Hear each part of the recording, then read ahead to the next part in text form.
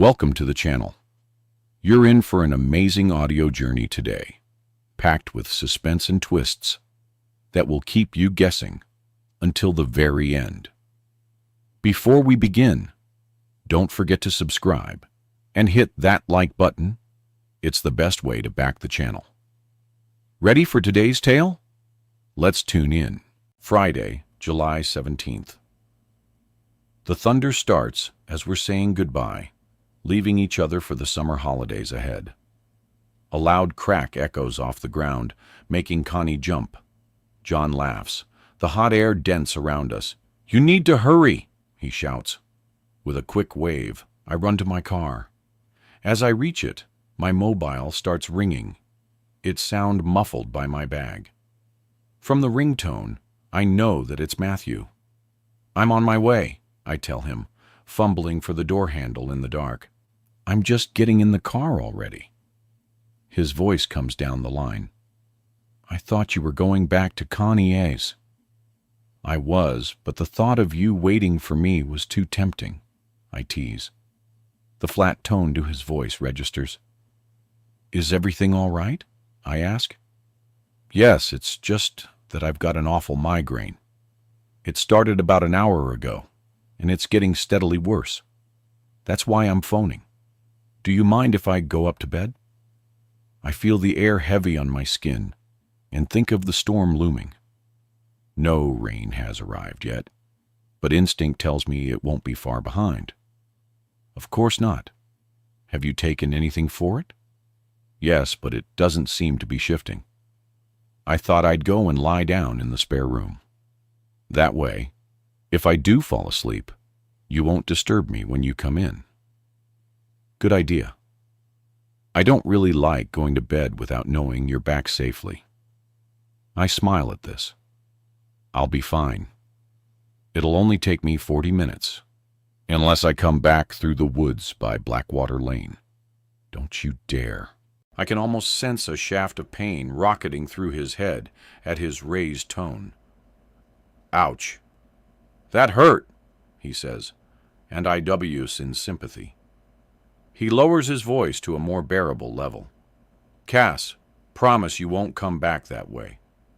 First of all, I don't want you driving through the woods on your own at night.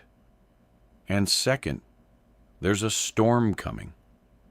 "Okay, I won't," I say hastily, folding myself onto the driver's seat and dropping my bag onto the seat next to me. "Promise. Promise." I turn the key in the ignition and shift the car into gear, the phone now hot between my shoulder and ear. "Drive carefully," he cautions. "I will love you more." I put my phone in my bag, smiling at his insistence. As I maneuver out of the parking space, fat drops of rain splatter onto my windscreen. Oh, here it comes.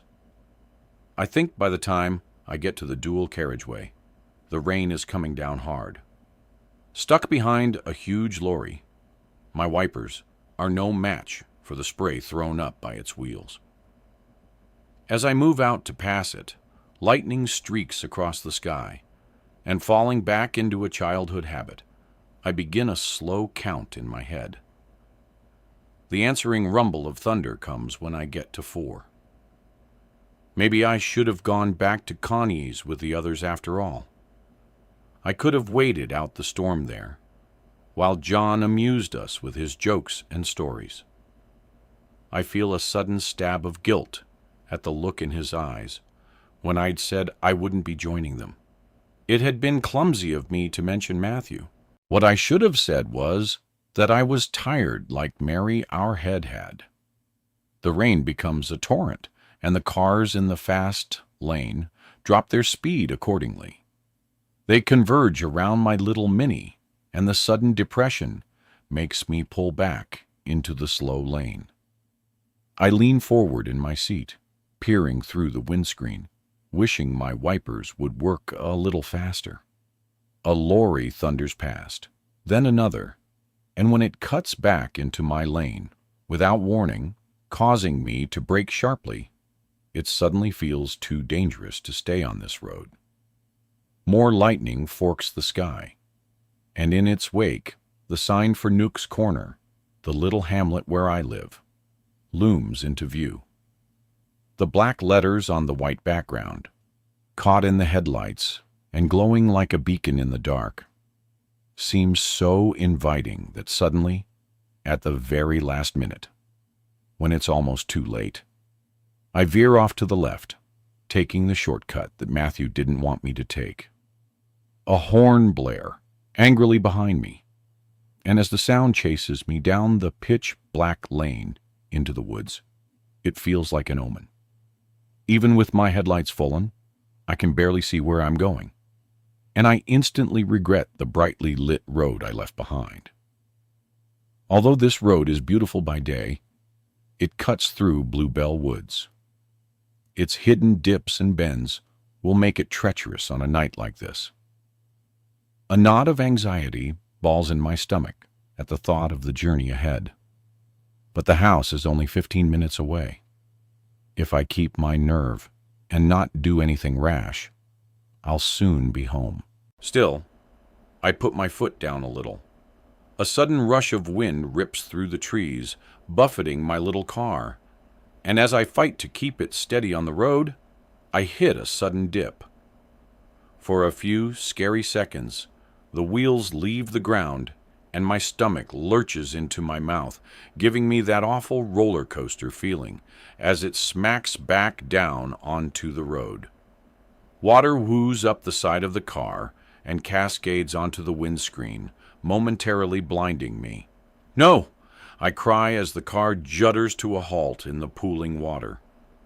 Fear of becoming stranded in the woods drives adrenaline through my veins, spurring me into action. Shifting the car into gear with a crunch, I jam my foot down.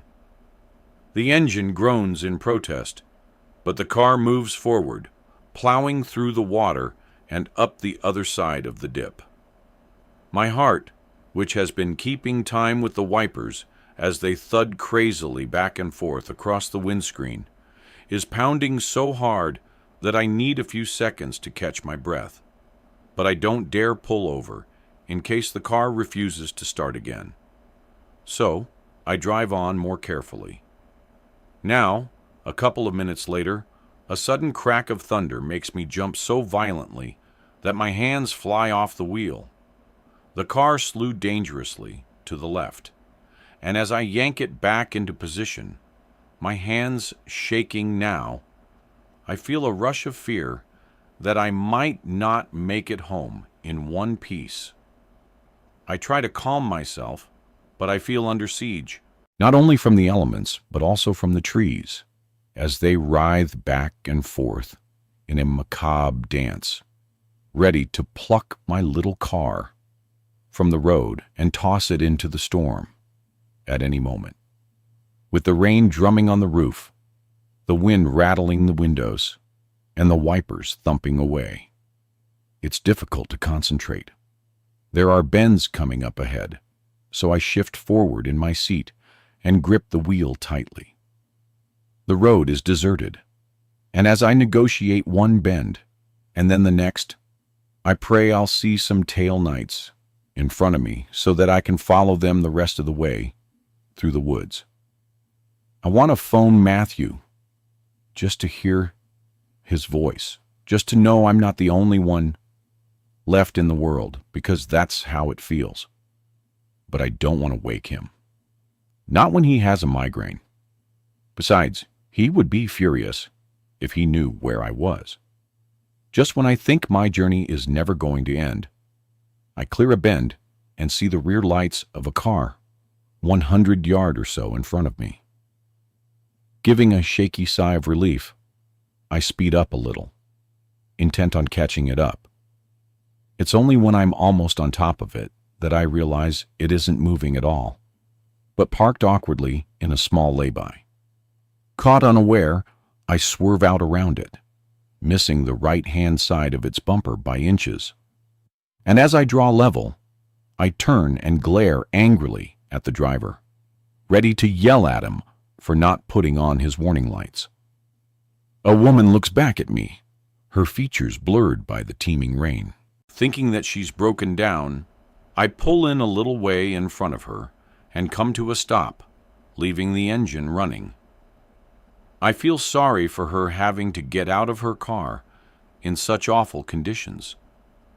And as I keep watch in my rearview mirror, perversely glad that someone else has been foolish enough to cut through the woods in a storm. I imagine her scrambling around for an umbrella. It's a good 10 seconds before I realize that she's not going to get out of her car. And I can't help feeling irritated because surely she's not expecting me to run back to her in the pouring rain. Unless there's a reason why she can't leave her car, in which case wouldn't she flash her lights or sound her horn to tell me she needs help?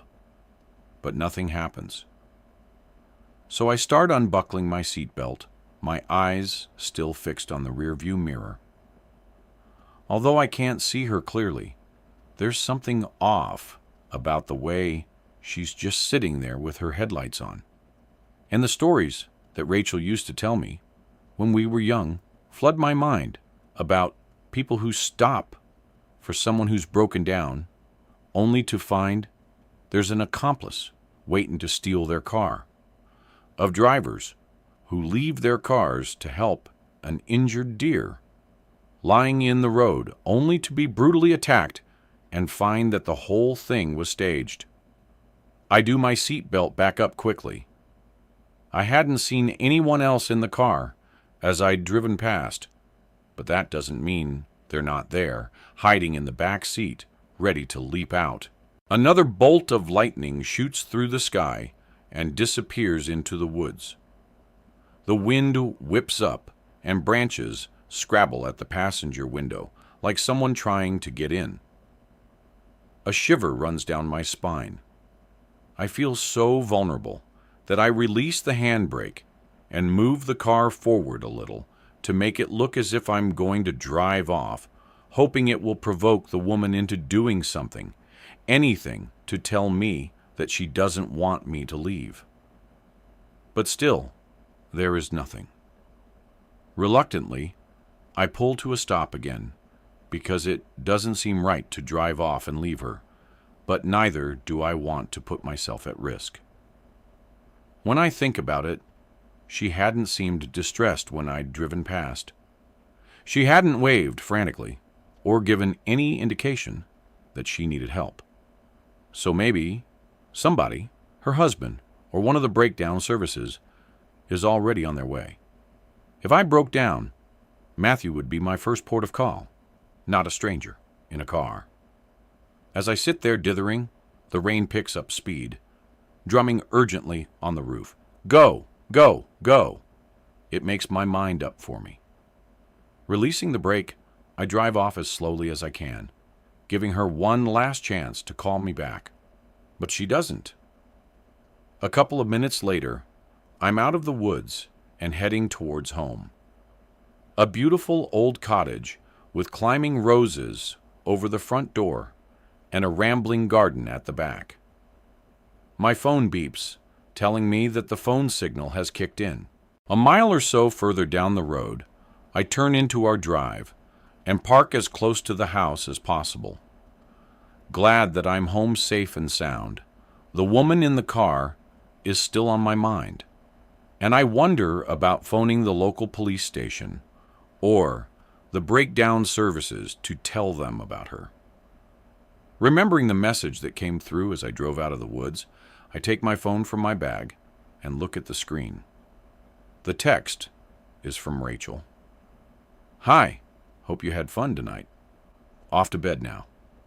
Hours had to go straight to work from the airport, so feeling very jet-lagged. Just wanted to check you got the gift for Susie. I'll call you tomorrow morning. Kiss, kiss. As I get to the end, I find myself frowning.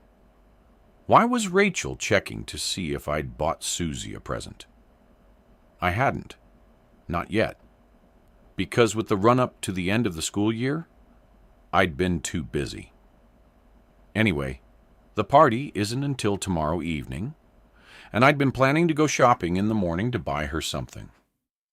I read the message again, And this time, the words, the gift, rather than a gift, jump out at me, because it sounds as if Rachel is expecting me to have brought something from the two of us.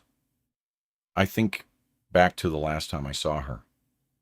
It had been about 2 weeks ago, the day before she'd left for New York. She's a consultant in the UK division of a huge American consultancy firm, Finch Lakers, and often goes to the US on business. That evening, we'd gone to the cinema together, and then on for a drink. Maybe that was when she'd asked me to get something for Susie. I racked my brains trying to remember, trying to guess what we might have decided to buy. It could be anything. Perfume, jewelry, a book, but nothing rings a bell. Had I forgotten? Memories of Mom, uncomfortable ones, flood my mind, and I push them away quickly. It isn't the same, I tell myself fiercely. I am not the same. By tomorrow, I'll have remembered. I stuff my phone back in my bag. Matthew's right. I need a break. If I could just relax for a couple of weeks on a beach, I'd be fine. And Matthew needs a break, too. We hadn't had a honeymoon because we'd been busy renovating our cottage. So, the last time I'd had a proper holiday, the sort where you'd do nothing all day, but lie on a beach and soak up the sun, was before Dad died 18 years ago.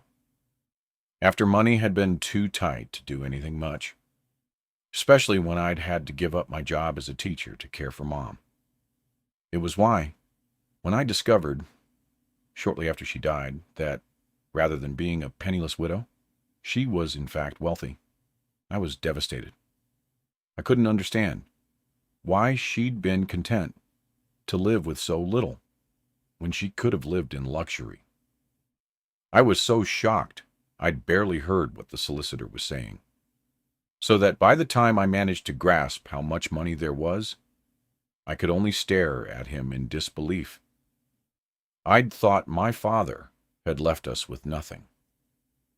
A crack of thunder further away now brings me sharply back to the present.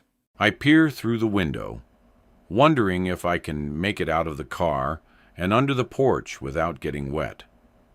Clutching my handbag to my chest, I open the door and make a dash for it, the key ready in my hand. In the hall, I kick off my shoes and tiptoe upstairs. The door to the spare bedroom is closed, and I'm tempted to open it just an inch to see if Matthew is asleep, but I don't want to risk waking him. So instead, I quickly get ready for bed, and before my head even touches the pillow, I'm asleep. Saturday, July 18th. I wake the next morning to find Matthew sitting on the edge of the bed, a mug of tea in his hand. "What time is it?" I murmur, struggling to open my eyes against the sunshine streaming in through the window. 9 o'clock. I've been up since 7 o'clock. How's the migraine? Gone. In the sunlight, his sandy hair looks golden, and I reach up and run my hands through it, loving its thickness. "Is that for me?" I ask, eyeing the mug, hopefully. Of course. I wriggle into a sitting position and sink my head back against the pillows. Lovely day. My favorite feel-good song is playing on the radio downstairs, and with the prospect of 6 weeks' holiday in front of me, life feels good. "Thanks," I say, taking the mug from him. "Did you manage to sleep?" "Yes, like a log. I'm sorry I couldn't wait up for you. How was your journey back?" "Fine. Lots of thunder and lightning, though? And rain?" "Well, at least the sun is back out this morning." He nudges me gently. "Move over," careful not to spill my tea. I make way for him, and he climbs in beside me. He lifts his arm, and I settle back into him, my head on his shoulder. "A woman has been found dead not far from here," he says so softly that I almost don't hear him. "I just heard it on the news." "That's awful." I put my mug on the bedside table, and turn to look at him. When you say not far from here, where do you mean? In Browberry.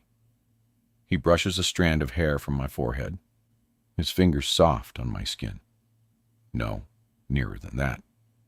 Somewhere along the road that goes through the woods, between here and Castle Wells. Which road? You know, Blackwater Lane. He bends to kiss me, but I pull away from him. Stop it, Matthew. I look at him, my heart fluttering behind my ribs like a bird trapped in a cage, waiting for him to smile, to tell me that he knows I came back that way last night and is just teasing. But he only frowns. I know. It's horrible, isn't it? I stare at him. Are you serious? Yes. He looks genuinely puzzled. I wouldn't make something like that up, but I feel suddenly sick. How did she die? Did they give any details? He shakes his head. No, just that she was in her car. I turn away from him so that he can't see my face. It can't be the same woman, I tell myself. It can't be. I have to get up, I say, as his arms come around me again. I need to go shopping. What for? Susie's present. I still haven't got her anything, and it's her party tonight. I swing my legs from the bed and stand up. There's no hurry, is there? He protests. But I've already gone, taking my phone with me. In the bathroom, I lock the door and turn on the shower, wanting to drown out the voice in my head, telling me that the woman who's been found dead is the one that I passed in my car last night. Feeling horribly shaky, I sit down on the edge of the bath and bring up the internet, looking for news. It's breaking news on the BBC, but there are no details. All it says is that a woman has been found dead in her car near Browberry in Sussex. Found dead. Does that mean she committed suicide? The thought is appalling. My mind races trying to work it out. If it is the same woman, maybe she hadn't broken down. Maybe she had stopped in the lay-by on purpose because it was isolated so that she wouldn't be disturbed. It would explain why she hadn't flashed her lights, why she hadn't asked for my help, why when she'd looked back at me through the window, she hadn't made any sign for me to stop, as she surely would have if she'd broken down. My stomach churns with unease. Now, with the sun streaming in through the bathroom window, it seems incredible that I hadn't gone to check on her. If I had, things might have ended differently. She might have told me she was fine. She might have pretended that she'd broken down and that someone was coming to help her. But if she had, I would have offered to wait until they arrived. And if she had insisted I leave, I would have become suspicious. I would have got her to talk to me, and she might still be alive. And wasn't I meant to have told someone about her? But distracted by Rachel's text and the present I was meant to have bought for Susie, I'd forgotten all about the woman in the car. Are you going to be long in there, sweetheart? Matthew's voice comes through the bathroom door. I'll be out in a minute. I call over the sound of the water running wastefully down the drain. I'll make a start on breakfast. Then I strip off my pajamas and get into the shower. The water is hot, but not hot enough to wash away the burning guilt I feel. I scrub my body fiercely, trying not to think about the woman unscrewing a bottle of pills and shaking them into her hand, lifting them to her mouth and swallowing them down with water. What horrors had she endured to make her want to take her life? As she was dying, was there a point when she began to regret what she had done? Hating where my thoughts are going, I turn off the water and get out of the shower. The sudden silence is unsettling, so I locate the radio on my phone, hoping to hear someone belting out a song full of hope and cheer. Anything to stop me from thinking about the woman in the car.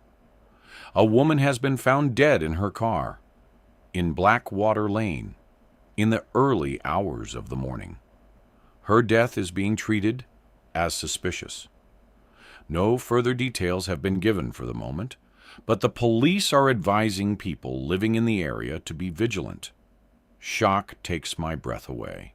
Her death is being treated as suspicious. The words resonate around the bathroom. Isn't that what the police say when someone has been murdered? I feel suddenly frightened. I was there in the same spot. Had the killer been there too, lurking in the bushes, waiting for the opportunity to kill someone? The thought that it could have been me, that I could have been the one to be murdered, makes me feel dizzy. I grope for the towel rail, forcing myself to take deep breaths. I must have been mad to have gone that way last night. In the bedroom, I dress quickly in a black cotton dress, pulling it from a pile of clothes left on the chair. Downstairs, the smell of grilled sausages turns my stomach before I've even opened the kitchen door. I thought we'd celebrate the start of your holidays with a slap-up breakfast. Matthew says he looks so happy that I force a smile onto my face, not wanting to spoil it for him. Lovely. I want to tell him about last night. I want to tell him that I could have been murdered. I want to share my horror with him because it seems too big a thing to keep to myself. But if I tell him that I came back through the woods, especially after he specifically told me not to, he'll be furious. It won't matter that I'm here sitting in the kitchen unharmed, not lying murdered in my car. He'll feel like I do, scared at what could have happened, appalled that I put myself in danger. So, what time are you going shopping? He asks. He's wearing a gray t-shirt and thin cotton shorts. And at any other time, I'd be thinking how lucky I was that he was mine. But I can barely look his way.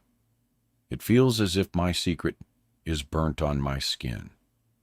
As soon as I finish breakfast, I look through the window to the back garden, trying to concentrate on how lovely it looks. But my mind keeps tripping over last night, over the memory of me driving away. She'd been alive at that point. The woman in the car. Is Rachel going with you?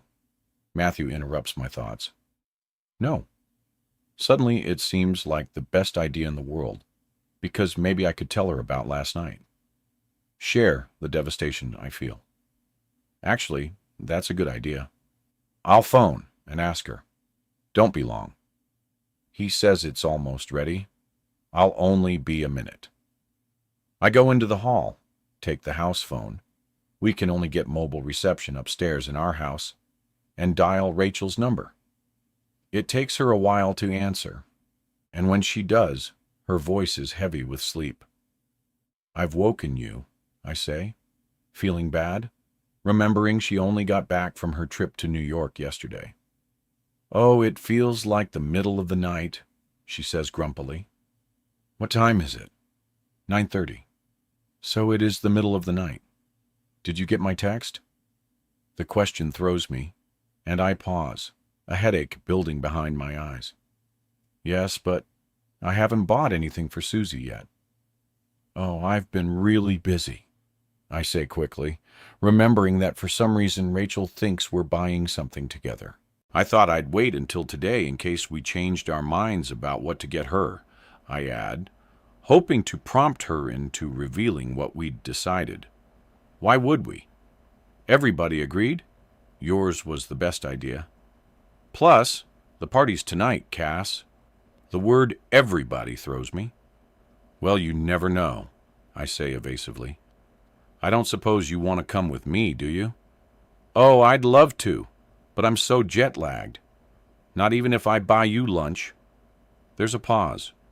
At Costello's done. Let's meet in the cafe at Fenton's at 11 o'clock. Then I can buy you a coffee as well. I hear her yawning, and then a rustle. Can I think about it? No, you can't, I tell her firmly. Come on, out of bed. I'll see you there. I hang up, feeling a little lighter, pushing Suze's present from my mind. After the news this morning, it feels a small worry in comparison. I go back to the kitchen and sit down at the table. How does that look? Matthew asks, swooping a plate of sausages, bacon, and eggs in front of me. It looks like I could never eat it, but I smile enthusiastically. Great, thanks. He sits down next to me and picks up his knife and fork. How's Rachel? Fine. She's going to come with me. I look at my plate, wondering how I'm going to do it justice. I take a couple of mouthfuls, but my stomach rebels, so I push the rest around for a bit, then give up. I'm really sorry, I say, putting my knife and fork down. I'm still full after the meal last night. He reaches over with his fork and spears of sausage. It's a shame to let it go to waste, he says, grinning. Help yourself. His blue eyes hold my gaze, not letting it shift away. Are you okay? You seem a bit quiet. I blink quickly a couple of times, sending the tears that are threatening my eyes back to where they came from. I can't stop thinking about that woman, I say. It's such a relief to be able to talk about it that my words come out in a rush. They said on the radio that the police are treating her death as suspicious. He takes a bite of sausage. That means she was murdered then. Does it? I ask, even though I know that it does. That's usually what they say, until all the forensics have been done. God, how awful. I just don't understand why she would put herself at risk taking that road at night. I know she couldn't have known that she'd be murdered, but still. Maybe she broke down, I say, clenching my hands together under the table. Well, she must have. Why else would anyone stop along such a deserted road? Poor thing. She must have been terrified. There's no phone signal in the woods, so she must have been praying that someone would come along to help her. And look what happened when they did. I draw in my breath, a silent gasp of shock. It's as if a bucket of ice-cold water has been thrown over me, waking me up, making me face up to the enormity of what I did. I had told myself that she had already phoned for help, yet I knew there was no signal in the woods. Why had I done that? Because I'd forgotten? Or because it had allowed me to leave with a clear conscience? Well, my conscience isn't clear now. I had left her to her fate. I had left her to be murdered. I push my chair back. I'd better go, I tell him, busily picking up our empty mugs, praying he doesn't ask me if I'm okay again.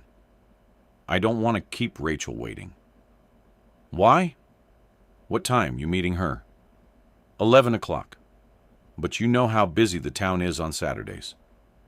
Did I hear that you're having lunch with her? Yes. I give him a quick kiss on the cheek, wanting to be gone. I'll see you later. I fetch my bag and take the car keys from the hall table. Matthew follows me to the door, a piece of toast in his hand.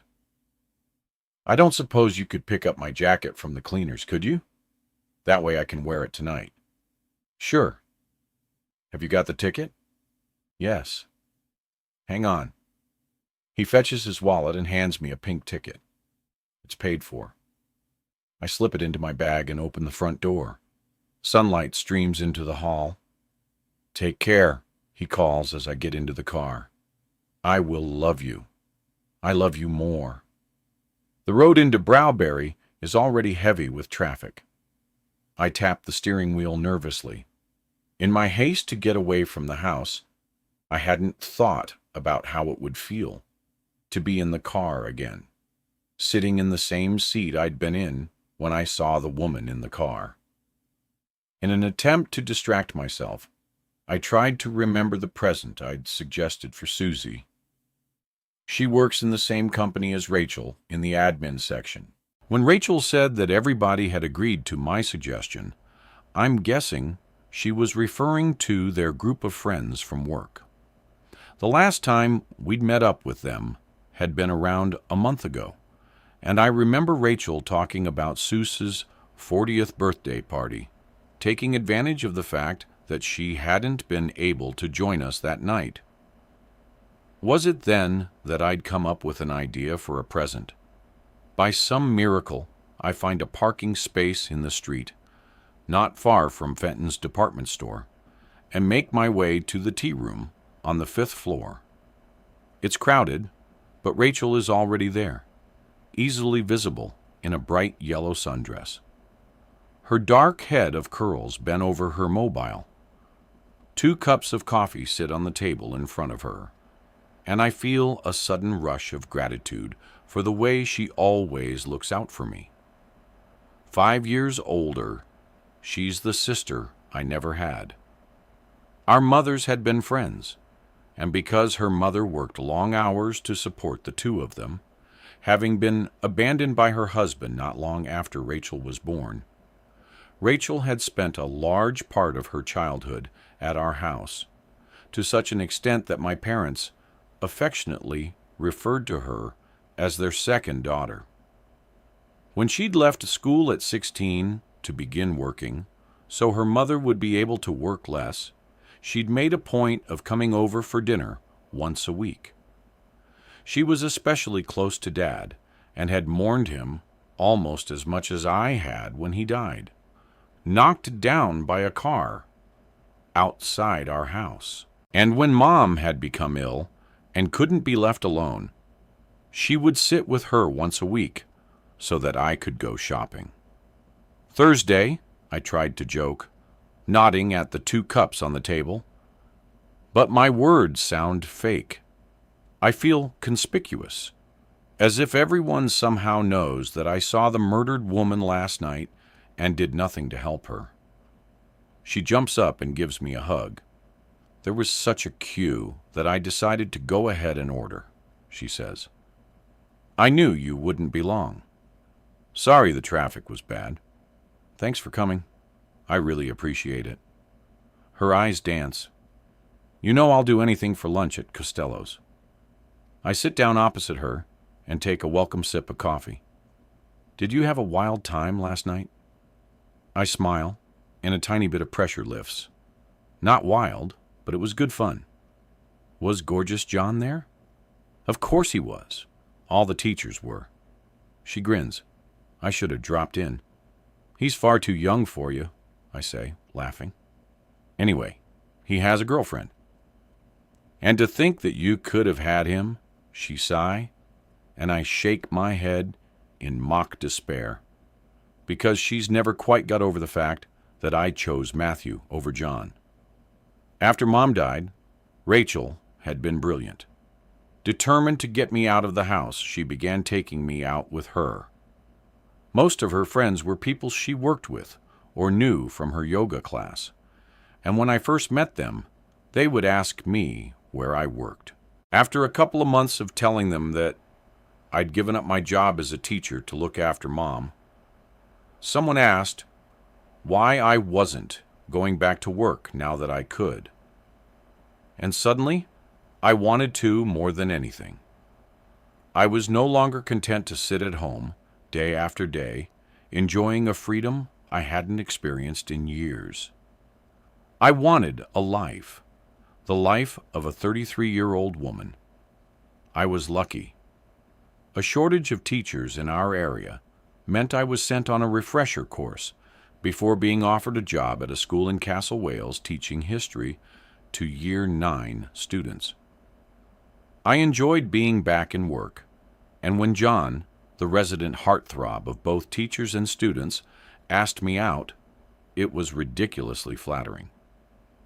If he hadn't been a colleague, I would probably have accepted, but I refused, which made him ask me out even more. He was so persistent that I was glad when I eventually met Matthew. I take another sip of coffee. How was America? Oh, Exhausting. Too many meetings. Too much food. She takes a flat package from her bag and pushes it across the table. My tea towel, I say, taking it out and unfolding it. This time there's a map of New York on the front. Last time it was the Statue of Liberty. It's a joke between us. Whenever Rachel goes away on a business trip or on holiday, she always brings back two identical details. One for me and one for her. Thank you. You have the same one, I hope. Of course. Her face suddenly becomes serious. Did you hear about the woman who was found dead in her car last night on that road that goes through the woods between here and Castle Wells? I swallow quickly, fold the tea towel in half, then in quarters, and bend to put it in my bag. Yes, Matthew told me. It was on the news, I say, my head beneath the table. She waits until I'm sitting straight again, then gives a shudder. Oh, it's horrible, isn't it? The police think she broke down. Do they? Yeah. She pulls her face. How awful. Imagine breaking down in the middle of a storm, in the middle of nowhere. Oh, I don't even want to think about it. It takes everything I've got not to blurt out that I was there, that I saw the woman in the car. But something stops me.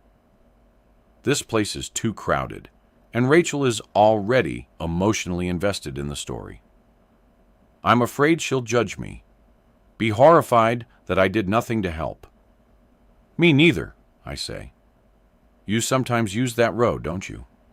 You didn't take it last night, did you? No, I'd never take that road. Not when I'm by myself.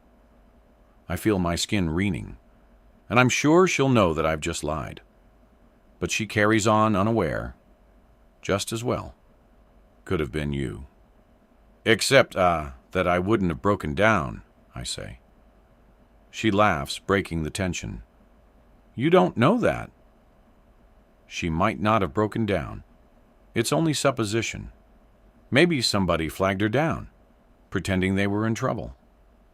Anybody would stop if they saw someone in trouble, wouldn't they? Would they, though? On a lonely road and in a storm? I desperately want the answer to be no. Well, not unless they didn't have a conscience. Nobody would just drive on. They'd at least do something. Her words slam through me, and tears prick my eyes. The guilt I feel is almost unbearable. I don't want Rachel to see how much her words have affected me, so I lower my head and fix my eyes on the vase of orange flowers sitting between us on the table. To my embarrassment, the petals begin to blur, and I reach down hastily, groping in my bag for a tissue. Cass, are you all right? Yes, I'm fine. You don't seem it. I hear the concern in her voice and blow my nose, giving myself time. The need to tell someone is overwhelming. I don't know why, but I didn't. I stop. Didn't what? Rachel looks puzzled. I open my mouth to tell her, but then I realize that if I do, not only will she be appalled that I drove on without checking that the woman was all right, she'll also catch me out in a lie, because I've already said that I didn't go home that way last night. I shake my head. It doesn't matter. It obviously does. Tell me, Cass. I can't. Why not? I scrunch the tissue with my fingers. Because I'm ashamed. Ashamed? Yes. Ashamed of what? When I don't say anything, she gives a sigh of exasperation. Come on, Cass, just tell me. It can't be that bad. Her impatience makes me even more nervous. So I look for something to tell her. Something she'll believe. I forgot about Susie, I blurt out, hating myself for using what is just a mundane issue compared to the woman's death. I forgot that I was meant to have brought her something. A frown appears on her face. What do you mean, forgot? I can't remember. That's all. I can't remember what we decided to buy her. She looks at me in astonishment. But it was your idea. You said that as Stephen is taking her to Venice for her birthday, We should buy her some lightweight luggage. We were in the bar, near my office at the time, she adds helpfully. I let relief show on my face, although the words mean nothing to me. Of course I remember now. Oh God, I'm so stupid. I thought it must be perfume or something. Not when there's so much money. We all put in 20 pounds, remember? So, you should have 160 pounds altogether. Have you got it with you? 160 pounds. How could I forget? Being given that much money. I want to admit everything, but instead I carry on the pretense, no longer sure of myself. I thought I'd pay by card. She smiles reassuringly at me. Well, now that little drama is over, drink your coffee before it gets cold. It probably already is. Shall I get us a fresh cup? I'll go. You sit here and relax. I watch her as she joins the queue at the counter, trying to ignore the sinking feeling in my stomach. Although I managed not to tell her about seeing the woman in the car, I wish I hadn't had to admit that I'd forgotten about the luggage. Rachel isn't stupid.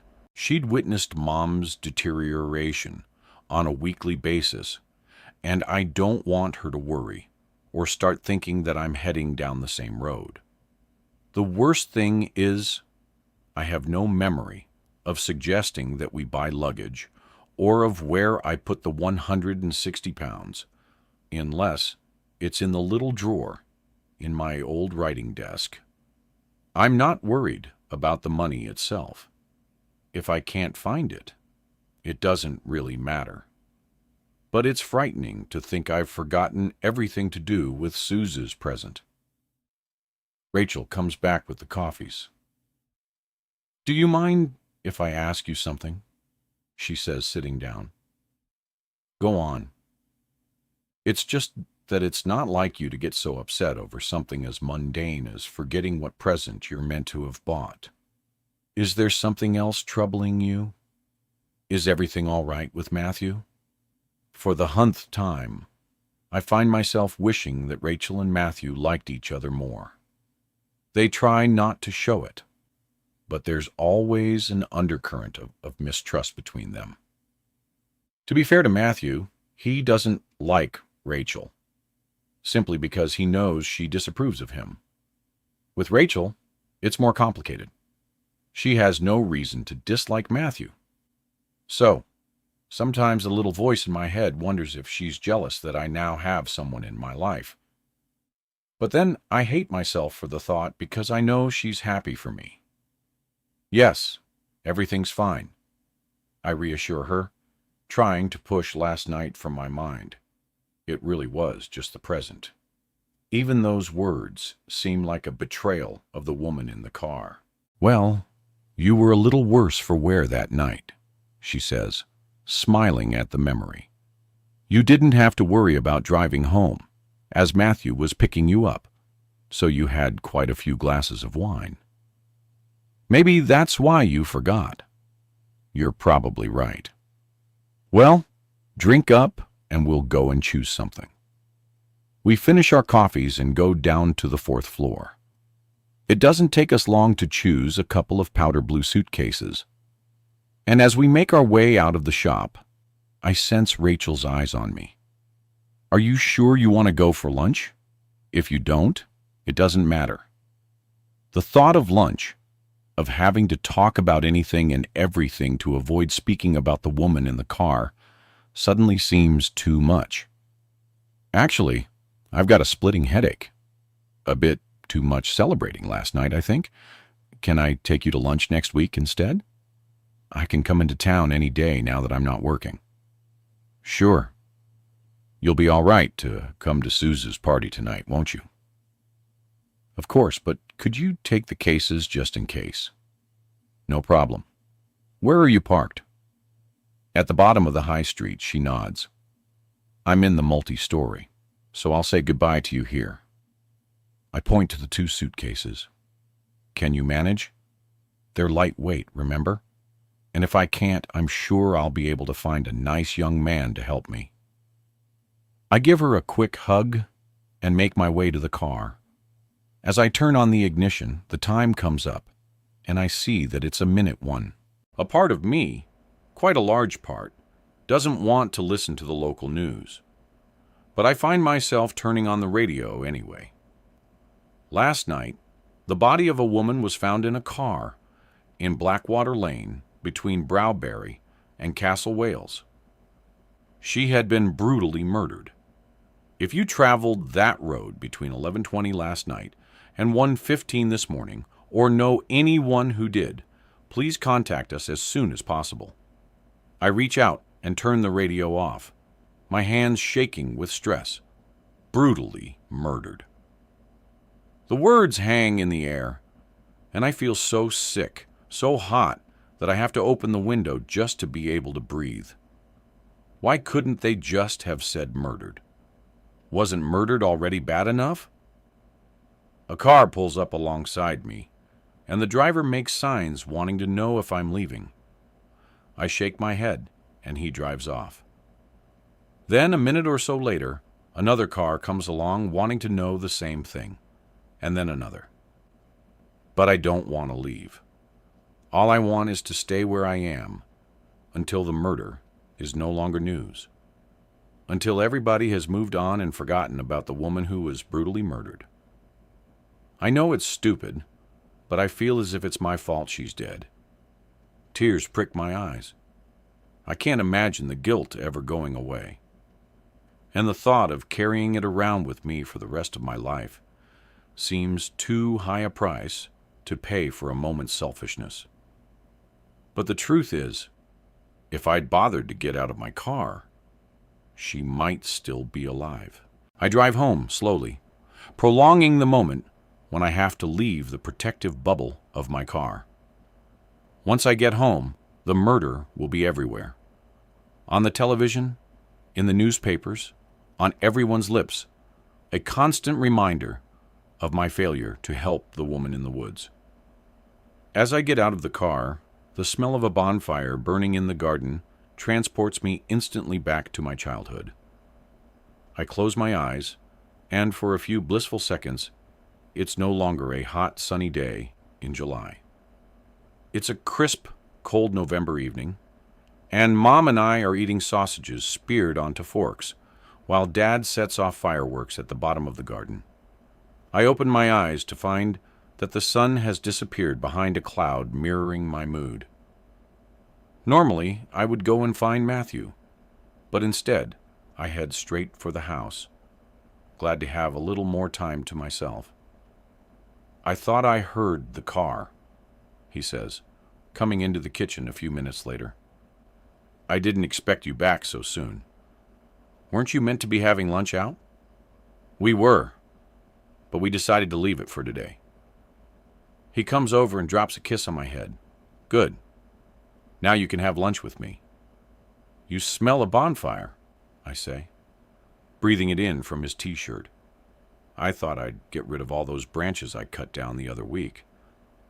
Luckily, they were under the tarpaulin, so the rain didn't get to them. But they would have smoked the house out if we'd used them on the fire.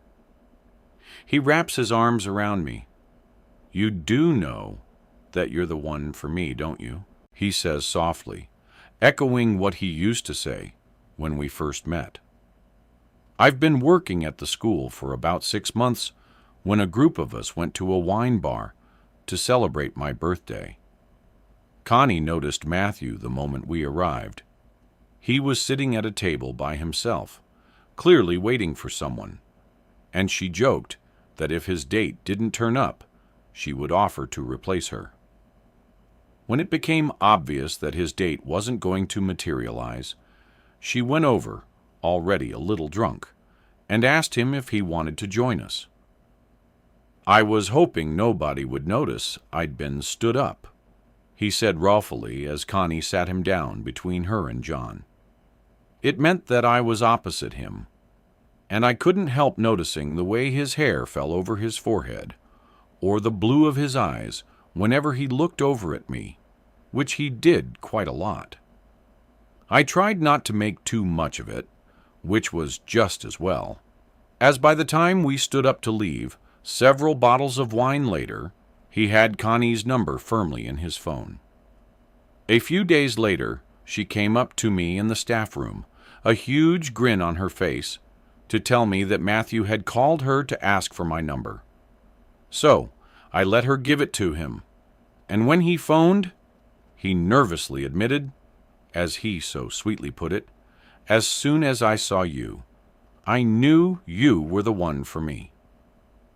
Once we began seeing each other regularly, he confessed that he couldn't father children. He told me he'd understand if I didn't want to see him again, but by then I was already in love. And although it was a major blow, I didn't feel it was the end of the world. By the time he asked me to marry him, we'd already talked about other ways to have a child, and had decided that we would look into it seriously once we'd been married a year, which is about now. Usually, it's a constant thought in my mind, but now it seems so far away. I can't reach it. Matthew's arms are still around me. "Did you get what you wanted?" he asked. "Yes, we bought Susie some luggage." "Are you all right? You seem a bit down." Suddenly, the need to be on my own is overwhelming. "I've got a bit of a headache," I say, pulling away from him. "I think I'll get an aspirin." I go upstairs, get a couple of aspirins from the bathroom, and swallow them down with water from the tap. As I lift my head, I catch sight of my face in the mirror and search it anxiously, looking for something that could give me away. Something which would tell people that everything isn't as it should be. But there's nothing to show I'm any different to the person I was when I married Matthew a year ago.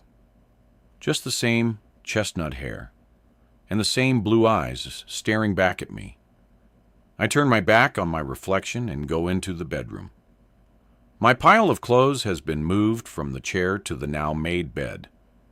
A gentle hint from Matthew to tidy them away. On a normal day, I would be amused, but today I feel irritated.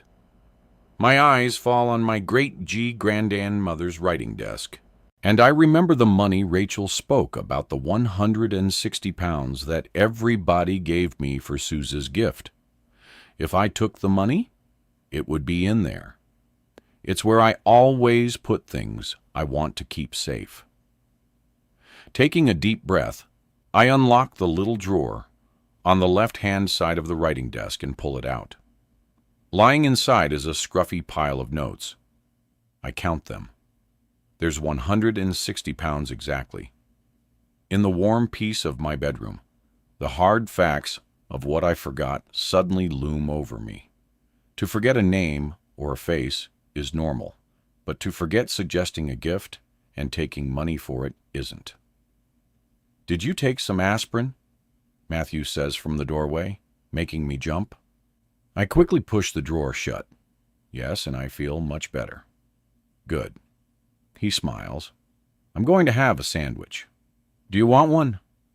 I thought I'd have mine with a beer. The thought of food still makes my stomach churn. "No, go ahead. I'll get something later. I'll just have a cup of tea."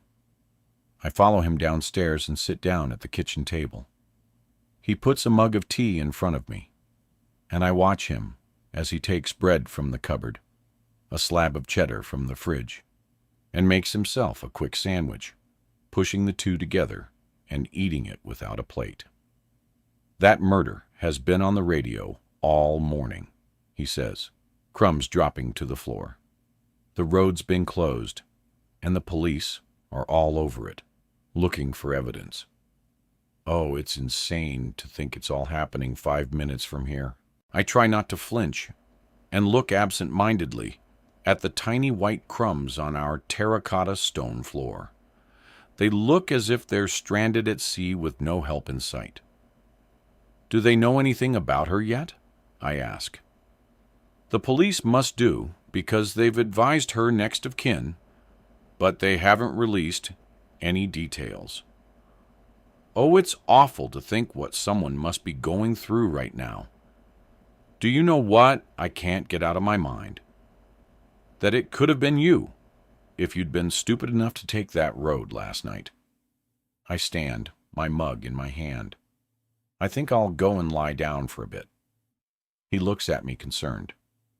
Are you sure you're okay? You don't look great. Perhaps we shouldn't go to the party tonight. I smile sympathetically, because he's not a party person. He'd much rather have friends over for a casual dinner. We have to at Susie's 40th. Even if you still have a headache. I hear their but in his voice and sigh. Yes, I say firmly. Don't worry, you won't have to talk to Rachel. I don't mind talking to her. It's just those disapproving looks she always gives me. She makes me feel as if I've done something wrong. Did you remember to get my jacket from the cleaners, by the way? My heart sinks.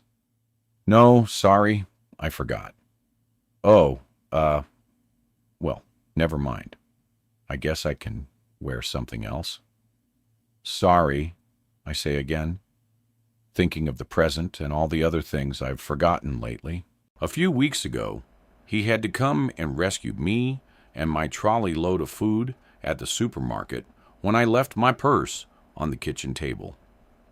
Since then, he's found milk where the detergent should be, and detergent in the fridge, and has had to deal with an angry call from my dentist over an appointment I forgot I'd made.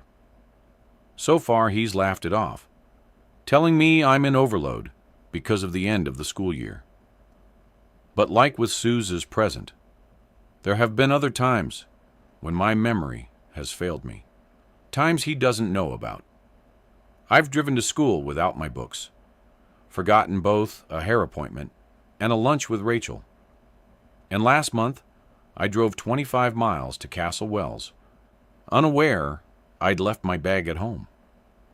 The thing is, although he knows that Mom died when she was 55, and that towards the end she was forgetful, I've never actually come out and told him that for the 3 years before she died, I had to wash, dress, and feed her. Neither does he know that she was diagnosed with dementia when she was 44, just 10 years older than I am now. Back then, I couldn't believe he would still marry me if he thought there was a possibility that, a dozen or so years down the line, I'd be diagnosed with the same thing. I know now he would do anything for me, but too much time has passed. How can I admit that I held things back from him? He'd been so open about not being able to have children, and I'd repaid his honesty with dishonesty. I'd allowed my own selfish fears to get in the way of the truth. How I'm paying for that now, I think, as I lie down on the bed. I try to relax, but images of last night flash through my mind, one after the other, like stills in a film. I see the car ahead of me on the road. I see myself swerving out around it. I see myself turning my head to look at the driver, and then I see the blur of a woman's face looking back at me through the window. In the middle of the afternoon, Matthew comes to find me. I think I'll go to the gym for a couple of hours unless you want to go for a walk or something. No, it's fine, I say, grateful to have some time on my own. I need to sort through the stuff I brought back from school. If I don't do it now, I never will. He nods. Then we can both have a well-deserved glass of wine when I get back. Deal, I say, accepting his kiss. Have fun. I hear the front door slam, but instead of going into the study to sort out my work things, I stay at the kitchen table and let my mind clamber over the thoughts in my head. The house phone rings. It's Rachel. You'll never guess what, she says breathlessly. You know that young woman who was murdered? Well, it turns out she worked in my company. Oh, God, I mutter. I know. It's awful, isn't it? Susie's in bits.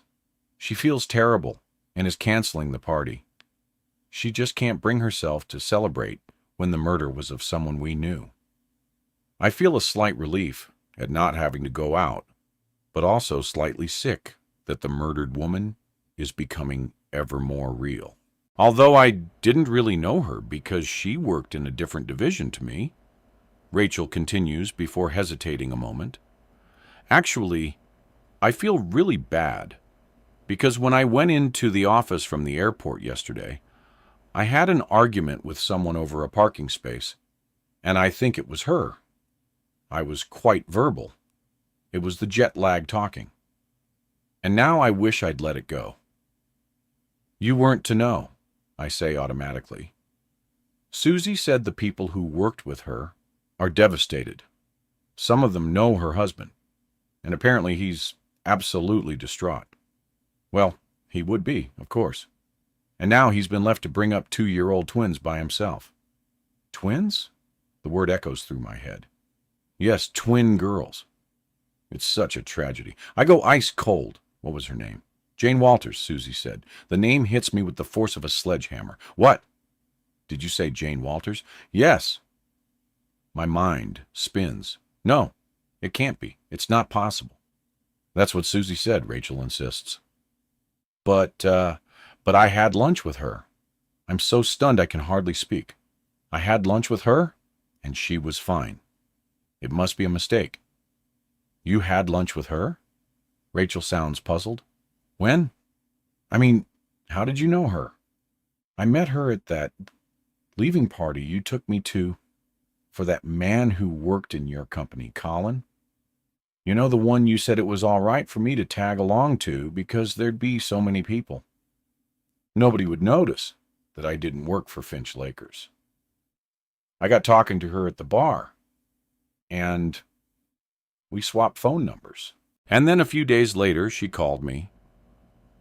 I told you when you phoned from New York, I said I was going to lunch with her the next day. At least I thought I did. No, I don't think so, Rachel says gently, understanding how distressed I am. And even if you did, even if you'd told me her name, I wouldn't have known who she was. I'm so sorry, Cass. You must feel dreadful. I was meant to be going round to hers next week, I say, realizing to meet her little daughters. Tears spring to my eyes. It's horrible, isn't it? And awful to think of her killer being out there somewhere. I don't want to worry you, Cass, but your house must only be a couple of miles from where she was killed. And, well, it is a bit isolated, stuck down the end of the road by itself. Oh, I managed feeling sick because in all the turmoil and worry, I hadn't thought about the killer still being out there and that we could only get a mobile signal if we're upstairs by a window. You don't have an alarm, do you? No. Then promise you'll lock the door when you're home by yourself. Yes. Yes, of course I will, I tell her, desperate to get away, to stop talking about the woman who was murdered. Sorry, Rachel.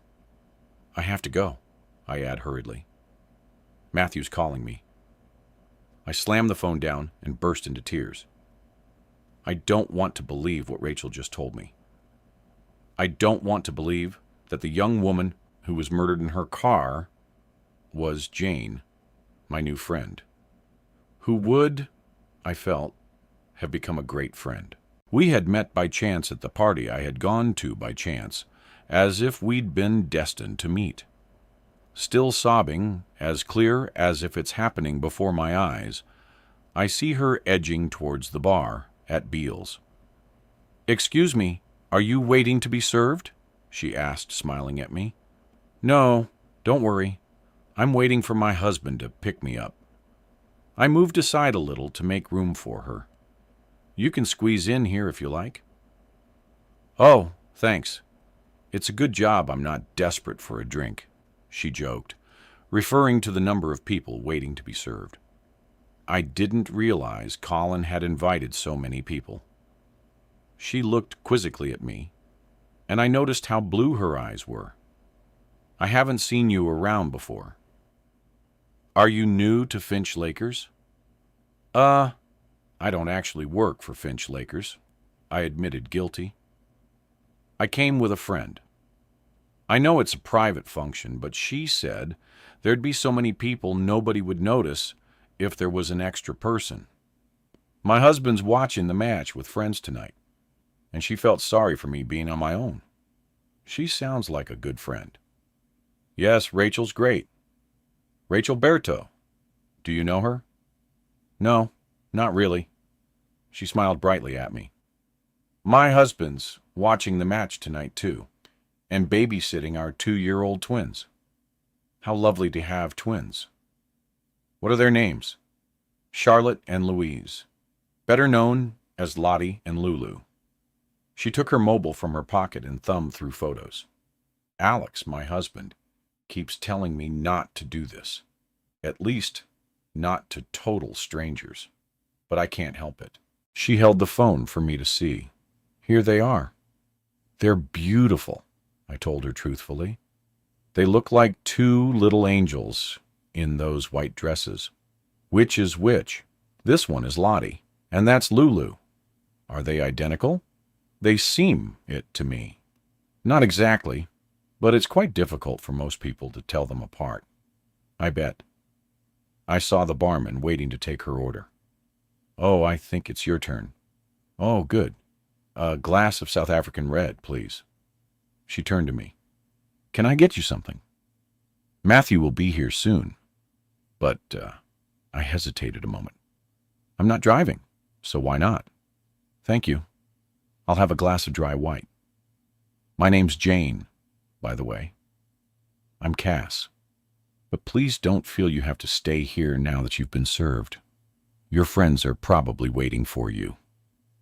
I don't think they'll miss me for a few more minutes. She raised her glass. Here's to chance meetings. Oh, it's such a treat to be able to drink tonight. I haven't been out much since the twins were born. And when I do, I don't drink because I have to drive home. But a friend is dropping me home tonight. Where do you live? H on the other side of Browberry. Do you know it? I've been to the pub there a couple of times. There's that lovely little park just across the road from it with a wonderful play area for children. She agreed, smiling, where I seem to spend quite a lot of my time now. Do you live in Castle Wells? No, I live in a little hamlet this side of Browberry, Nook's Corner. I drive through it sometimes, on my way back from Castle Wales, if I take that shortcut that goes through the woods. You're lucky to live there. It's beautiful. It is, but our house is a bit more isolated than I'd like. It's great to be only a few minutes from the motorway, though. I teach at the high school in Castle Wells. She smiled. You must know John Logan, then. John? I laughed in surprise. Yes, I do. Is he a friend of yours? I used to play tennis with him until a few months ago. Is he still telling jokes? Never stops. My phone, which I'd been holding in my hand, buzzed suddenly, telling me I had a text message. Matthew, I told Jane, reading it. The car park's full, so he's double parked in the road. You'd better go then, she said. I quickly finished my wine, then said truthfully, Well, it was lovely talking to you, and thank you for the wine. You're welcome. She paused, then went on, her words coming out in a rush. I don't suppose you'd like to have a coffee, or lunch, even sometime, would you? I'd love to, I said, genuinely touched. Shall we swap numbers? So we took each other's mobile number, and I gave her my home one too, explaining about the terrible network reception, and she promised to give me a call. And less than a week later, she did, suggesting lunch the following Saturday, as her husband would be home to look after the twins. I remember being surprised, but pleased that she'd phoned so soon, and had wondered if she perhaps needed someone to talk to. We met in a restaurant in Browberry, and as we chatted easily together, it felt as if she was already an old friend. She told me how she'd met Alex, and I told her about Matthew, and how we were hoping to start a family soon. When I saw him standing outside the restaurant because he'd arranged to meet me there, I couldn't believe it was already 3 o'clock. "There's Matthew," I said, nodding towards the window. "He must have got here early." I looked at my watch and laughed in surprise. "Oh, nope. He's bang on time. Have we really been here 2 hours? We must have been." She sounded distracted, and when I raised my head, I saw that she was staring at Matthew through the window, and I couldn't help feeling a little burst of pride. He'd been told, on more than one occasion, that he looked like a young Robert Redford, and people, especially women, often gave him a second look when they passed him in the street. "Shall I go and get him?" I asked, standing up. "I'd like him to meet you." "No, don't worry. He looks busy." I glanced at Matthew. He had his phone out and was tapping away at it, engrossed in writing a text. Some other time, I need to phone Alex anyway, so I left. And as I walked off hand in hand with Matthew, I turned and waved at Jane through the restaurant window. The memory fades, but my tears increase. And somewhere inside me, I'm aware that I hadn't shed as many tears when Mom died because I'd been expecting it. But this news about Jane has shocked me to the core, shocked me so much that it's a while before everything comes together in my brain. And I'm hit by the terrible realization that it was Jane I saw in the car last night. Jane, who had looked back at me through the window as I'd driven past. Jane, who had left there to be murdered. The horror I feel is matched only by the guilt that presses down on me, suffocating me. I tried to calm down, telling myself that if it hadn't been raining so hard, if I'd been able to make out her features, if I'd known it was her, I would have got out of my car and run back to her through the rain without a second's hesitation. But what if she had recognized me and was waiting for me to go and help her? The thought is horrendous, but if she had, surely she would have flashed her lights or got out of her car and come to me. Then another thought hits me, more horrendous than the last. What if the killer had already been there, and she had let me drive away because she wanted to protect me? "What's the matter, Cass?" Matthew asks when he arrives back from the gym and finds me white-faced, the tears that I can't manage to still spill from my eyes. "You know that young woman who was murdered? It was Jane." "Jane?" "Yes. The girl I met a couple of weeks ago for lunch in Browberry. The one that I met at the party Rachel took me to." "What?" Matthew looks shocked. "Are you sure?" "Yes. Rachel phoned to tell me it was someone who worked for her company. I asked what her name was, and she said Jane Walters. Susie's canceling her party because she knew her too." "I'm so sorry, Cass," he says, putting his arms around me and holding me tight. "I can't imagine how you must be feeling. I just can't believe it's her. It doesn't seem possible. Maybe there's been a mistake. Maybe it's another Jane Walters." I sense him hesitate. "They've released a picture of her," he says. "I saw it on my phone." I don't know if his voice trails off. I shake my head because I don't want to look. I don't want to have to face the truth if it is Jane in the photo. But at least I would know. "Show me," I say, my voice trembling. Matthew moves his arms from around me, and we go upstairs so he can get on the internet on his phone. While he searches for the latest news update, I close my eyes and pray. Please God, don't let it be Jane. "Here," Matthew's voice is low. My heart thumps with dread, but I open my eyes and find myself looking at a photo of the murdered woman. Her blonde hair is shorter than when we met for lunch, and her eyes seem less blue. But it is definitely Jane. It's her, I whisper. It's her. Who would do such a thing? Who would do such a terrible thing? A madman, Matthew says grimly. I turn and bury my face in his chest, trying not to cry again because he'll wonder why I'm so upset when in his eyes I barely knew Jane. He's still out there somewhere, I say, suddenly scared. We need an alarm. Why don't you phone a couple of firms tomorrow and get them to come round and give us a quote? But don't commit to anything before we've gone through everything with a fine-tooth comb. You know what these people are like.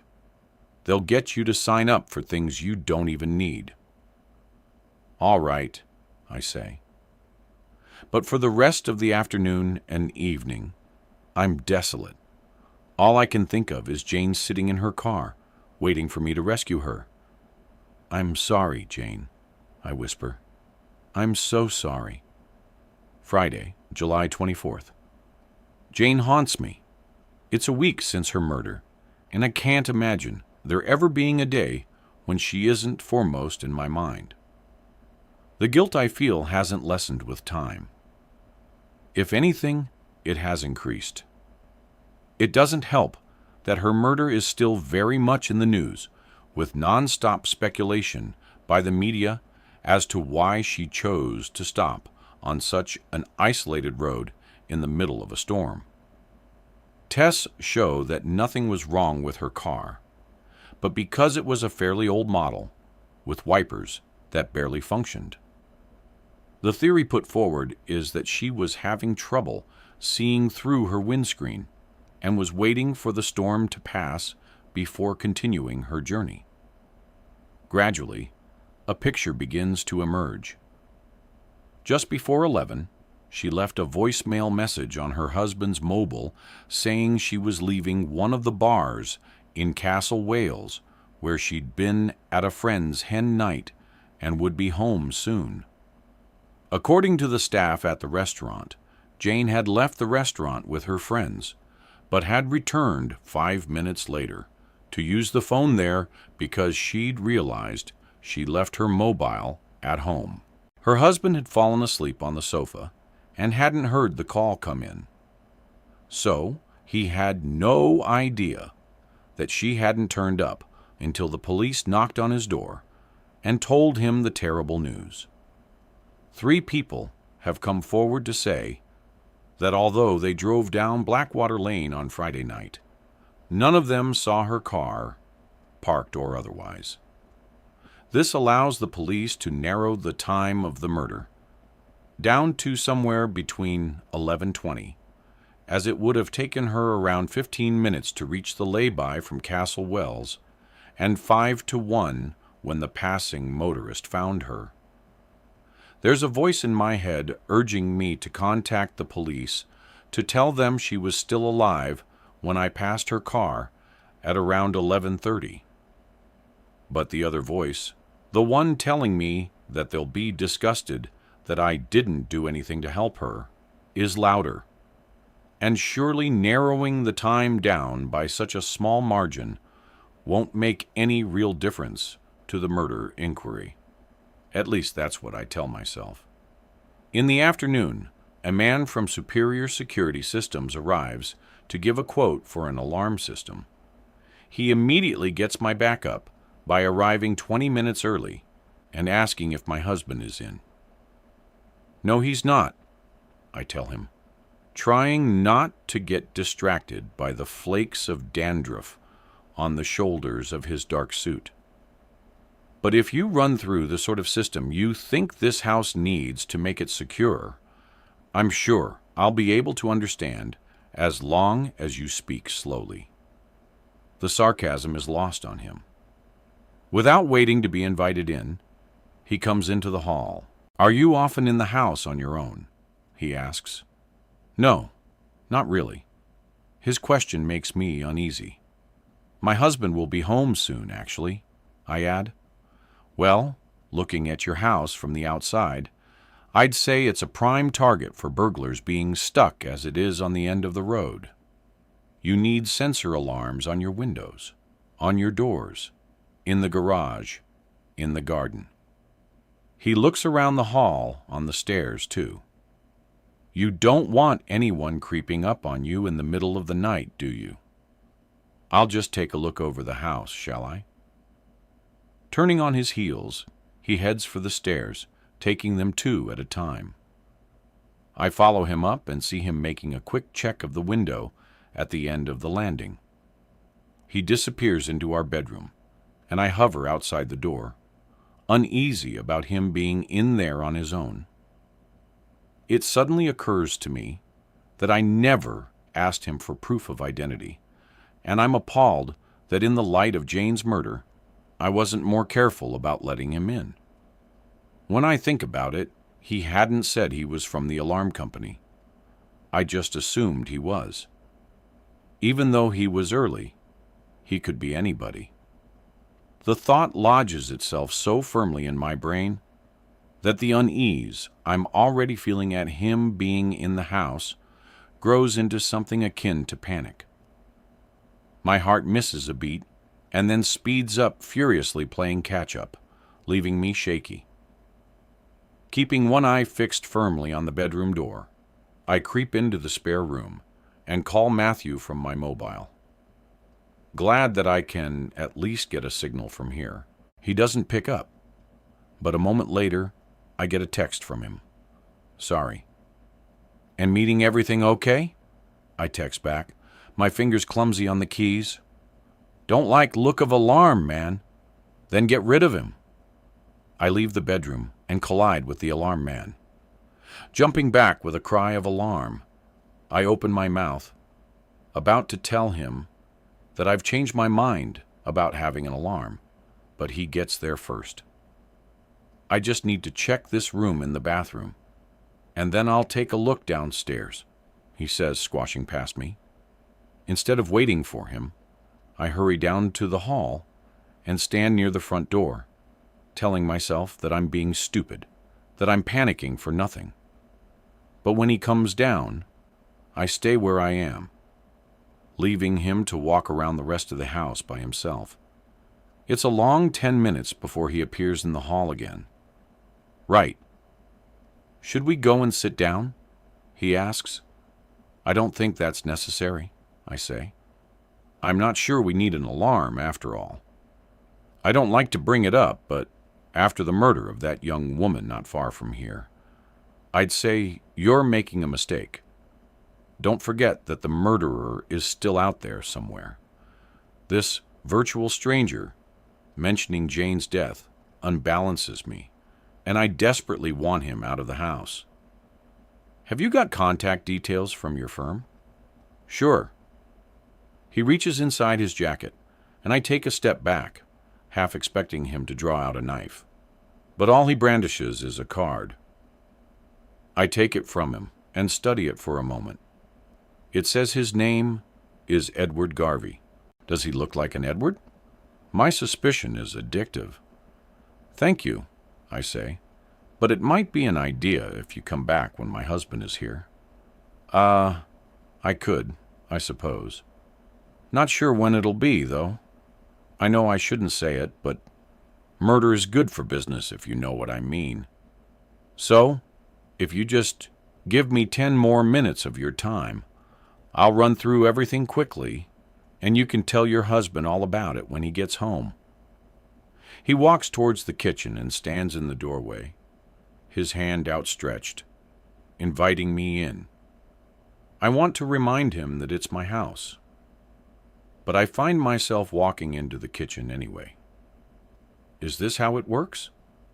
Is this how people let themselves be led into potentially dangerous situations like lambs to the slaughter? My anxiety increases when, instead of sitting down opposite me at the table, he sits down next to me, cornering me in. He opens the brochure, but I'm so on edge that I can't concentrate on anything he's saying. I nod my head at appropriate moments and try to look interested in the figures he's totting up, but sweat is trickling down my back, and the only thing that stops me leaping to my feet and ordering him out of the house is my middle-class upbringing. Was it manners that prevented Jane from closing her window hurriedly and driving off when she realized she didn't want to give her killer a lift after all? Right. That's that, then, he concludes, and I stare at him, bemused, as he stuffs the papers into his briefcase and pushes a brochure towards me. You show that to your husband tonight. He'll be impressed. Take my word for it. I only relax once I've closed the door behind him. But the realization that once again I did something stupid by not asking for proof of identity before letting him in, especially when a woman has just been murdered nearby, makes me question my lack of judgment. Feeling suddenly cold, I run upstairs to fetch a jumper. And as I go into the bedroom, I see that the window is open. I stare at it for a moment, wondering what it means. Wondering if it means anything at all. You're being neurotic, I tell myself sternly, taking a cardigan from the back of a chair and shrugging it on. Even if the man from Superior Security Systems did open it, which he probably did to see where the sensors could be fitted, it doesn't mean that he left it open so that he could come back and murder you. I close the window, and as I'm on my way back downstairs, the phone starts ringing. I expect it to be Matthew, but it's Rachel.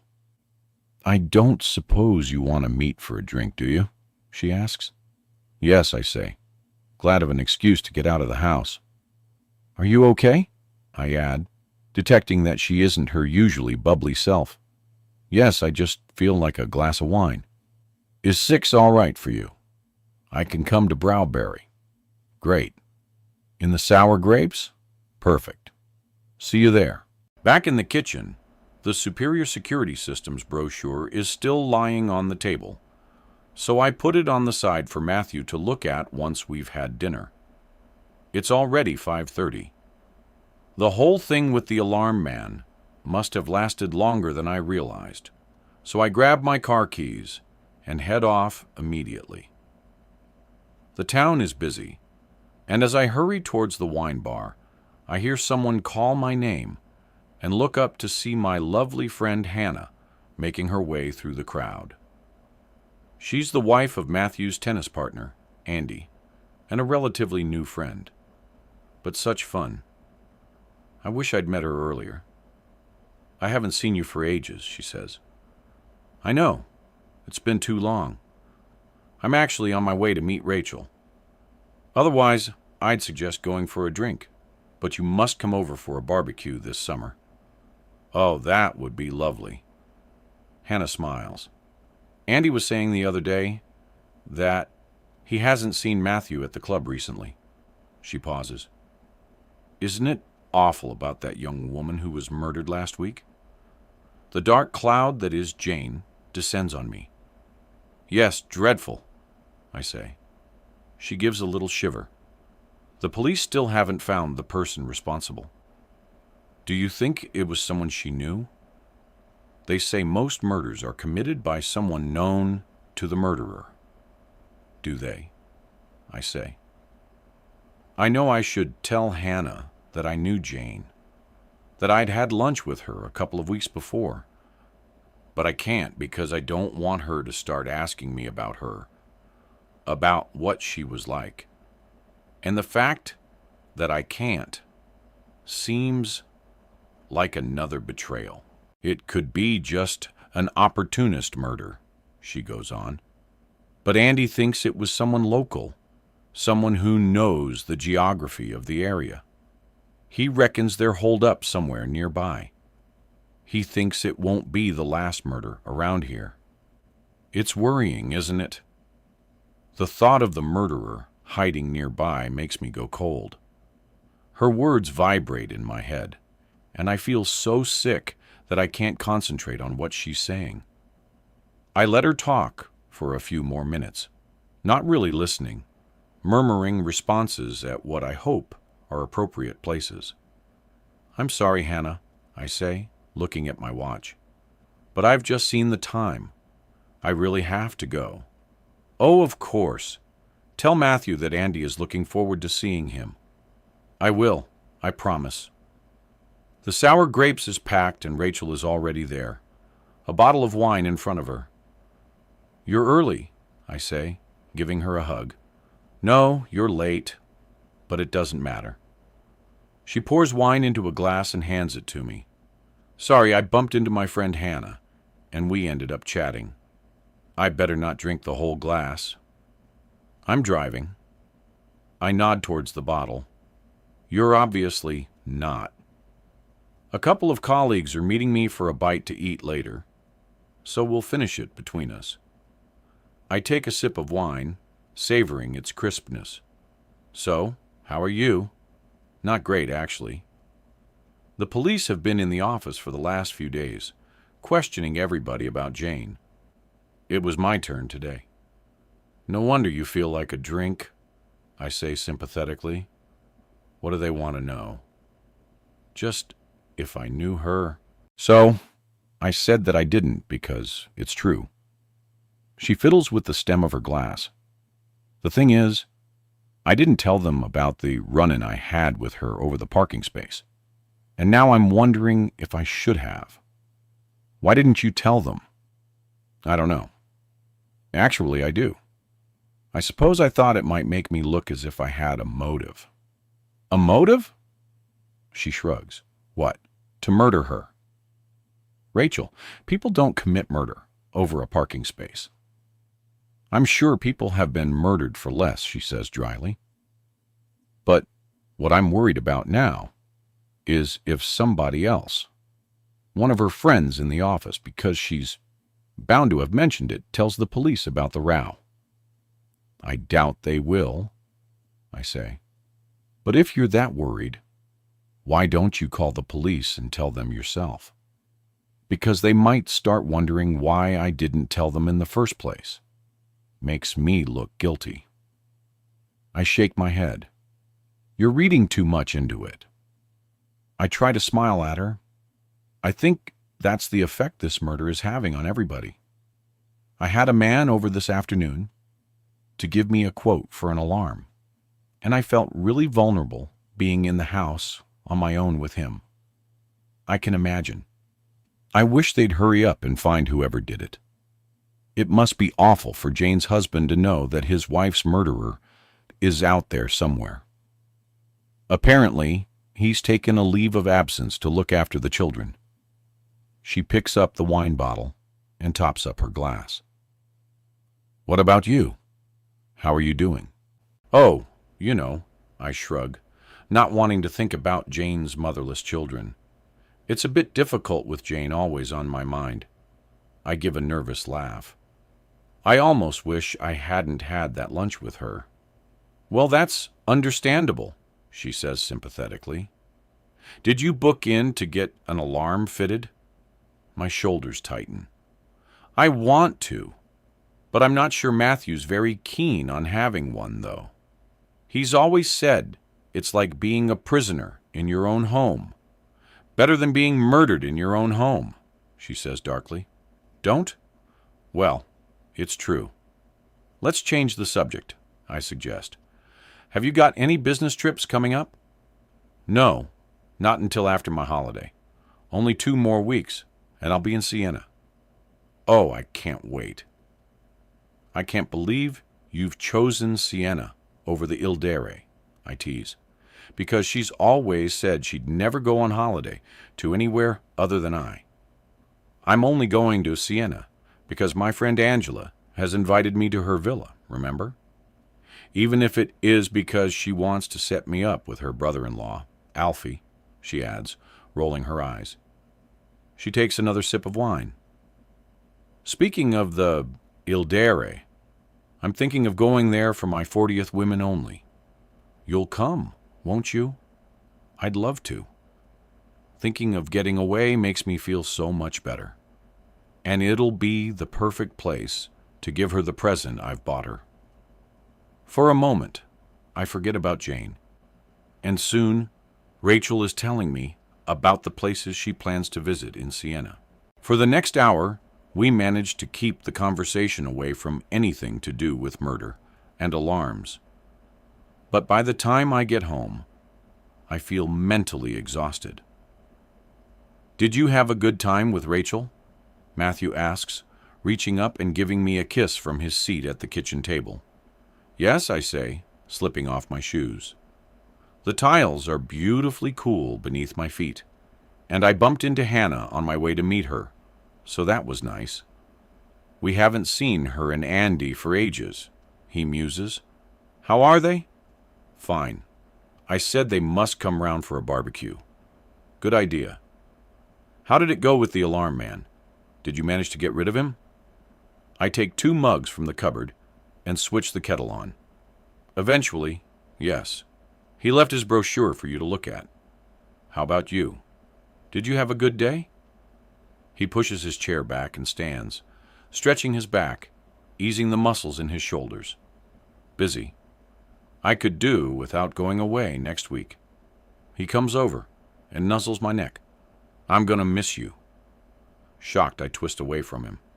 "Wait a minute. What do you mean you're going away?" "Well, you know, to the rig." "No, I don't know. You never said anything about going to the rig." He looks at me in surprise. "Of course I did. When?" "I don't know. It must have been a couple of weeks ago as soon as I found out." I shake my head stubbornly. "You didn't? If you'd told me, I would have remembered. Look, you even said you'd use the time I was away to work on your lesson plans for September, so that we'd both be able to relax when I got back." Doubt fingers its way into my mind. I couldn't have. "Well, you did." "I didn't." "All right," I say, my voice tight.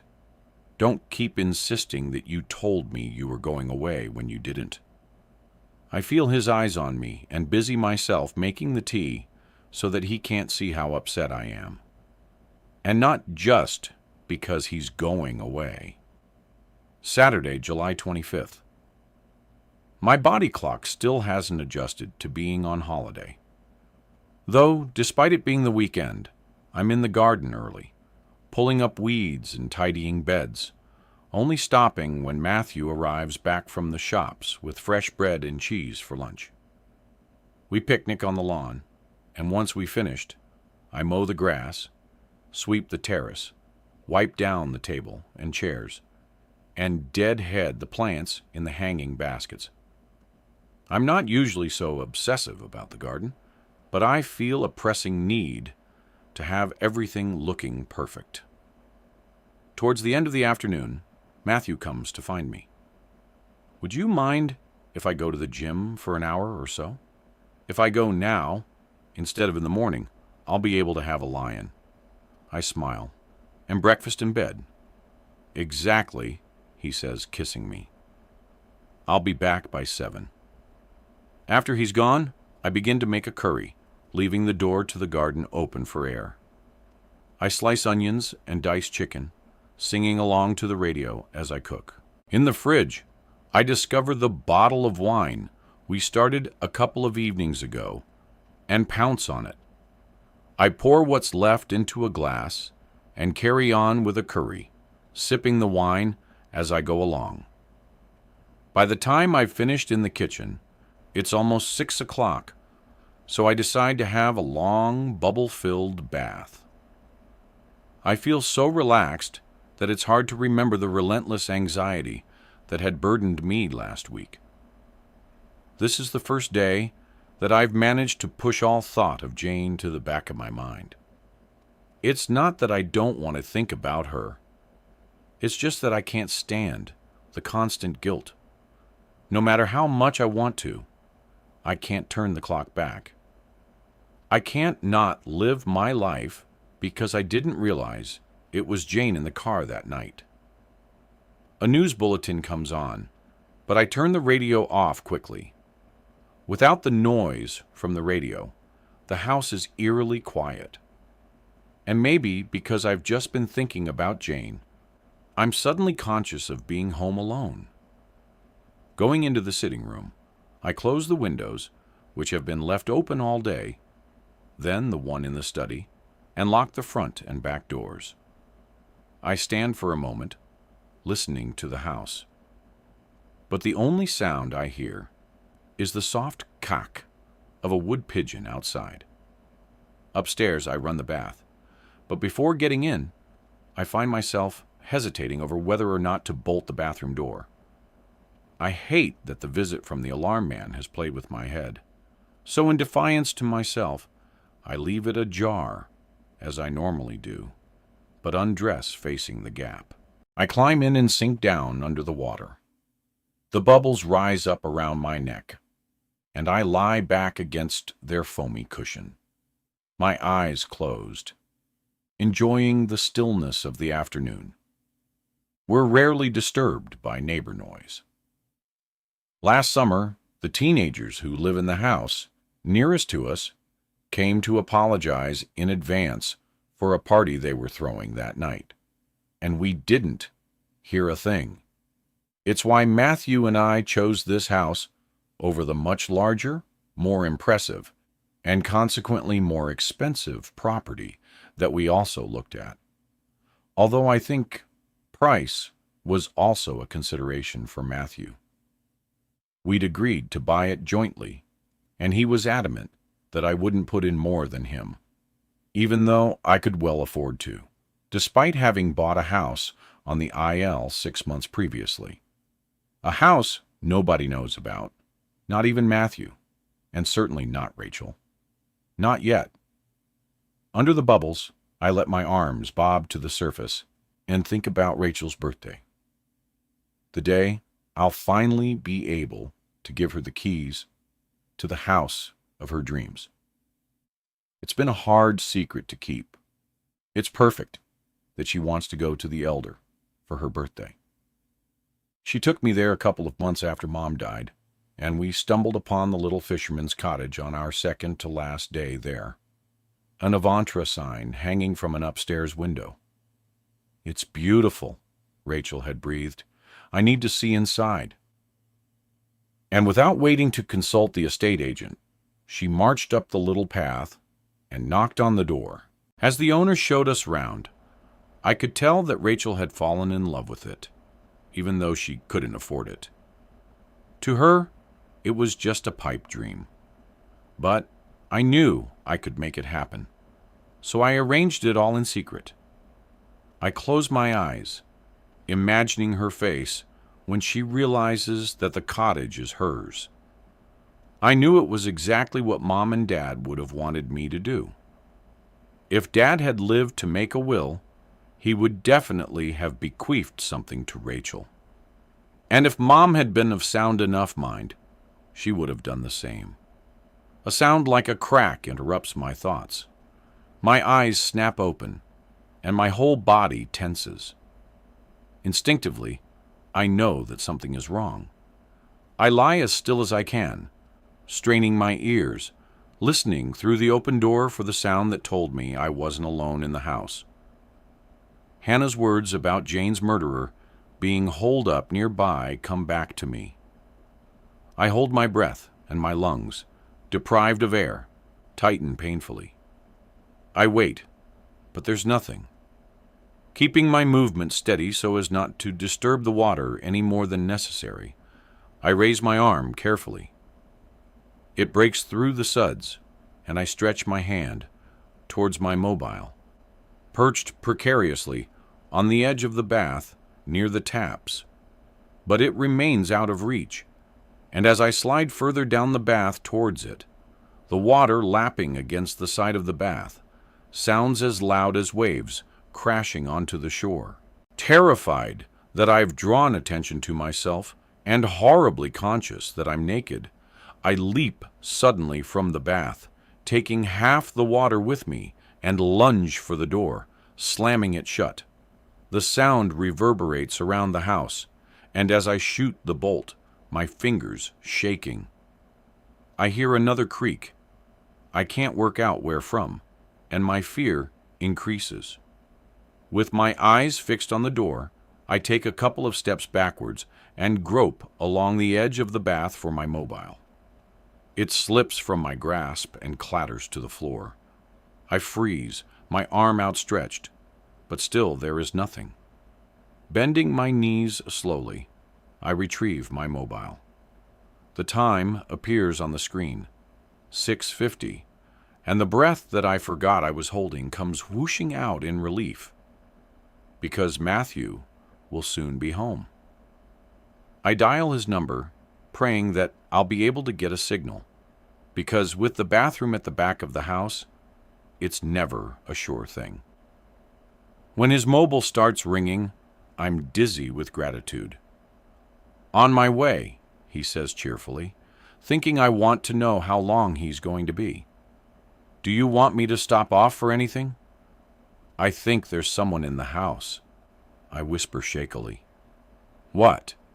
His voice is sharp with worry. "Where are you?" "In the bathroom. I've locked the door." "Good. Stay there. I'll phone the police." "Wait." I find myself hesitating. I'm not sure. I mean, what if there's no one there? I only heard something twice. "Well, what did you hear? Someone breaking in? Voices?" "No, nothing like that. A crack, and then some sort of creaking noise."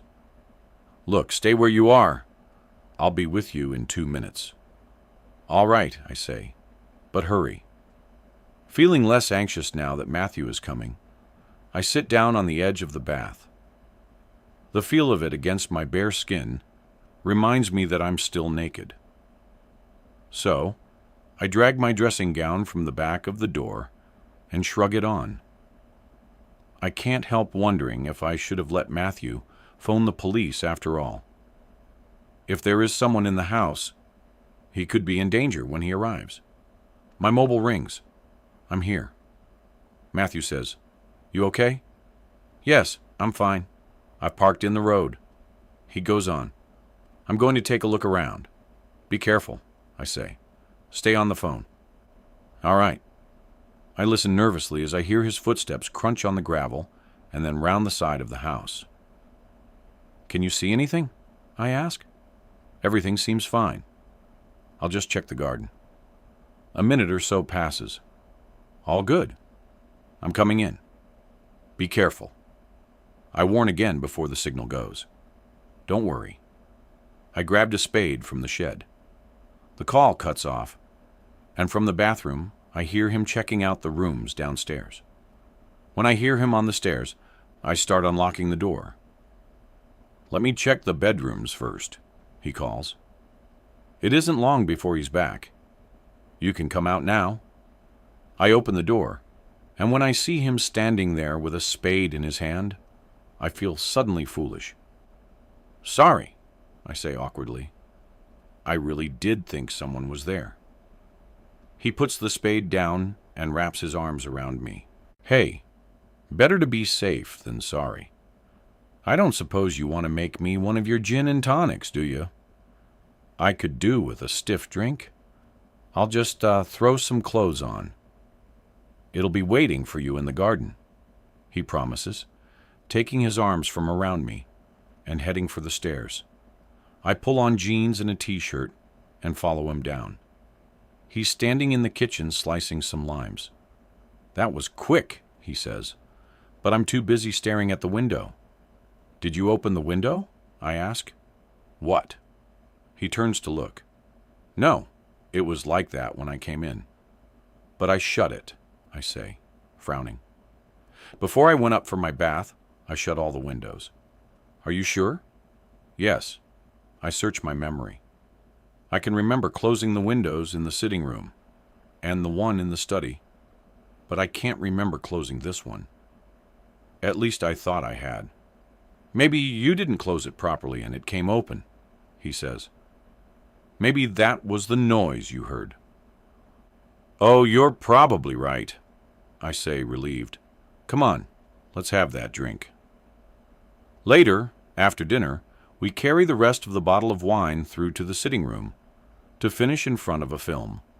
It's hard to find one we haven't already seen. "What about Juno?" he asks as we flick through the list. Do you know what it's about? A teenager who finds herself pregnant and looks for the perfect couple to adopt her baby. I I don't really think it's for you. Oh, I don't know. He takes the remote from me and puts it to one side. We haven't talked about having a baby for a while now, he says, gathering me in his arms.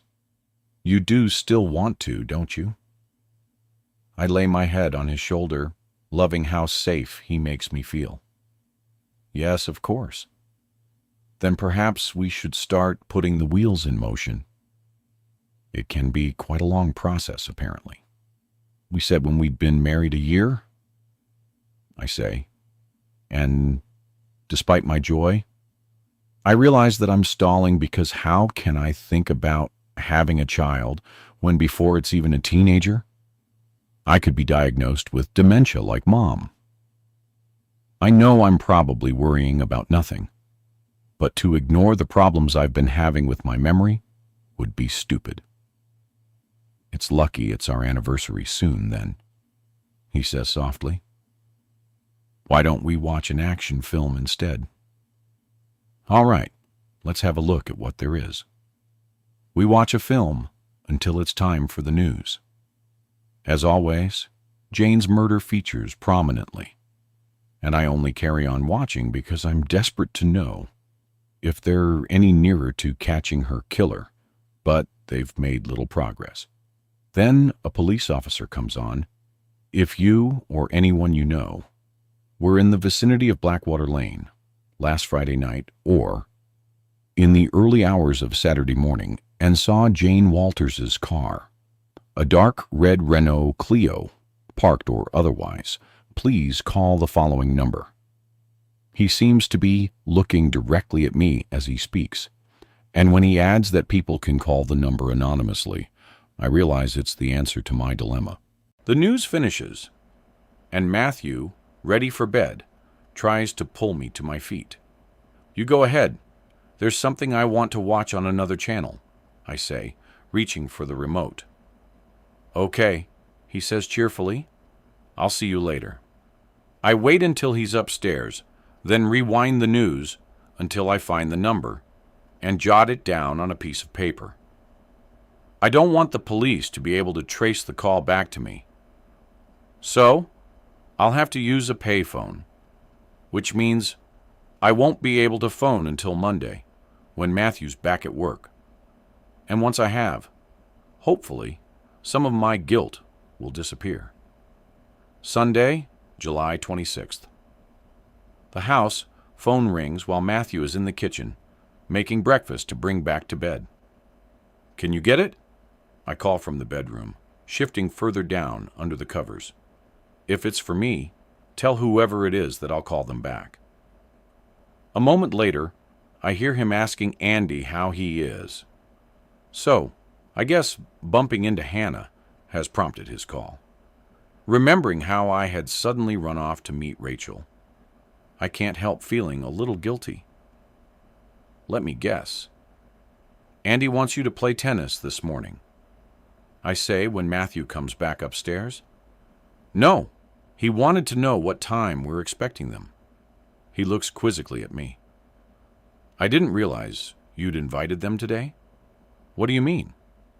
Just that you didn't mention. It was today they were coming for a barbecue. It isn't.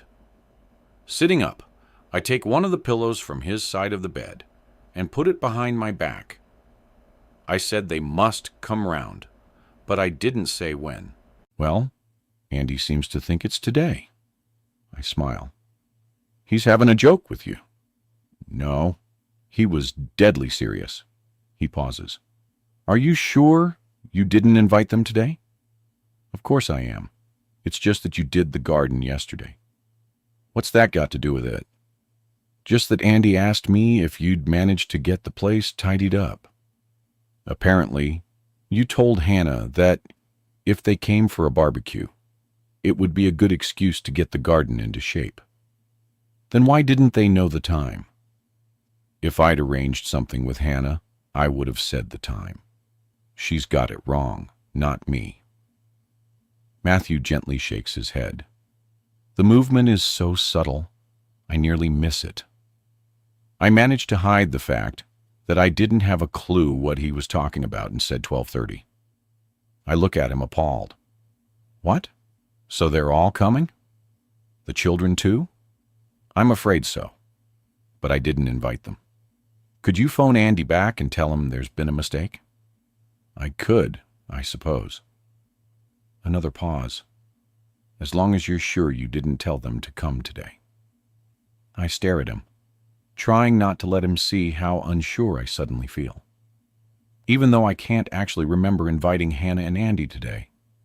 What I do remember is Hannah saying, just as we parted, something about Andy looking forward to seeing Matthew. My heart sinks. Look, don't worry, Matthew says, watching me. It's no big deal. I can always pop out and buy a few steaks to throw on the barbecue and some sausages for the children. We'll need to make a couple of salads as well, I say, feeling near to tears because I really don't feel up to having them round. Not with my mind full of Jane. And what about dessert? I'll buy some ice cream from the farm shop when I go for the meat. And Andy said that Hannah's bringing a birthday cake. Apparently, it's his birthday tomorrow, so there'll be plenty. What time is it now? Just gone 10. Why don't you have your shower while I make some breakfast? We won't be able to have it in bed, though. It doesn't matter, I say, trying to hide how depressed I feel. And then I'll do the shopping while you make the salads. Thank you, I mumble gratefully. I'm sorry. His arms come around me.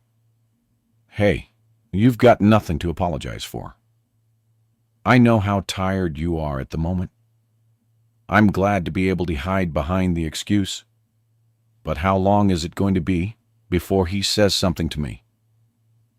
Because coming on top of having forgotten he was going away on Monday, this fiasco over the barbecue is one thing too many. I go through to the bathroom trying to ignore the voice in my head. You're going mad. You're going mad.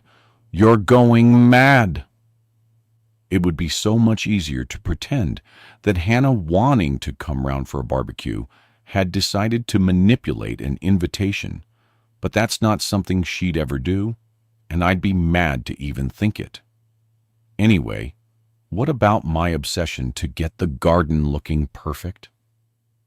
I'd been so sure that it was just a way of distracting myself, of keeping myself busy. But maybe somewhere in my brain, I knew that I'd invited them. Thinking back, I can guess what happened.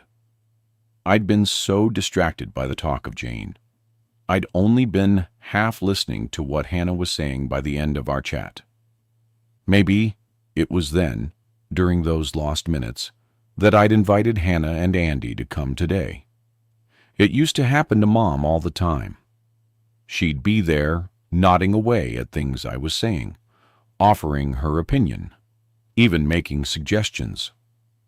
But a few minutes later, she couldn't remember anything that we'd said at all. Or it must have been away with the fairies, she'd say. Periodic amnesia, the nurse who came to check on her called it. Was that where I'd been? Away with the fairies? For the first time in my life, fairies seem like evil creatures.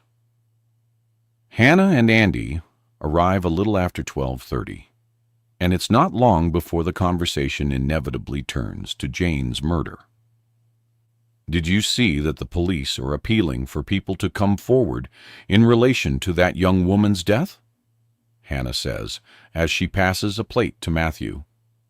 Don't you think it's strange that nobody has? Maybe, but I don't suppose many people take that road late at night, Matthew says, especially when there's a storm going on. If I'm coming back from Castle Wells, I take it all the time, says Andy cheerfully. Day or night, storm or no storm. So, where were you last Friday night? Matthew asks. And when they all start laughing, I want to scream at them to stop. Matthew catches sight of my face. "Sorry," he says quietly. He turns to Hannah and Andy. "Did Cass tell you she knew her?" They stare at me. "Not very well," I say quickly, cursing Matthew for mentioning it. "We had lunch together once, that's all." I close my mind to the image of Jane, shaking her head reproachfully at my quick dismissal of our friendship. "I'm so sorry, Cass." "You must feel terrible," Hannah says. "Yes, I do." There's a short silence where nobody seems to know quite what to say.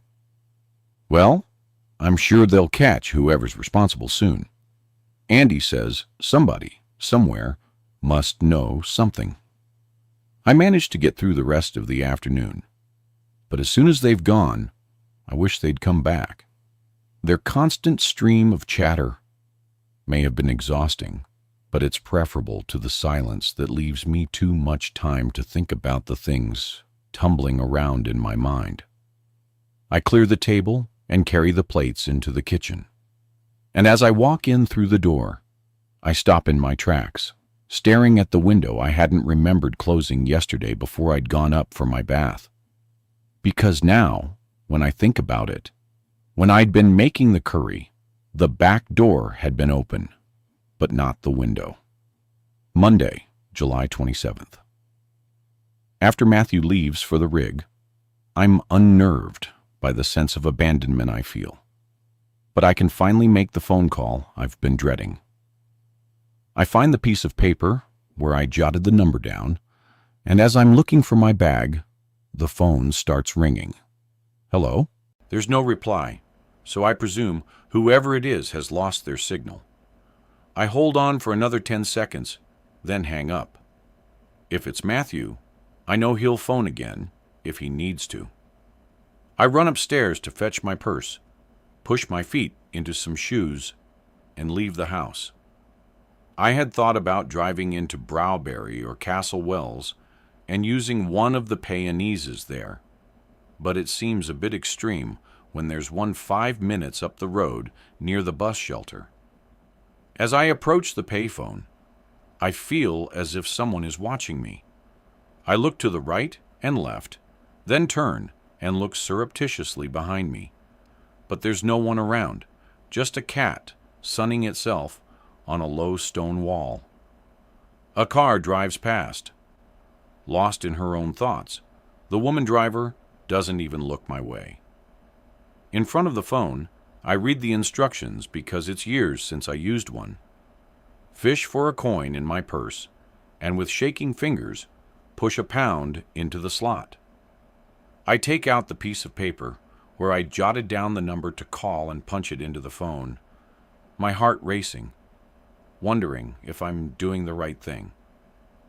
But before I can change my mind, my call is answered.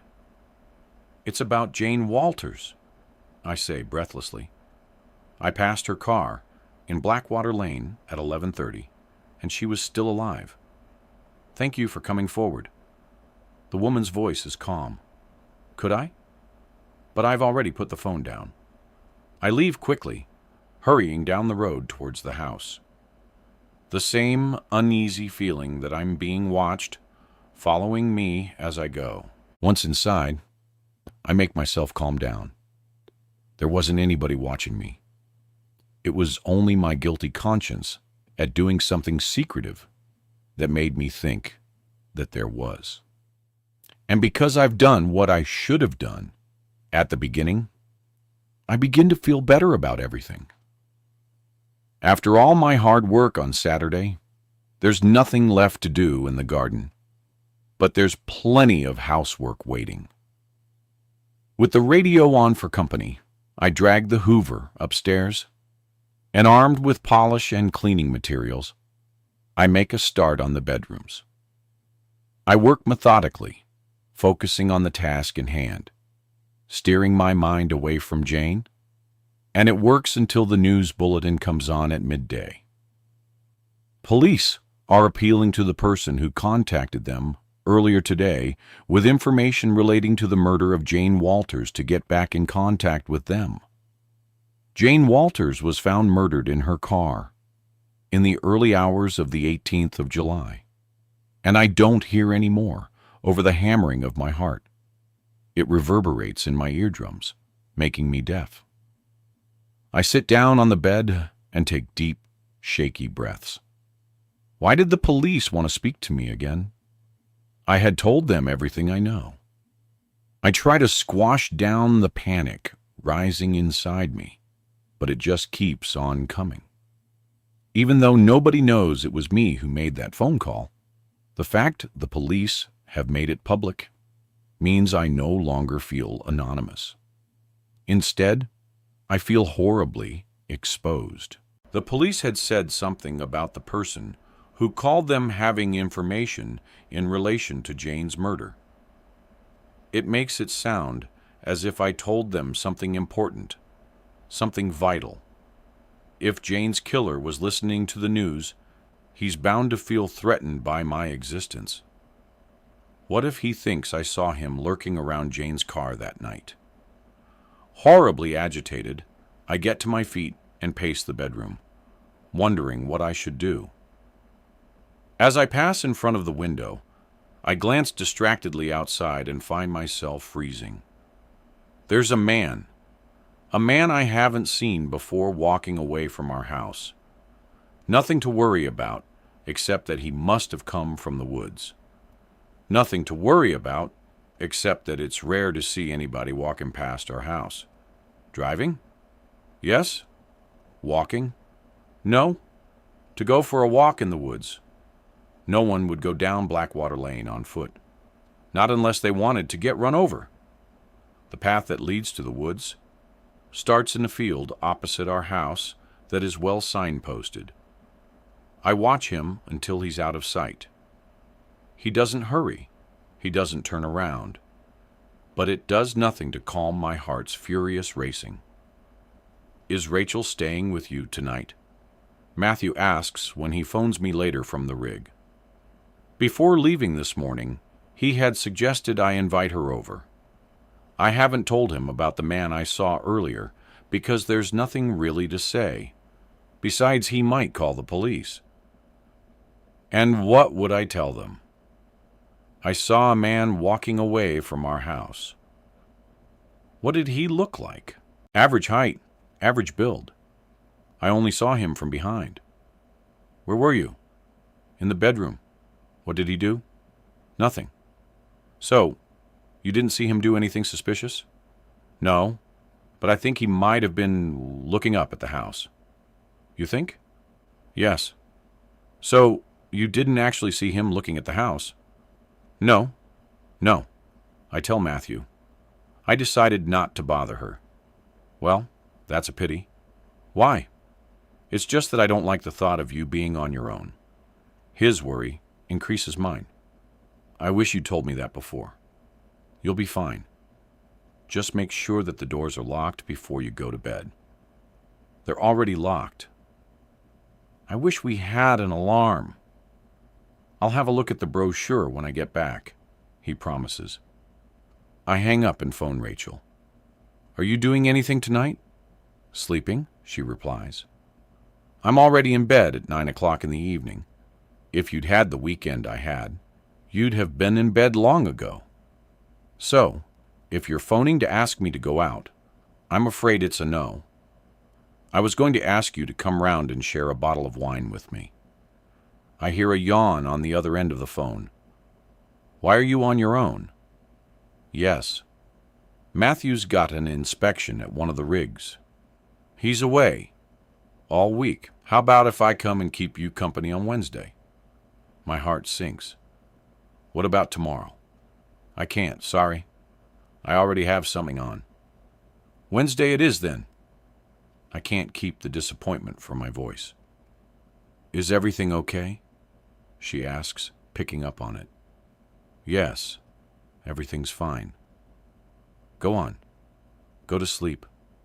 See you Wednesday, she promises. I wander into the sitting room. If I told her that I'm nervous about being on my own, she'd have come straight round. I turn on the television and watch an episode of a series I've never seen before. Then, Feeling tired, I go up to bed, hoping I'll sleep straight through until the morning. But I can't relax.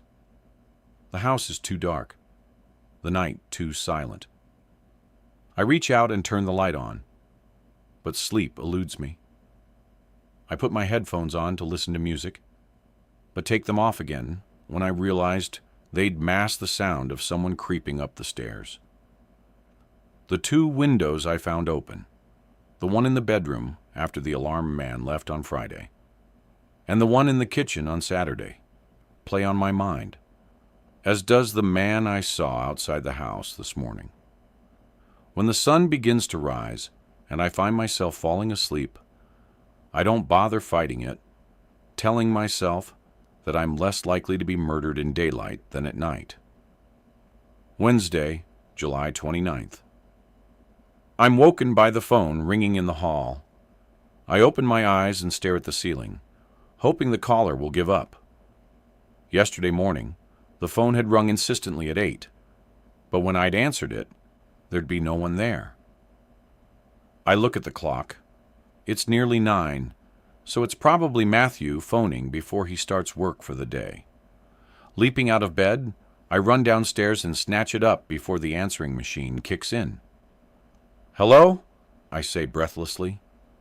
There's no answering hello, so I wait because the connection is often bad from the rig.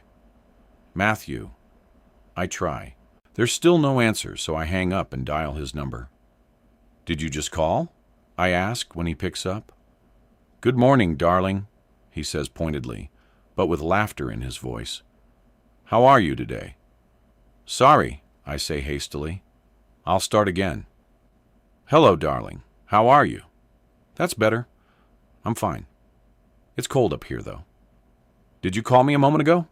"No." I frown. "Oh, why?" The phone rang, but there was no one there, so I thought it was a bad connection from the rig. "No, I was going to call you at lunchtime." "I'm afraid I have to go, sweetheart." "Let's speak later."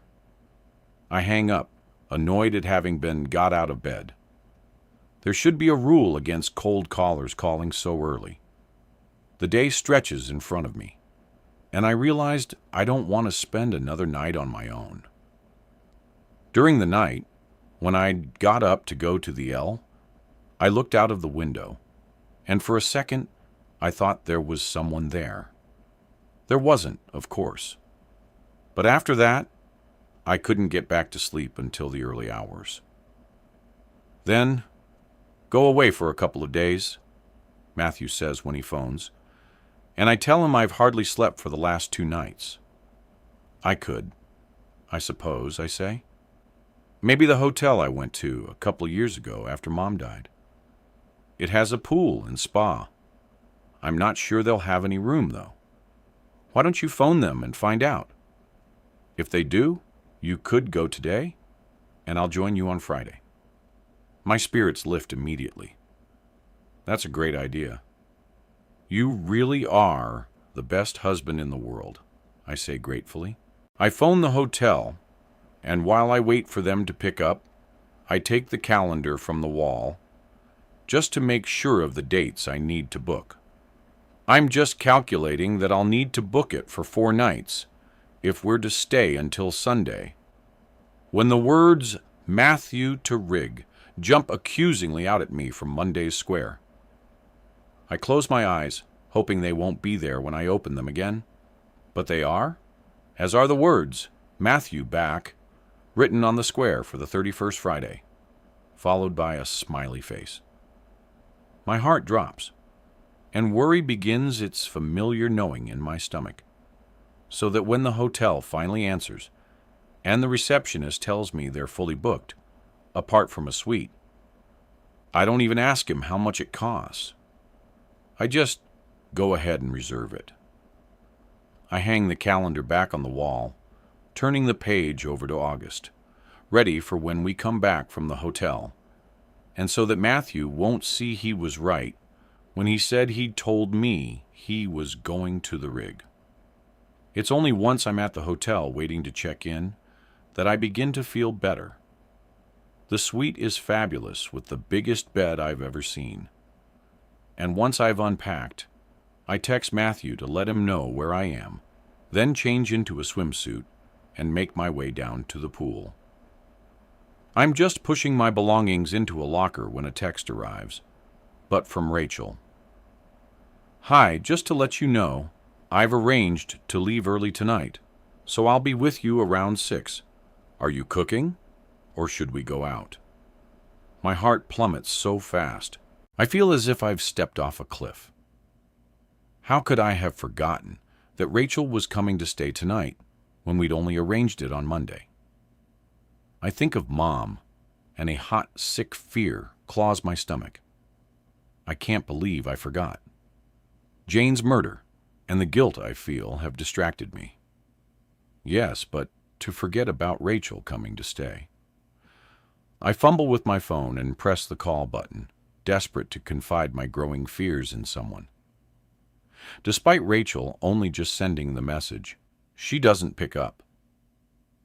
The changing room is empty, so I sit down on a damp wooden bench.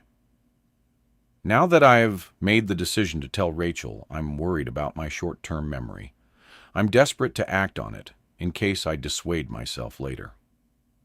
I call Rachel again, and this time she answers. I don't suppose you'd like to spend the night in a luxury hotel instead of at the house, I say. There's a pause. Depends where it is. Westbrook Park, the one with a fantastic spa. She's whispering, so I guess she's in the middle of a meeting or something. That's the one. Actually, I'm already there. I felt like having a bit of a break. Oh, it's all right for some. She sighed. So, will you join me? It's a bit far to come for one night. I have to work tomorrow, remember? How about I join you on Friday? You could, I say. Matthew's coming here straight from the rig, so it would be the three of us. She gives a quiet laugh. Awkward. Sorry for standing you up tonight. Don't worry about it. See you next week. Hang on, Rachel. There's something else, but she's already gone. Friday, July 31st. By the time the afternoon comes, I'm desperate to see Matthew. The weather isn't brilliant, so I hang around in our room, waiting for his call to tell me what time he'll be arriving. I watch a bit of television, relieved that there's nothing on the news about Jane's murder, yet strangely annoyed that 2 weeks on from her violent death, she's already been forgotten. The phone rings, and I snatch it up. I am at the house, Matthew says. Good, I say, happily. You'll be here in time for dinner. The thing is, when I arrived, there was a man here from that alarm company, practically sitting on the doorstep. He pauses. I didn't realize you'd actually gone ahead with it. Gone ahead with what? Well, the alarm. I don't understand. The guy said he agreed with you that someone would fit the alarm this morning, but when the technician turned up, there was nobody in. They've been phoning every half an hour, apparently. I didn't agree to anything at all, I say, annoyed. All I said was that we'd get back to him. But you signed a contract, Matthew says, sounding puzzled. I did no such thing. Be careful, Matthew. He's trying it on, pretending I agreed to something when I didn't. It's a scam, that's all. That's what I thought. But when I said that, as far as I was concerned, we hadn't decided anything yet. He showed me a copy of the contract with your signature on it. Then he must have forged it. There's a silence. You think I went ahead and ordered it, don't you? I say, realizing. No, of course not. It's just that the signature looked a lot like yours. I sense him hesitate. After I got rid of him, I had a look at the brochure you left in the kitchen, and inside there's a client copy of the contract. Shall I bring it to the hotel so that you can see it? Then, if it's not above board, we can do something about it. Sue the pants off him, you mean? I say, trying to lighten things. trying not to let any doubt cloud my mind. "What time will you be here?" "By the time I've showered and changed, about 6:30. I'll wait in the bar for you." I hang up momentarily, annoyed that he could think I'd order an alarm without telling him. But a little voice is mocking me. "Are you sure, Cass? Are you really sure?" "Yes," I tell it firmly. "I am sure." Besides, the man from the alarm company had seemed like the type of person who would do anything to get a contract, even if it meant lying and cheating. I'm so confident I'm right that when I go down to the bar, I order a bottle of champagne. It's waiting in an ice bucket when Matthew arrives. "Tough week?" I ask, because he looks horribly tired. "You could say that," he says, kissing me. He eyes the champagne. "That looks good." The waiter comes to open the bottle and serves us. "To us," Matthew says, raising his glass and smiling over at me. "To us and our suite."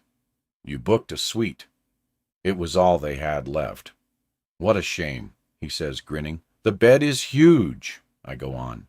"Not so big that I'll lose you in it, I hope." No chance. I put my glass down on the table. "Have you got the copy of the contract I'm meant to have signed?" I ask, wanting to get it out of the way so that nothing can ruin our weekend away. He takes a while taking it from his pocket, and I know he doesn't really want to show it to me. "You have to admit it looks like your signature," he says apologetically, handing it across the table. And I find myself staring not at the signature at the bottom of the page, but at the contract itself, filled out in what is unmistakably my handwriting. It's even more damning than my signature, at least from my point of view. Anybody could have forged my signature, but not the line after line of neatly completed spaces, each capital letter formed exactly as I would form it. I scan the page, looking for something to tell me that it wasn't me who filled it in. But the longer I look, the more convinced I am that it was, to the point where I can almost see myself doing it. I can almost feel the pen in my hand, and my other hand resting lightly on the paper, anchoring it down. I open my mouth, prepared to lie, ready to tell Matthew that it definitely isn't my handwriting. But to my horror, I burst into tears. He's beside me in a minute, holding me close. "You must have been tricked into signing it," he says. And I can't work out if he really believes it or if he's giving me a way out, just as he had only days before when he said he must have forgotten to tell me he was going to the rig. Either way, I'm grateful. I'll contact the firm first thing tomorrow and tell them there's no way we're going through with it. But it'll be their salesman's word against mine. I say shakily, "Let's just leave it. He'll only deny everything, and it'll only delay things. The fact is, we need an alarm. All the same, I think we should try and get the contract canceled." What did he say? That it was just a quote or something? I'm not sure what he actually said, but yes, I suppose. I thought I was only agreeing to a quote. I answer, grabbing at the excuse. "I feel so stupid. It's not your fault. They shouldn't be allowed to get away with using those sort of tactics." He hesitates. I'm not sure what to do now, to be honest. Could we just let them install it, especially as I'm partly to blame? I'd still like to have it out with him. Matthew's voice is grim. Although, the chances are I won't even see him tomorrow, because they'll send one of their technicians. He's just a salesman. I really am sorry. I suppose, in the great scheme of things, it's not such a disaster. He drains his glass and looks at the bottle longingly. Shame I can't have another. Why not? It's not as if you have to drive anywhere. Well, yes, I do. Because I thought everything was above board, I agreed they could come and install it tomorrow morning. So, if we're not going to try and get it canceled, I have to be there for when they arrive. Can't you stay the night anyway and leave early? What? At 6:30 in the morning? You wouldn't need to leave that early. Well, I will if they're going to be there at 8. I can't help wondering if his refusal to stay the night is his way of punishing me, because he won't let himself be angry with me for ordering the alarm in the first place. But you will come back tomorrow evening once they finished, I say. Yes, of course, he says, taking my hand in his. He leaves shortly after, and I go up to my room and watch a film until my eyes droop with tiredness. But I can't sleep. The knowledge that I managed to fill in a whole contract without any recollection of doing so has shaken me to the core. I tried to tell myself that I'm not doing anything as bad as Mom was when I first realized there was a real problem. It was in the spring of 2002.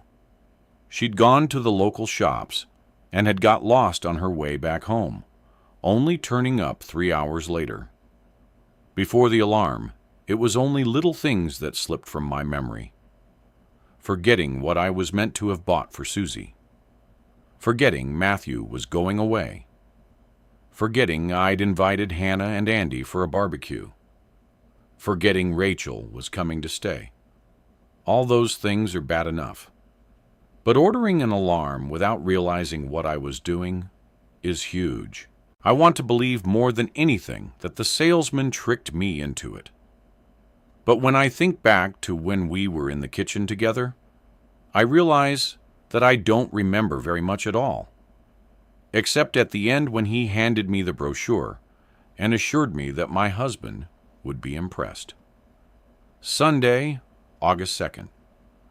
We don't talk very much as we check out from the hotel. I'd suggested going on somewhere for lunch, but Matthew said he preferred to get home. I know we're both disappointed that the weekend didn't live up to our expectations. Even though Matthew's explanation of why he didn't want to stay at the hotel on Friday night held up, I couldn't help worrying that he was getting fed up of all the hassle my forgetfulness has been creating.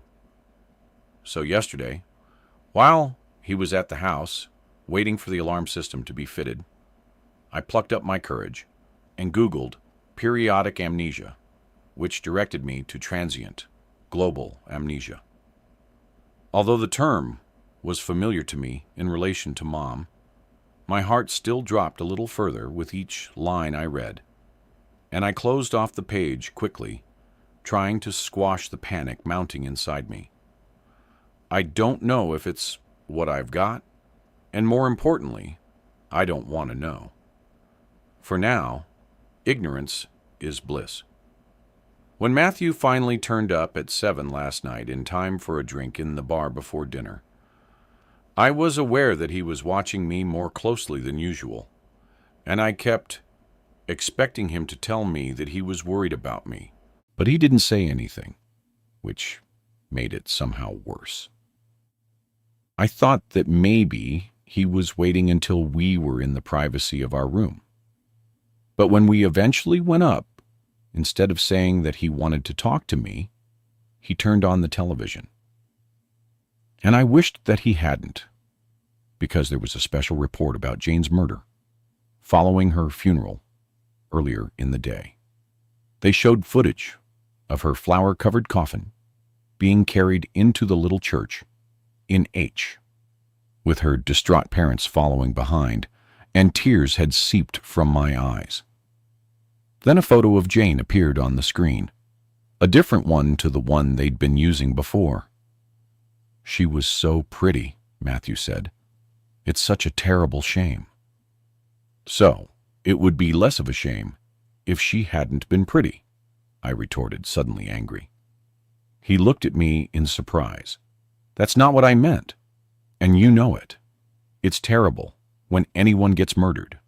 but especially so in her case, as she has two young children who are bound to find out one day that their mother was violently killed.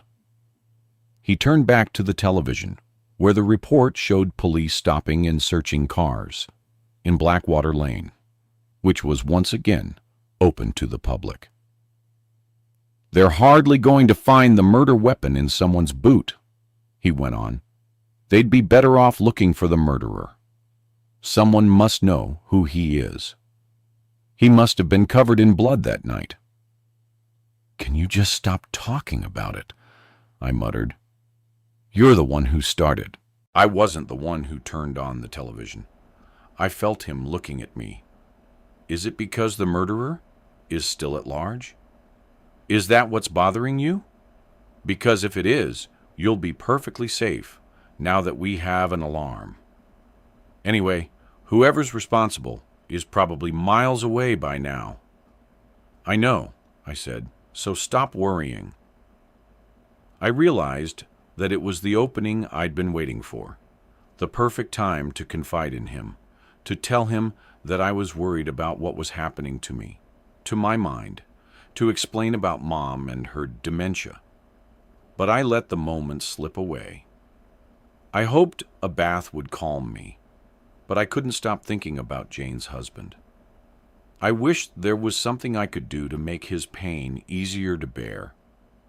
I wished I could tell him how much I'd enjoyed meeting Jane, how lovely she was. The need to do something was overwhelming, and I decided to ask Rachel if she knew his address so that I could write to him. I lay in the bath, composing the letter in my head, aware that I was writing it as much for my sake as for his.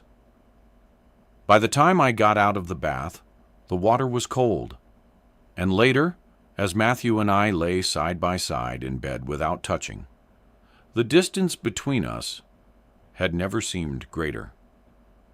I glance over at him now, standing beside me at the reception desk, and wish he would bring my memory lapses into the open, instead of pretending that everything is all right when it's so obviously not. "Sure you don't want to go somewhere for lunch?" I ask. He shakes his head, smiles. "I'm fine." We drive off, each in our own car, and when we arrive at the house, I watch while he turns off the new alarm. "Will you show me how it works?" I ask. He insists on letting me choose the code, and I choose our birthdays backwards so that I'll remember it easily. He makes me practice a couple of times, showing me how to isolate certain rooms if I'm alone in the house. And I suddenly remember telling the salesman that I'd like to be able to do that, which means I must have had more of an in-depth conversation with him than I realized. "Right? I've got it," I say. "Good. Shall we see what's on television?" We go into the sitting room, but it's time for the news, so I escape into the kitchen. Stabbing someone is one thing, but actually slitting their throat with a massive kitchen knife, that's just sick. Matthew stands in the doorway looking shocked. That's how she died. Apparently, she had her throat cut. Something inside me snaps. "Shut up!" I cry, thumping the kettle down on the side. "Just shut up!" He looks at me in astonishment. "For God's sake, Cass, calm down." "How can I calm down when you're always going on about the bloody murder? I'm sick of hearing about it. I just thought you'd be interested, that's all." "Well, I'm not all right. I'm not the least bit interested." I start to leave the room, angry tears pricking my eyelids. "Cass, wait." He takes hold of my arm, pulling me back into his. "Don't go. I'm sorry. That was really insensitive of me. I keep forgetting that you met her." The fight goes out of me, and I slump against him. "No, it's my fault," I say tiredly. "I shouldn't have shouted at you." He kisses the top of my head. "Come on, let's watch a film. As long as it's not about a murder, I'll find a comedy, he promises. So we watch a film, or rather, Matthew does. And I laugh when he laughs, so he won't know how desperate I feel. It's hard to believe that my split-second decision to take a shortcut through the woods that fateful Friday night has had such a devastating impact on my life. Jane may have been in the wrong place at the wrong time, but so was I. So was I. Tuesday, August 4th. The call comes while I'm stacking the dishwasher, and I think that it must be Rachel, phoning to ask about my few days at the hotel. But when I answer, there's no one there. Or rather, no one speaks, because I'm sure that there is someone there.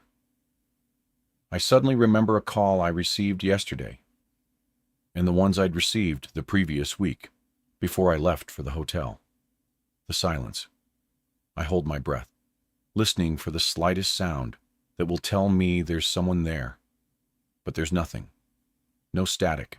No breathing, no sound at all, as if he, like me, is holding his breath. Unease worms its way through my body, and I hang up abruptly. I checked the answering machine, wanting to know if any had come in while I was away. But there was only a call from the alarm company on Thursday, confirming that they were coming to install the alarm the next day, and 3 on Friday. 2 from the alarm company, asking me to call them urgently, and 1 from Connie. I plan to start working on lesson plans for September, but I can't focus. The phone rings again, and my heart immediately starts pounding. It's all right, I tell myself. It'll be Matthew or Rachel or another friend phoning for a chat. But when I check the number, it's withheld. I don't know why I take the call. Maybe it's because I have already understood what is expected of me. I want to say something to ask him who he is, but the chilling silence freezes the words in my mouth so that I can only listen. But again, there is nothing, and I slam the phone down, my hands shaking. Suddenly, my house seems like a prison. Hurrying upstairs, I fetch my mobile and my bag from the bedroom, jump in the car, and drive to Castle Wells. On the way to a cafe, I stop by a card to send to Jane's husband. But at the till, it's impossible to ignore the piles of newspapers stacked near the counter. All their headlines screaming that there have been new developments in the murder case. I don't particularly want to read about it, but with the chance that the police are closer to catching the murderer, I buy one anyway. In the cafe next door, I find a table in the corner, open the paper, and start to read. Until now, the police have believed Jane's murder to be a random attack, but someone has now come forward to say that he passed. What he believes was her car, parked in roughly the same place the Friday before she was killed at around 11:30. It changes the whole direction of the investigation, as it suggests that Jane might have known her killer, and that on the night she died, she had gone to the lay-by to meet him, and had done so the previous week as well. The press are all over her private life, suggesting that she had a secret lover, that her marriage was in trouble. And my heart goes out to her husband, although there's also speculation that he's responsible for his wife's death. As the newspaper points out, his alibis, the 2 little daughters he said he was looking after at home, could easily have been left by themselves during the time it would have taken for him to commit the crime. Next to the article, there's a photo of a knife similar to the one the police believe was used by the killer. And as I stare at the black-handled kitchen knife, with its finely serrated blade, I feel sick to my stomach with fear. Like a racing car leaving the starting line, my heart accelerates so quickly that I feel dizzy. I close my eyes, But when I open them again, the fear is still there, gathering momentum. Maybe the murderer was already lurking in the woods, about to commit his terrible crime, when I pulled into the lay-by.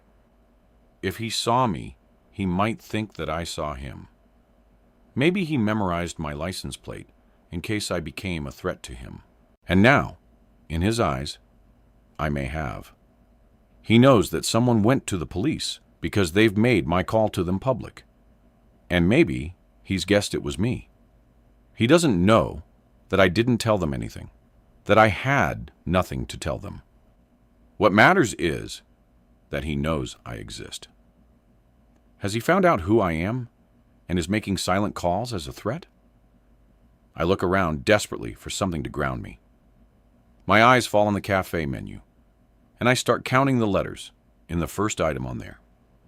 1, 2, 3, 4, 5, 6. It works.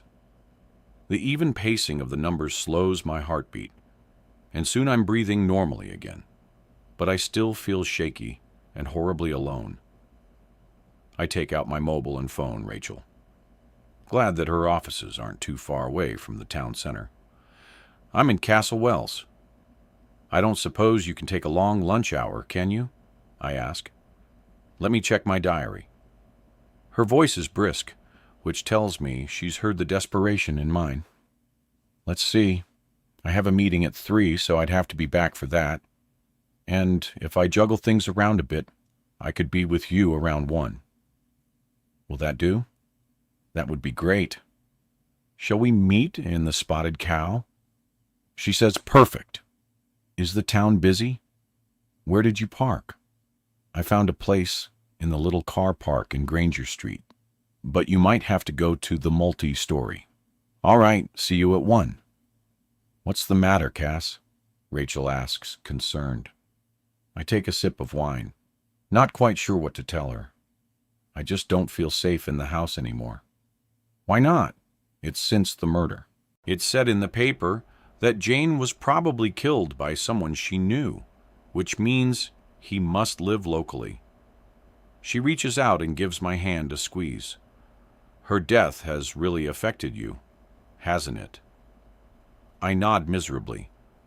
I know I only had lunch with her once, but I know we would have become good friends. I say, and I hate that they're saying she had a lover. I don't believe it for a minute. She couldn't stop talking about her husband, about how wonderful he was, and how lucky she was to have him.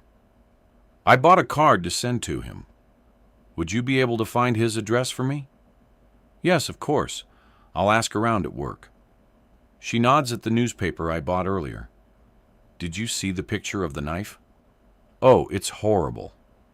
Don't, I say shakily. I can't bear to think about it. You'll feel better once you have an alarm installed, she says, shrugging off her red cardigan and putting it on the back of her chair. We have one. It was put in on Friday. She reaches for her glass, and her silver bangles, released from the constraints of sleeves, jangle together. Can you put it on when you're in the house? Yes, I can alarm the windows in any of the rooms I want. And you still don't feel safe? No. Why not? Because I keep getting weird calls. My words come out in a rush. She frowns. What sort of weird? Silent from a withheld number. You mean there's no one there? No, there is someone there. They just don't say anything. It's really creeping me out. She thinks for a moment. These calls, how many have you had? I'm not sure, 5 or 6. There were 2 this morning. She does a sort of double take. And that's what's upset you. A few calls from a withheld number. Cass, I get loads of those. Usually, it's someone trying to sell me something or wanting feedback on something I've bought. She thinks for a moment. I take it these calls are on your house phone. Yes. I fiddle with the stem of my glass. I can't help wondering if it's personal. Personal? Rachel looks uncomprehendingly at me. Yes. Come on, Cass, it's just a few calls. I don't get why they've upset you so much. I shrug, trying to make light of it. I guess it's Jane's murder, happening so close to home. What does Matthew think? I haven't told him. Why not? The concern in her eyes makes me decide to confide in her. Because I've done a few stupid things lately, and I don't want him to think I really am crazy. I admit. She takes a sip of wine, but her eyes don't leave mine. What sort of things? Well, first I forgot I'd invited Hannah and Andy round for a barbecue. I bumped into Hannah and Browberry the day I met you for a drink in the Sour Grapes. I know, she says. I remember you saying that's why you were late. I already told you. Yes? You told me that you'd invited them for a barbecue because you hadn't seen them for a while. Did I say when I'd invited them for? Yes. You said you'd asked them for the Sunday. So that weekend. I close my eyes, take a breath. Well, I forgot, I say, looking at her again. Forgot? Yes, I forgot. Thought I'd invited them or didn't realize I had. I'm not quite sure which. Andy phoned in the morning to ask what time we were expecting them. So we managed to avoid the embarrassment of them turning up and there being nothing to eat. But that's not all. I also managed to order the alarm system without remembering anything about it. I filled in the form, signed it, everything. Yet, I wasn't aware that I had. I looked at her across the table. I'm scared, Rachel. Really scared. I don't know what's happening to me. And because, Mom, I don't understand about the alarm. She interrupts. What happened exactly? Do you remember when we met in the Sour Grapes? I told you that I'd had a man from an alarm company round to give a quote. Yes. You said he spooked you or something. That's right. Well, when Matthew got back from the rig last Friday, he found the man waiting on the doorstep. So, Matthew told him we'd never agreed to have an alarm fitted, but the man pulled out a form signed by me. That doesn't mean anything, Rachel interrupts. He could have forged your signature. There are a lot of cowboys out there. That's what I thought at first. But it wasn't just the signature, Rachel. It was all the rest. The whole form had been filled in, and it was definitely my handwriting. Matthew said I must have been tricked into signing it, and I went along with it because it got me off the hook. But I think we both knew I wasn't. She turns it over in her mind. You know what I think? I think you were probably coerced into it, in some way. You said you didn't like the man, that he made you feel uncomfortable. So maybe you agreed to the alarm, to get rid of him. And after you blocked the whole episode from your subconscious because you were ashamed you'd let yourself be taken advantage of. I never thought of that. I'm sure that's what happened, she says firmly. So stop worrying. But that doesn't explain the rest. What about the present I was supposed to buy for Susie? What about inviting Hannah and Andy for lunch? I don't mention forgetting that she was meant to be spending the night with me, the time I went and booked into a hotel. How long ago did your mother die, Cass? Just over 2 years ago. And in that time, you've gone back to work, got married, and moved house. Basically, you've reinvented yourself for someone who spent the previous 3 years caring day and night for someone with full-blown dementia. I'd say you've done too much too quickly and have reached burnout. I nod slowly, thinking about it. And the more I think about it, the more I begin to believe that she's right. It has been a bit of a whirlwind, I admit. There you are, then. But what if it's more than that? What do you mean? It's hard to voice my worst fear. What if I'm becoming like Mom? What if I start forgetting every little thing like she did? Is that what you're worried about? Be honest, Rachel. Have you noticed anything? No, nothing. Sometimes you're a little distracted. Am I? You know, when you start thinking about something else and don't hear a word I'm saying. Do I? Don't look so worried. We all do it. So, you don't think I'm heading in that direction? Rachel shakes her head vigorously. No, I don't. What about the phone calls? They're just random calls. There's nothing sinister about them, she says earnestly. What you need is a rest. You should get Matthew to take you somewhere you can relax. I've just had 5 days away. Anyway, it's difficult for him to have time off in August. You're off soon, aren't you? On Saturday, she says happily. I can't wait. Oh, good. Here's lunch. By the time Rachel leaves, 15 minutes later than she should have, I feel so much better. She's right about my life since Mom died. Basically, I've gone from one with very little excitement and a lot of routine to one full of new experiences. It's normal that everything I've been through has suddenly caught up with me and thrown me off balance. It's a minor blip, not a major disaster. All I need is to put Jane's murder from my mind. Stop thinking that there's something sinister in the phone calls I've been getting, and concentrate on what's important to me, which is Matthew. It gives me an idea, and instead of continuing towards the car park, I turn back the way I came. I stand for a while in front of the window of the baby boutique, looking at the gorgeous baby clothes on display. Then, pushing the door open, I go inside.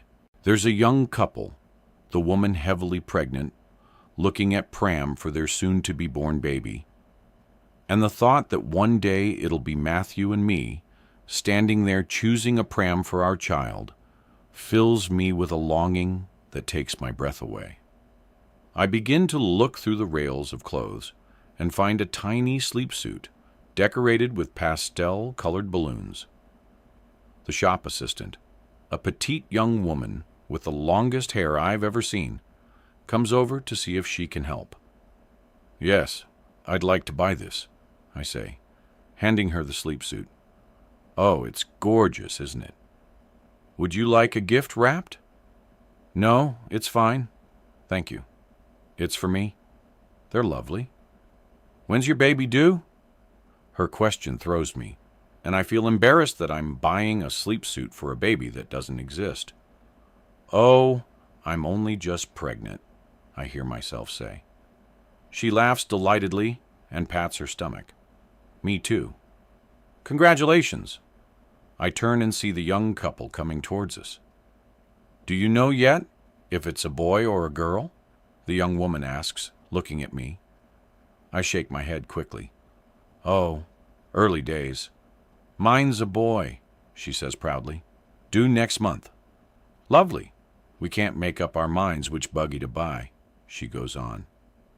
Maybe we can help, says the shop assistant. And before I know it, we're inspecting the row of pram and buggies, discussing the pros and cons of each one.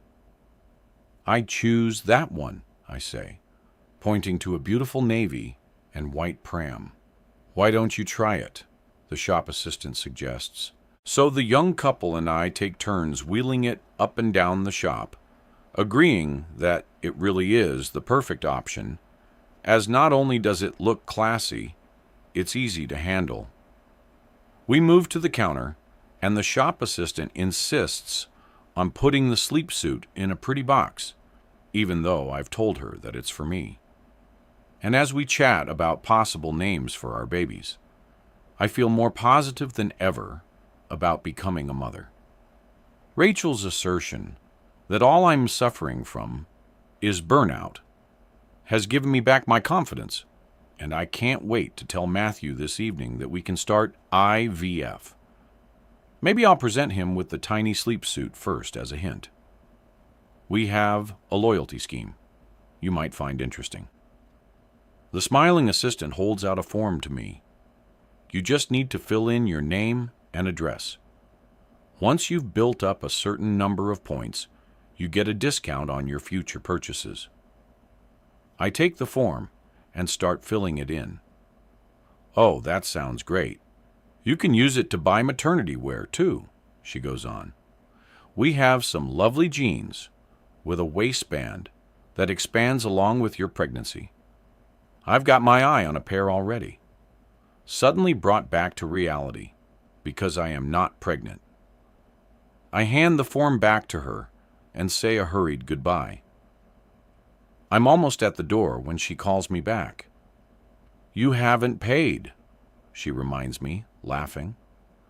Flustered, I go back to the counter and hand her my card. By the time I actually make it out of the door, I feel so fraught by the lies I've told that my newfound confidence has all but deserted me. I don't feel like going home, but I don't want to stay in town, in case I bump into the young couple from the shop and they start talking about my pregnancy. So, I head back to the car park anyway. I haven't got very far when I hear someone calling my name. Turning around, I see John, my colleague from school, hurrying towards me. I saw you come out of the shop back there, and I've been trying to catch up with you ever since, he explains, giving me one of his huge smiles. He gives me a spontaneous hug, and his dark hair flops onto his forehead. How are you, Cass? I'm fine, I lie. I see his eyes drift towards the bag I'm carrying, and I'm immediately embarrassed. I don't mean to pry, but I need to buy a present for a friend's new baby, and I have no idea what to get. I was about to go into the shop when I saw you coming out, so I'm hoping you can help. I bought a sleep suit for a friend's baby. Maybe you could buy something like that. Great! I'll get one of those then. So, you enjoying the holidays? Yes and no. I admit grateful to be changing the subject. It's lovely to have some time off, but since the murder, I'm finding it hard to relax. His face clouds over. I used to play tennis with her. We belong to the same club. I couldn't believe it when I heard the news. I felt terrible. I still do. I forgot that you knew her too, I say. He looks surprised. Why did you? Only a little. I met her at a party Rachel took me to. We got chatting, and when I told her that I worked at the high school, she said that she knew you. Then a couple of weeks ago, we had lunch together. I cast around for something else to talk about. You're off to Greece soon, aren't you? No, not anymore. I look at him questioningly. Let's just say, my girlfriend is no longer on the scene. John shrugs. These things happen. He looks at his watch. I don't suppose you have time for a drink, do you? Coffee would be lovely, I say. Glad to fill in a bit more time. Over coffee, we talk about school and about the inset day, scheduled for the end of the month, ahead of the new school year in September. Half an hour later, we leave the cafe, and after we've said goodbye, I watch my stress levels rising as he crosses over the road and walks back towards the baby boutique. What if he tells the assistant that he wants to buy a sleep suit like the one a friend of his bought half an hour ago? She'll know he's talking about me, and she might say something about me being pregnant. And when we see each other at school, he might congratulate me in front of everyone. And what would I do then? Pretend it was a false alarm. He might even phone me later on today. And I'll have no choice but admit I lied to the assistant or tell him that she must have misunderstood. My head begins pounding, and I wish I'd never bumped into him. I get home, and as I let myself into the house, the flashing red light on the keypad reminds me that I need to turn the alarm off. So I close the front door and type in the code. But instead of the green light coming on, the red light begins flashing furiously. Thinking I've made a mistake, I type the code in again, pressing firmly on each number, 9091. But the light flashes even faster. Horribly aware of the time counting down because I only have 30 seconds before the alarm goes off, I try to work out what I've done wrong. I'm so sure I've got the code right that I try the same numbers again and fumble it. Within seconds, all hell is let loose. A siren pierces the air. Then another joins in, shrieking intermittently. As I stand dithering in front of the keypad, trying to work out if there's some other way of turning the alarm off, I hear the phone ringing behind me. And my heart, already racing with the stress of having messed up the code, speeds up even more because all I can think is that whoever's been plaguing me with silent calls knows that I've just arrived home. Abandoning the alarm, I run to the gate and look up and down the road for someone to help me. But despite the noise from the alarm, no one comes to investigate. And the irony of it makes me feel a bit hysterical. At that moment, Matthew's car comes into sight, sobering me up. Realizing I'm holding the carrier bag from the baby boutique, I quickly open my car and fling it under the seat before he's near enough to see. The puzzlement on his face as he drives through the gate tells me the noise from the alarm has already reached him. He brings the car to an abrupt stop and jumps out. "Cass, what's happened? Are you all right?" "I can't turn off the alarm," I shout over the noise. "The code doesn't work." The relief on his face that we haven't been burgled is quickly replaced by one of surprise. "What do you mean it doesn't work? It did yesterday." "I know, but it doesn't anymore." "Let me have a look." I follow him into the house, and he punches the code into the keypad. The noise stops immediately. "I don't believe it," I say, bewildered. "Why didn't it work for me?" "Are you sure you put the code in correctly?" "Yes, I put in 9091. Exactly as I did yesterday. Exactly as you just did. I even put it in twice, but it still wouldn't work." "Wait a minute. What numbers did you say?" 9091. Our birthday is backwards." He shakes his head in despair. "It's 9190, Cass, not 9091. Your birthday, then mine. You got them round the wrong way, that's all. You put mine in first instead of yours." "Oh, God," I groan. "How could I be so stupid?" "Well, it's easily done, I suppose. But didn't it occur to you to try the numbers the other way round when they wouldn't work the first time?" "No," I say, feeling even more stupid. Over his shoulder, I see a police car draw up in front of the house. What are the police doing here? Matthew turns to look. I don't know. Maybe the alarm company called them out. You know, because of the murder happening so close to here. A policewoman gets out of the car. "Is everything all right?" She calls over the fence. "Yes, everything's fine," Matthew assures her.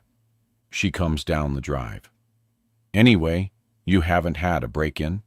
Then we were notified that your alarm had gone off and that you weren't responding to the follow-up call, so we thought we'd come out to check. I'm sorry. You've had a wasted journey, I'm afraid." Matthew says, "It's a new alarm, and we had a bit of a mix-up with the code. Would you like me to check the house just to make sure? The alarm wasn't going off when you arrived home, was it?" "No, it wasn't," I say apologetically. "I'm sorry. It's my fault. I put the wrong code in." The policewoman smiles reassuringly at me. No harm done. I find her presence strangely comforting, and I know it's because I'm dreading being on my own with Matthew. He might have decided to overlook or find excuses for all the other stupid stuff I've done recently, but he's not going to be able to ignore what's just happened with the alarm. The policewoman gets back in her car, and I follow Matthew into the kitchen. As he makes us both tea, the silence is so uncomfortable that I long for him to say something, even if it's not what I want to hear. "Cass, can we talk?" he asks, handing me a mug. "What about?" "It's just that you've been a bit distracted lately. You know, forgetting things, ordering alarms, setting them off," I say, nodding. "I just wondered if you're stressed about something." "I've been getting silent phone calls," I say, because admitting my fear around these is preferable to telling him that I'm losing my mind. I know Rachel didn't think the calls were anything to worry about, but I'd like to have Matthew's take on them. "What? When? Always in the morning? On your mobile or the house phone?" "The house phone." "Did you check the number?" "Yes, it was withheld." "Then they're probably coming from a call center somewhere over the other side of the world." "Seriously, is that what's bothering you? A few calls from a withheld number?" "Yes." "Why?" "It can't be the first time you've received those sorts of calls. Everybody gets them." "I know, but these seem personal." "Personal?" He frowns. "In what way?" I hesitate, unsure about going on, but I've started now. "It's as if they know who I am," I say. "Why do they say your name?" "No, they don't say anything. That's the problem. So, it's a heavy breather, except that they don't breathe. So, what do? Nothing. But I know there's someone there." "How?" I can sense him now. He looks confused. "They don't know who you are, Cass. You're just a number on a very long list of numbers.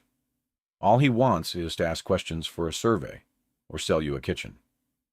Anyway, how do you know it's a man?" Startled, I look at him. "What? You said you could sense him? So, how do you know it's a man? Could be a woman." "No, it's definitely a man." "But if they don't say anything, how do you know?" "I just do." "Would we be able to trace where a call is coming from, even if the number is withheld?" "Possibly." "You don't really think it's personal, do you?" "I mean, why would it be?" It's hard to voice my fear. There's a murderer somewhere out there. What's that got to do with it? I don't know. He furrows his brow, trying to work it out. "Do you mean that you think the murderer is behind the calls?" he asks, trying not to sound incredulous. "No, not really," I say, half-heartedly. "Sweetheart, I can understand why you're frightened. Anybody would be, especially when the murder happened so close to here and the murderer is still at large. But if the calls are coming in on the house phone, then they're not targeting you specifically, are they?" He thinks for a bit. "How about if I work from home Thursday and Friday? Would it help if I was here for a few days?" Relief floods through me. Yes, it really would. It'll be nice to have a few days off for my birthday. He goes on and I nod, wondering how I could have forgotten it was coming up. Anyway, Matthew says, "From what I heard on the radio earlier, the police are beginning to think that Jane knew her killer. Maybe she did, but I don't believe he was her lover." I say, "She just wasn't the type?" "Yes, but how well did you really know her? You only met her twice." "I could see that she loved her husband," I say stubbornly. "She wouldn't have cheated on him." "Well, if she did know the person who killed her, and the police think that she did, he's hardly likely to come after anyone else. Even less phone them up. Put like that, I can only agree. You're right. Promise you won't worry anymore." "I promise." I say. And I wish it could be that simple. Wednesday, August 5th. It's while I'm sitting on the bench under the damson tree the next day, looking down towards the end of the garden, that I come up with the perfect birthday present for Matthew, a shed. I've lost count of the number of times he's said he'd love one. If I order it today, I can probably get it delivered by the end of the week, and he'll be able to put it up over the weekend. The call comes as I'm on my way back into the house to look for a shed on the computer. It doesn't matter that I've been half expecting it. It stops me in my tracks and glues me to the spot, poised halfway between house and garden, halfway between flight and fight. Anger wins, and running into the hall, I snatch up the phone. "Leave me alone," I cry. "If you ever phone me again, I'll go to the police." I regret the words as soon as they're out. Shocked, I draw in my breath, hardly able to believe I've just threatened him with the very thing he must fear the most. Because now he'll think that I really did see him that night. I want to tell him that it isn't what I meant, that there's nothing I could possibly tell the police, that all I want is for him to stop phoning me. But fear has robbed me of my voice. "Cass, the confirmation that he knows who I am paralyzes me." "Cass, is everything all right?" The voice comes down the line again. "It's John." My legs go weak. "Oh, John." I give a shaky laugh. "Oh, sorry. I thought you were someone else. Are you okay?" "I am now. I fight for control. It's just that I've had one of those call companies pestering me, and I thought they were calling me again." He laughs softly. "Oh, they're a real nuisance, aren't they? But don't worry. If you shout at them, like you just did, there's no way they'll call you back. Although, if you don't mind me saying so," he goes on amused, "threatening them with the police does seem a little harsh." "Sorry," I say again. "I just lost it, I'm afraid." "I don't blame you. But look, I won't keep you. I'm just phoning to see if you want to come for a drink on Friday evening with a few of us from school. I'm phoning around to see who's free." "Friday?" My mind races ahead. The thing is, Matthew's taken the next 2 days off, and we might decide to go away somewhere. I don't suppose I could let you know. Could I? "Sure. I'll give you a call." "Great. Well, bye, Cass. Hope to see you there. And if that company does phone back, make sure you give them another piece of your mind." "I will. I promise. Bye, John. Thanks for calling." He rings off, and I stand there feeling drained and stupid, wondering what he must think of me. At that moment, the phone, which is still in my hand, starts ringing again. And this time, a terrible shaking takes hold of me. I desperately want to believe that it's John phoning back to tell me something he forgot to tell me the first time round. So, I take the call.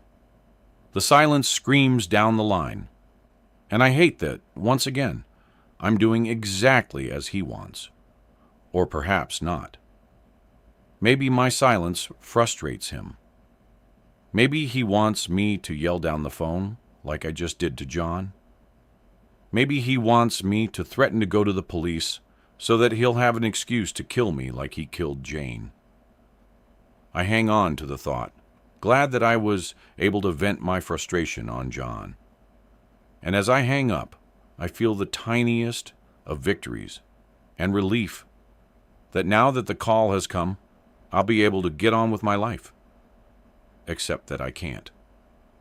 The house feels so oppressive that I choose a shed for Matthew hurriedly, more concerned by the promise of delivery by Saturday than by its dimensions. Back downstairs, I take a book and a bottle of water and go into the garden. It takes me a while to choose where to sit because I don't want anyone to be able to creep up on me, which I know is unlikely, as they'd have to climb over a 6-foot hedge unless they come in through the gate.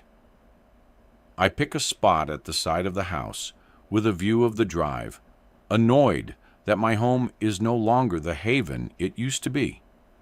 But until the police catch the killer, there's not a lot I can do. Just as I'm about to make myself some lunch, I get a text from Rachel with the address that I asked for. So I take the card from my bag and sit down to write to Jane's husband. It's easier than I thought it would be, simply because I write from the heart. And when I'm finished, I read it over, just to make sure I'm happy with it. Dear Mr. Walters, I hope I'm not intruding in sending you this letter. I just wanted to say how terribly sorry I was to hear the sad news about Jane.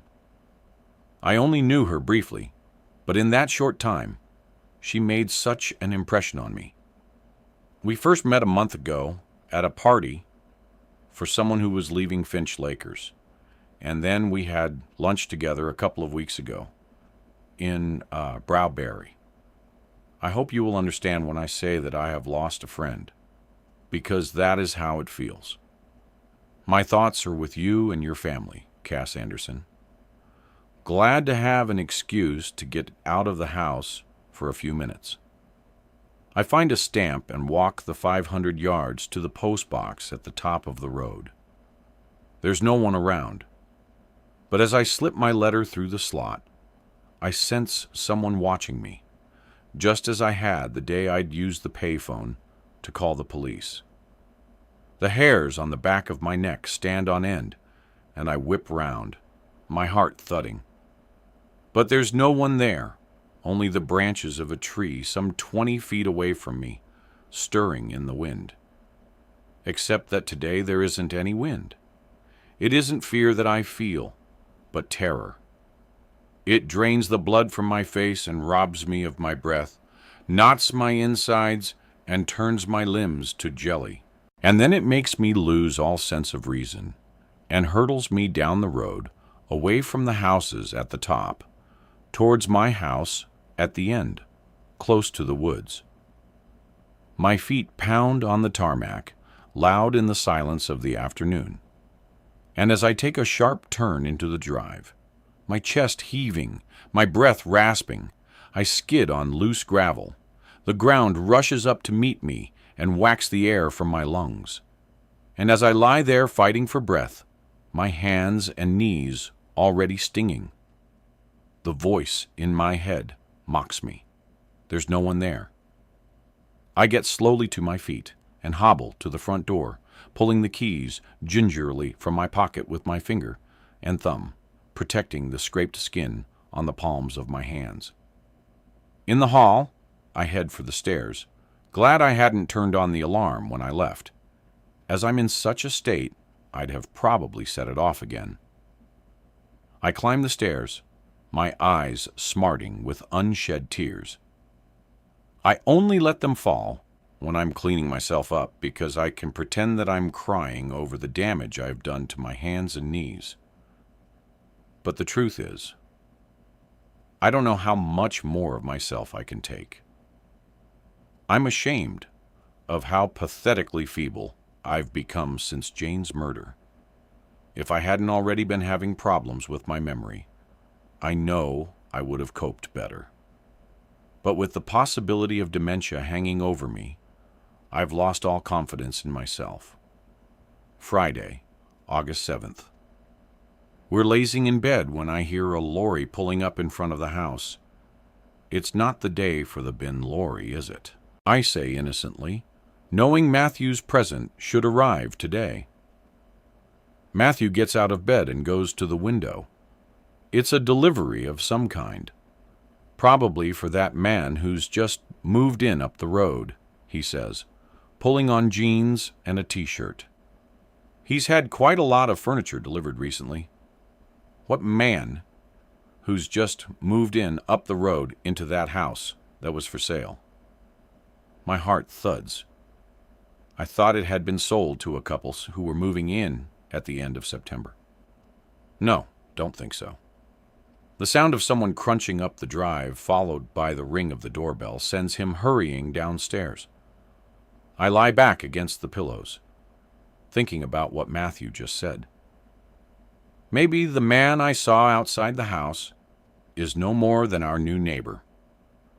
I should feel reassured, but I don't, because somewhere, in the dark recess of my mind, I'm already wondering if he's my silent caller. There might not have been anybody chasing me when I ran down the road yesterday, but there was definitely someone watching me as I stood at the postbox. I wish I could tell Matthew, but I can't. Not today. Not without some sort of proof. He's already bewildered enough by the way my mind has begun to work. Suddenly impatient because he hasn't come back. I throw off the covers to go and find him, and hear his footsteps on the stairs. "Surprise," I say, as he comes into the room. He looks at me in puzzlement. "So, it's not some kind of joke then?" "No, of course it isn't," I say, taken aback by his lack of enthusiasm. "Why would it be?" He sits down on the edge of the bed. "I just don't understand why you've bought one now." "Because I thought it would be a nice gesture. I still don't understand." He looks so bewildered that my good humor evaporates fast. "It's your birthday present." He nods slowly. "Right. But why is it for me? Surely it should be for both of us." "Why? I'm hardly going to use it, am I?" "Why not?" "Because you're the one that's been banging on about having one. But it doesn't matter. If you don't want it, I'll send it back." "I've never said I wanted one. Not specifically. And anyway, it's not a question of not wanting it. I just don't see the point, that's all. We haven't even started looking into having a baby yet, so it might be years before we have a child." I stare at him. What's having children got to do with it? "I give up," he says, getting to his feet. I don't understand anything. "I'm going downstairs." "I thought you'd be happy," I shout after him. "I thought you'd be happy to have a garden shed." "I'm sorry if I got that wrong, too." He comes back into the room. "A garden shed?" "Yes." "I thought you wanted one," I say accusingly. "Well, of course I want one. So what's the problem? Is it the size? Because if it is, we can always change it." A frown furrows his brow. "Let me get this straight. You've bought me a garden shed." "Yes." "Why isn't that what was delivered?" "No," he says, starting to laugh. "No wonder I didn't understand anything. They've made a mistake, sweetheart. They didn't deliver a garden shed. They delivered a pram." Oh, God. I was seriously worried for a moment back there. I thought you'd completely lost it. "A pram?" I look at him incredulously. How did they make that mistake? God knows. It's a very nice one, I admit. Navy and white. Just the sort I can see us buying one day. Well, I'd better go and phone the delivery company and see if they can come back and collect it. They can't have gone very far. Wait a minute. I push the covers back and get out of bed. Where is it? In the hall. But even if you fall in love with it, I'm afraid you can't keep it. He jokes. It's obviously destined for someone else. I run downstairs, a horrible feeling in the pit of my stomach. Standing by the front door, the packaging lying on the floor around it, is the pram I saw in the shop in Castle Wells, the one I'd picked out as being the most practical. Matthew's arms come round me. Now, can you see why I was so surprised? He nuzzles my neck. I can't believe you've ordered me a garden shed for my birthday. I know you've always wanted one, I say distractedly. I love you, he murmurs in my ear. Thank you. Thank you so much. I can't wait to see it.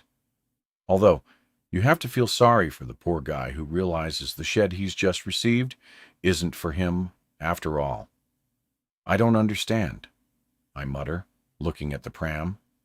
Did you order the shed online? Yes. Then they've got the two orders mixed up. We've got someone's pram, and they've got our shed. I'll phone the delivery company, and with a bit of luck, I'll have the shed by this afternoon.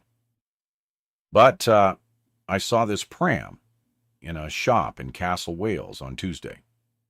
There were some other people there, a young couple, and they asked me what I thought of all the different prams. So I looked at them for a bit and said that I thought this one was the best. So did they order it? They must have. Well, that explains it then. It's got sent here by mistake. But how did the shop get my address? I don't know. What sort of a shop was it? If it was a department store, and you bought something there, maybe you gave them your address. It wasn't a department store. It was a shop that sold baby clothes. Baby clothes? Yes. I bought a sleep suit for our future baby. I meant to give it to you, but with all the fuss over the alarm, I forgot about it. Must still be in the car. I wanted to tell you that we could start looking into having a baby. It seemed like a good idea at the time, but I suppose it seems stupid to you now. He tightens his arms around me.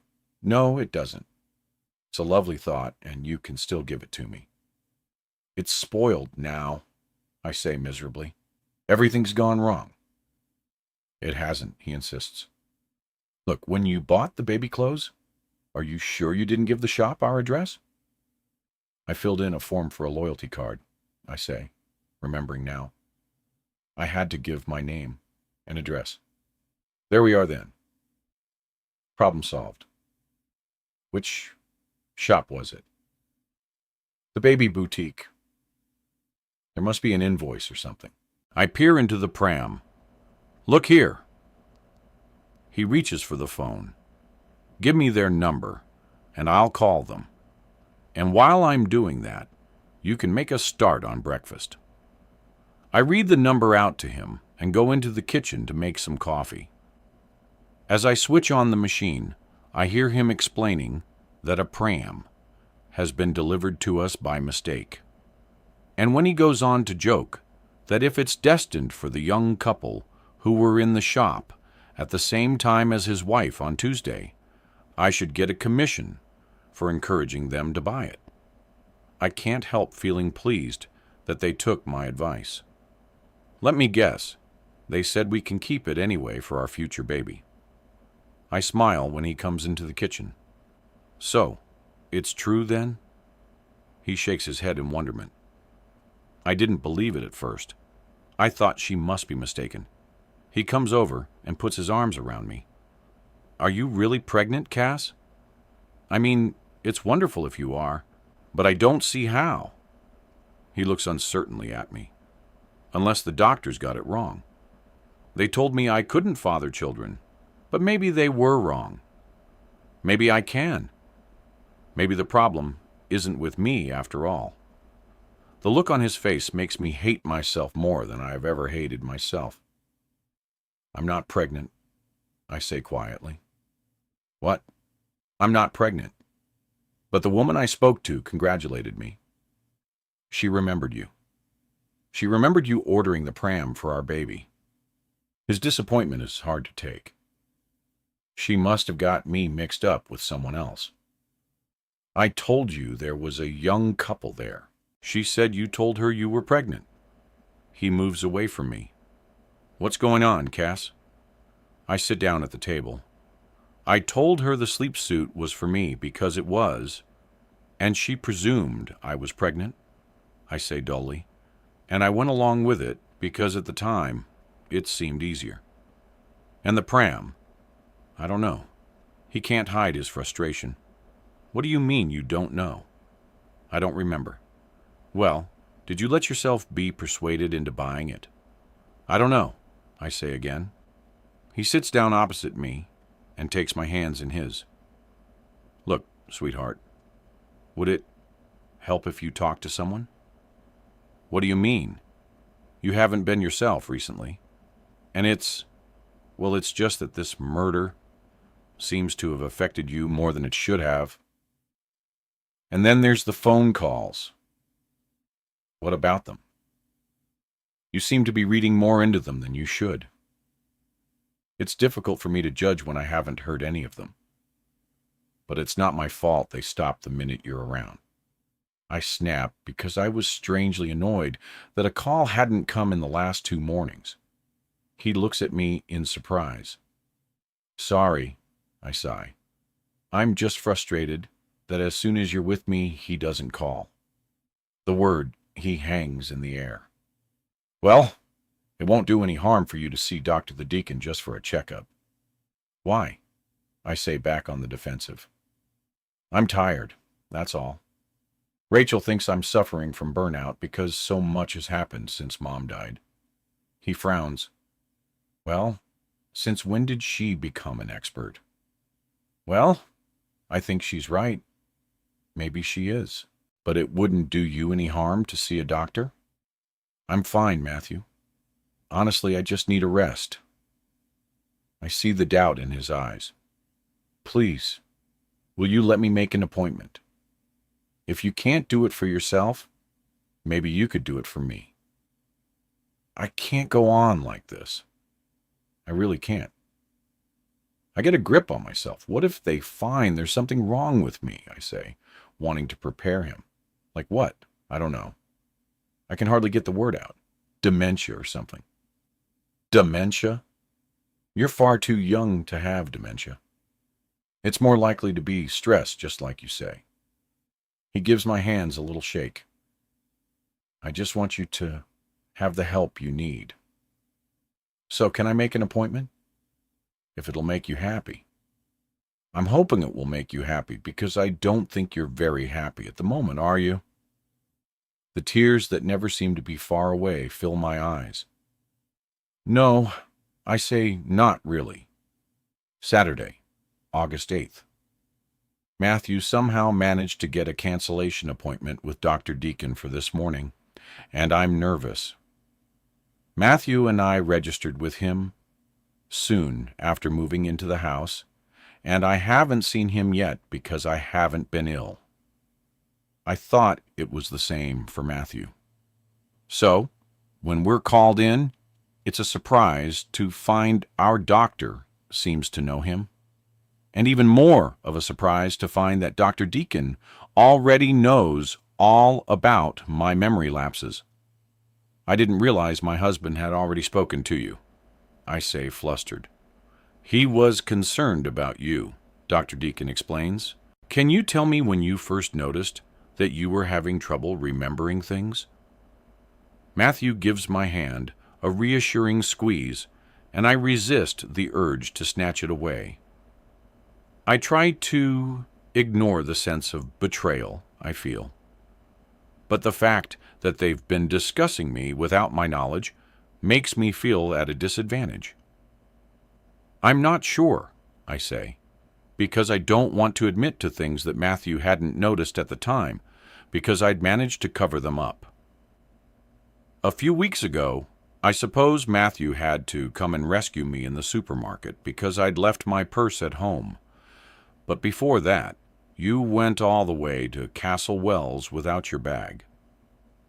And what about that time you left half the shopping in the supermarket? Matthew says quietly. Oh yes, I forgot about those, I say, realizing too late that I just admitted to 2 more memory lapses. Those sort of things can happen to anybody, Dr. Deacon says reassuringly.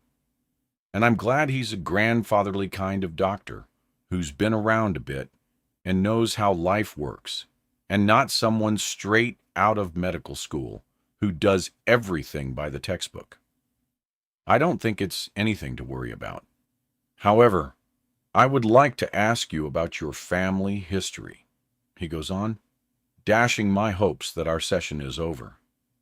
I know you no longer have your parents, but can I ask what they died of? My father was killed in a car accident. He was run over while crossing the road outside our house. And my mother died of pneumonia. And did either of them show any signs of other illnesses before they died? He asks. My mother had dementia. Beside me, Matthew gives a start of surprise. Only a small one, but I sense it nonetheless. And can you tell me when it was diagnosed? My skin is flushed so hot. I'm certain Dr. Deacon has noticed. I look down, flicking my hair over my face. In 2002. And she would have been how old?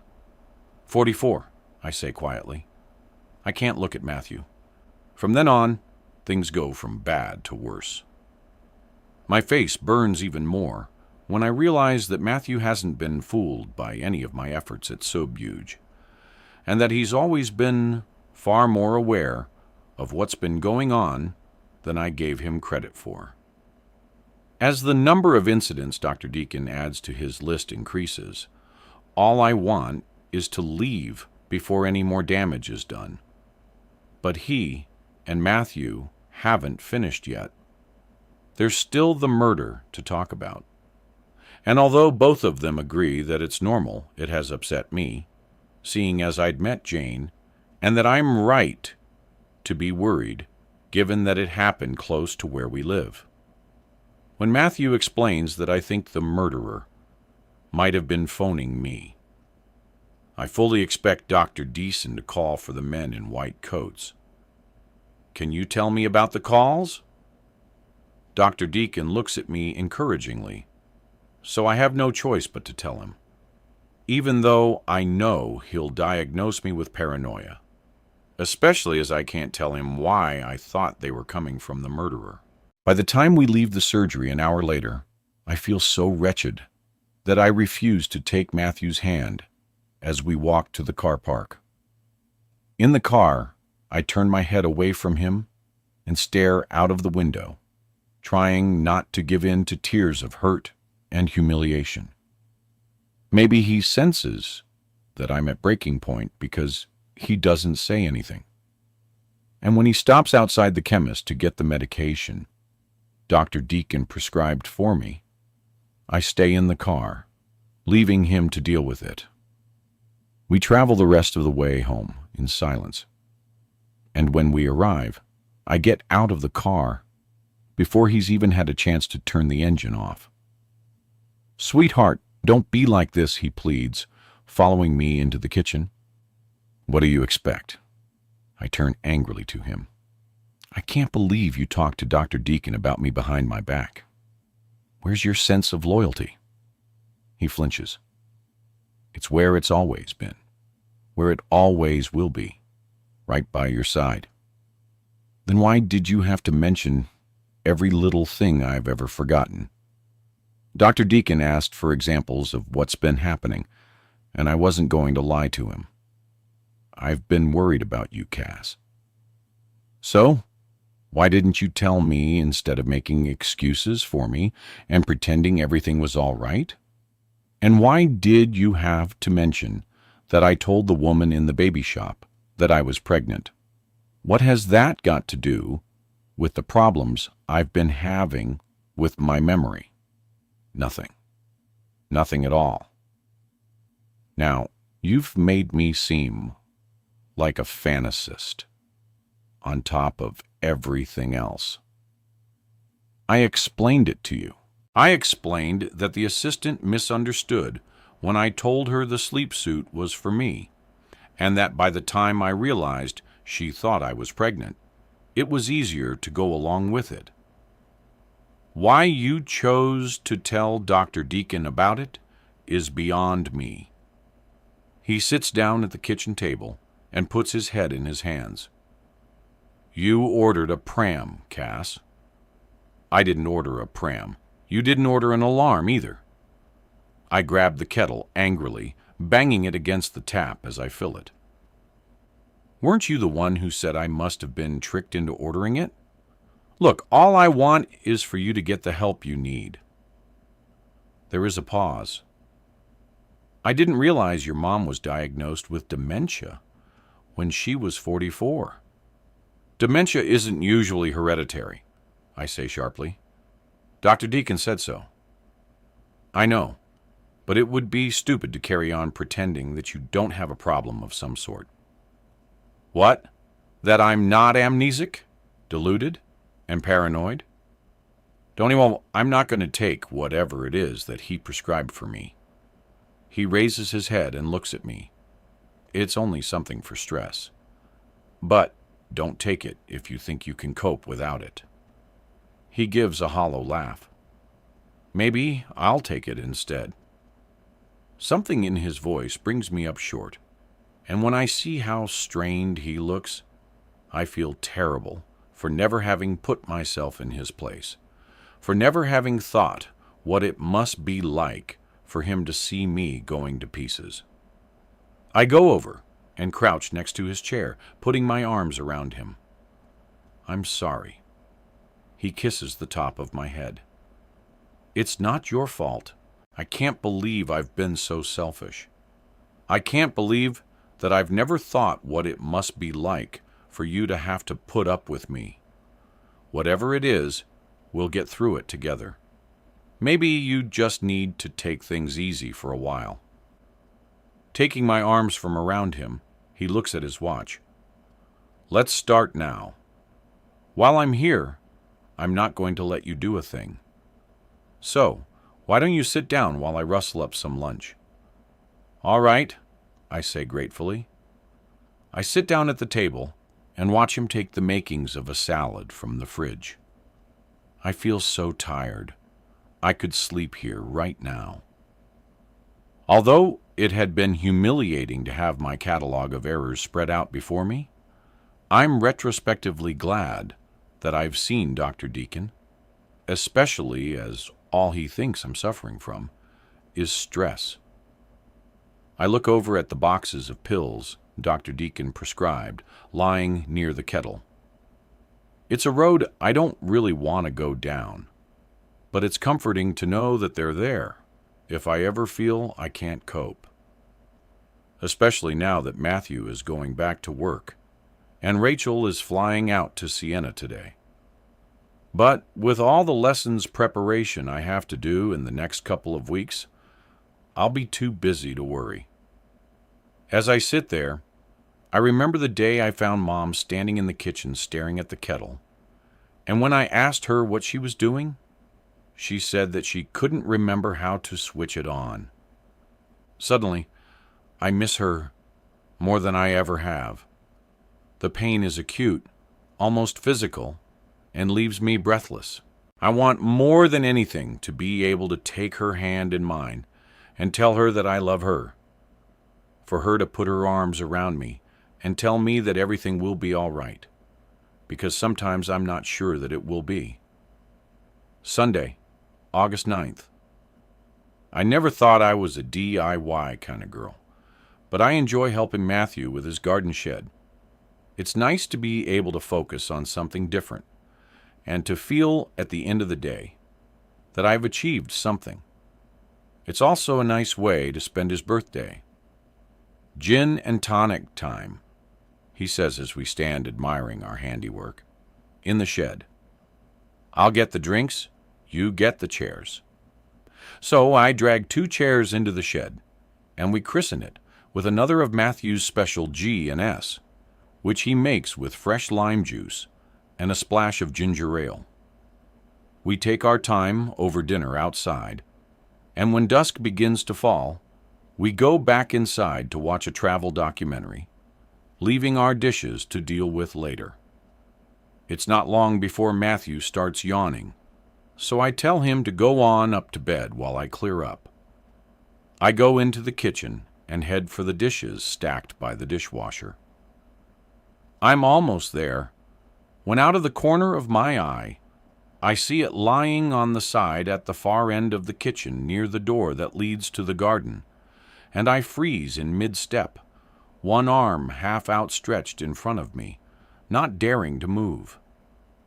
Danger permeates the air, settling on my skin, telling me to run, to get out of the kitchen, out of the house, but my limbs are too heavy, my mind too chaotic for flight. I want to call Matthew, but my voice, like my body, is paralyzed by fear. Seconds pass, and the thought that he could burst through the back door at any moment brings my legs to life, and I stumble into the hall. Matthew! I cry, collapsing onto the stairs. Matthew, galvanized by the fear in my voice, he comes tearing back out of the bedroom. Cass! He shouts, running down the stairs, reaching me in seconds. What is it? What's the matter? He says, holding me close. In the kitchen. My teeth are chattering so badly, I can hardly get the words out. It's in the kitchen, lying on the side. What is the knife? I gabble. It's there in the kitchen on the side, near the door. I clutch his arm. He's out there, Matthew. You have to call the police. Taking his arms from around me, he puts his hands on my shoulder. Calm down, Cass. His voice is steady, soothing, and I take a gulp of air. Now start again. What's the matter? The knife. It's on the side in the kitchen. What knife? The one he used to kill Jane with. We have to call the police. He might still be in the garden. Who? The murderer. You're not making any sense, sweetheart. Just call the police, I plead, wringing my hands. It's there. The knife in the kitchen. All right, but first I'll need to take a look. No, just phone the police. They'll know what to do. Let me go and check first. But I will call them, I promise. He pauses, giving me time. But before I do, I need to see the knife. Because they'll ask me to describe it, and they'll want to know exactly where it is. He frees himself gently and eases past me. What if he's in there? I ask fearfully. I'll just look from the door. All right, but don't go in, I won't. He moves towards the kitchen door. Where did you say it was? He asks, craning his neck around the doorway. My heart thumps painfully. On the side near the back door. He must have come in from the garden. I can see the knife I used earlier to cut the limes, he says calmly. But that's all. It's there. I saw it. Can you come and show me? I lift myself from the stairs and, holding on to him, look fearfully into the kitchen. Over by the door, lying on the side, I see one of our small black-handled kitchen knives. Is that what you saw, Cass? Matthew asks, watching my face. Is that the knife you saw? I shake my head. No, it wasn't that one. It was much bigger, like the one in the photo. Well, it seems to have gone, he says reasonably, unless it's somewhere else. Shall we go and look? I follow him into the kitchen, still hanging on to him. He makes a show of looking around, humoring me, and I know he doesn't believe there ever was another knife, and I start weeping pathetically from despair that I'm going mad. It's all right, sweetheart. Matthew's voice is kind, but he doesn't put his arms around me. He stays as he is, as if he can't bring himself to comfort me. I saw the knife. I sob. I know I did. This isn't the same one. So, what are you saying? That someone came into the kitchen, replaced the knife I used earlier with a larger knife, and swapped them back again? He must have. If that's what you really think, you'd better call the police, because there's definitely a maniac on the loose. I look up at him through my tears. That's what I've been trying to tell you. He's trying to frighten me. He wants me to be scared. He walks over to the table and sits down as if he's considering what I've just said. I wait for him to say something, but he sits staring into space. And I realize he's beyond speaking, because there are no words to describe how my insistence that there's a murderer after me makes him feel. If there was a reason, however small, why the murderer is targeting you, maybe I could understand, he says quietly. But there's no damn reason at all. I'm sorry, Cass, but I don't know how much more of this I can take. The desperation in his voice brings me to my senses. It's a struggle to get a grip on myself, But the fear of Matthew leaving me is greater than the fear of the murderer getting me. I must have made a mistake, I say shakily. So, you don't want to call the police? I fight the urge to tell him that yes, I want the police to come and search the garden. No, it's fine. He gets up. Can I give you a piece of advice, Cass? Take the pills the doctor prescribed for you. Then we might both get some peace of mind. He leaves, not quite slamming the door behind him, but almost. In the silence that follows, I look at the little knife lying innocently on the side. Even from the corner of an eye, it would be impossible to mistake it for something much more menacing. Unless you were mad, delusional, neurotic. It decides me. I walk over to the kettle and reach for the packet of pills. Dr. the Deacon had said to start with 1 3 times a day, but that I could up the dose to 2 if I felt really anxious.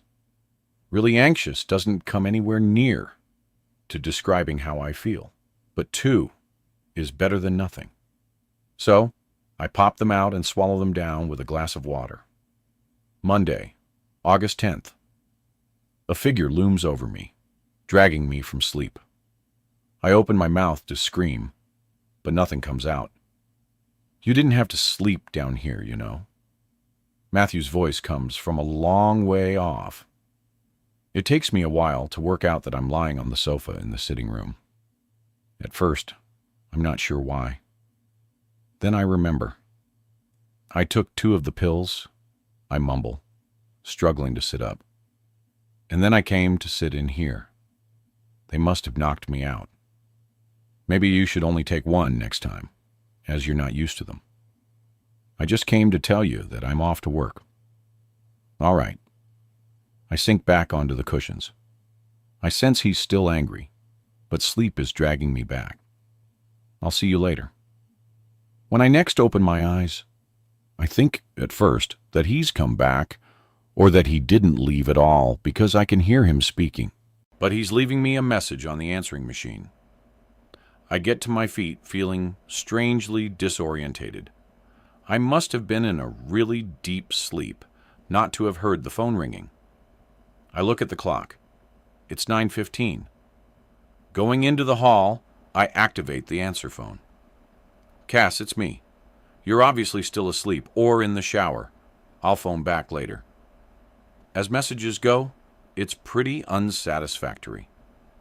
I take a couple of seconds to clear my head, then call him back. Sorry, I was in the shower. I was just phoning to see how you are. I'm fine. Did you go back to sleep for a while? He pauses and I hear a small sigh. I'm sorry about last night. Me too. I'll come home as early as I can. You don't have to. I'll call you before I leave. All right. I put the phone down, aware that it's one of the most stilted conversations we've ever had. The reality suddenly hits me of how all this has affected our relationship. And I wish I hadn't sounded ungracious when he offered to come home early. Desperate to put things right between us, I reach for the phone to call him back.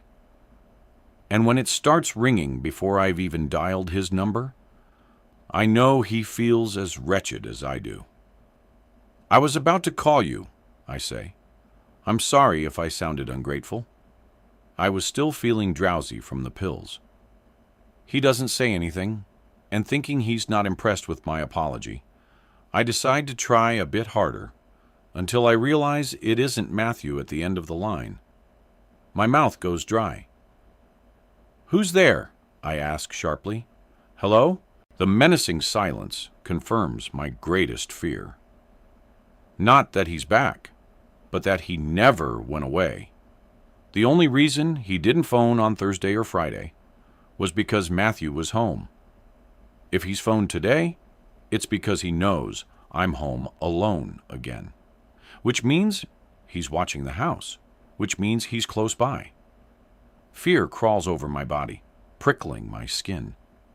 If I needed proof that the knife I saw in the kitchen last night was real, and not my mind playing tricks on me, I have it. Dropping the phone, I run to the front door and shoot the bolt with trembling fingers. I turn to the alarm, trying to remember how to isolate certain rooms. My mind racing, trying to get air into my lungs to calm my breathing, trying to work out where I'll be safest. Not the kitchen, because he managed to get in through the back door last night. Not in one of the bedrooms, because if he gets in, I'll be trapped upstairs. So, the sitting room. The alarm set. I run into the sitting room and slam the door shut. I still don't feel safe because there's no key to lock it.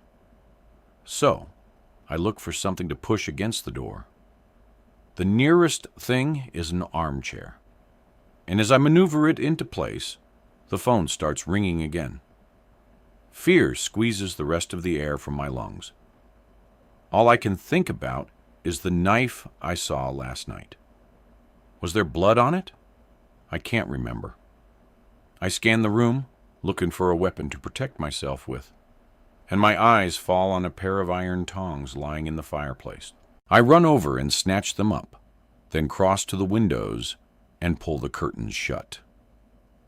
First, the window that looks onto the back garden, then the one that looks onto the front, terrified that he's watching, that he's outside looking in.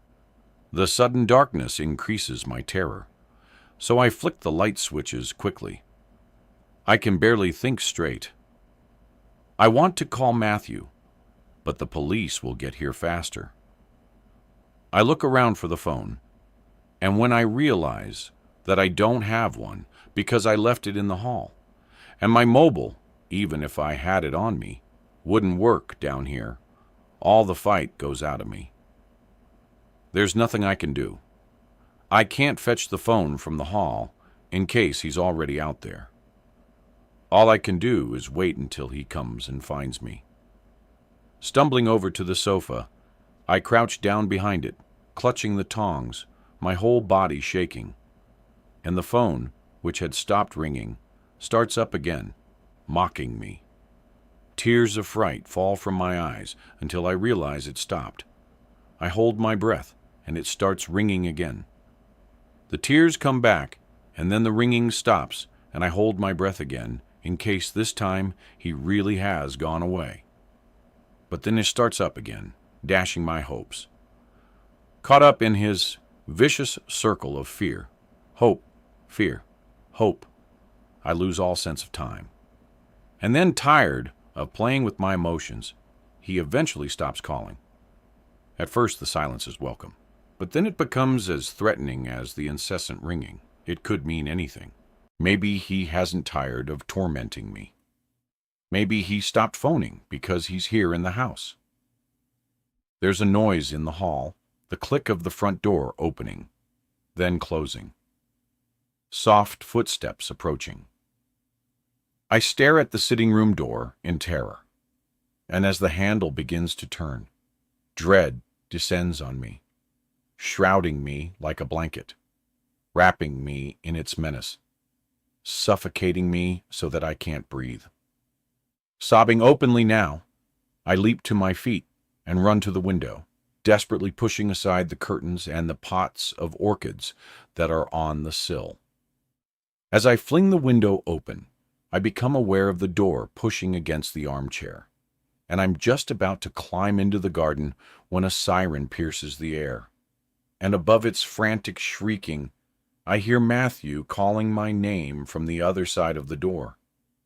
It's hard to describe how I feel once I've pushed the armchair out of the way, and I'm clinging on to him, gabbling hysterically about the murderer being outside. Hold on, let me turn the alarm off.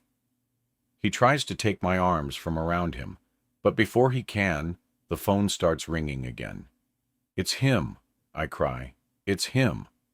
He's been phoning me all morning. Let me turn the alarm off, Matthew says again. Shaking himself free, he goes over to the keypad and silences the alarm in mid-shriek. Only the shrill of the telephone remains. Matthew picks it up. Hello? Yes. It's Mr. Anderson.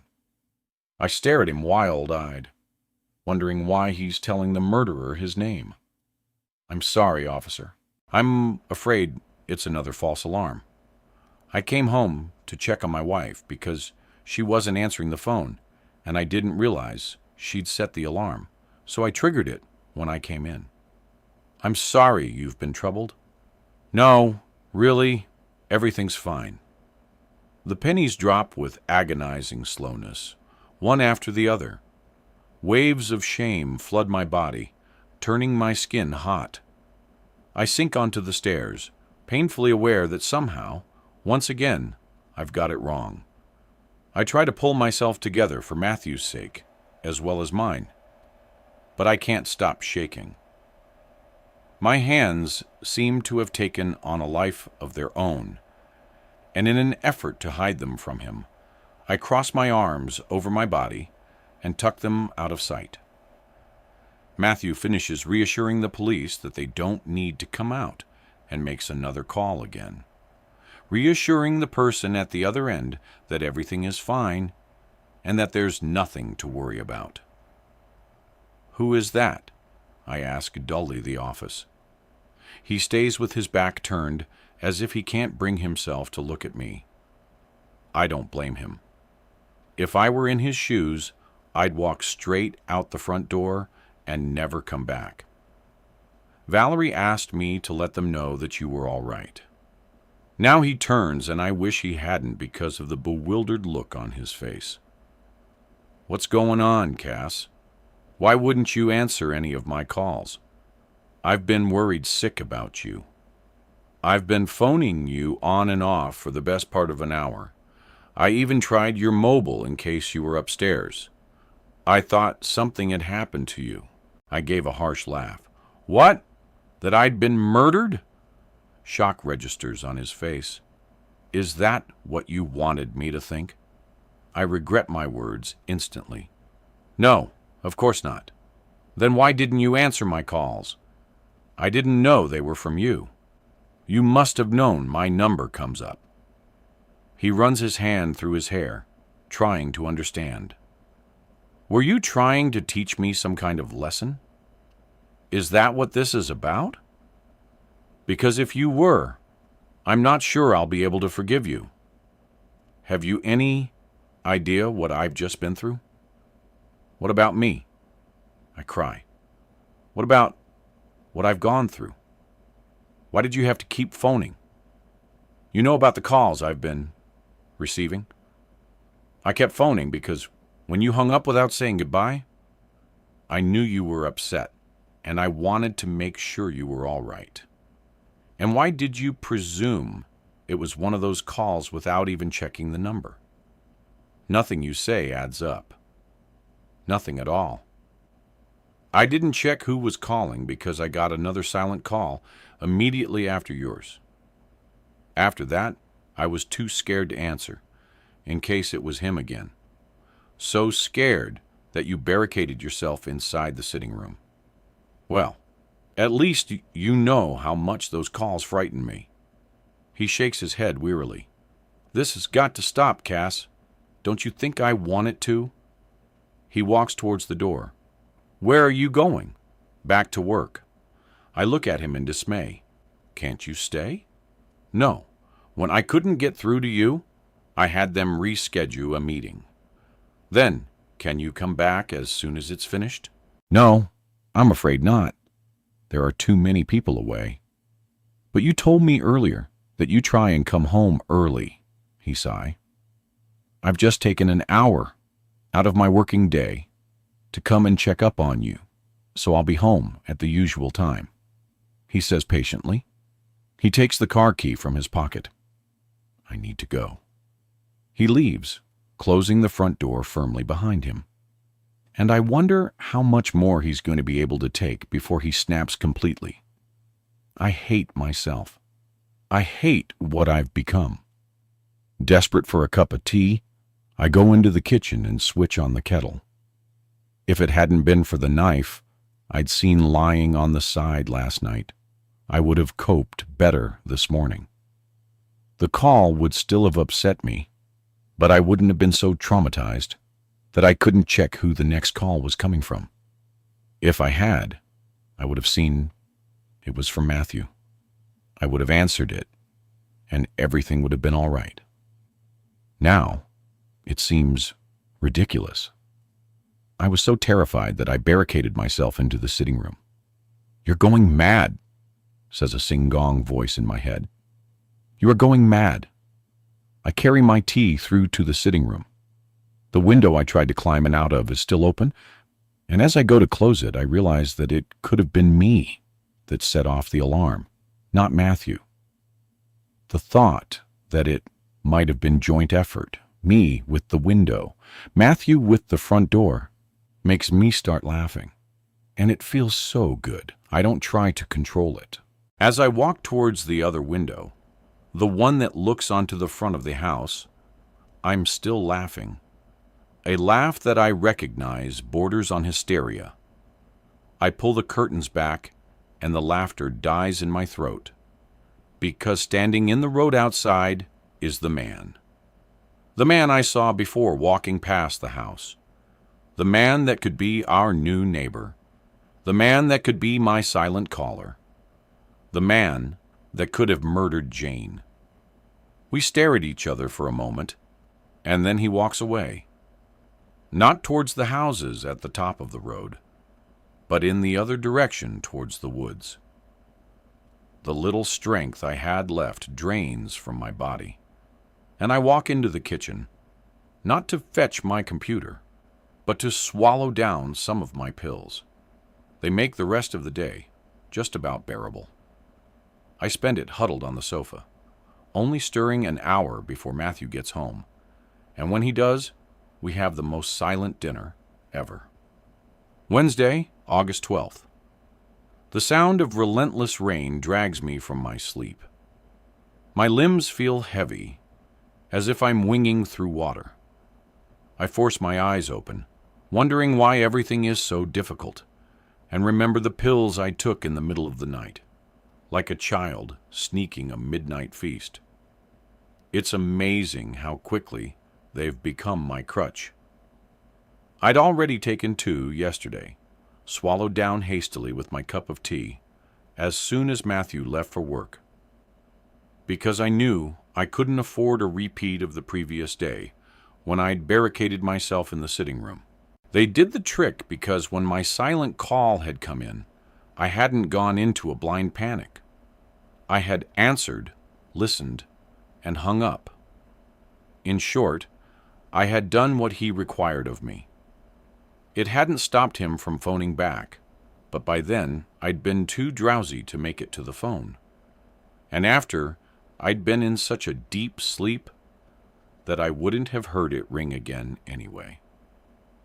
When I eventually woke, just before Matthew got home, I was shocked at how easy it had been once again to sleep away the day, and I vowed not to take any more pills. But then last night on the news, there had been an update on Jane's murder. The police now think she picked up her killer before arriving at the lay-by, which means that he would have been in the car when I drove past. So she did have a lover, Matthew said. "Why'd you say that?" I demanded, trying to hide the agitation I felt. Maybe she was just giving somebody a lift. Not unless she was out of her mind. I can't imagine any young woman being foolish enough to stop and pick up a total stranger. I mean, would you? No, I wouldn't. But it was a terrible night, and maybe he flagged her down. Maybe he did. But I think that once the police have delved a bit further into her background, they'll find that they were right the first time, and that she had a lover. So, whoever killed her wouldn't be after anyone else. As I said before, it was personal. Even though I still didn't believe that Jane had had a lover, his words had calmed me. "I hope you're right," I said. "I know I'm right. You can stop worrying, Cass. Whoever's responsible will be behind bars before you know it. But then Jane's husband had come on, hounded by a reporter who asked him if he could confirm that his wife had had a lover. In his refusal to answer, he was quietly dignified, just as he was at his wife's funeral. And the terrible guilt I feel whenever I think of Jane was magnified 100-fold. It pressed down on me, crushing me with its intensity. We'd gone up to bed, but the thought that as I was driving past Jane's car, the killer was watching me through the window made sleep impossible. I was so wound up that I'd had to go downstairs at 3 o'clock in the morning and pop a couple of pills just to be able to get through the rest of the night, which is why I'm feeling so sluggish. I look at Matthew lying beside me, his face relaxed in sleep. My eyes fall on the clock. It's 8:15, which means it's Saturday. Otherwise, he'd already be up. Reaching out, I run a finger down his cheek, thinking how much I love him. I hate that he's seen a side of me that even I didn't know existed. I hate that he must be wondering what on earth he got himself into by marrying me. Would he still have married me if I'd been honest with him and told him that Mom had been diagnosed with dementia at the age of 44? It's a question that's plaguing me. It's also a question I'm not sure I want to know the answer to. The need to show him how much I appreciate him focuses my mind. Planning to bring him breakfast in bed, I throw the covers off, swing my legs from the bed, and sit for a moment, because it seems too much of an effort to actually stand. My eyes fall on Matthew's work clothes, neatly laid out on the chair. A clean shirt, a different tie to the one he wore yesterday, and I realize it's not Saturday, but Wednesday, and that for just about the first time since I've known him, Matthew has slept through his alarm. Knowing he'll be appalled, I reach over to shake him awake, then stop, my hand poised in midair. If I let him carry on sleeping, he might still be around when my caller checks in. And then he could hear the call for himself. My heart pounding because here I am, about to deceive him again. I lie back down and pull the covers over me quietly. I face the clock, hardly daring to breathe in case I wake him, watching the hands as they move painfully slowly towards 8:30, then 8:45. I feel bad making him late for work, but I tell myself that if he had taken the call seriously, I wouldn't have had to resort to this. Yet, how can I blame him for not taking them seriously when I've never told him that I saw Jane in her car that night? If I had, he would have understood why I think they're coming from the murderer. He wakes of his own accord just before 9, leaping out of bed with a cry of alarm. Cass, have you seen the time? It's almost 9. I do a good impression of someone roused from a deep sleep. What? No, it can't be. It is. Look, rubbing my eyes, I sit up. What happened to your alarm? Did you forget to put it on? No. I must have slept right through it. Didn't you hear it? No. Otherwise, I would have woken you up. The lie slips easily out of my mouth and sounds so false that I'm sure he's going to realize I knew all along. But he's distracted, looking between the clock and his clothes, his hand in his hair, trying to understand how it could have happened. Even with the best will in the world, I'm not going to make it to the office much before 10 o'clock. He groans. Does it really matter? You're never late, and you often work longer hours than you should, I point out. No, I suppose not, he concedes. Then why don't you shower while I make breakfast? All right. He reaches for his phone. I'd better let Valerie know. He calls Valerie to tell her he won't be in until 10 o'clock, and leaving him to shave and shower, I go down to the kitchen, feeling as tense as I always do, despite Matthew's presence. I never thought I would actually want my silent caller to phone, but the thought that he might not makes me sick with apprehension, because if he doesn't, it means he knows Matthew is here. Not hungry? Matthew asks over breakfast, looking at my empty plate. Not at the moment.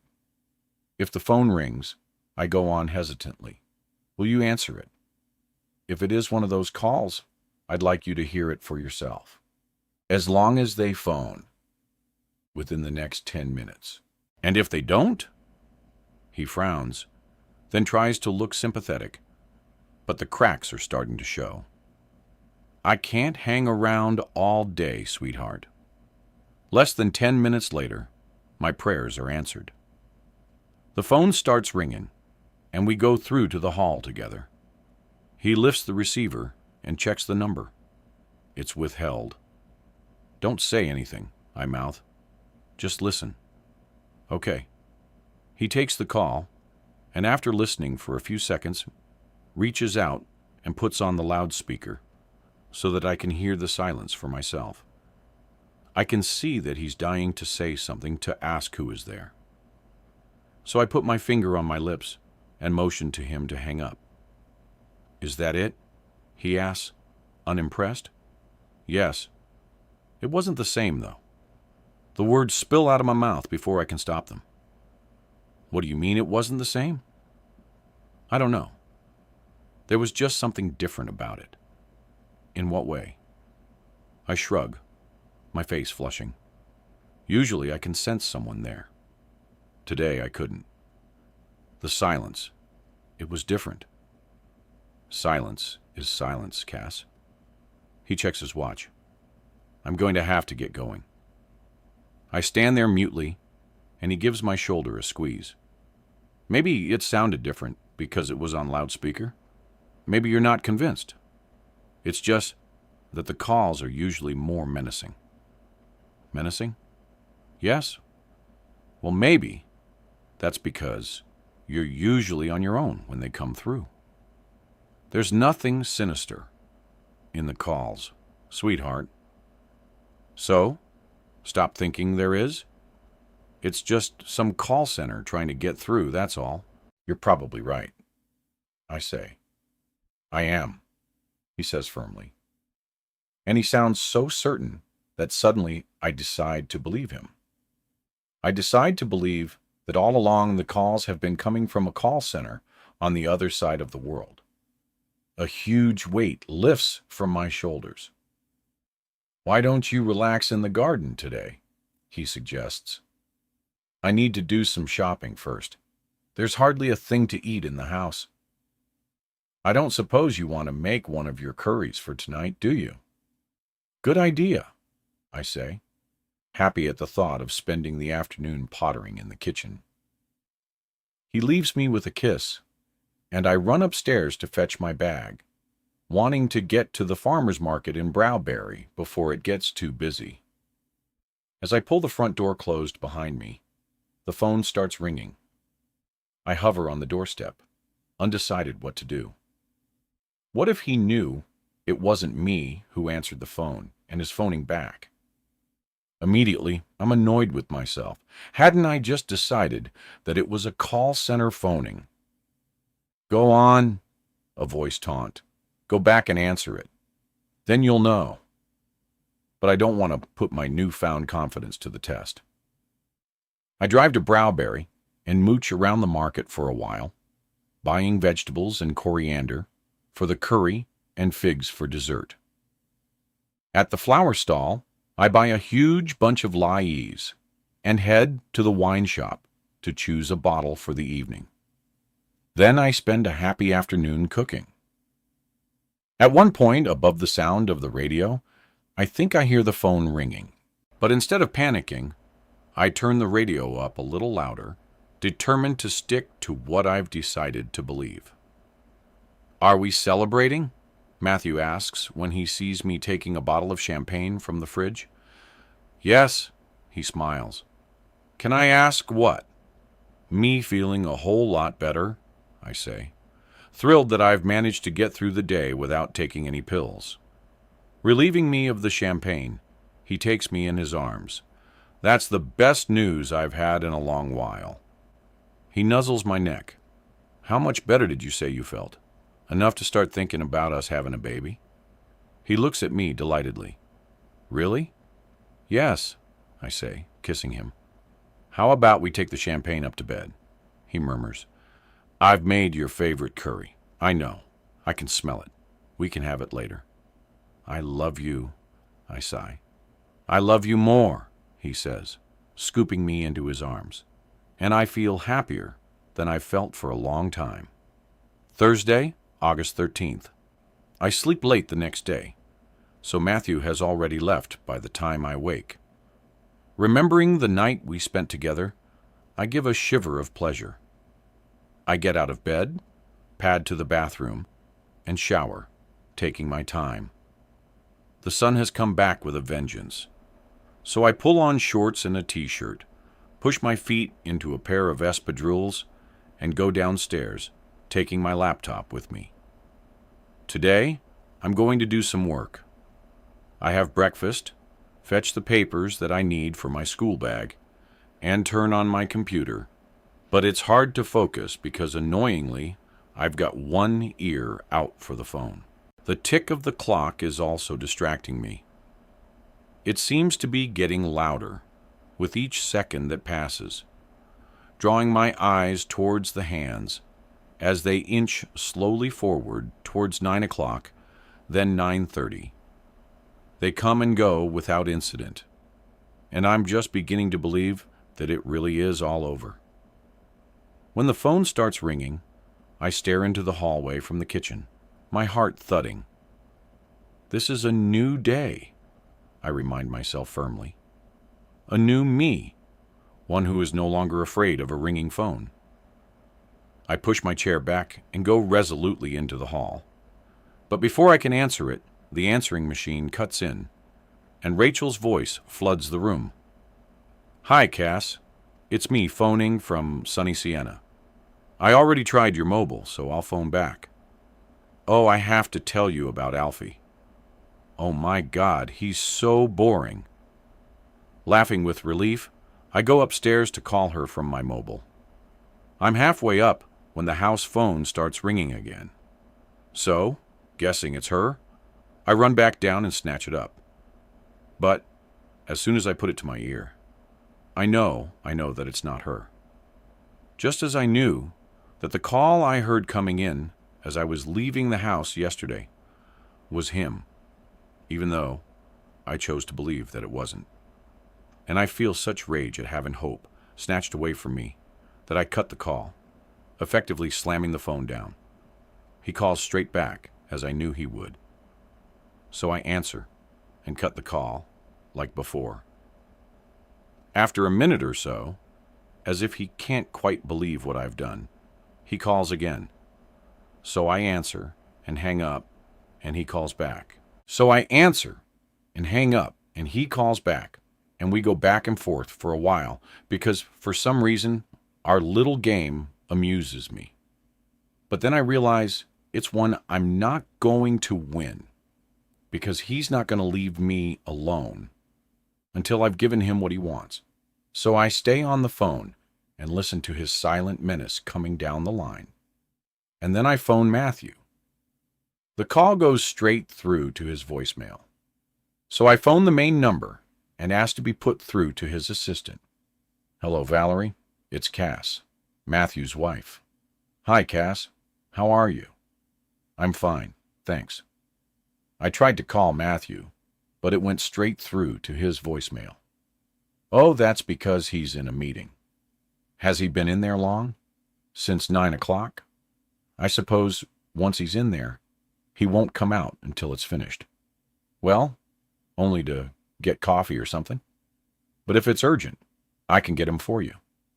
No, it's fine. Don't worry. I'll catch him later.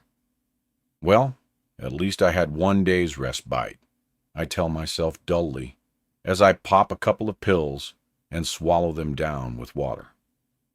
At least I managed to believe for one day that Matthew was right when he said the calls were coming from a call center.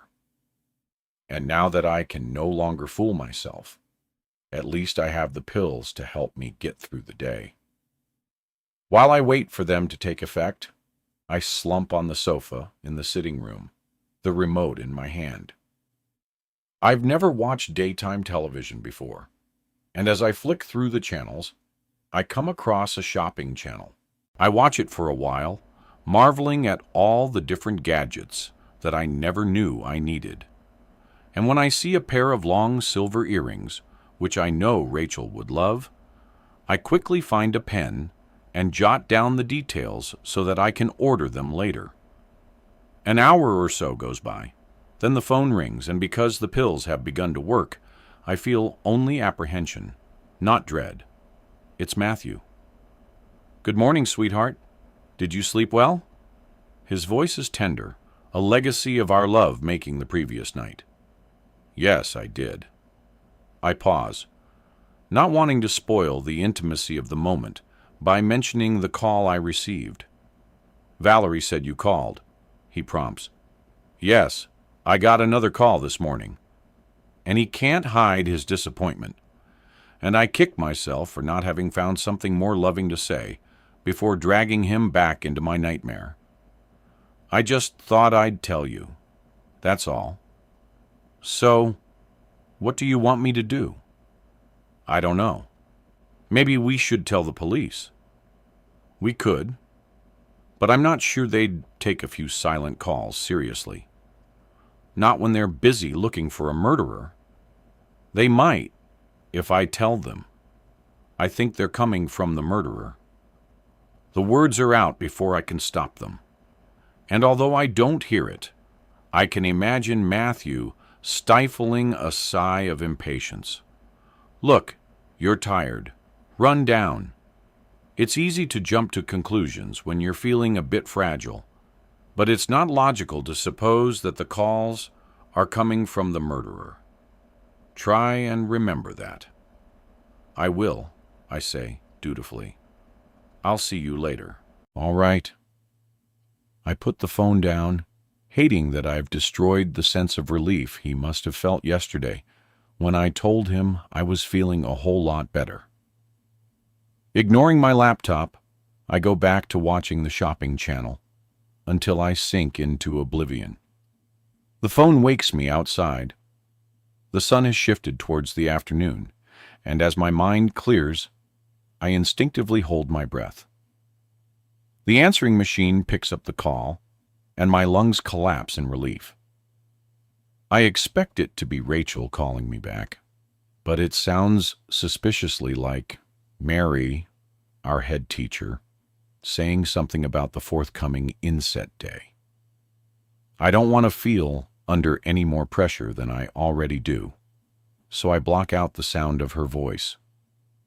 But once the call is finished, feeling like a student who hasn't done her homework, I fetch my laptop and carry it through to the study, to work at the table there. I've barely made a start when a car accelerates hard in the road outside, making me jump. I listen as it travels up the road towards the other houses, the sound of its engine growing fainter by the second, wondering why I hadn't heard it approaching, unless it had been sitting outside the house all along. I try to push the thought away, but I can't. Panic sets in, and questions tumble feverishly through my mind. Had the car arrived earlier while I'd been asleep? Who had been driving it? The murderer? Had he been watching me through the window as I slept on the sofa like a puppet in play? I know it sounds crazy. My mind tells me it is, but the fear I feel is horribly real. I run into the hall, grab the car keys from the table, and unlock the front door.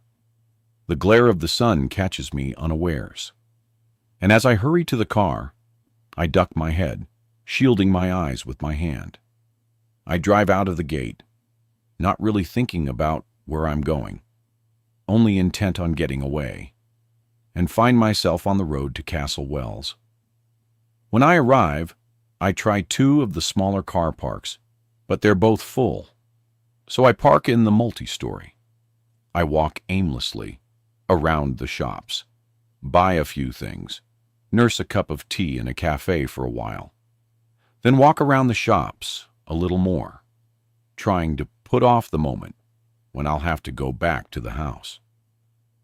It's 6 o'clock. I head for the car park, hoping that Matthew will already be home, because the thought of going back to an empty house makes me feel panicky. Suddenly, my arm is grabbed from behind, and with a cry of alarm, I whip round. Connie is standing there, a huge smile on her face. The sight of her makes everything normal again, and I hug her in relief. "Don't do that," I say, trying to gain control of my racing heart. "You're lucky I didn't have a heart attack." She hugs me back, her floral perfume familiar and reassuring. "Sorry, I didn't mean to scare you. How are you, Cass? Enjoying the holidays?" I pull my hair off my face and nod, wondering if I look as crazy as I feel.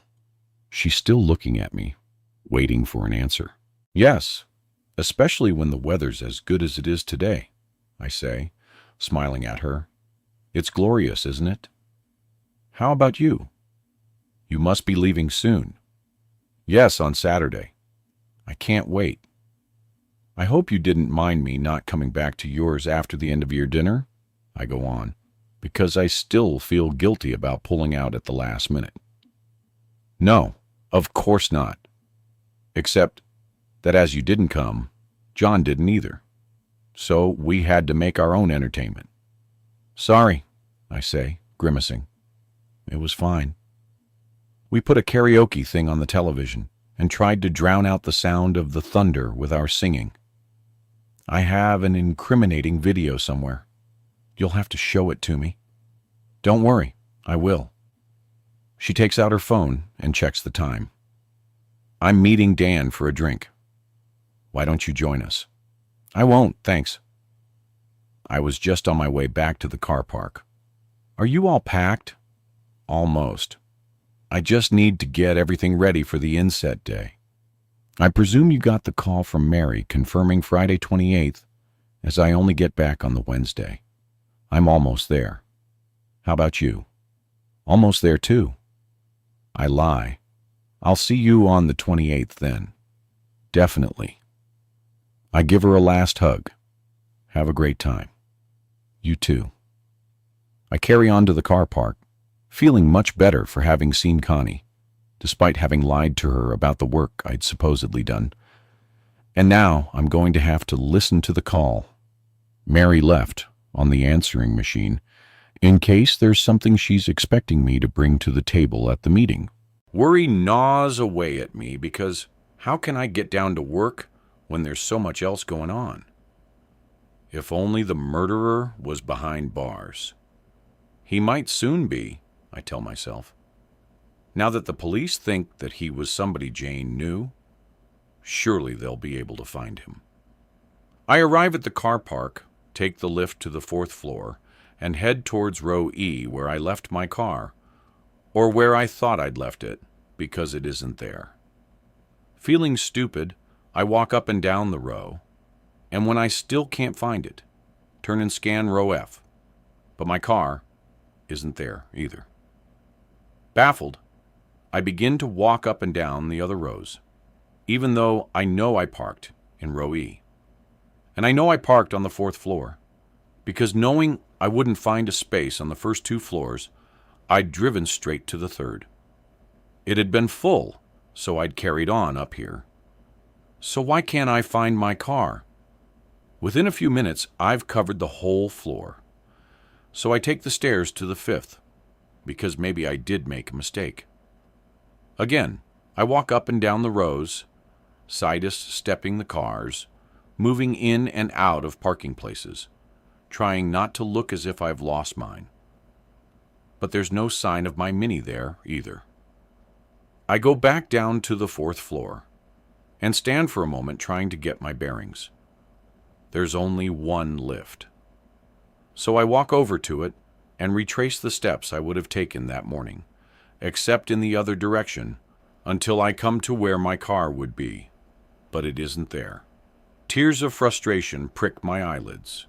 The only thing I can do is go down to the booth on the ground floor and report it missing. I head towards the lift, but at the last minute, I change my mind and make my way down on foot, stopping off at each level to check that my car isn't there. On the ground floor, I find a booth where a middle-aged man is sitting in front of a computer. "Excuse me, I think my car has been stolen," I say, making an effort not to sound hysterical. He carries on looking at the screen, and presuming he didn't hear me, I speak again, only louder.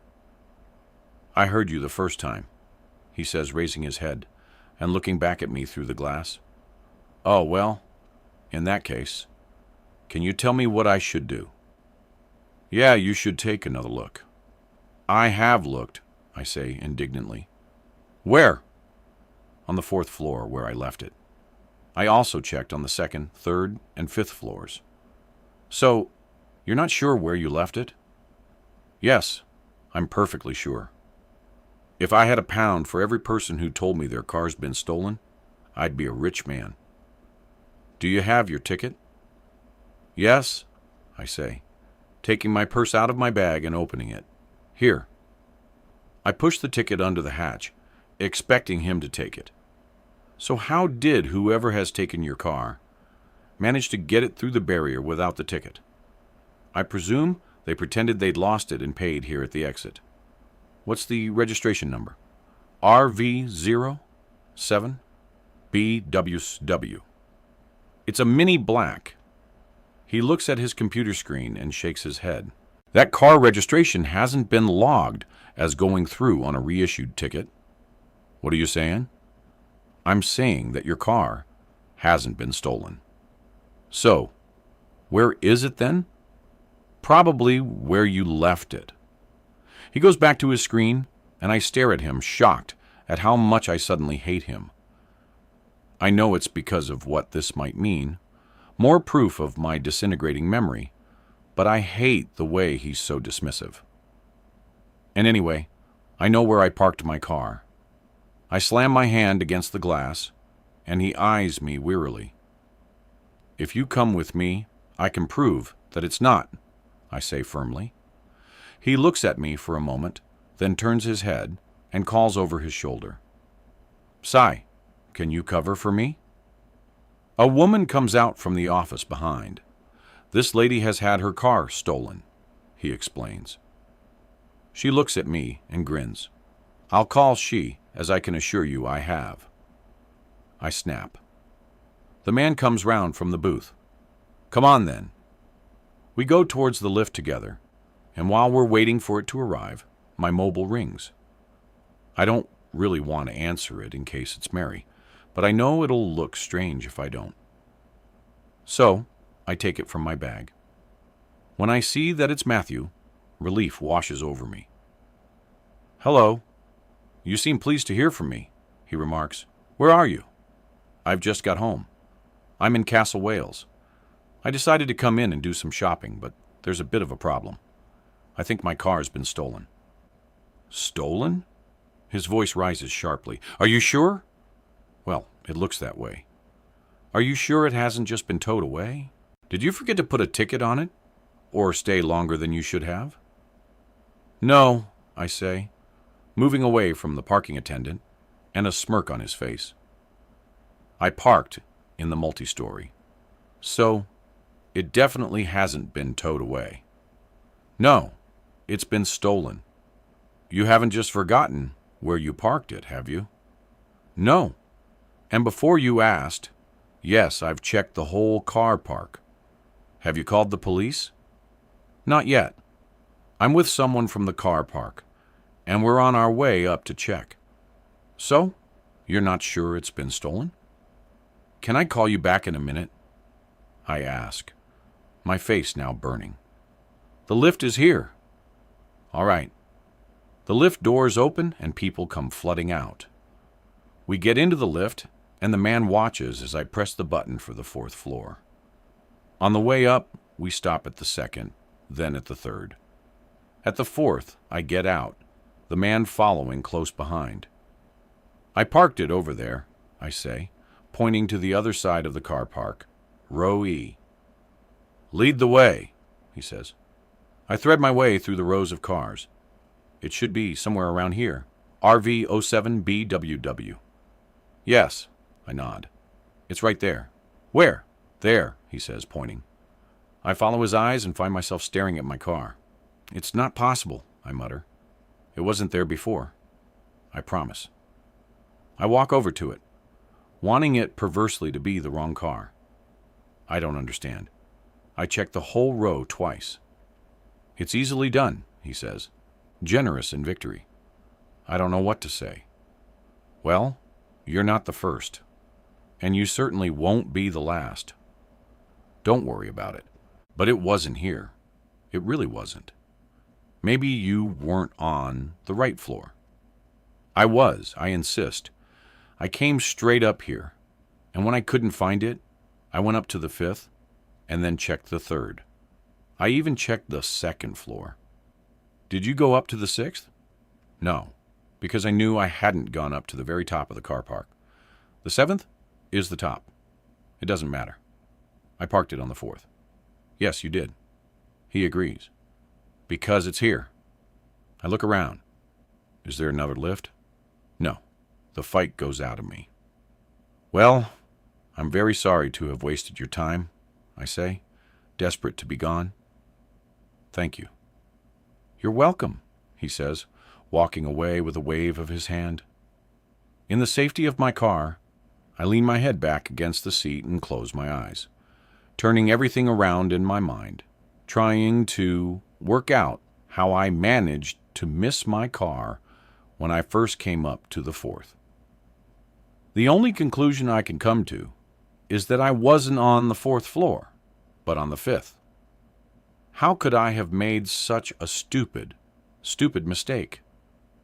Even worse is the thought of telling Matthew. If only he hadn't phoned me earlier.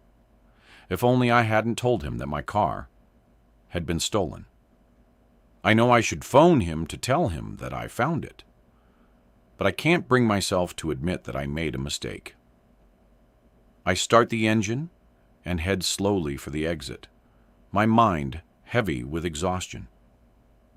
At the barrier, I realize that with everything that's happened, I forgot to pay at the machine before leaving the 4th floor. I check my rear view mirror. Cars are already stacking up behind me, waiting impatiently for me to go through. And in a complete panic, I press the help button. "I forgot to pay," I shout, my voice shaking. A horn sounds behind me. What do I do? Just as I'm wondering if the car park attendant is going to punish me by making me get out of the car and go to the nearest machine, incurring the wrath of half a dozen drivers, the barrier swings up. "Thank you," I mouth gratefully towards the box. And before he can change his mind and bring the barrier down on top of me, I drive off with a crunch of gears. As I head out of town, I feel so agitated. I know I should pull over and wait until I'm calmer before driving on. My mobile rings, giving me the perfect excuse for stopping. But, guessing it's Matthew, I carry on. The thought of not going home, of staying in the car and driving until it runs out of petrol, is tempting. But I love Matthew too much to want to worry him more than is reasonable. My mobile continues to ring on and off for the rest of the journey, and as I turn into the drive, Matthew comes hurrying out of the house. His face is twisted with worry, and guilt tangles with my exhaustion. "Are you all right?" he asks, opening my door before I've even got my seat belt off. "I'm fine," I say, reaching into the well of the passenger seat for my bag, so that I don't have to meet his eyes. "You could have let me know." he reproaches. I've been worried. Sorry. What happened? False alarm. I was looking on the wrong floor. But you said you checked all the floors. Does it really matter? The car hasn't been stolen. Isn't that enough? There's a pause while he struggles not to ask me how I could have missed it. You're right, he says, rallying. I get out of the car and go into the house. You look all done in. I'll get dinner, if you like. Thanks. I'll go and have a shower. I stay a long time in the bathroom, and an even longer time getting into my old jogging pants in the bedroom, putting off the moment when I'll have to face Matthew again. I feel so depressed that all I want is to fall into bed and sleep the rest of my horrible, horrible day away. I keep expecting Matthew to call up to see where I am, but the only noise that comes from the kitchen is the sound of the dinner being prepared. When I finally go down, I make myself chat away about anything and everything. Schooled the weather, bumping into Connie, determined not to let him get a word in edgeways, determined to make him think that mislaying the car hasn't fazed me at all. I even write the date of the inset day on the calendar, telling him that I'm looking forward to seeing everybody again at the meeting and going back to work. But worry away inside me, and I have to force myself to eat the risotto he's made. I want to tell him about the car I suspect was parked outside the house earlier. But how can I after what's happened? All it will sound like is more hysteria, more paranoia on my part. Friday, August 14th. It's 4 weeks to the day since Jane's murder, and I can't believe how much my life has changed in so short a space of time. Fear and guilt have become such constant companions that I can't remember what it was like to live without them. And misplacing my car yesterday has really shaken me. If I needed more proof that I'm on the road to dementia, that was it. It's hard not to feel depressed. I sit lethargically in the sitting room, the television on for company, tuned to the same mind-numbing shopping channel as before. A call comes in at around 10 o'clock, and when I immediately go into panic mode, my breath trapped in my lungs, my heart accelerating to the point where I feel dizzy, I realize I've become conditioned to experiencing fear every time the phone rings. Even when the answering machine kicks in, so I know it isn't my silent caller, there's no relief because he will be calling. The letterbox clatters, making me jump. How did it come to this that any noise, not just the phone ringing, makes my heart race, my skin prickle with unease? When had I become so frightened? I'm ashamed. Ashamed that I'm no longer the strong person I once was. Ashamed that I let the slightest thing get to me. I hate the way I'm holding my breath, listening for the sound of the postman's feet scrunching back down the gravel path so that I'll know it really was him pushing something through the door and not the murderer. I hate the way my stomach jumps into my mouth when I retrieve the post and find a letter addressed to me. I hate the way, as I stare at the handwritten envelope, that my hands start shaking because maybe it's from him. I don't want to open it, but propelled by something stronger than me, because knowing is better than not knowing. I rip it open and find a single sheet of paper.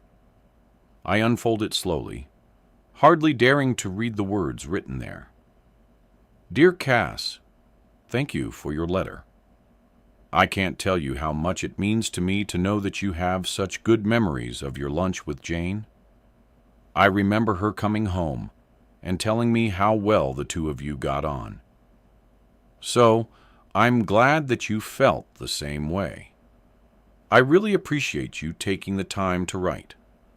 Letters such as yours are incredibly important to me at what is a horrendous time. Thank you also for asking about the girls. They miss their mother dreadfully, but are thankfully too young to understand what has happened. All they know is that their mommy has gone to be an angel. I know from your address that you live fairly locally, so if you ever see me in the street, unfortunately, my face has become recognizable. Please come and say hello. I understand that people don't know what to say, but it is hard when I see people avoiding me. Kind regards, Alex. My breath, which I didn't realize I'd been holding, comes out in a shudder, and my eyes blur with tears from relief that it's only an innocent letter, and from desperate sadness for Jane's husband. His kind words of gratitude are like a balm to my soul. Except he would never have written them if he knew I'd left Jane to her fate that night. As I reread his letter, each word is like an arrow piercing my conscience. And suddenly, all I want is to tell him the truth. Maybe he would condemn me. But maybe, just maybe, he would tell me that there was nothing I could have done, that Jane was doomed to die long before I drove past. And if it came from him, maybe I'd believe it. The phone rings, bringing me back to the present, where there is no comfort, no forgiveness, just relentless fear and hounding. I snatch it up, wanting to scream at him to leave me alone. But I don't want him to know how terrified I am. So, we wait, each with our own agenda. The seconds tick by, and then I realize that if I can sense the menace coming down the line from his end, he can sense the fear coming from mine. I'm just about to hang up when I realize that there's something different about this call. I strain my ears trying to work out what it is. Somewhere in the background, I hear the faintest of sounds. A tiny whisper of wind, maybe, or the slight rustling of a leaf. Whichever it is, it tells me that he's out in the open, and instantly, fear, who had gone back to nestling in the pit of my stomach, rises up inside me, threatening to consume me. Adrenaline kicks in, driving me into the study, clearing the blind panic from my eyes so that I'm able to look out into the road and see that it's empty. Relief steps in, but fear, hating to be beaten, reminds me that it doesn't mean the murderer isn't there. Dread takes hold and peppers my skin with tiny beads of sweat. I want to phone the police, but something reason maybe tells me that even if they were to come and search the garden, they wouldn't find him. He, my tormentor, is far too clever for that. I can't stay in the house to await whatever he's decided for me, like a sitting duck. I run into the hall, throw on the first pair of shoes I find, take the car keys from the table, and open the front door. I look around. The drive is clear, but I don't want to take any chances. So I unlock the car from where I'm standing and cover the few yards between it and the house in a couple of seconds. Inside the car, I lock all the doors and drive quickly through the gate, breathing heavily. As I pass the house that was for sale, I see a man standing in the garden and recognize him as the one I'd seen hanging around the house. I can't see if he has a mobile in his hand, but it doesn't matter. He could be my silent caller. He could be Jane's killer. He could be her secret lover. He's also perfectly placed to see Matthew leave for work each morning to know when I'm alone. It's time to go to the police. But first, I need to speak to Matthew. I need to tell him what I suspect. And I need him to tell me that I could be right because I don't want to get it wrong again. Making a fool of myself in front of him is preferable to making a fool out of myself in front of the police. How can I ask them to check out the man up the road without some sort of proof or backup from Matthew? They already have me down as an idiot for setting the alarm off. In my agitation, I almost run a red light, and worried that I'll have an accident, I make myself calm down. I wish I could spend the day with someone, but Rachel is still in Siena, and everyone else is on holiday too, or leaving in the next day or so. In the end, I decide to drive to Browberry, my eyes constantly checking my rearview mirror, making sure no one is following me. I park in the high street, planning to find somewhere to sit, waste time, and pretend to have lunch. Relieved that I have a plan, I grope around for my bag and realize, appalled, that it's not there. That in my haste to leave the house, I've left it behind. I need to be able to buy myself at least a drink. So I rummage around in the glove compartment for coins. A sharp knock on the window frightens the life out of me. And straightening up, I see John smiling in at me. Unable to smile back because of the shock he gave me, I turn back to the glove compartment and close it, giving myself time.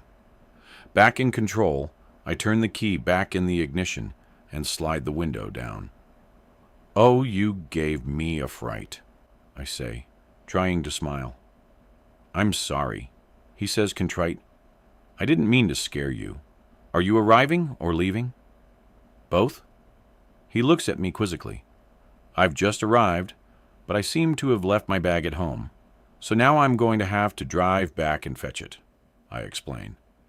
"Could I help out at all?" I hesitate, weighing up my options. I don't want to encourage him, but he knows I'm with Matthew, and I definitely don't want to go back to the house. But I can't wander aimlessly around Browberry for the rest of the day without the means to buy myself a coffee and newspaper. "I don't suppose you'd like to buy me a coffee, would you?" "I was hoping you'd say that." He puts his hand in his pocket and draws out 2 1 coins. "I'll even pay for your parking unless you want to get a ticket." "Oh, I forgot about that," I say, pulling a face. "£1 will be enough, though. I'll only need an hour. Not if you let me take you for lunch as well as coffee." "Why not?" I say, my spirits lifting at the thought of 2 hours of my day, now filled. "As long as you'll let me return the favor." Done. He goes over to the parking meter, puts the coins in, and hands the ticket through the window. "Thanks." I get out of the car, and he nods at my feet. "Nice shoes." I look down at my feet, clad in the old brown moccasins I use for gardening, which used to belong to Mom. I was doing some weeding, and I forgot to change out of them. I say, laughing, "Are you sure you still want to be seen out with me?" "Absolutely." "Where would you like to go?" "You choose." "How about Costello's?" "Do you have time?" "Definitely." "How about you? You're not in a rush, are you?" "No, not at all.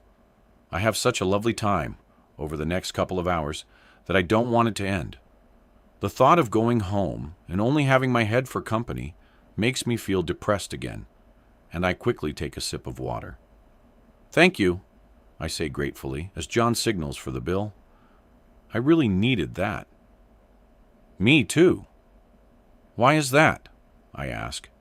"Just that I've been at a bit of a loose end since my girlfriend disappeared off the scene." "What about you? Why did you need to get away for a couple of hours? You're not still being plagued by phone calls, are you?" I look at him sharply. "What do you mean?" "From the call center. It took my ears quite a long time to recover from the bashing they received. Oh, I still feel embarrassed about that." I groan. "I hope that's not why you didn't come for a drink last Friday. We missed you. I completely forgot." All my anxieties come tumbling back. I'm sorry, John.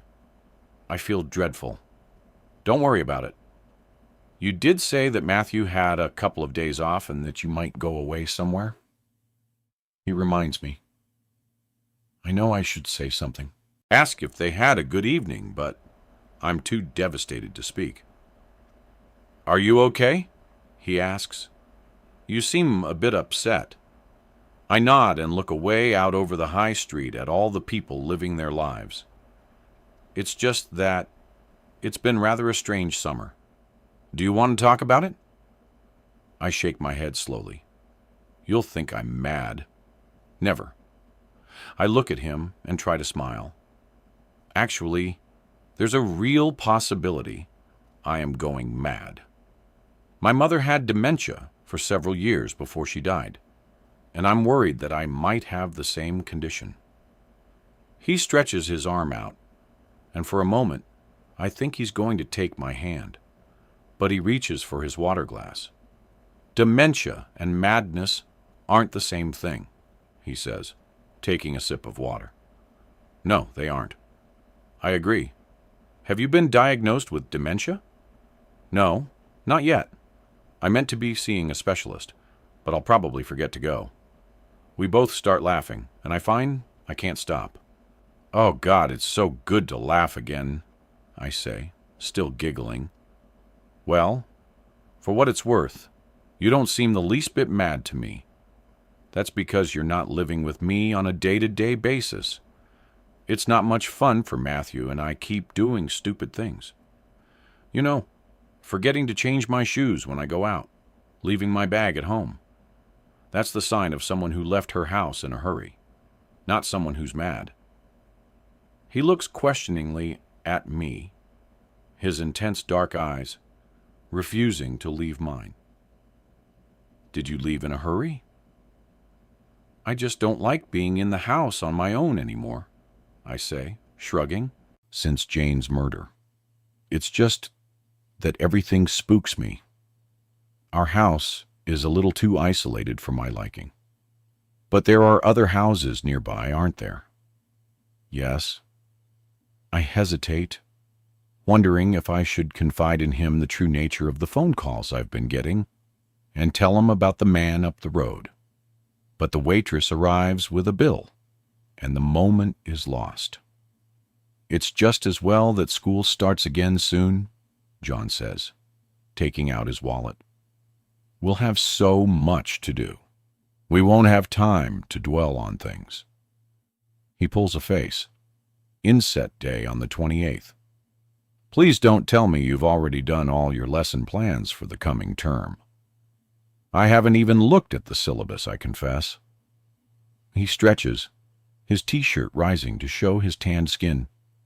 Me neither, he confides, grinning. Really? Yes, really. I heave a sigh of relief. You can't believe how much better that makes me feel. I bumped into Connie yesterday in Castle Wells, and she said she'd almost finished. Oh, ouch. He grimaces. I look at him curiously. She said that you didn't go back to hers that night, you know, after our end-of-term dinner. No, didn't really feel like it. Right? I nod.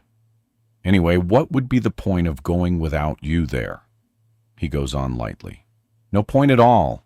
I agree. I'm such the life and soul of the party. He laughs exactly, but we both know that's not what he meant. We leave the restaurant, and he walks me back to my car. Did you buy a sleep suit, by the way? I ask. I did. A blue one with an elephant on the front. My friend seemed a bit surprised.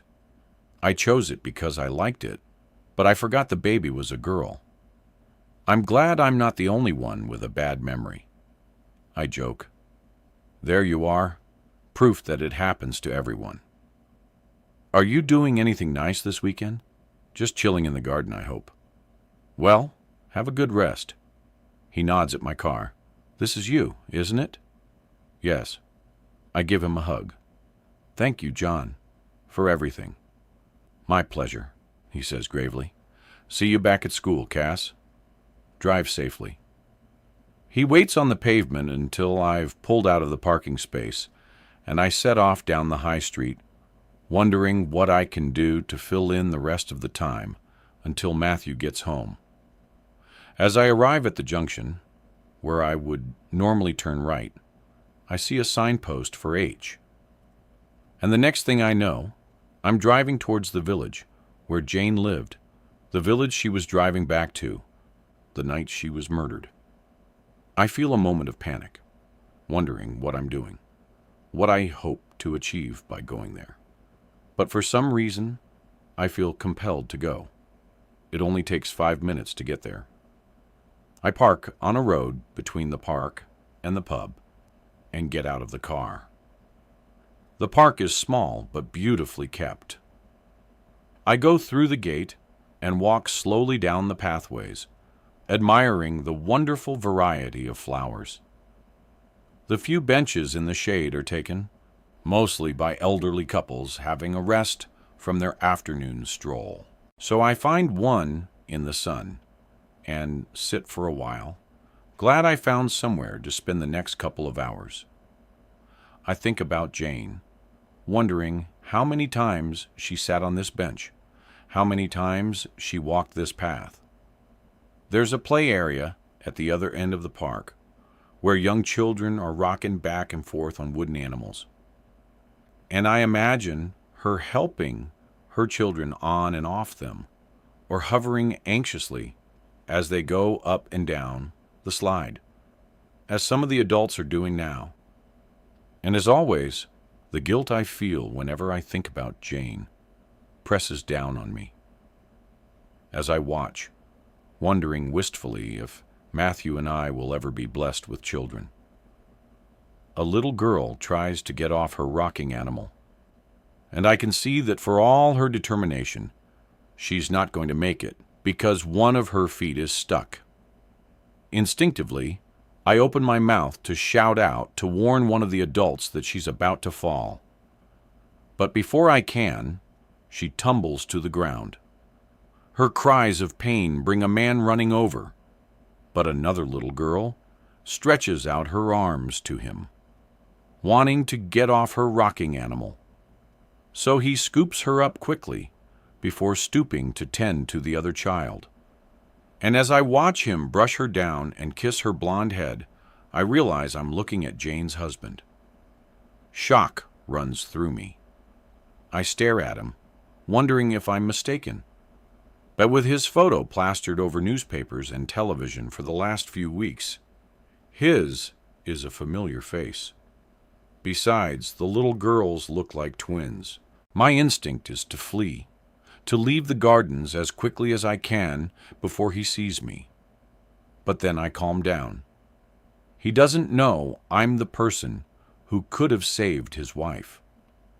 He begins to leave the play area, carrying the child who's been hurt and holding the other by the hand.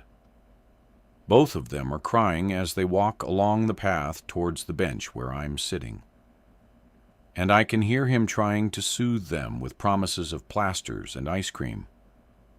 But the one in his arms won't be comforted, upset by her grazed knees, one of which is bleeding quite heavily. "Would you like a tissue for that?" I ask before I can stop myself. He comes to a stop in front of me. "It might be a good idea," he says, looking relieved. "It's still a bit of a way to the house." I take one from my pocket and hand it to him. It's clean. "Thank you." Sitting the injured child down next to me on the bench, he crouches in front of her and shows her the tissue. "See what this nice lady has given me. Should we see if it makes your knee better?" He presses it gently on the graze, soaking up the blood, and her tears miraculously stop. "Better, Lottie?" her sister asks, looking anxiously at her. "Better?" she says, nodding. "Oh, thank God for that." Jane's husband looks solemnly up at me. Imagine what it would have been like if she'd fallen onto concrete like we used to when we were kids. He removes the tissue. "All gone," he says. His little daughter peers at her knee and seemingly satisfied, scrambles down from the bench. "Play," she says, running over to the grass. "Oh, now they don't want to go home," he groans, straightening up. "They're lovely," I say, smiling. "Beautiful most of the time," he agrees, "but they can be a bit of a handful when they want to be. They must miss their mother." I stop, appalled at what I've just said. "I'm sorry," I stammer. "It's just that, please don't apologize," he says. "At least you don't pretend not to know who I am. You can't believe the number of people who come to hoping to bump into me as if I'm somebody famous. They strike up a conversation with me, usually using the girls as a starting point. And then they ask me about their mother, asking if she's at home, making the lunch, or if she has blonde hair, like the girls. At first, before I got wise to it, I'd find myself having to tell them that she died. And then they'd probe further, and I'd end up telling them that she'd been murdered. And they'd pretend surprise, and say how sorry they were, and how awful it must have been for me. It was only after one woman went a step too far, and asked me how the police had broken the news to me that I caught on to them. He shakes his head in disbelief. There must be a name for people like that, but I don't know what it is. At least the village shop and the pub get a roaring trade out of it, he adds, giving a rueful smile. "I'm sorry," I say again. I want to tell him who I am, that I received his letter this morning. But after what he's just said, he might think that, like all the others, I came to the park hoping to bump into him, especially as I have no real reason for being in H. It's not as if he invited me to come and see him. I get to my feet. I should go. I hope it's not because of what I said.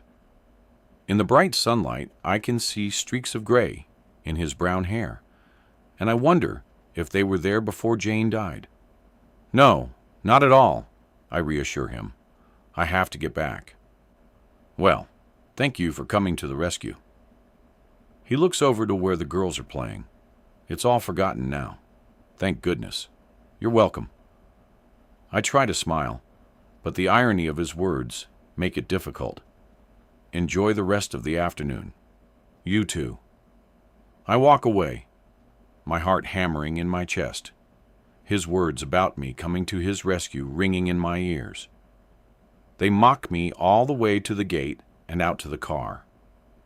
And I wonder what on earth had possessed me to come here, unless it was my need for absolution. What would happen if I went back and told him who I am, and that I saw Jane in the lay-by that night? Would he smile, that sad smile of his, and tell me that it didn't matter, that it was just as well I hadn't stopped, because I might have been murdered too? Or would he be appalled at my non-intervention and point his finger at me and tell everyone in the park that I had done nothing to help his wife? Because I have no way of knowing, I turn on the engine and drive home.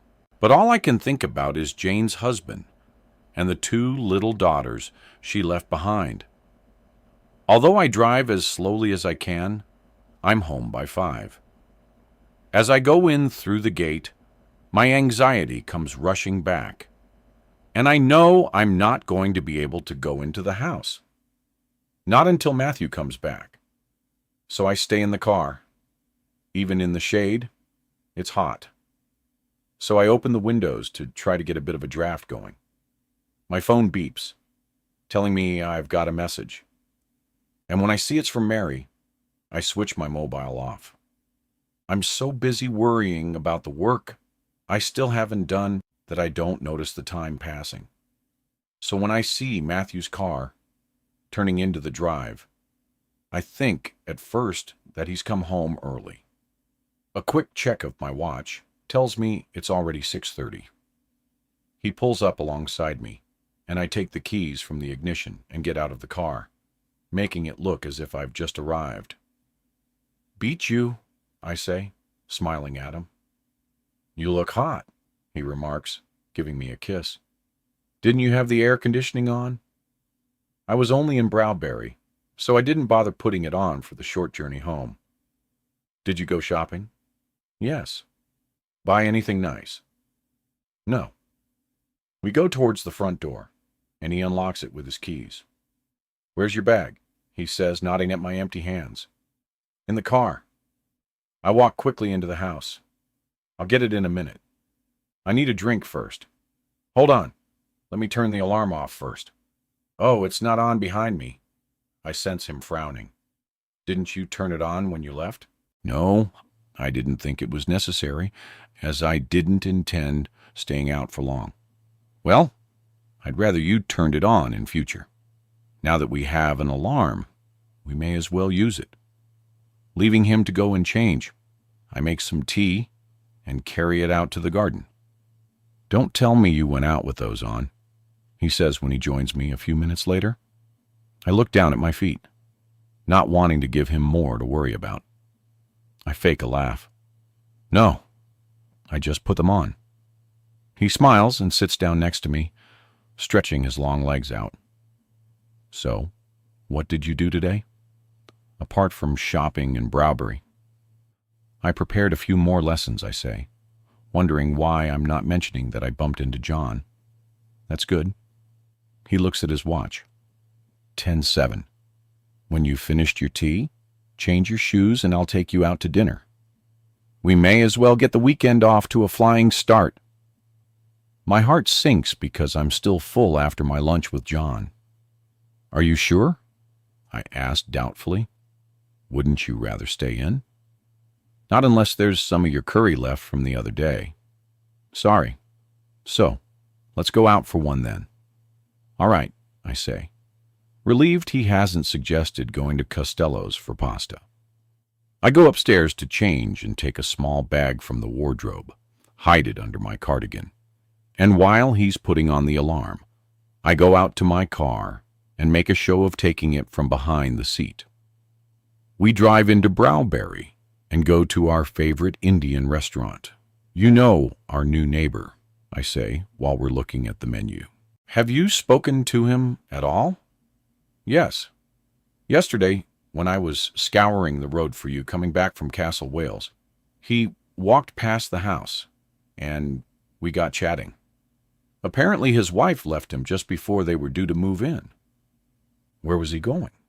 What do you mean? You said he walked past the house. Yes, he was going up to his. He must have been for a walk. I said we'd have him around for dinner one evening. My heart thumps. What did he say? That he'd love to. That's all right, isn't it? I look down at my menu, pretending to study it. As long as he's not the murderer. Matthew bursts out laughing. You are joking, aren't you? Of course. I force a smile. So, what's he like? He seemed nice enough. How old? I don't know. Early 60s, I suppose. He didn't seem that old when I saw him. He's a retired pilot. They probably have to keep themselves in good shape. Did you ask him why he's always standing outside our house? No, because I didn't know he was. But he did tell me that he thought it was beautiful, so maybe he's been admiring it. He looks at me, a frown on his face. Is he always standing outside our house? I've seen him there a couple of times. Not an arrestable offense, he says, as if he's guessed where I'm going with my questions and is warning me off. I didn't say it was. He gives me an encouraging smile. Let's choose what we're going to eat, shall we? I want to point out to him that a nice enough retired pilot in his early 60s could still be a murderer, but I know he won't go there, let alone tell the police. Saturday, August 15th. The sharp slam of the post arriving vibrates through the house as we're having breakfast. Matthew stands, a piece of buttered toast hanging halfway out of his mouth, and walks into the hallway, coming back moments later with a couple of letters and a small package. "Here," he says, handing it to me. "It's for you." I eye it apprehensively. Yesterday, the letter had been from Alex, but there's little chance the package is from him. "What is it?" "I don't know." He studies the plain white packaging. "Something you ordered." I didn't order anything. Nervously, I put it on the kitchen table, almost scared to touch it. Could it have been sent by my silent caller? "Are you sure?" Matthew puts his hand on my shoulder. "Positive. Do you want me to open it?" "No, it's all right," I say hastily. Even though I could easily rip it open, I pick it up and carry it through to the study. Taking a pair of scissors from the drawer, I snip through the packaging. Inside, there's a small box. I take it out and ease open the lid, my heart pounding. A pair of exquisite silver earrings sit on a black velvet cushion, and recognizing them, relief washes over me. "Very nice," Matthew says, peering over my shoulder. I hadn't heard him follow me through. "They're for Rachel," I tell him, closing the box. I didn't expect them to come so quickly for her birthday. I think of the cottage on the Ilder. "Yes," I say, smiling approval. He leaves to mow the lawn. I slip the earrings into a drawer and stand for a moment, looking out of the study window, looking across the road to the field opposite. I used to feel so safe here, as if nothing could ever touch us. The house phone rings. I freeze, then remember, it's the weekend. My silent caller has never called on a Saturday before. Even so, I let the answering machine pick up the call. It's Mary wondering if I got the various messages she left me about the inset day. My heart drops. The holidays are going to end soon, and I still haven't done the work I was supposed to have done. She carries on talking and jokingly adds that she hopes I haven't lost my mobile, because she's also sent quite a few text messages. After Mary ends her message, the telephone rings again almost immediately. I check the number, wondering if Mary is going to become as persistent as my silent caller. But it's Rachel, so I pick up. "Hi," I say brightly. "So how are you?" "Going mad," I want to tell her. "Busy preparing lessons," I say instead. "Any more calls?" "No, not recently," I lie. "What about you? How's Sienna?" "Beautiful. I'm having great fun, despite Alfu." Her throaty laugh comes down the line. "I can't wait to tell you all about him, but we're just about to go out." "No wedding bells, then?" I ask, amused. "Definitely not." Anyway, you know me. I'm not the marrying kind. Why don't we meet for lunch the Tuesday after I get back? The Monday is a bank holiday. It'll be my first day back at work, so it'll be nice to have something to look forward to. And you don't go back to school until the Wednesday, do you? No. So lunch on the Tuesday will be lovely at the Sour Grapes. I'll see you there. I hang up, realizing that there are only 2 weeks of the summer holidays left. A blessing and a curse. I can't wait to be away from the house, away from the calls, but all the work looming over me makes going back to school seem impossible. Ready? I look up and see Matthew standing there. He's dressed smartly in khaki trousers and a polo shirt and is carrying a small sports bag. Ready? I frown for our afternoon at the spa. I nod and force a smile. But I'm not ready because I'd completely forgotten that at the restaurant yesterday, he'd surprised me with a couple's booking for this afternoon at a spa near Chicha. We went there just after we got engaged, and his gesture last night had eased the tension that remained after the conversation about our new neighbor. I just need to put my shoes on, I say, smoothing down the cotton skirt I'd put on this morning instead of the shorts I would have normally worn. So maybe this morning I had remembered about the spa. I run upstairs and stuff a bikini into a bag, thinking about what else I might need. We need to go, Cass. Coming. I pull off the vest top I'm wearing and open the wardrobe door, looking for something a little smarter. I take out a white cotton shirt with tiny buttons and shrug it on. In the bathroom, I run a brush through my hair. I'm just about to put some makeup on when Matthew calls again from downstairs. Cass, did you hear me? The booking is for 2 o'clock. I glance at the clock and realize that we only have 45 minutes to get to Chicha. Sorry, I say, running down the stairs. I was looking for my bikini. We get in the car, and as we pull out of the drive, I lean my head back and close my eyes. I feel exhausted. But here in the car with Matthew, where no dangers can reach me, I also feel safe. We turn a sudden corner and thrown against the door. I open my eyes and blink a couple of times, trying to work out where we are. And then I realize, Matthew, I hear the fear in my voice. We're heading the wrong way. He glances over at me and frowns. We're going to Chicha. I know, but why are we going down Blackwater Lane? The words feel thick on my tongue. Because this way will take 10 minutes off our journey time. We'll be late otherwise. My heart thumps. I don't want to go this way. I can't. Through the windscreen, I see the lay-by coming up, and my mind starts spiraling. Panic-stricken, I turn towards the door, my fingers reaching for the handle. Cass, Matthew cries, alarm in his voice. What are you doing? You can't just get out of the car. We're going at 40. He slams his foot on the brake, and the car jolts, throwing me forward.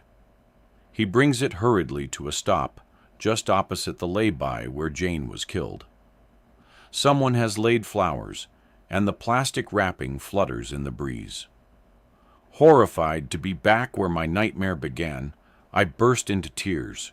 No, I sob. Please, Matthew, we can't stop here. Oh, God, he says wearily. He slips the car into gear, about to move on, then stops. This is crazy. I'm sorry, I sob. What do you want me to do? Shall I keep driving, or do you want to go home? He sounds at the end of his tether. I'm crying so hard I can hardly breathe. He reaches over and tries to put his arms around me, but I shrug him off. Sighing, he starts doing a 3-point turn in the middle of the road, turning the car back the way we came. No, I tell him, still sobbing. I can't go home. I just can't. He stops in mid-maneuver, leaving the car dangerously at an angle. What's that supposed to mean? I don't want to go home, that's all. Why not? His voice is calm, but I can sense a tension underneath it, hiding something more serious. I just don't feel safe there anymore. He takes a deep breath, steadying himself. Is this about the murder again? Come on, Cass. The murderer isn't anywhere near our house, and he doesn't know who you are. I know Jane's murder has upset you, but you need to get over it. I round on him furiously. How can I get over it when her killer still hasn't been caught? So, what do you want me to do? I've alarmed the whole house for you. Do you want me to drop you off at a hotel somewhere? Is that what you want? Because if it is, just tell me, and I'll do it. By the time we get home, I'm in such a state that Matthew calls Dr. Deacon, who offers to come out. Even for him, I can't stop crying. He asks about my medication, and when Matthew tells him that I haven't been taking it regularly, Dr. Deacon frowns and says that if he prescribed it, it's because I need it. Under his watchful eye, I gratefully gulp down 2 of the pills and wait for them to take me to a place where nothing matters anymore.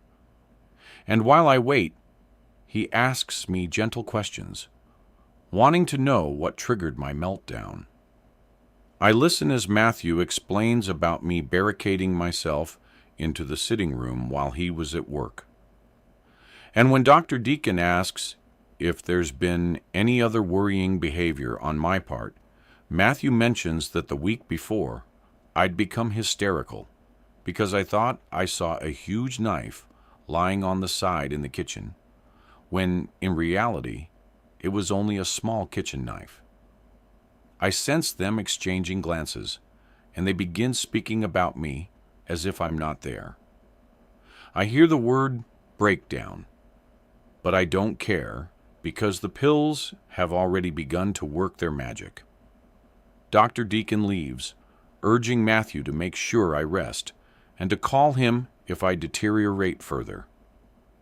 I spend the rest of the evening lying drowsily on the sofa while Matthew watches television next to me, my hand in his. When the program comes to an end, he turns off the television and asks me if there's anything else worrying me. Just all the work I'm meant to do before school starts up again, I say, tears welling in my eyes despite the pills.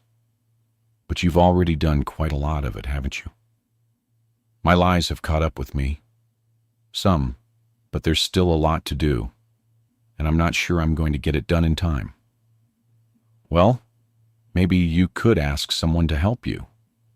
I can't. They've got enough of their own work to do.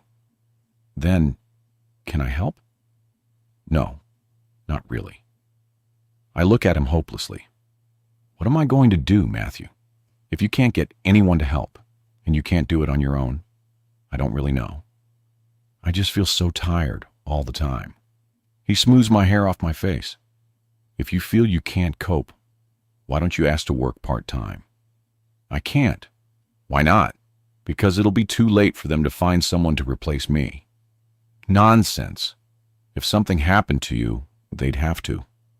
I stare at him. What do you mean? Just that no one is indispensable. But why did you say something might happen to me? He frowns. I was making a point, that's all. As in, if you broke a leg or got run over by a bus, they'd have to replace you. But you said it as if you knew something was going to happen to me. I insist. Don't be ridiculous, Cass. His voice is sharp with annoyance, and I flinch because he doesn't often raise his voice. He catches the flinch and sigh. It's just a figure of speech. Okay. Sorry, I mumble. The pills are chasing the panic away, bringing sleep in its place. He puts his arms around me and draws me to him, but it feels awkward. Just think about speaking to Mary about going back part-time, he says. Or not going back at all, I hear myself say. Is that what you want? To stop working altogether? He moves back and looks down at me in puzzlement. On Thursday, you said you were looking forward to going back. It's just that I don't know if I'll manage to do everything that's expected of me. Not when I'm feeling like this. Maybe I could ask for a couple more weeks off and go back in the middle of September, once I'm feeling better. I doubt whether they'd allow that. Not unless Dr. Deacon says you're not fit to go back just yet. Do you think he would? I say, even though there's a part of me telling me to stop, to remember the phone calls, to remember Jane, to remember that I'm not safe at home. But I can't hold on to those thoughts long enough to focus on them. He might. Let's just see how you get on with the pills you're taking. There's 2 weeks until school starts. Once you're taking them on a regular basis, you'll probably feel a lot better. Friday, August 28th. The front door closes behind Matthew. From the bedroom, I listen as he starts the car, drives to the gate, and disappears down the road. Silence settles on the house. Struggling into a sitting position, I reach for the 2 little peach cold pills. Lying on my breakfast tray, and scoop them into my mouth, washing them down with orange juice. Ignoring the 2 slices of toasted brown bread, sliced down the middle and arranged artistically rather than just stacked, and the little bowl of Greek yogurt and granola. I lie back against the pillows and close my eyes. Matthew is right. Now that I'm taking the pills on a regular basis, I feel so much better. My life has improved dramatically in the last week, 2 weeks. I open my eyes and squint at the clock, looking for the date. Friday, the 28th of August. So 13 days. I might not remember very much, but the 15th of August is ingrained in my brain as the date I had my breakdown. It was also Mom's birthday.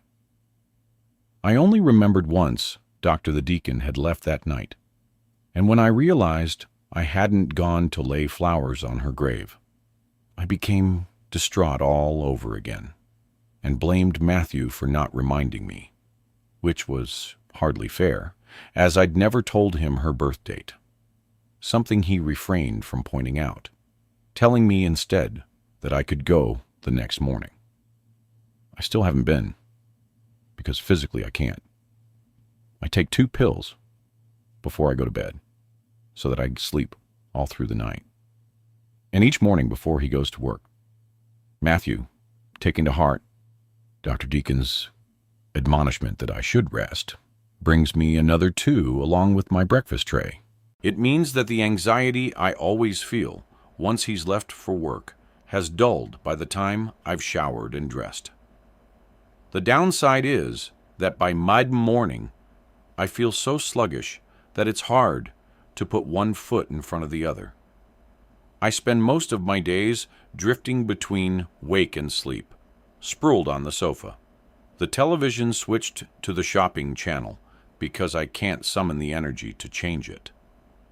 Sometimes in the background, I'm vaguely aware of the telephone ringing, but it barely pierces my consciousness. And because I never answer, the calls become less frequent. He still calls just to let me know that he hasn't forgotten me. But I enjoy imagining his frustration at not being able to get hold of me. Life is easy. The pills, powerful though they are, allow me to function on some sort of level because the washing gets done, the dishwasher gets loaded, and the house gets tidied. I never really remember doing any of it, which should worry me more than it does because it means the pills are playing havoc with my already failing memory. If I was sensible, I would have the dose. But if I was sensible, I wouldn't have needed the pills in the first place. Maybe if I ate a little more, the pills wouldn't affect me as much. But it seems that I've lost my appetite, as well as my mind. The breakfast Matthew brings me goes into the bottom of the bin, and I always skip lunch because I'm too drowsy to eat. So, my only meal of the day is the one I make in the evening to have with Matthew. He has no idea how I spend my days because the pills wear off about an hour before he gets home. I have time to clear my head, run a brush through my hair, put on a bit of makeup, and get something ready for dinner. And when he asks, I invent work that I've done and cupboards I've tidied out. I want to shut off the whole outside world. I've been getting so many texts from Rachel, Mary, and Hannah inviting me for coffee, and John wanting to chat about lesson plans. I haven't answered any of them yet because I don't feel up to seeing anyone, even less chatting about lesson plans. The pressure I'm already feeling increases, and I suddenly decide that the best solution would be to misplace my phone. If I've lost it, I won't have to get back to anyone, and as it barely works in the house, it's not as if it's much good to me. Anyway, I fetch my mobile. There are a couple of voicemails and another 3 text messages, but I turn it off without opening any of them. I go down to the sitting room and look around for somewhere to hide it. I walk over to one of the orchids, lift it from its pot, place my mobile in the bottom, and put the plant back on top.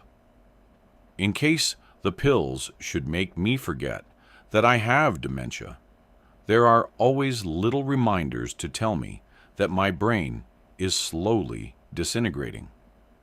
I can no longer remember how to work the microwave. I wanted to make myself a cup of hot chocolate the other day, but had to resort to a saucepan as the various buttons no longer meant anything to me.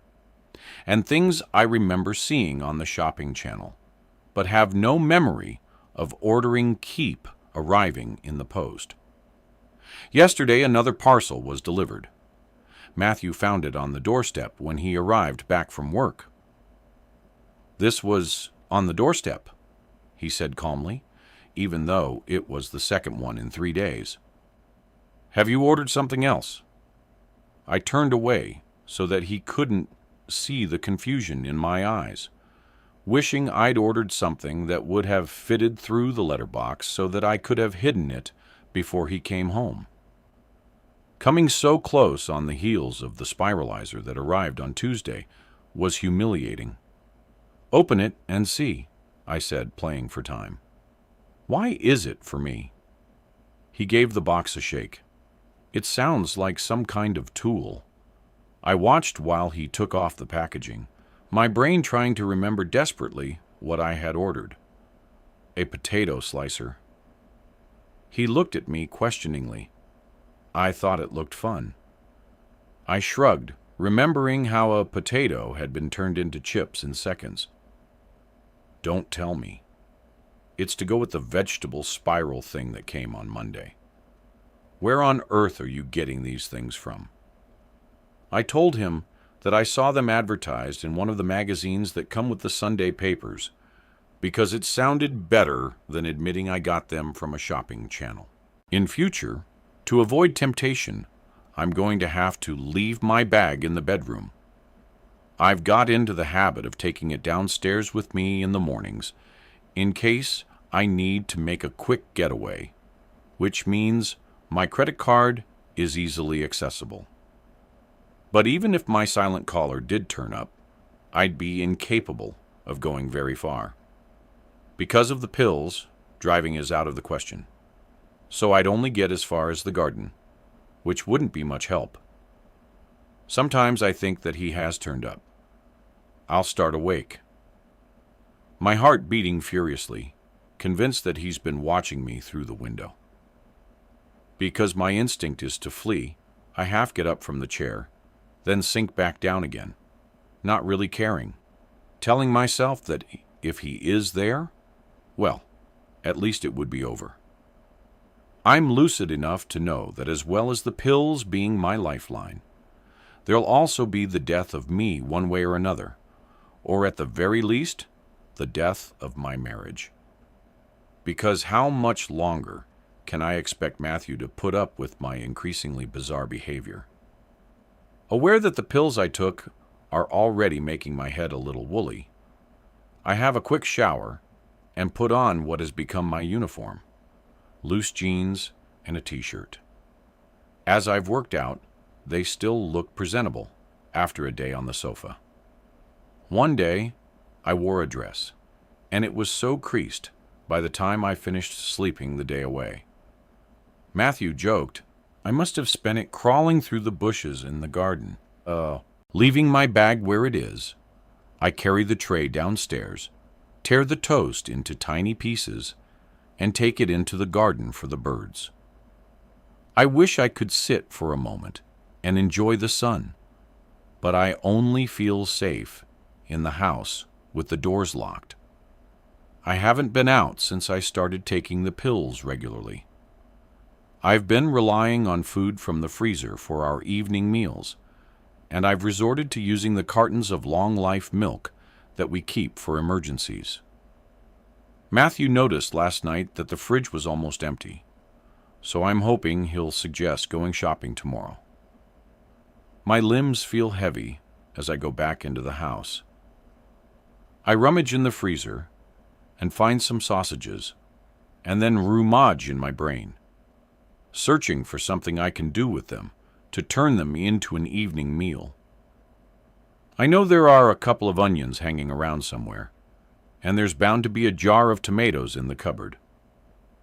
Dinner sorted, I go gratefully into the sitting room and sink onto the sofa. The presenters on the shopping channel have become like old friends.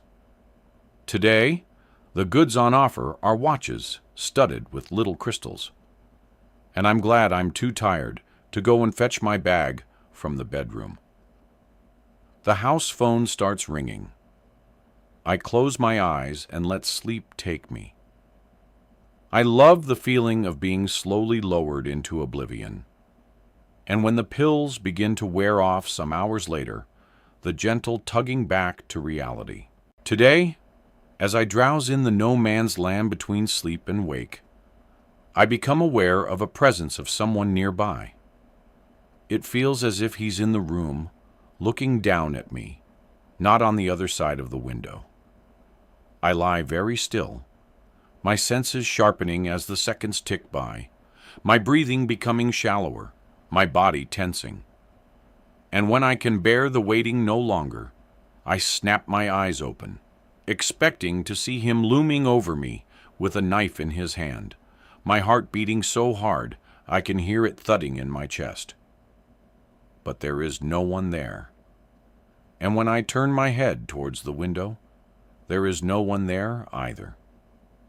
By the time Matthew comes home, an hour later, the sausage casserole is in the oven, the table is set, and to make up for the lack of any kind of second course, I've opened a bottle of wine. "That looks good," he says. "But first, I need a beer. Can I get you something?" He walks over to the fridge, opens the door. Even I flinch at the empty shelves. "Oh, didn't you do any shopping today? I thought maybe we could go tomorrow." "You said you'd go on your way back from your meeting," he says, taking out a beer and closing the fridge door. "How did it go, by the way?" I look surreptitiously at the calendar on the wall and see the words inset day under today's date. My heart sinks. "I decided not to go," I tell him. "There didn't seem much point when I'm not going back to work." He looks at me in surprise. "When did you decide that?" "We talked about it, remember? I said I didn't feel up to going back, and you said we could talk to Dr. Deacon about it. We also said we'd wait to see how you felt after a couple of weeks on the pills. But if that's what you want..." He takes a bottle opener from the drawer and takes the cap off his beer. "Does Mary think she'll be able to find somebody to replace you at such short notice?" I turn away so that he can't see my face. "I don't know." He takes a drink straight from the bottle. "Well, what did she say when you told her you weren't going back?" "I don't know," I mumble. "She must have said something," he persists. "I haven't told her yet. I only really decided today. But she must have wanted to know why you weren't going to the meeting." I'm saved from answering by a ring at the doorbell, leaving him to go and answer it. I sit down at the table and put my head in my hands, wondering how I could have forgotten about the inset day. It's only when I hear Matthew apologizing profusely to someone that I realize Mary is at the door, and horrified, I pray that he's not going to invite her in. That was Mary. I lift my head and see him standing in front of me. He waits for me to react, to say something, but I can't. I don't know how to anymore. "She's gone," he adds. For the first time in our marriage, he looks angry. "You haven't told her a thing, have you? Why haven't you answered any of her messages?" "I didn't see them." "I've lost my mobile," I tell him, sounding worried. "I can't find it anywhere." "When did you last have it?" "I think it might have been the night we went out for dinner. I haven't really been using it as much lately, so I didn't notice until now. It's probably somewhere in the house." I shake my head. I've looked everywhere, and in the car, too. I tried calling the restaurant, but they haven't got it either. Well, what about your computer? Have you lost that too? And why haven't you been answering the house phone? Apparently, everyone from the school has been trying to get hold of you. Mary, Connie, John. At first, they thought we must have gone away on a last-minute holiday. But when you didn't turn up for the meeting today, Mary thought she'd better come round and check that everything was all right. It's the pills, I mumble. They knock me out. Then we better ask Dr. Deacon to reduce the dose. No, I shake my head. I don't want to. If you're capable of ordering things from a magazine, you're capable of getting back to your colleagues, especially your boss. Mary was very understanding, but she must be angry. Stop going on at me. Going on at you. I've just saved your skin, Cass. Knowing he's right, I back off. What did Mary say? He retrieves his bottle of beer from where he left it on the counter when he went to answer the door. There wasn't much she could say.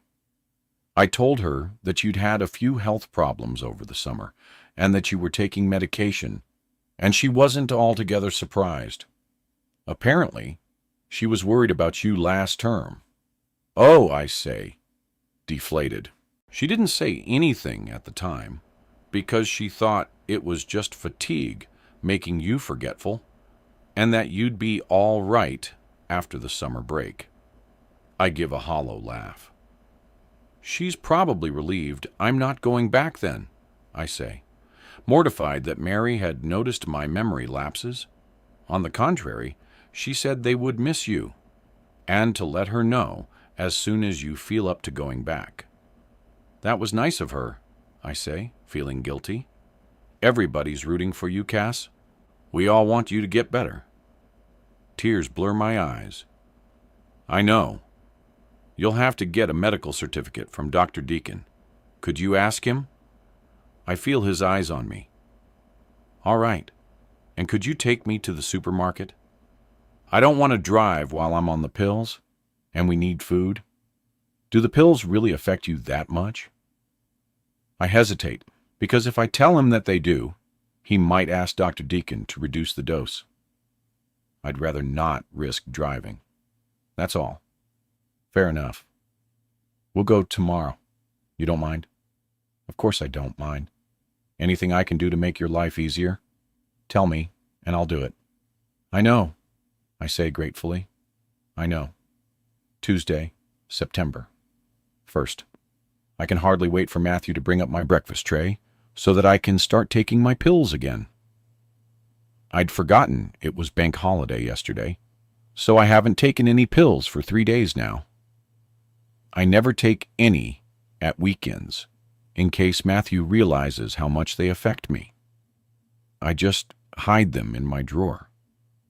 Besides, with him around, I don't really need them to get through the day. I still need them at night, though. Otherwise, I'd lie awake thinking about Jane, about her murder, about her murderer, who still hasn't been caught, and who is still phoning me. I caught myself a couple of times during the weekend eyeing the pills, wondering if I could take maybe one just to calm me. The first time was on Saturday morning when we came back with a car full of shopping. We'd had a coffee out, and I'd enjoyed being back in the real world, if only for a while. Back home, I was putting the shopping away, marveling at how a fridge full of food could make me feel that I was back in control of my life when Matthew took out a beer. I may as well start as I mean to go on, he'd said cheerfully. What do you mean? I'd asked, wondering if he felt the need to get drunk, just to be able to put up with the increasing demands I make on him. Well, if Andy makes one of his curries tonight, we'll probably be having beer with it. I took a long time putting the cheeses we'd bought into the fridge, playing for time. Are you sure it's tonight we're going to Hannah and Andy's? Bank holiday Saturday. That's what you told me. Do you want me to phone and check? The information meant nothing to me, but I didn't want Matthew to guess I'd forgotten. No, it's fine. He took a sip of his beer and fished his mobile from his pocket. I think I'll check all the same. It won't hurt. He phoned Hannah, who confirmed that she was definitely expecting us. Apparently, you're bringing dessert, Matthew said when he hung up. Oh, yes, I said, fighting down panic, hoping I had enough ingredients to at least make a cake of some sort. I could go and get something from Bertrand's, if you like. Maybe one of their strawberry tarts, I replied gratefully. You don't mind? No, of course not. Even though another embarrassment had been avoided, my mood took a dive. I glanced at the calendar hanging on the wall and saw something written in the square for Saturday. I waited until Matthew had left the room and went over to see what it said. Hannah and Andy's, 7:00 p.m. I tried not to let it get me down, but it was hard. Then over dinner, Hannah asked if I was looking forward to going back to school. I hadn't thought about what I was going to tell people, so there was a bit of an awkward silence until Matthew stepped in. Cass has decided to take some time off, he explained. Hannah was too polite to ask why, but over coffee, I saw her deep in conversation with Matthew, while Andy kept me busy with photos of the holiday they just had. What were you talking about with Hannah? I asked on the way home in the car. It's normal she's worried about you. He said you're her friend. And I was glad that we'd be going to bed when we got in, and I'd have a legitimate reason for taking some pills. I hear Matthew's feet on the stairs, so I close my eyes, finding sleep. If he knows I'm awake, he'll want to chat, and all I want are my pills. He puts the tray down and kisses my forehead gently. I pretend to stir a little. Go back to sleep, he says softly. I'll see you tonight. The pills are in my mouth before he's reached the bottom of the stairs. Then, exhausted by the effort I had to make over the last 3 days, I decide to stay in bed instead of getting dressed and going down to the sitting room as I usually do. The next thing I know, a persistent ringing wakes me from a deep sleep. At first, I think it's the phone, but when it carries on long after the answering machine should have kicked in, I realize that someone is pressing over and over again on the doorbell. I lie there unperturbed by the fact that there's someone at the door. For a start, I'm too drugged to care. And also, the murderer is hardly going to ring on the bell before coming in to kill me. So, it must be the postman with more packages of things I don't remember ordering. It's only when I hear her shouting through the letterbox that I realize it's Rachel. After shrugging on a dressing gown, I go down and open the door. At last, she says, looking relieved. What are you doing here? I mumble, aware that I'm slurring. We were meant to be meeting for lunch today at the Sour Grapes. I look at her in dismay. What time is it? Hold on a minute. She takes out her phone. 21. I must have fallen asleep, I say, because it seems politer than saying I forgot. When you hadn't turned up by 1:45, I tried to get hold of you on your mobile, but when I couldn't get an answer, I tried phoning here. And then when you didn't pick up, I was worried that you'd broken down on the way. Or had an accident, she explains, because I knew you'd have let me know if you were going to be late. So I thought I'd better drive over and make sure you were all right. Oh, you don't know how glad I was to see your car in the drive. I'm sorry you've had to come out, I say, guilty.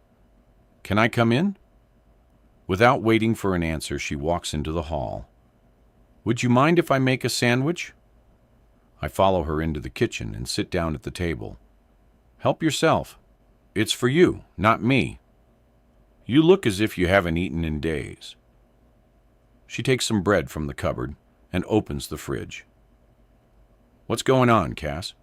I go off to Siena for 3 weeks and come back to find you looking like someone I don't know. It's been a bit difficult, I say. She puts a jar of mayonnaise, a tomato, and some cheese on the table and finds a plate. Have you been ill? She asks. She looks so beautiful, with her gorgeous tan and white shift dress, that I feel self-conscious in my pajamas. I pull my dressing gown around me, only mentally. Don't say that, but you do look dreadful, and your voice is all over the place. It's the pills, I say, lying my head down on the table. The wood is cool beneath my cheek. What pills? The ones Dr. Deacon gave me. She frowns. Why are you taking pills? To help me cope. Why? Something happened. I lift my head from the table. Only the murder. She looks at me confused. Do you mean Jane's murder? Why has there been another one? Cess, that was weeks ago. She looks a bit off-kilter, so I blink rapidly. But she's still off-kilter, so it's obviously me. I know, and her killer is still out there, I say, jabbing the air with my finger. She frowns. You don't still think he's after you, do you? Uh-huh, I say, nodding. But why? I slump back on the table. I'm still getting calls. You told me you weren't. I know, but they don't bother me anymore, thanks to the pills. I don't even answer them now. Out of the corner of my eye, I watch her spreading mayonnaise on the bread, cutting the tomatoes, and slicing the cheese. So, how do you know they're from him? I just do. She shakes her head in despair. You know that there's no foundation for this fear of yours, don't you? You're worrying me, Cass. What about your job? Doesn't school start again tomorrow? I'm not going back. She stopped slicing. For how long? I don't know. Are things really that bad? Worse. She assembles the sandwich and puts the plate in front of me. Eat this and then we'll talk. It might be better to wait until 6 o'clock. Why? Because the pills will have worn off by then, and I might make more sense. She looks at me in disbelief. Are you telling me that you spent all day like this? What on earth are you taking? Are they antidepressants? I shrug. I think they're more imagination suppressants. What does Matthew think about you taking them? He wasn't too keen at first, but he's come round to the idea. She sits down next to me and picks up the plate, offering me the sandwich because I've made no move to take it. Eat, she demands. After I've eaten both halves, I tell her everything that's happened over the last few weeks. About seeing the knife in the kitchen.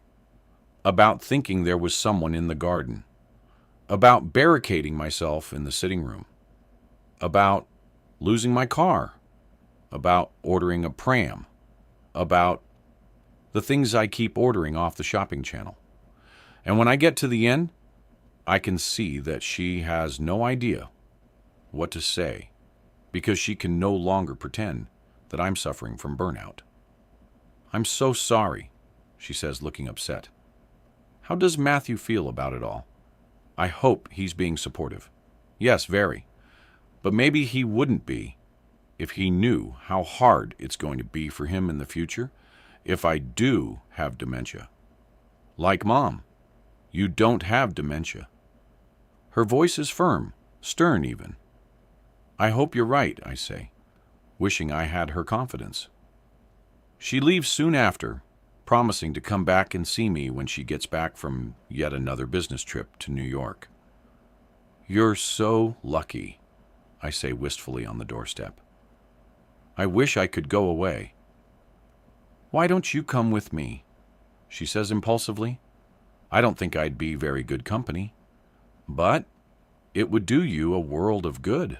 You could relax at the hotel while I'm at the conference, and we could meet up in the evenings for dinner. She takes my hand, her eyes shining with excitement. Please say yes, Cass. We'd have so much fun. And I'm taking a few days off after so we could spend those together. For one tiny moment, I feel as excited as her. I feel as if I could really do it. Then reality comes crashing in, and I know that I'll never be able to. I can't, I say quietly. She looks at me determinedly. You know very well that there's no such word. I'm sorry, Rachel. I really can't. Another time, maybe? I close the door behind her, feeling even more miserable than I usually do. Not so long ago, I would have jumped at the chance of a week in New York with Rachel. Now the thought of getting on a plane, of leaving the house, even is overwhelming. Craving oblivion, I go to the kitchen and take another pill. It wipes me out so quickly that I only wake up when I hear Matthew calling my name. Sorry, I mumble, mortified that he's found me comatose on the sofa. I must have fallen asleep. It doesn't matter. Shall I make a start on dinner while you have a shower to wake yourself up? Good idea. Getting groggy to my feet, I go upstairs, have a cold shower, throw on some clothes, and go back down to the kitchen. You smell nice, he says, looking up from where he's unloading the dishwasher. Sorry, I didn't get round to doing that. It's fine, but did you put the washing machine on? I need my white shirt for tomorrow. I turn quickly. I'll go and do it now. Having a lazy day, were we? He teases a bit, I admit. I go through to the utility room, sort the shirts from the rest of the laundry, and load them into the machine. But as I go to switch it on, I find my fingers hovering uncertainly over the row of buttons, trying to remember which ones to press because, frighteningly, it has gone from my mind. You may as well put this one in as well. Startled, I whip round and see Matthew standing bare-chested, his shirt in his hand. Sorry, did I scare you? Not really, I say flustered. You looked as if you were miles away. I'm fine. I take the shirt from him and add it to the machine. I close the door and stand there, my mind a blank. Is everything all right? No, I say, my voice tight. Is it what I said about you having a lazy day? He says contrite. I was only joking. It's not that. What then? My face burns. I can't remember how to turn on the machine. The silence only lasts a few seconds, but it seems longer. It's fine. I'll do it, he says quickly, reaching around me.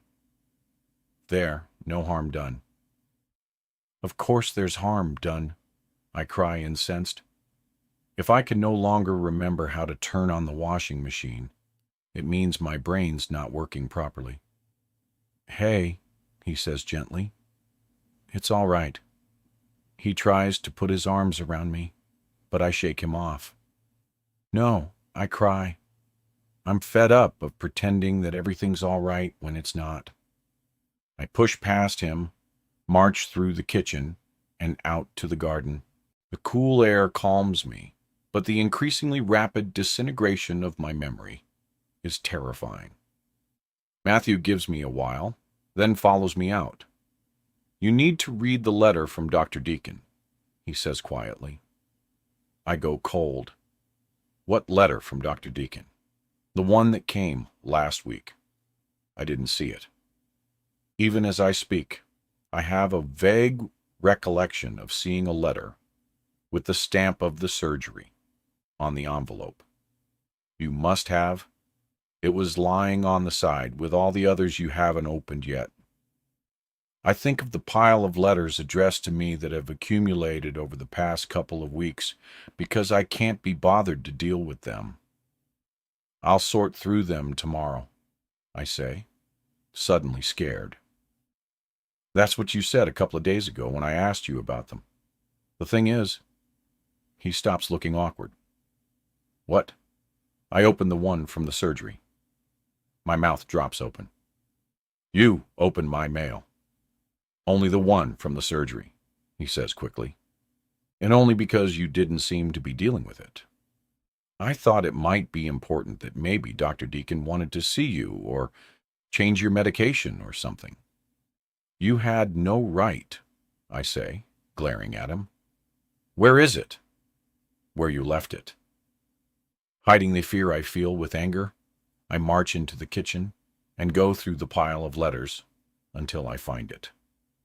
My fingers shake as I take the single sheet of paper from the already opened envelope and unfold it. The words dance before my eyes. Spoken to a specialist about your symptoms. Like to refer you for tests. Early onset dementia. Make an appointment as soon as possible. The letter falls from my hands. Early onset dementia. I roll the words around in my mouth, trying them for size. Through the open door, a bird picks up the words and begins chirping. Early onset dementia. Early onset dementia. Early onset dementia. Matthew's arms come round me, but I remain rigid with fear. Well, now you know, I say, my voice shaky with tears. Satisfied? Of course not. How could you say that? I'm just sad and angry. That you married me? No, never that. If you want to leave me, you can. It's not as if I don't have enough money to go into the best home there is. He gives me a little shake. Hey, don't say things like that. I've told you before, I have no intention of leaving you ever. And Dr. Deacon only wants to refer you for tests. But what if it turns out I do have it? I know what it's going to be like. I know how impossibly frustrating it's going to be for you. If that time comes, we'll face it together. We still have years ahead of us, Cass. And they could be very good years, even if it turns out that you do have dementia. Anyway, there'll be medication you can take to slow it down. Please don't start worrying before there's something to worry about. I know it's hard, but you have to stay positive. I somehow get through the rest of the evening, but I feel so frightened. How can I stay positive when I can't remember how the microwave or the washing machine works? I remember Mom and the kettle, and the hot tears start all over again. How long will it be before I can no longer remember how to make myself a simple cup of tea? How long will it be before I can no longer dress myself? Matthew, seeing how down I am, tells me that things could be worse. So I ask him what could be worse than losing my mind. And when he can't answer, I feel bad for putting him on the spot. I know it's no good being angry with him when he's trying his best to remain positive, but it's that shooting the messenger thing. It's hard to feel grateful when he's robbed me of my last bit of hope, that it was something other than dementia which was causing my memory loss. Sunday, September 20th. I stand in the kitchen slowly stirring the risotto I've made for lunch. My eyes on Matthew in the garden, pulling weeds from flower beds. I'm not watching him. I'm just using him to focus my eyes while my mind swirls around. A reaction to the weekend and the lack of drugs. It's 2 months since Jane's murder, and I have absolutely no idea where the last few weeks have gone. Thanks to the pills, they've passed in a painless blur. With difficulty, I count backwards, trying to work out when I received the letter from Dr. Deacon, referring me for tests, and come up with 3 weeks ago.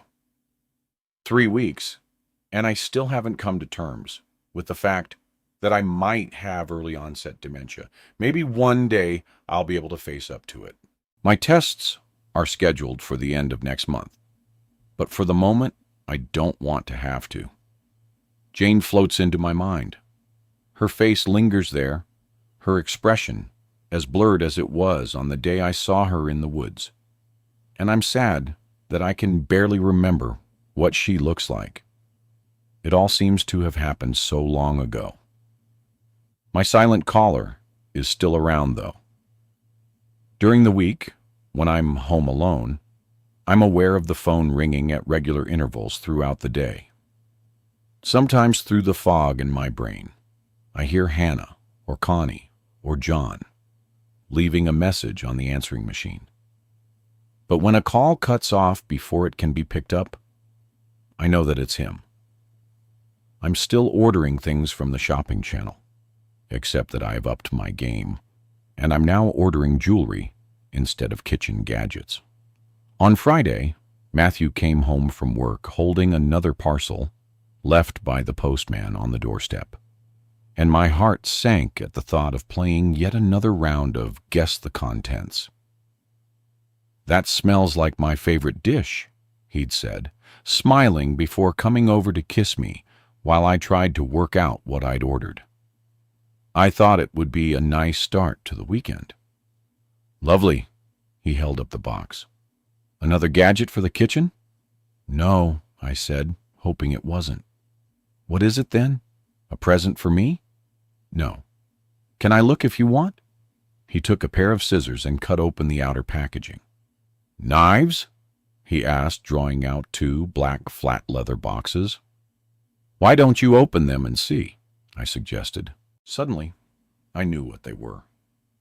"Pearls," I said. "They're pearls." He flipped open the lid of one of the boxes. "Very nice." "They're for Rachel," I told him confidently. "I thought you'd already bought her some earrings. These are for Christmas." "We're only in September, Cass. There's nothing wrong in starting early, is there?" "No, I suppose not." He drew out the bill and gave a low whistle. "Since when have you spent 400 pounds on your friends?" "I can do what I like with my money," I said defensively, knowing I was right in not telling him about the cottage in Ill I'd bought for Rachel. "Of course you can." "So who are the other ones for?" All I can think is that I must have forgotten I'd ordered them, and ordered another set. "I thought you could give them to me for my birthday." He frowned, less willing to play along with pretense than before. "Don't you already have some?" "Not like these," I said, hoping a third set wouldn't turn up. "Right." I could sense him looking at me curiously. He's doing that a lot at the moment. The risotto ready. I call Matthew, and we sit down to lunch. Just as we're finishing, there's a ring at the doorbell. Matthew goes to answer it. "You didn't mention that Rachel's coming," he says, bringing her through to the kitchen. Although he smiles, I can tell he's not overly pleased to see her. I am, but I'm also caught on the hop, because I have no idea if I've forgotten that she was meant to be coming, or if she's just dropped in of her own accord. Cass didn't know. "I just thought I'd drop in for a chat," she says, coming to my rescue. "But if I'm disturbing you, I can always go away again." She looks at me questioningly. "No, it's fine," I say horridly, hating the way Matthew always makes her feel unwelcome. "We've just finished lunch. Have you eaten? Or can I get you something? An espresso would be lovely." Although Matthew's on his feet, he doesn't move, so I go over to the cupboard and take out some cups. "Would you like one too?" I ask him. "Please." I place a cup on the stand and take a capsule from the rack. "So, how are you?" Rachel asks. "Fine," I say. "What about you? How was your trip?" I go on, keeping it purposefully vague because I can't remember where she went. Same as usual. "Guess what I bought at the airport on the way back?" I put the capsule into the slot, but instead of sliding in, it stays sticking out of the top. "What?" I ask, trying to push it in. "An Amiga watch." I take the capsule out and try again, aware of Matthew's eyes on me. "Wow, it must be gorgeous," I say. "The capsule still won't go down." "It is. I thought I'd treat myself." I press down on the capsule, trying to force it in. "Dead right," I say. "You deserve it." "You have to lift the lever first," Matthew says quietly, my face burning. I do as he says, and the capsule slips into place. "Why don't I take over?" he suggests. "Maybe you and Rachel would like to sit in the garden. I'll bring the coffee out." "Thanks," I say gratefully. "Are you all right?" Rachel asks once we're on the terrace. Maybe I should have phoned first, but I was in Browberry this morning and thought I'd drop in on impulse. "Don't worry, it's not you. It's me," I say, making her laugh. I couldn't remember how to work the coffee machine. First, it was the microwave, then the washing machine. Now, it's the coffee machine. Next, I'll be forgetting how to dress myself. I pause a moment, steadying myself to make the big announcement. "It seems I might have early onset dementia." "Yes, you told me a couple of weeks ago." "Oh, I say, deflated. You haven't been for the tests yet, have you?" "No, not yet." "What about the pills? Are you still taking them?" "Yes," I lower my voice. "But I never take any at weekends because I don't want Matthew to know how much they affect me. I just pretend to take them and hide them in my drawer." She frowns at this. "Cass, surely if they affect you that much, you shouldn't be taking them at all. Or, at least, be taking a smaller dose." "Maybe, but I don't want to. Without them, I wouldn't make it through the week. They make me forget I'm alone in the house. They make me forget about the phone calls." "Are you still getting them on and off?" She places a hand on my arm. "You have to tell the police, Cass." I glance up at her. "What's the point? I don't suppose they'd be able to do anything." "You don't know that. Maybe they could put a trace on your incoming calls or something." "What does Matthew think? He thinks I'm not getting them anymore." Here comes Matthew with our coffee. She interrupts loudly, warning me of his arrival. He puts a cup down in front of her, and she looks up at him sweetly. "Thank you. Just shout if you want a refill." "We will." She leaves an hour later, offering to come and pick me up the following Friday and take me out for the evening. She knows I don't trust myself to drive, and I hate that I now have to rely on people to take me out and about. The regret I feel for the life I used to have is like a physical pain. But it isn't dementia that has robbed me of my independence, I realize, though that day may one day come. It's the guilt and fear that have riddled my every waking moment since I drove past Jane's car 2 months ago. It's guilt and fear that have diminished me. If Jane hadn't happened, if I hadn't met her, if she hadn't been murdered, I would have been able to cope with the news that I have early onset dementia. I would have faced it head on, and would at this very moment be looking at my options, instead of spending my days asleep on the sofa. The realization of what I've become, and why I've become as I am, is a massive wake-up call. It snaps me out of my lethargy, and makes me determined to take some positive action. I think about what I can do to turn my life around, or at least start getting it back on track, and decide to go back to H. If anyone can help me in my quest for peace of mind, it has to be Alex, Jane's husband. I don't expect him to take away the guilt that I feel, because it will always be with me. But he had seemed a kind and compassionate man. And if he sees that I'm truly sorry for not stopping to help Jane that night, he might find it in his heart to forgive me. And then maybe, just maybe, I might be able to start forgiving myself. I might even be able to do something about the fear nurtured, oh, so carefully, by my silent caller. I'm not so naive as to think that all my problems are going to be solved with one trip to H, but at least it's a start. Monday, September 21st. I add the pills that Matthew brought me this morning to the little pile already in my drawer, because if I'm to drive to Han today, I need a clear head. I spend a long time in the shower, letting the water wash over me, and when I eventually get out, I feel mentally stronger than I have for a long time, almost reborn. Maybe that's why when the phone starts ringing around 10 o'clock, I decide to answer it. For a start, I want to check that the calls weren't just a figment of my imagination. And secondly, I can't really believe that he would continue to call when I haven't answered the phone in God knows how long. The sharp drawing in of breath as I take the call tells me I've taken him by surprise. And delighted that I've wrong-footed him, I'm able to cope with the silence coming down the line better than before.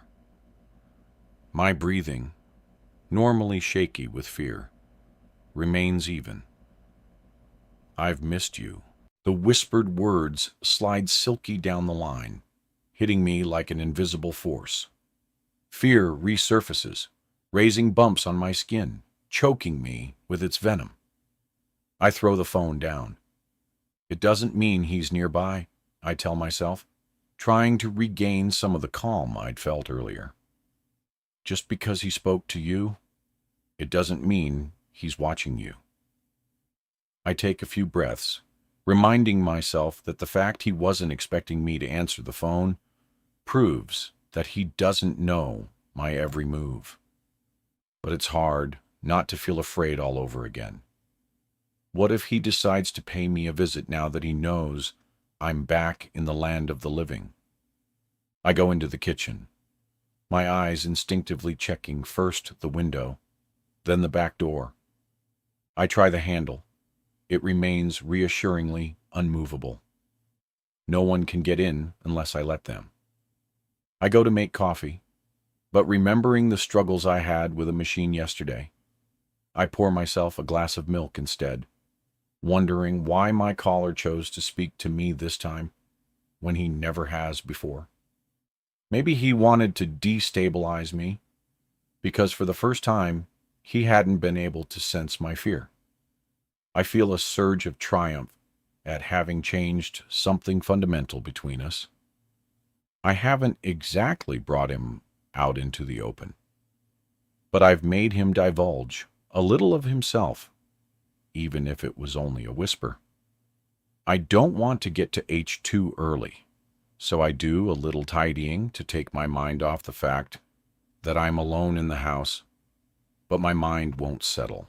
I make myself a cup of mint tea, hoping it will calm me, and sit in the kitchen drinking it. Time passes slowly, but with a lot of willpower, I manage to hang on until 11 o'clock.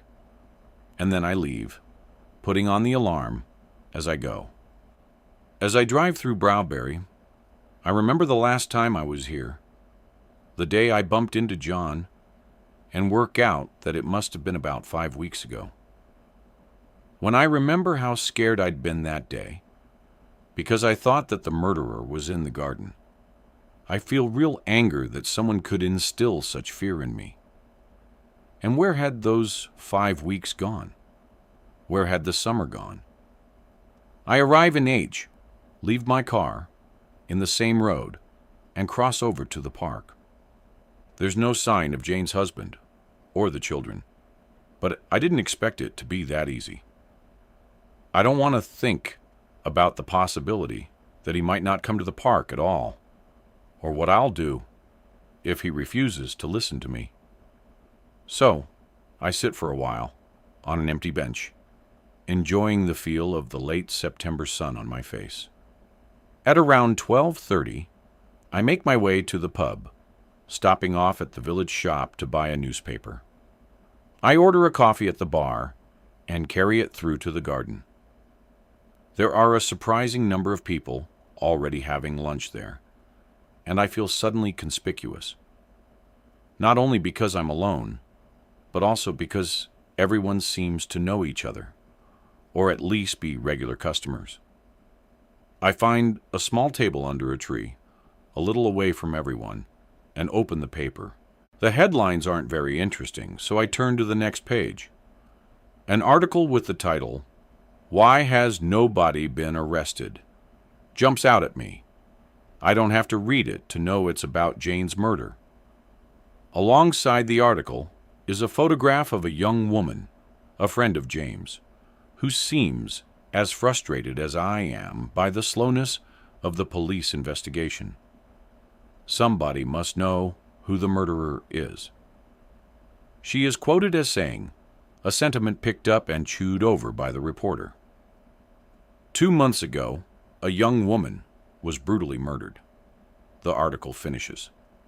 Somebody somewhere must know something. I close the paper, my stomach churning. As far as I know, the police had stopped appealing for the person who saw Jane alive in her car that night to recount them. But this latest article might stir things up again.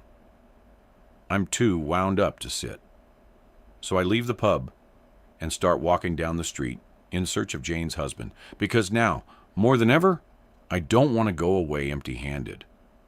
I have no idea where he lives, if he lives in the village itself, or in the new estate that has been built on its outskirts. But as I pass a row of stone cottages, I see 2 identical tricycles parked in one of the front gardens.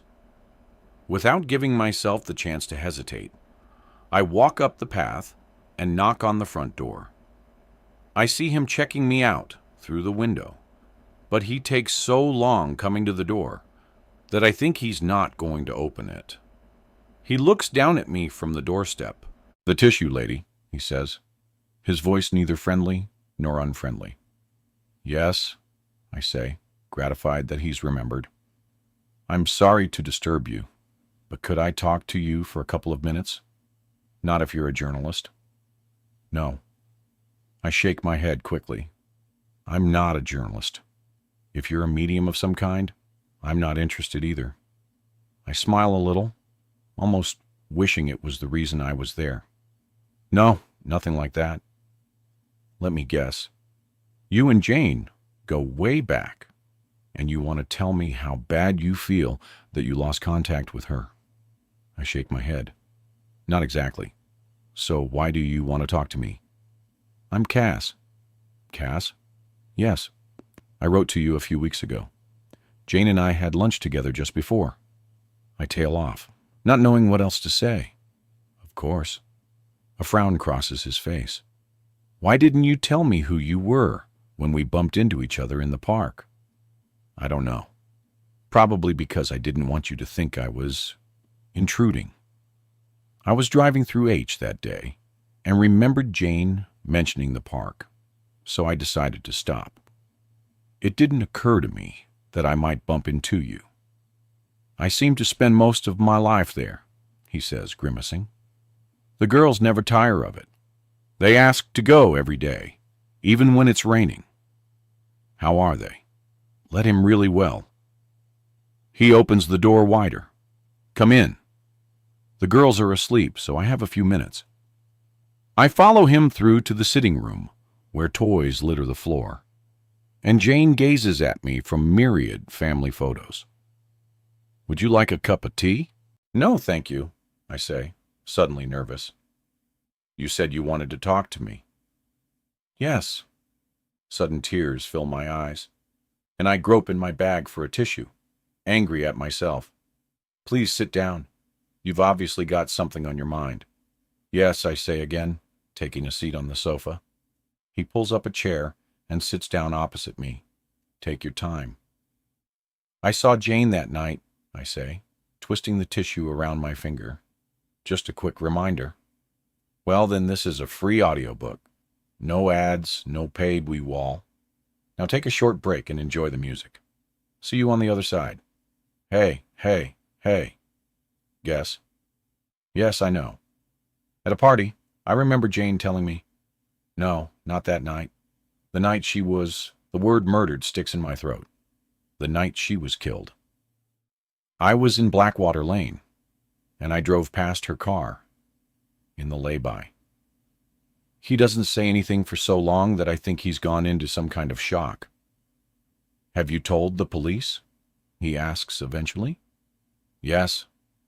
I'm the person who phoned in to say that she was alive when I saw her. Did you see anything else? No, only Jane. But I didn't know it was her. It was raining too hard for me to make her out. I could see it was a woman, but that's all. I only knew it was Jane after. He exhales heavily, and his breath hangs in the air between us. You didn't see anybody in the car with her? No. If I had, I would have told the police. So he didn't stop. Unable to meet his eyes, I bow my head. I thought she'd broken down, so I pulled in front of her. I thought she might get out of her car, but she didn't. It was pouring down, so I waited for her to flash her lights or sound her horn to tell me that she needed help. And when she didn't, I presumed she'd already called someone and that they were on their way. I know I should have got out and run back to check she was all right, but I was too scared. I thought it might be some sort of trap.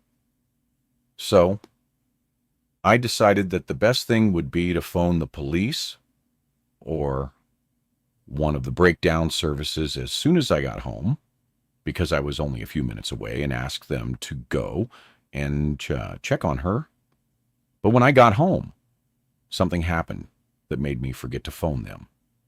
Then the next morning, when I heard that a young woman had been murdered, I felt, well, I can't describe how I felt.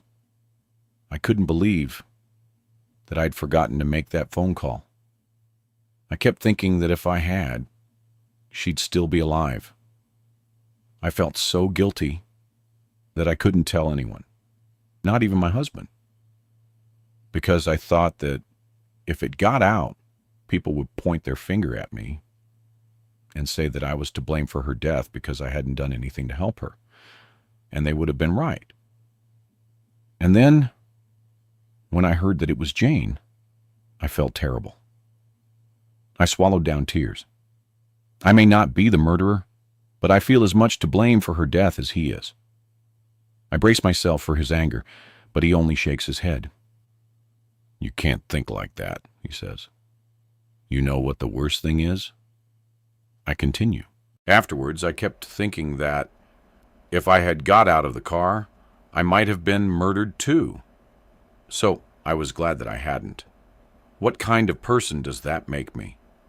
Not a bad one, he says gently. Just human. Why are you being so kind? Why aren't you angry with me? He gets to his feet. Is that what you want? He says, looking down at me. Is that why you've come here? Do you want me to tell you that you're responsible for Jane's death and that you're a terrible person? Because if you do, you've come to the wrong place. I shake my head. That's not why I've come. So, what is it you want? I don't know how much longer I can live with the guilt I feel. You have to stop blaming yourself. I'll never be able to do that. Look, Cass, if you want my forgiveness, I'll give it to you gladly. I don't blame you for not stopping. If the roles had been reversed, I doubt Jane would have stopped to help you. She would have been too frightened too, just as you were. But at least she might have remembered to get someone to check up on me. He picks up a photograph of the twins, all smiles and blonde curls. Too many lives have already been ruined by Jane's death, he says softly. Don't let it ruin yours. Thank you, I say, tears filling my eyes again. Thank you so much. I'm just sorry you've been going through so much anguish. Can I at least make you a cup of tea? Now, I don't want to trouble you. I was going to make one when you knocked at the door, so it's no trouble at all. By the time he comes back with the tea, I've managed to compose myself. He asks about me, so I tell him that I'm a teacher, without mentioning that I'm not working at the moment. We talk about his little daughters, and he admits he's finding it hard being a full-time dad, mainly because he misses his job, adding that when his colleagues had asked him to go in for lunch the previous week, it was the first time since Jane's death that he'd felt up to seeing people again. And how was it? I ask. I didn't go because I didn't have anyone to look after the girls. Both sets of parents live too far away to pop over at short notice, although they're brilliant at coming over at the weekend. But it's still very difficult for Jane's parents, seeing the girls. They look so much like her. Don't you have anyone locally who can help you out? No, not really. I'd be happy to babysit any time, I say. He looks taken aback. I'm sorry, that's a stupid thing to say. You don't know me, so of course you're not going to trust me with the girls. Well, thank you for your offer anyway. I drain my cup, aware of an awkwardness between us. I'd better go, I say, standing up. Thank you for allowing me to talk to you.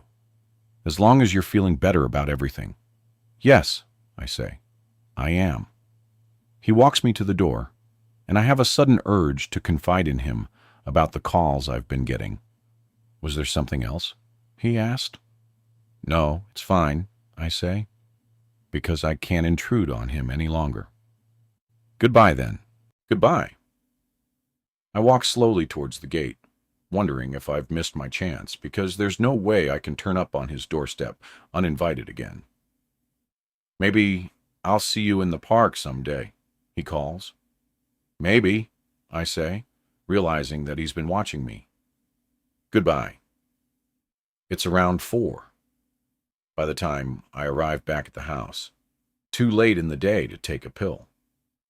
So, I decide not to go in, but to sit in the garden until Matthew arrives. I'm not going to tell him that I've been out today because if I do, I'll have to lie about where I've been. And if I lie, it might come back to bite me if I can't remember what I told him.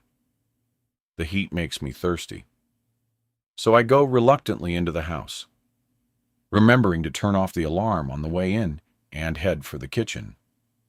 I open the door and find myself pausing on the threshold. My eyes scan the room. A prickle of unease goes down my spine. Everything seems as it should be, but I know that it's not. I know that since I left this morning, something has changed. I move slowly back into the hall and stand as still as I can, listening for the slightest sound. There is nothing, only silence. But I know that doesn't mean there isn't someone there. I take the phone from its cradle on the hall table and slip quietly back through the front door, pulling it shut behind me. I move away from the house, making sure to stay just inside the gate so that the phone is still in range. And with shaking fingers, I dial Matthew's number. Can I call you back? He asks.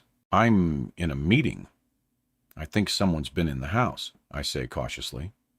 Hold on a minute. I hear him excusing himself and the scrape of his chair, and a few seconds later, he's back on the line. What's the matter?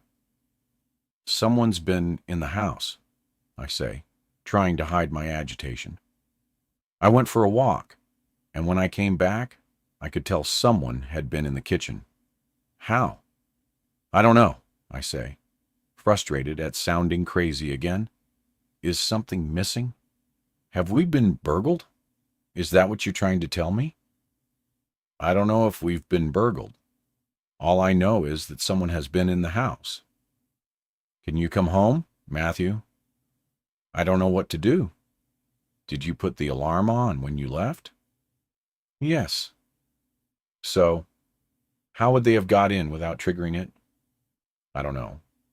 Are there signs of a break-in? I don't know. I didn't stay long enough to find out. Look, we're wasting time. What if he's still there? Don't you think we should call the police? I hesitate a moment. Jane's murderer is still on the loose. He doesn't say anything, and I know it was stupid of me to have mentioned it. Are you quite sure that someone has been in the house? He asks. Of course I am. I wouldn't make it up, and he might still be in there. Then we'd better call the police. I sense his reluctance. They'll get there quicker than me. But you will come? Yes, I'll leave now. Thank you. He phones back a minute later to tell me that the police will be with me shortly. Although they come quickly, they also come quietly, so I know Matthew didn't mention the word murderer to them. The police car pulls to a halt in front of the gate, and I recognize the policewoman who came the time I set off the alarm. Mrs. Anderson, she says, walking down the drive towards me. I'm P.C. Lawson. Your husband asked me to come by. I believe you think there might be someone in your house.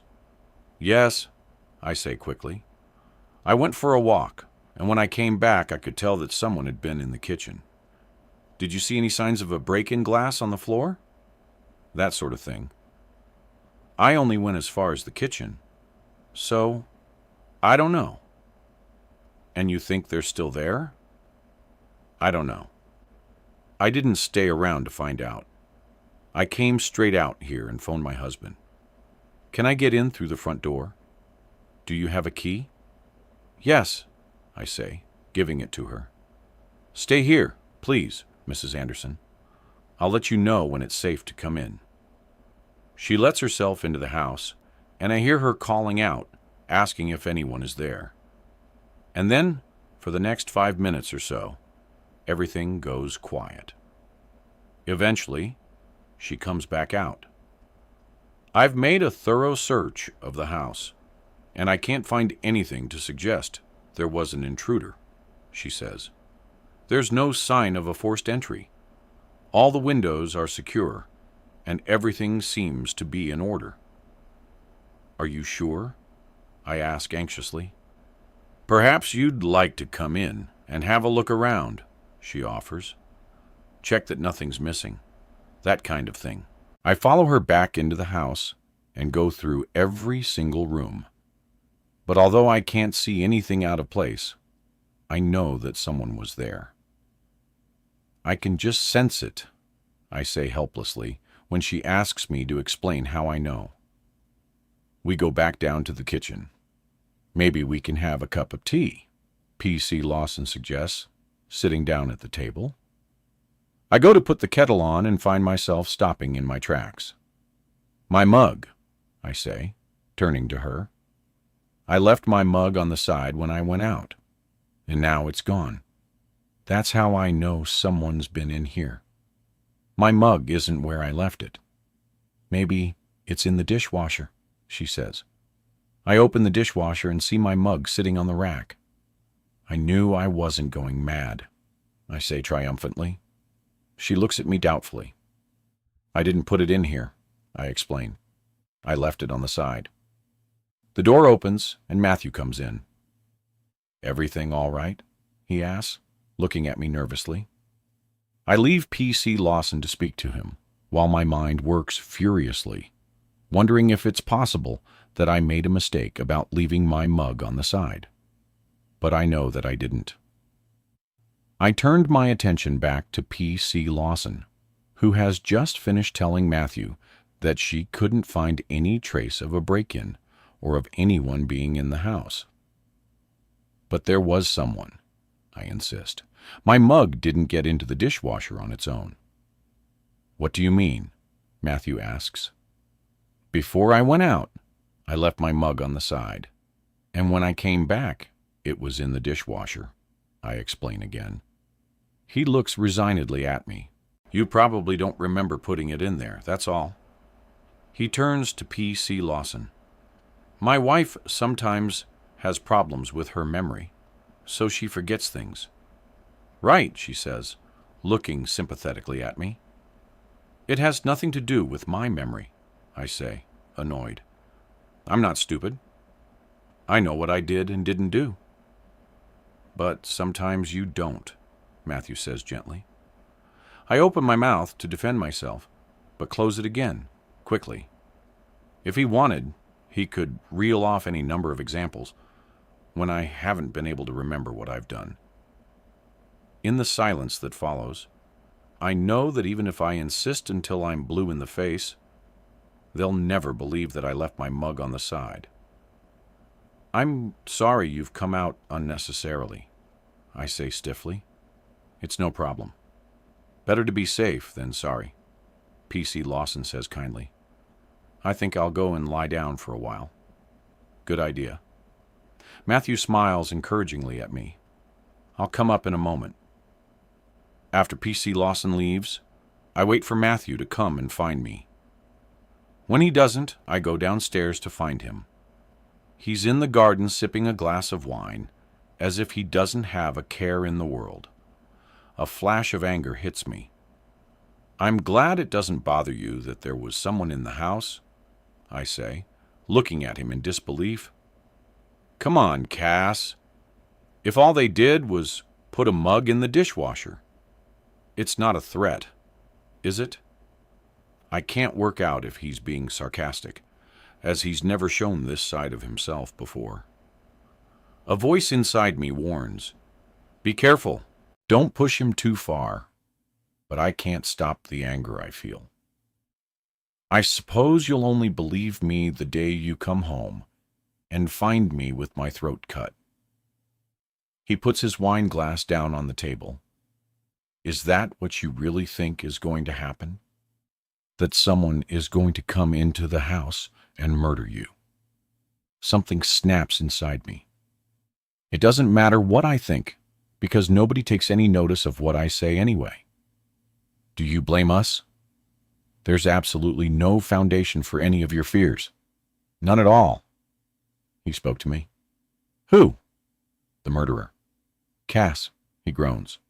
No, he did. And he's been in the house. Don't you understand, Matthew? Everything has changed. He shakes his head in despair. You're ill, Cass.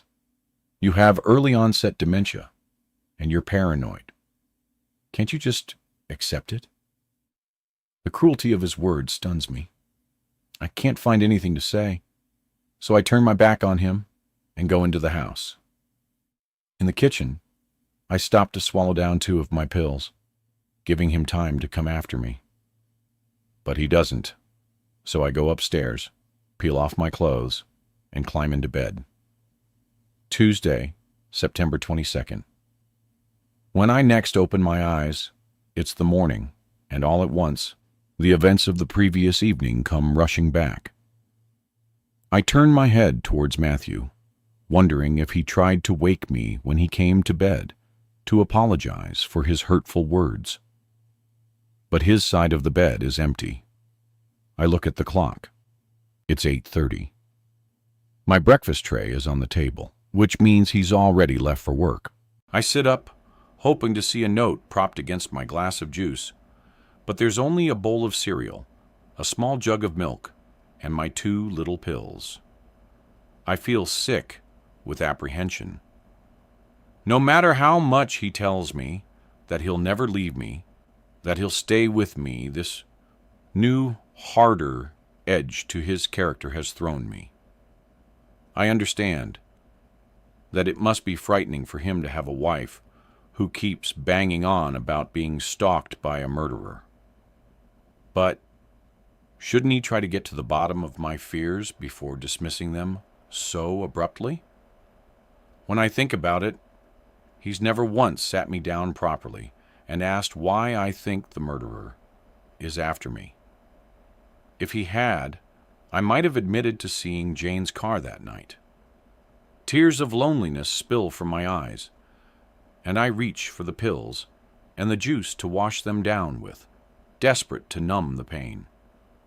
But I can't stop crying, even when sleep begins to take me, because all I feel is terrible despair and fear at what the future might hold for me. If I have dementia and Matthew leaves me, all I'll have to look forward to are years in a care home where a few of my friends will visit out of obligation. An obligation that will end the minute I can't remember who they are. My tears increase and become huge sobs of wretchedness. And when I'm woken sometime later by a terrible groaning noise with my head feeling as if it's about to explode, it's as if my emotional pain has manifested itself into physical pain. I try to open my eyes but find that I can't. My body feels as if it's on fire. And when I lift my hand to my head, I find it wet with sweat, aware that there's something terribly wrong. I try to get out of bed, but my legs won't hold me up, and I fall to the floor. I can feel sleep pulling me back, but some sixth sense tells me that I mustn't give in to it, and I focus instead on trying to move. But it seems impossible. And all I can think of through the fog in my brain is that I've had a stroke of some kind. My survival instinct kicks in, and I know my only chance is to get help as quickly as possible. So heaving myself onto all fours, I make it to the top of the stairs and half fall down them to the hall below. The pain makes me almost lose consciousness, but with superhuman effort, I use my arms to pull my body along the floor towards the table where the phone sits. I want to call Matthew, but I know I have to call the emergency services first. So, I dial 999. And when a woman answers, I tell her that I need help. I'm slurring so much I'm terrified she won't be able to understand what I'm saying. She asks for my name, and I tell her it's Cass. She then asks where I'm calling from, and I just about manage to tell her our address when the phone slips from my grasp and clatters to the floor. Cass, can you hear me? The voice is so faint that it's easy to ignore, but it comes back so insistently that I end up opening my eyes. She's here. I hear someone say she's waking up. Cass, my name's Pat. I want you to stay with me. All right. A face comes into focus somewhere above me. We're going to take you to hospital in a minute. But can you just tell me, is this what you took? She holds the box of tablets that Dr. Deacon prescribed for me, and recognizing them, I give a little nod. I feel hands on me, lifting me, and then cool air on my face for a few brief seconds as I'm carried out to an ambulance. Matthew, I ask weakly. You'll see him at the hospital, a voice tells me. Can you tell me how many you've taken, Cass? I'm about to ask her what she means when I start vomiting violently. And by the time we arrive at the hospital, I'm so weak I can't even smile at Matthew as he stands looking down at me, his face white with worry. You can see her later, a nurse tells him briskly. She'll be all right, won't she? He asks, distraught. And I feel worse for him than I do for myself. There's a blur of tests. So it's only when the doctor starts asking me questions that I realize she thinks I've taken an overdose.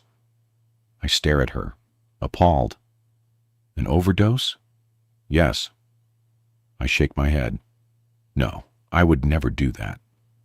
She gives me the kind of look that tells me she doesn't believe me. And bewildered, I ask to see Matthew. Oh, thank God you're all right, he says, reaching for my hand.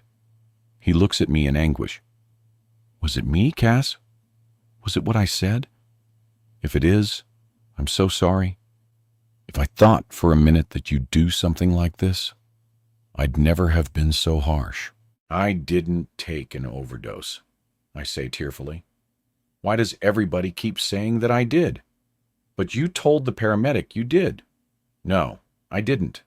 I tried to sit up. Why would I say something that isn't true? Try to stay calm, Mrs. Anderson. The doctor looked severely at me. You're still very ill. Fortunately, we didn't have to pump your stomach as you brought up most of the pills in the ambulance, but you're still going to need monitoring for the next 24 hours. I clutched Matthew's arm. She must have misunderstood. The paramedic showed me the pills Dr. Deacon prescribed for me and asked me if they were the pills I took.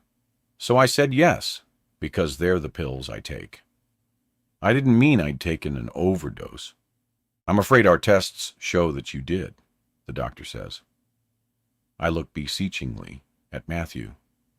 I took the 2 you brought me with my breakfast, but I didn't take any after that. I swear, I didn't even go downstairs. These are the boxes the paramedics took from the house, the doctor says, handing a plastic bag to Matthew. Would you know if there are any missing? We don't think she took a lot. Maybe a dozen or so? Matthew opens the first of the 2 boxes. She only started this one a couple of days ago, and there are 8 pills missing, which is right, because she takes 4 a day, 2 in the morning and 2 in the evening, he says, showing the doctor. As for the other box, he goes on, checking the contents. It's full, just as it should be, so I don't know where she would have got them from. Is there any way your wife could have stockpiled some of them? Upset at being dismissed from the conversation, I'm about to remind them that I'm present when I suddenly remember the little pile of pills in my drawer. No, I would have noticed if there'd been any missing, Matthew says. It's usually me that gives them to her, you see, before I leave for work in the mornings. That way, I know she's not going to forget to take them. He pauses. I don't know if you know. I told one of the nurses. But there's a possibility that my wife has early onset dementia. While they talk about my possible dementia, I try to work out if I somehow took the pills from my drawer without knowing what I was doing. I don't want to believe that I did, but when I remember how wretched, how hopeless I'd felt, and how I had craved oblivion, maybe, after taking the 2 pills that Matthew had brought me, I'd reached into the drawer and taken the others. Had I subconsciously wanted to end the life that had suddenly become unbearable, already weakened by what I've been through, the remaining energy I have drains out of me. Exhausted, I lie back on my pillow and close my eyes against the tears seeping from their corners. Cass, are you all right? I'm tired, I murmur. I think it's best if you leave her to sleep, the doctor says. I feel Matthew's lips on my cheek. I'll be back tomorrow, he promises. Monday, September 28th. In the end, I had to admit to taking the pills because the evidence was there in my bloodstream. I admitted that I'd had some pills hidden away in my drawer, but insisted that I hadn't stockpiled them with the intention of killing myself, explaining I'd simply put them there because on the days when Matthew was at home with me, I hadn't felt the need to take them. When they asked why I couldn't have told Matthew that, I found myself explaining that I hadn't wanted him to know that the pills knocked me out to the point where I couldn't do anything. Matthew, looking skeptical, pointed out that what I'd said wasn't strictly true, because as far as he was concerned, I was still able to function at an acceptable level.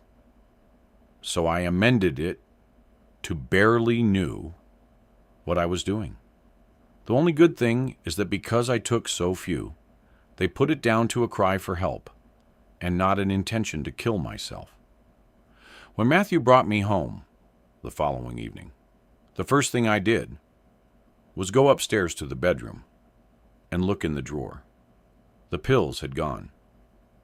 I know that Matthew doesn't believe I took them, accidentally, even though he hasn't actually come out and said it. But it feels like another nail in the coffin of our relationship. It's not Matthew's fault.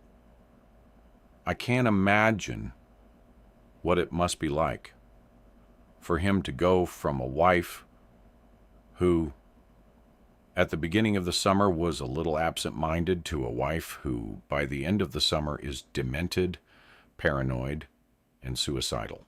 He insisted on taking the rest of the week off, even though I told him he didn't have to. In truth, I would have preferred him to go to work because I wanted to be able to think about where I was going. My accidental overdose made me realize how precious life was, and I was determined to get back in control of mine while I still could. I started off by refusing to take the new blue pills that had been prescribed for me, telling Matthew I preferred to try to cope without them because I needed to get back to living in the real world. With everything that had happened, I forgot that I was meant to be going out with Rachel.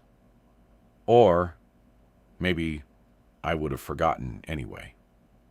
So, I was nowhere near ready when she turned up on the doorstep on Friday evening.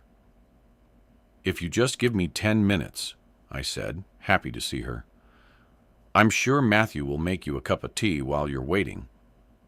Matthew looked at me in surprise. "You're not seriously going out, are you?" "Why not?" I frowned. "I'm not an invalid." "Yes, but after what happened?" He turned to Rachel. "You do know that Cass has been in hospital, don't you?" "Oh, I had no idea." Rachel looked shocked. "Why? What happened? I'll tell you over dinner," I said hurriedly. I looked at Matthew, daring him to tell me I couldn't go. "You don't mind looking after yourself tonight, do you?" "Not at all. It's just, I'm fine," I insisted. "Are you sure, Cass?" Rachel said uncertainly. "If you've been ill, a night out is exactly what I need," I told her firmly. 10 minutes later, we were on our way, and I used the journey to Browberry to tell her about my accidental overdose. She was horrified that the pills could subconsciously make me do something so dangerous, but seemed happy when I reassured her that I didn't intend taking any more medication. Luckily, she understood that I didn't want to talk about what had happened, and for the rest of the evening, we talked about other things. Then on Saturday, 10 weeks since my life fell apart, Matthew brought me tea in the mug that had caused so much fuss on Monday afternoon, and I found myself going over everything again. In my mind, I could see the mug standing clearly on the side, and although my mind can't always be trusted, I was pretty sure that I hadn't put it in the dishwasher before leaving the kitchen. So, who had? The only person with a key to the house, apart from me, is Matthew. But I knew it wasn't him because, methodical as he is, he always stacks from the back, and the dishwasher was practically empty. Anyway, if he had popped home in the middle of the day, he would have admitted it. The truth is, I'm the one who stacks from the front. And if I can take an overdose without knowing what I'm doing, it's not too hard to suppose I can put my mug in the dishwasher without remembering about it. We somehow got through the weekend with Matthew tiptoeing around me as if I was an unexploded time bomb waiting to go off at any moment. He didn't actually sigh with relief this morning when he could escape back to the office, but I know he found babysitting me hard work, even though, without the pills, I'm much more coherent. But my accidental overdose has left him on edge, and the thought that I might do something stupid while he's at home means he can't relax around me. As soon as he's left for work, I get up because I want to be out of the house before my silent caller phones. I could just ignore the call, but I know that if I do, he'll only phone back until I pick up, which will end up destabilizing me. And today, I need to be calm because I'm going back to H to see Jane's husband. My plan is to arrive in the early afternoon. When I think, it's most likely the twins will be asleep. So, I stop off in Browberry, on the way, where I have a leisurely breakfast and spend the rest of the morning shopping for new clothes because nothing seems to fit me anymore. Alex doesn't seem overly surprised to see me standing on his doorstep again. "I thought you might be back," he says, ushering me in. "I could tell there was something else on your mind." "You can tell me to go away again if you like," I say. "Only I hope you don't, because if you can't help me, I don't know who can." He offers me a cup of tea, but suddenly nervous about what I'm going to say, I refuse. "So, what can I do for you?" he asks, taking me into the sitting room. "You're going to think I'm mad," I warn, sitting down on the sofa. He doesn't say anything, so I take a deep breath. Right, here goes. The day I phoned the police to tell them that I'd seen Jane alive, they made a public announcement asking the person who had called them earlier to contact them again. The next day, I received a silent phone call. I didn't think too much about it, but when I got another the following day, and a couple more the day after, it began to freak me out. They weren't heavy breather type calls. I could have coped with that. There was just this silence on the line. Except, I knew that there was someone there. When I told my husband, he said it was probably a call center trying to get through. But I began to live in dread of the phone ringing because, well, I suspected they were coming from the person who killed Jane. He makes a noise, a grunt of surprise, but when he doesn't say anything, I go on. It wouldn't have been hard for him to trace me from my license plate. When I pulled in front of Jane's car, I stopped for quite a few minutes, so it's possible that he was able to see my registration number despite the rain. The more he phoned me, the more traumatized I became. I presumed he'd thought I'd somehow seen him and was trying to warn me off from telling the police, but the only person I'd seen was Jane. I tried ignoring the calls, but when I did, he would carry on phoning until I picked up, and I began to realize that he never phoned when my husband was around, which made me think he was watching the house. I was so frightened that I insisted on having an alarm installed, but he still managed to get in and leave a calling card in the kitchen, a huge kitchen knife exactly like in the police photos. The next day, I thought he was in the garden and barricaded myself in our sitting room. I was put on medication, which turned me into a mental and physical wreck, but it was the only way I could cope with the calls.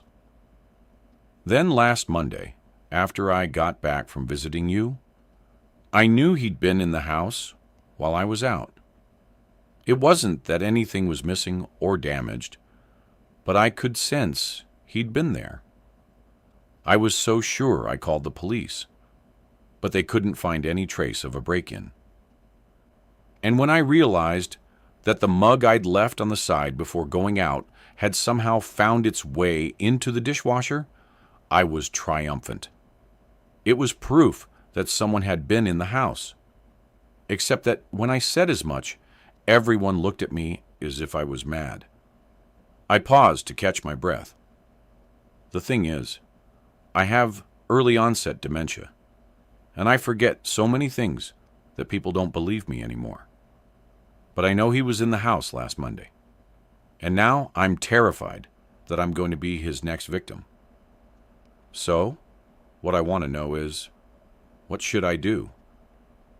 The police already think I'm imagining things, so if I tell them the murderer is after me, they're not going to believe me. Especially when I can't prove that I've been getting calls in the first place. I sound crazy, don't I? I add hopelessly. He doesn't say anything for a moment, and I imagine him trying to work out how he can get rid of me without causing offense. I have been getting calls, I say.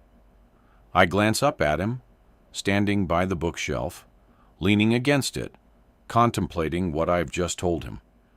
I really need you to believe that I have. I do believe you, he says. I look at him wearily, wondering if he's just humoring me. Why? I mean, nobody else has. A gut feeling, I suppose. Anyway, why would you make up something like that? You don't seem like an attention seeker to me. If you were, you'd have gone to the police and to the media by now. They could be a figment of my imagination. The fact that you're telling me they could be makes it unlikely. So, you really do believe that I've been getting calls from the person who killed Jane? I ask, needing him to confirm it. No, I believe you're getting calls, but they're not coming from the person who killed Jane. Don't tell me they're coming from a call center, I say, not bothering to hide my disappointment. No, it's obvious that there's more to them than that. Someone is definitely harassing you. So why can't they be coming from the murderer? Because it's not logical. Look, what exactly did you see when you drove past Jane's car? If you'd been able to see her clearly, you would have recognized her. Yet, you told me you didn't. I couldn't make out her features, I confirm. I had the impression she was blonde, but that was all. So, if you had seen someone sitting next to her in the car, the most you'd have been able to say was that they were dark or fair. Yes, but the killer doesn't know that. He might think that I saw him clearly. He leaves the bookshelf and comes to sit down next to me, even if he was sitting next to Jane in the passenger seat. The police think she picked him up before she got to the lay-by. Well, if she did, he would hardly have been sitting in the back seat, would he? No, I say, wondering what it must have been like for him to hear all the rumors that his wife had a lover. And there's another flaw to your reasoning. If he really thinks that you might go to the police with vital information about him, why would he let you live? Why not just kill you? He's already killed once, so why not again? But if the calls aren't coming from him, I say, bewildered, who are they coming from? That's what you need to find out. But I promise you, they aren't coming from the person who killed Jane. He reaches out and takes hold of my hand. You need to believe me. You don't know how much I want to. My eyes fill with tears. Do you know what I did on Tuesday morning? I took an overdose. I didn't do it on purpose. I wasn't even aware I'd swallowed down a load of pills. But I suppose I did it because subconsciously, my life had become intolerable. If I could have spared you any of it, I would have, he says quietly. But I had no idea that Jane's murder could impact on anyone other than our family. It's strange, I say slowly. I should feel relieved that it isn't the murderer who's been phoning me. But at least I thought I knew who it was. Now it could be anybody.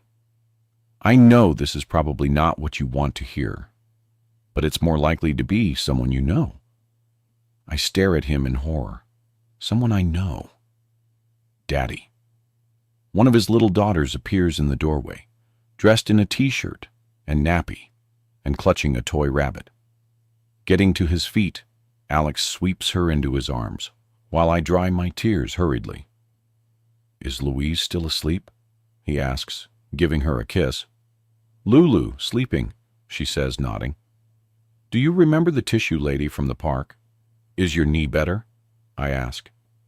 She holds her leg straight out so that I can see for myself. Wonderful, I say, smiling at her. All gone. I look up at Jane's husband. I'll let you get on. Thank you again. I hope I've helped. Yes, you have. I turn to his little daughter. Goodbye, Charlotte. You remembered, he says, pleased. He walks me to the door.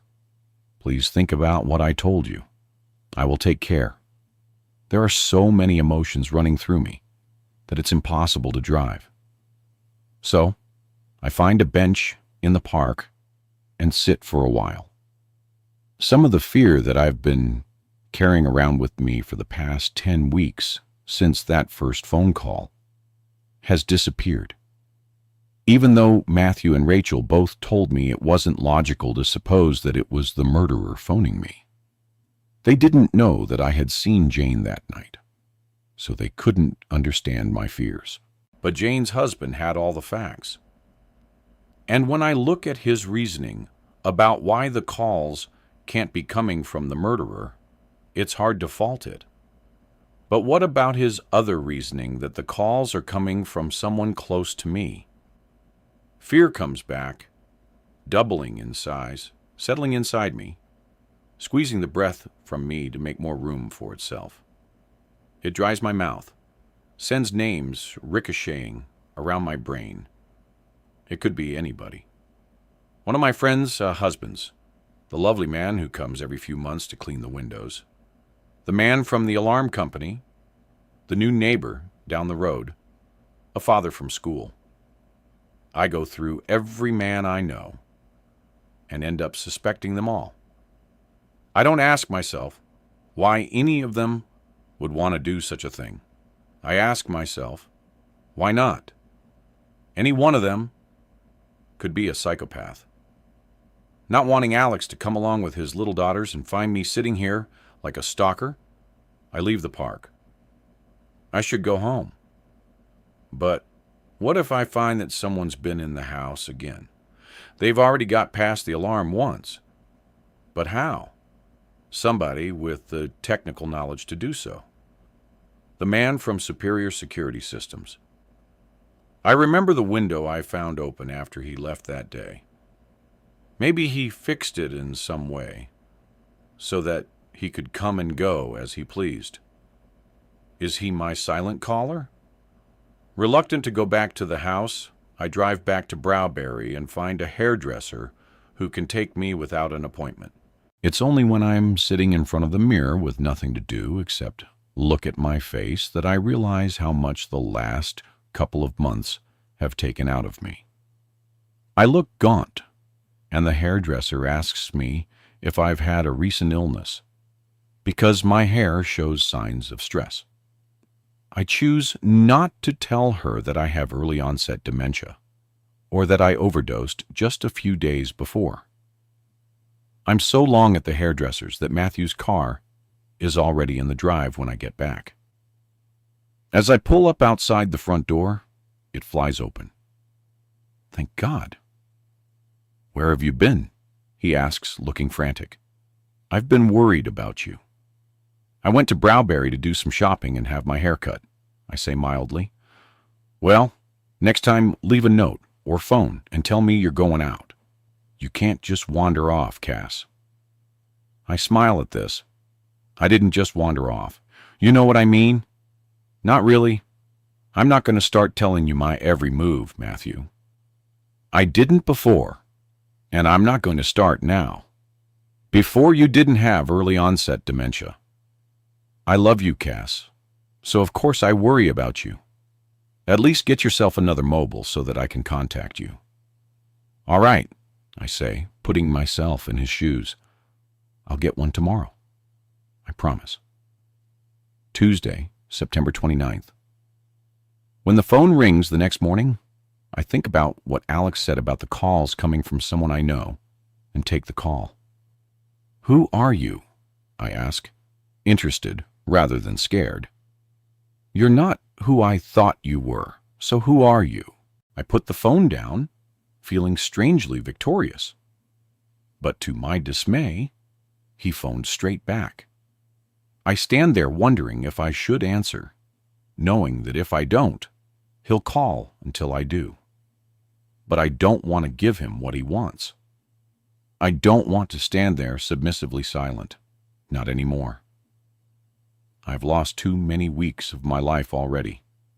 If I don't want to lose anymore, I need to start standing up to him. Worried that I'll end up cracking, I go out to the garden to get away from the sound of the phone. I think about taking it off the hook so that he can't get through, but I don't want to anger him any more than I already have. The other option is to go out for the day and only come home once Matthew is back. But I'm fed up being driven from my home. What I need is something to keep me busy. My eyes fall on my secrets, which are lying where I left them 2 months before the day, before Hannah and Andy came around for a barbecue on the windowsill along with my gloves. So I decide to do a bit of pruning.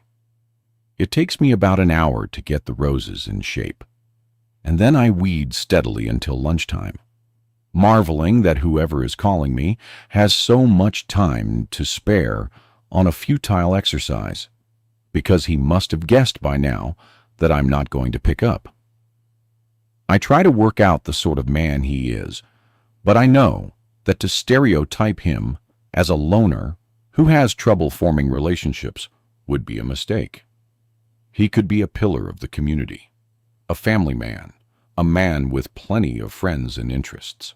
The only thing I'm sure about now is that he's someone I know, and this makes me less frightened than perhaps I should be.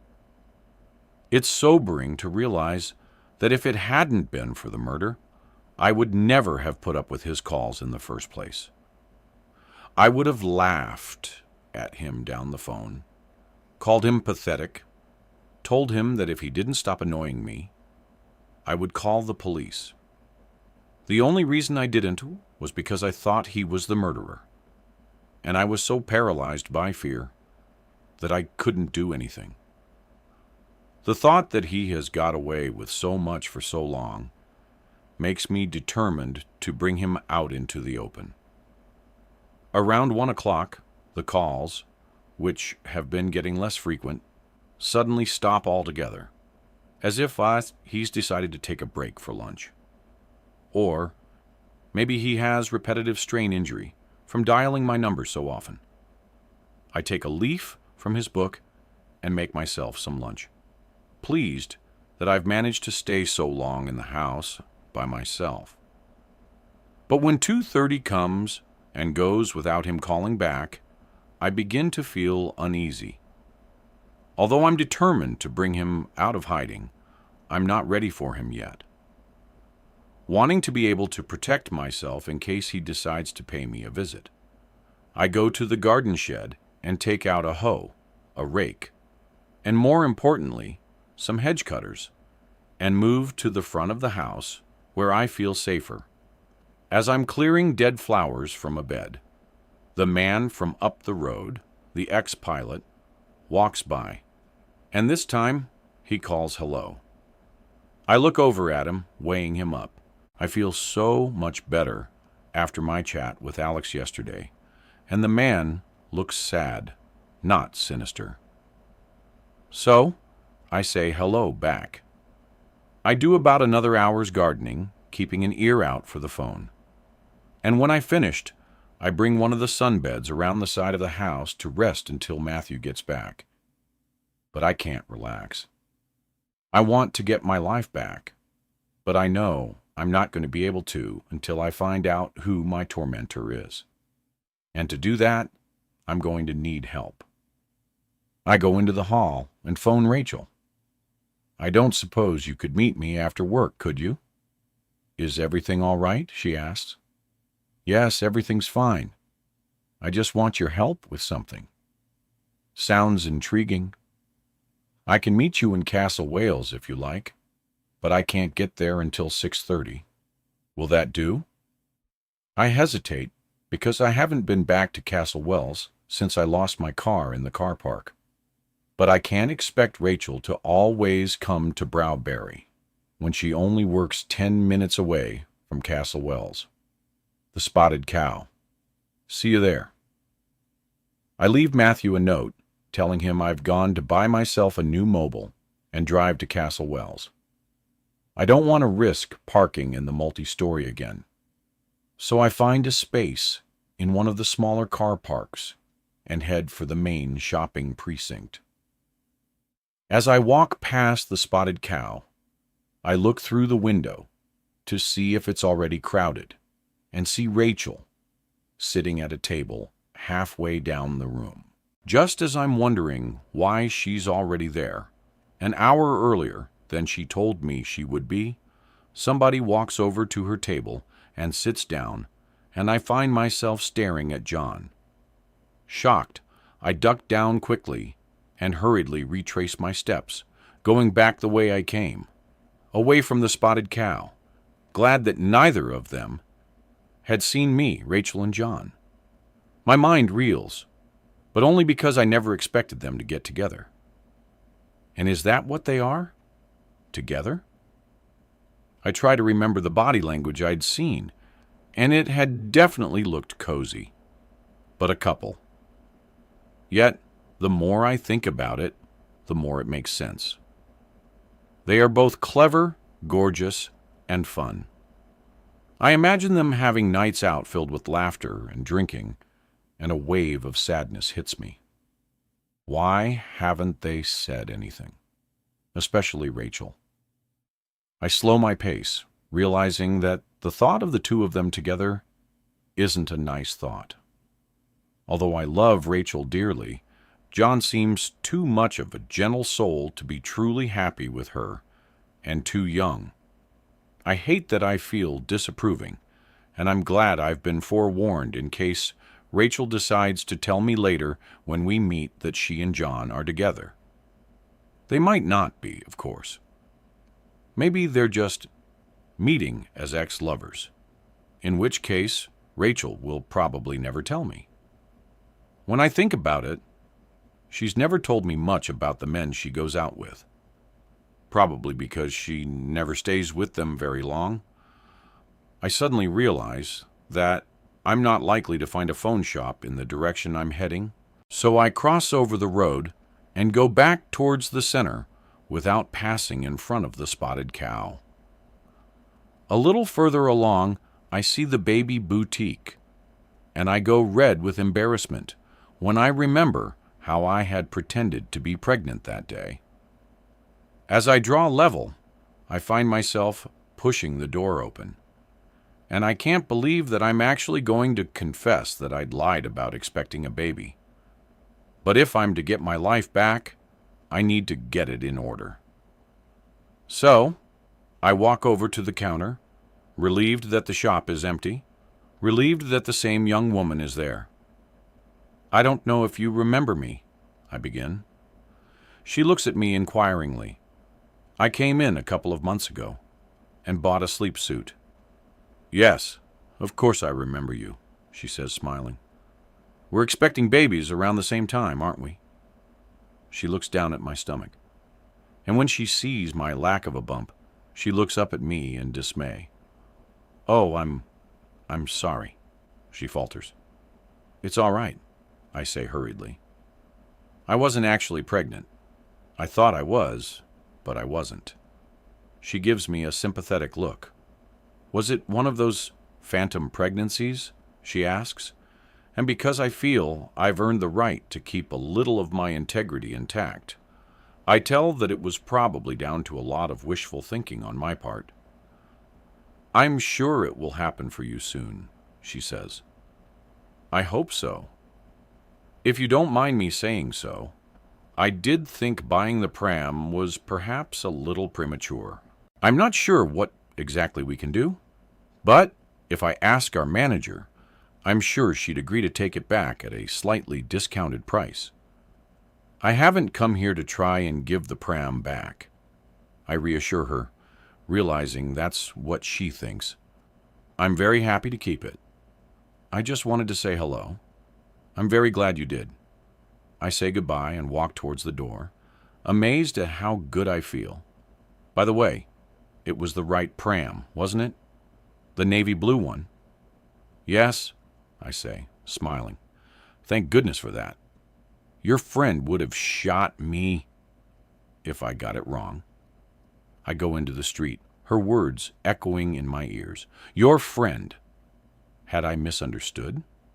Had she been referring to the couple who'd been in the shop at the same time as me? Maybe once I'd left the shop that day, she hadn't been sure which pram I'd ordered, and had asked them if it was definitely the blue one I'd wanted. But she had said friend and not friends. And anyway, she knew that they were just people who happened to be in the shop at the same time as me. So, who was she talking about? Even though the truth is staring me in the face, I don't want to believe it. The only person who knew I was in the shop that day was John. And I don't want to believe that he arranged to have the pram sent to me, because then I'd have to ask why. My head reeling again, I cross back over the road and head for Costas, where we'd gone after I bumped into him coming out of the baby boutique. I order a coffee and sit at the window, my eyes fixed on the shop over the road, trying to work out what could have happened. It could be fairly innocent. John has always had a soft spot for me. So, maybe when he went to the shop and mentioned that I'd suggested he buy a sleep suit for his friend's baby, the assistant had talked about my supposed pregnancy quite naturally. And delighted for me, he decided to buy me a present. But surely he wouldn't have chosen something as expensive as a pram. And if it was a gift, why had he sent it anonymously? And why, when we met a while later in Browberry, didn't he mention either my pregnancy or the pram? Had he been embarrassed about what he'd done? None of it made any sense. The alternative, that it wasn't innocent at all, makes my heart pound. Had John been following me that day? Had he been following me the day he'd knocked on my car window in Browberry? When I think about it now, it was unusual that I bumped into him twice in less than 10 days. Had he arranged to have the pram sent to me anonymously to frighten me? He couldn't know that I would think I'd sent it to myself because he hadn't known at that point about my dementia. I'd only told him about that over lunch in Browberry. And why would he do any of this? Because he loves you, a voice whispers in my mind, and my heart thuds painfully. He loves me enough to hate me. When I realize that everything points to John being my silent caller, I feel sick. He knew how nervous I'd been since Jane's murder. And when I'd mentioned the isolated position of our house, he had pointed out that there were other houses nearby, but he's never been to my house. So, how would he know? I'm suddenly so angry at him that I have to stop myself from going straight to the spotted cow and confronting him in front of Rachel, because before I do, I need to be absolutely sure of everything. I turn it around in my head, looking at it from every angle. But no matter how much I don't want it to be true, all the facts are screaming that I found my tormentor. I think back to July when I'd shouted at my silent caller to leave me alone. And John had taken on his real persona and pretended surprise. All along, it had been him, and I had apologized and told him that I'd been receiving nuisance calls from a call center. How he must have laughed to himself as he pretended he'd phoned to invite me for a drink with Connie and the others from work. I told him that I wasn't sure I'd be able to make it because Matthew had taken the following 2 days off. And on those days, there hadn't been any calls. Even the timing matches. With school closed, he has had the whole summer to devote to terrifying me. But it seems so insane. If someone had told me this morning that John was my silent caller, I would have laughed in their face. Then something occurs to me. and I feel as if I've been hit by a sledgehammer. On the night of Jane's murder, John didn't go back to Kanye's. He and Jane used to play tennis together. He had told me that himself. Is it possible they had been lovers? Had he gone to meet her that night? Is it possible that he murdered Jane? The answer has to be no. And then I remember him saying that his girlfriend, who none of us had ever met, was no longer on the scene. And what about Rachel? If she and John are together, she could be in terrible danger. But if she and John are together, maybe she knows what he's done. I feel suddenly breathless. There are so many scenarios going around in my head that I'm tempted to go straight back home without going anywhere near the spotted cow. I look at my watch. I have 5 minutes to decide. In the end, I decide to meet Rachel.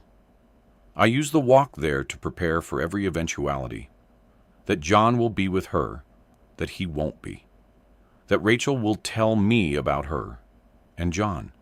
That she won't say anything about him at all. If she doesn't, should I tell her my fears about John? But even to my ears, they seem nonsensical, far-fetched. By the time I arrive, the pub is so busy that it's just as well Rachel was there an hour earlier, or we wouldn't have got a seat. Couldn't you have found a quieter table? I attempt to joke, because we seem to be surrounded by a huge group of French students.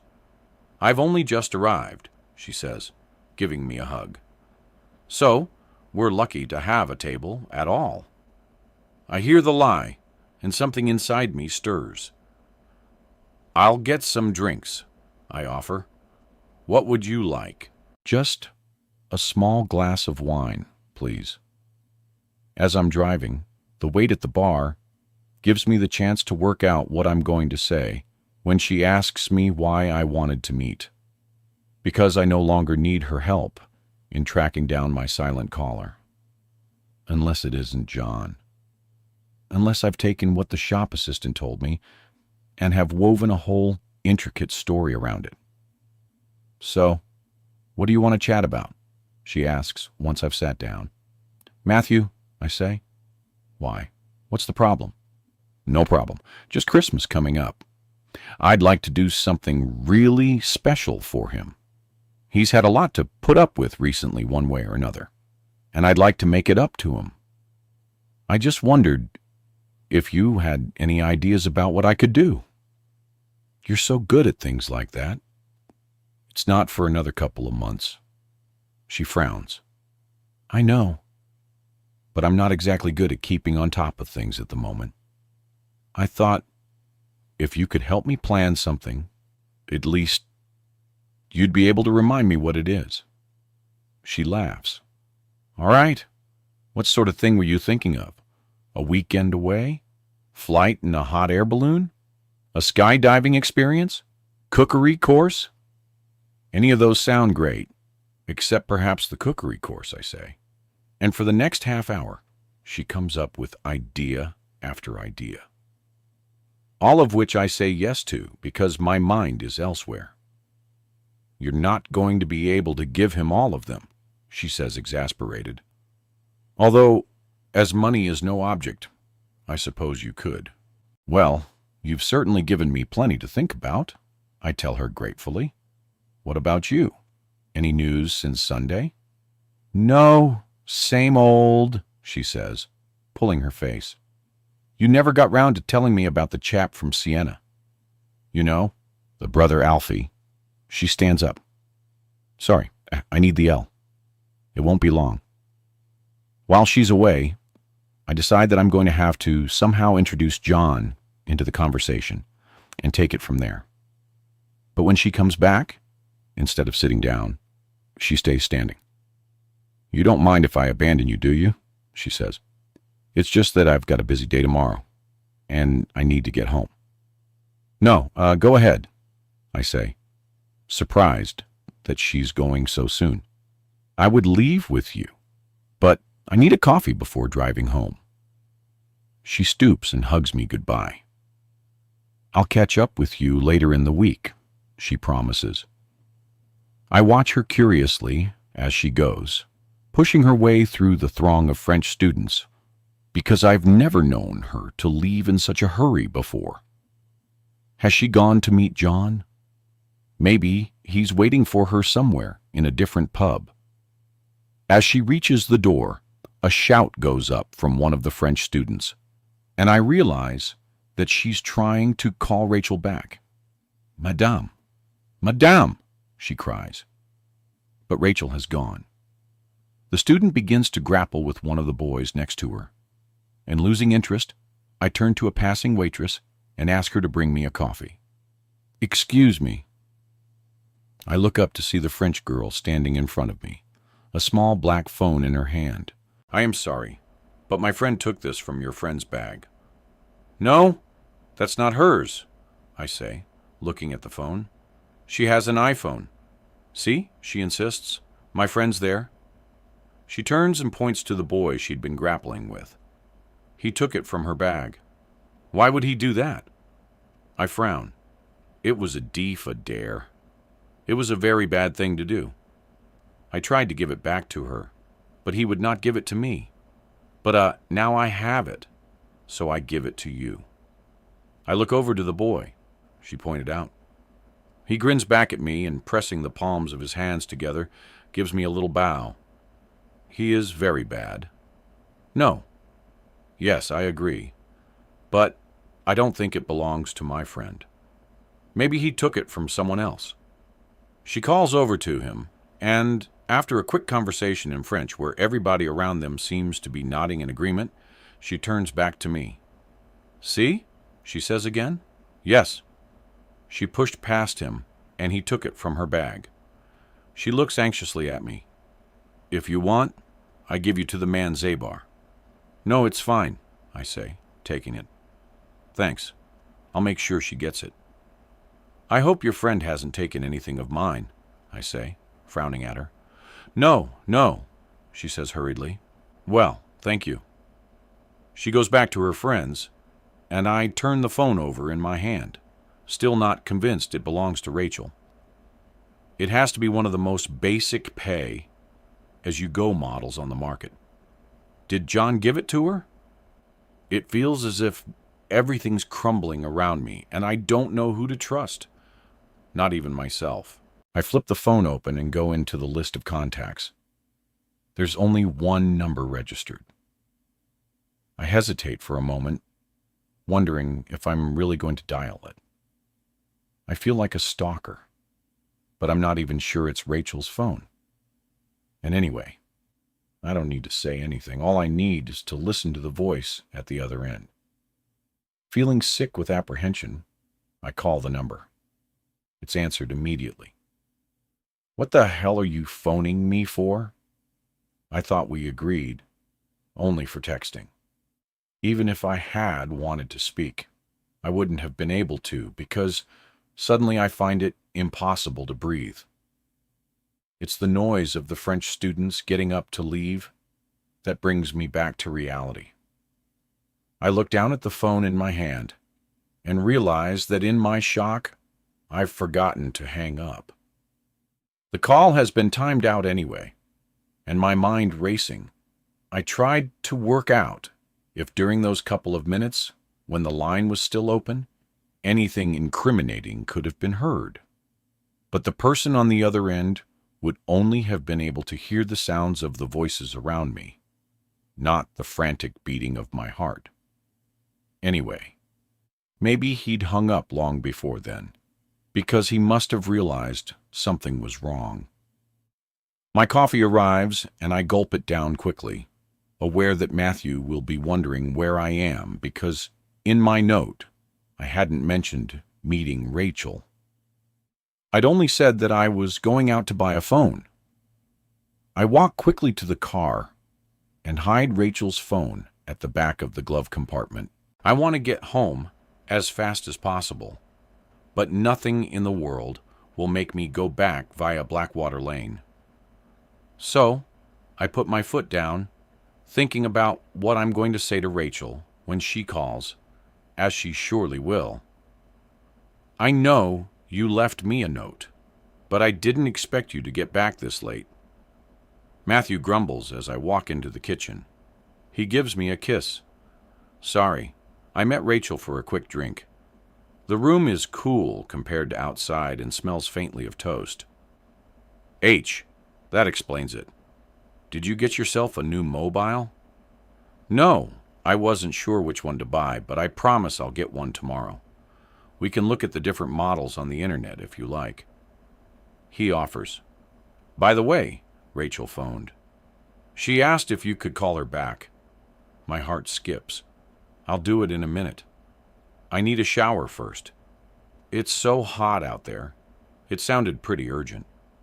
I suppose I'd better do it now then. I fetch the phone from the hall and bring it back through to the kitchen. Wine? Matthew asks as I dial her number. The bottle is already open, so I nod the phone to my ear. Hello, Cass. It's the first time I've heard Rachel sound agitated, although she does her best to hide it. Matthew said you called, I say. Yes.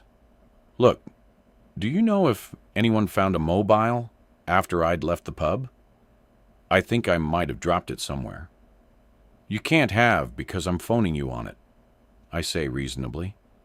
It wasn't my phone. It was a phone that I was looking after for a friend. It might have fallen out of my bag or something. A friend? The word sits heavy on my mind. Have you phoned the Spotted Cow to ask if anyone handed it in? Yes, they don't have it. Wait a minute. Was it a little black one? Yes, that's it. Do you know where it is? Probably halfway across the channel by now. You know that group of French students who were sitting near us? Well, after you left, they were macking around with this little phone, throwing it to one another and trying to grab it off each other.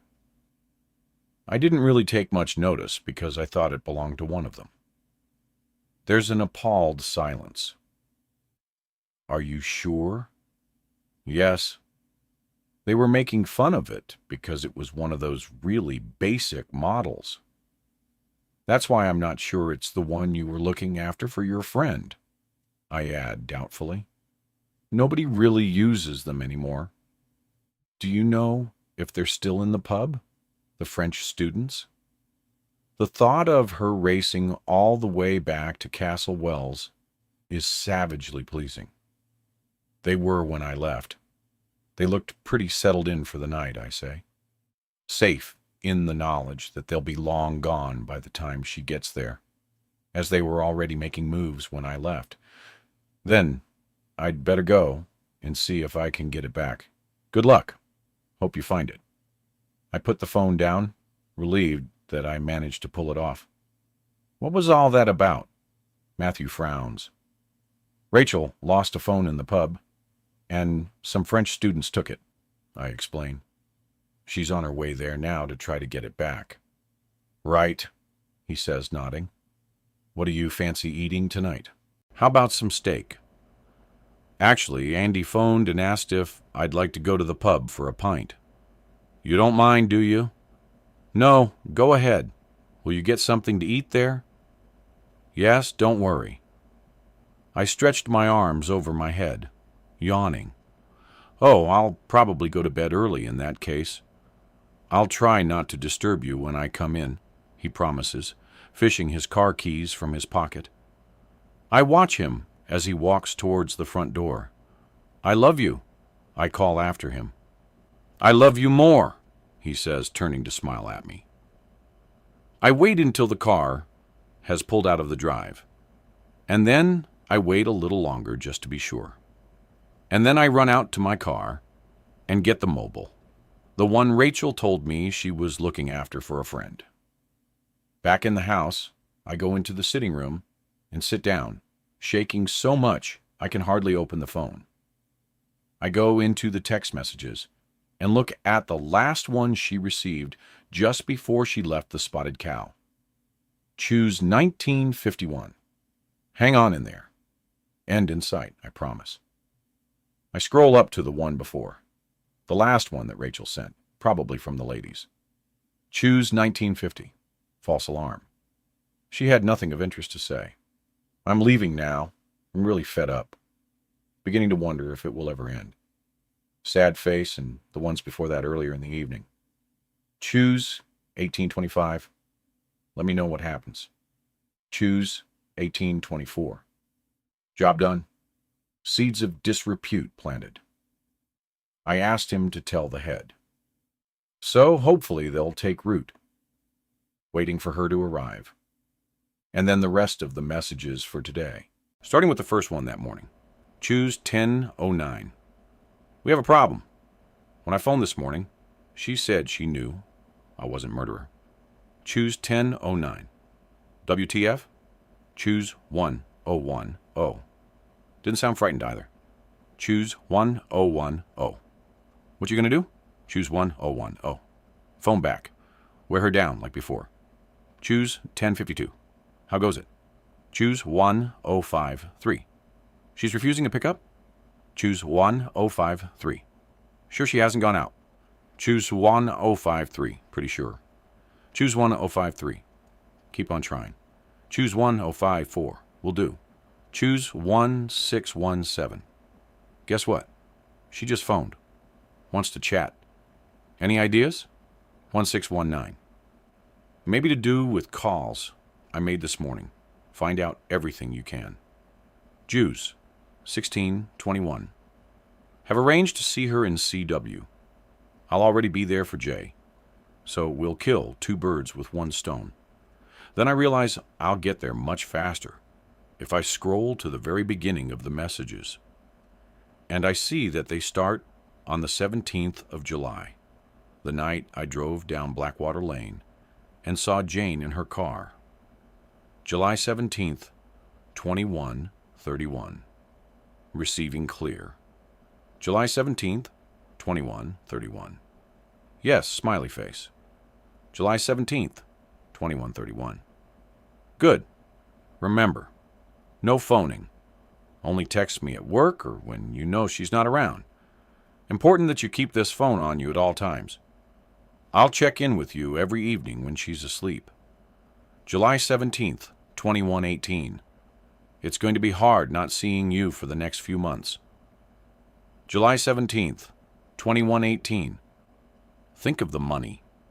If she had given you some, it wouldn't have come to this. Now we get it all. July 17th, 2118. It is going to work, isn't it? July 17th, 2119. Of course, look how well it's worked already. She already thinks she's forgetting things, and that's only small stuff. Wait until we really start messing with her head. July 17th, 2119. Hope you're right. I'll send her a text about Suze's present later. If she falls for it, we'll be home and dry. 18th of July, 10:46. Good morning. Just to let you know, she's on way to meet you. 18th of July, 10:46. Ready and waiting. Did you say anything about Suze's present? 18th of July, 10:47. No, but she seemed on edge. 18th of July, 10:47. Let's hope my text did the trick. Did you hear about local woman murder? 18th July, 10:47. Yes. Awful. Let me know how it goes. July 18th, 12:56.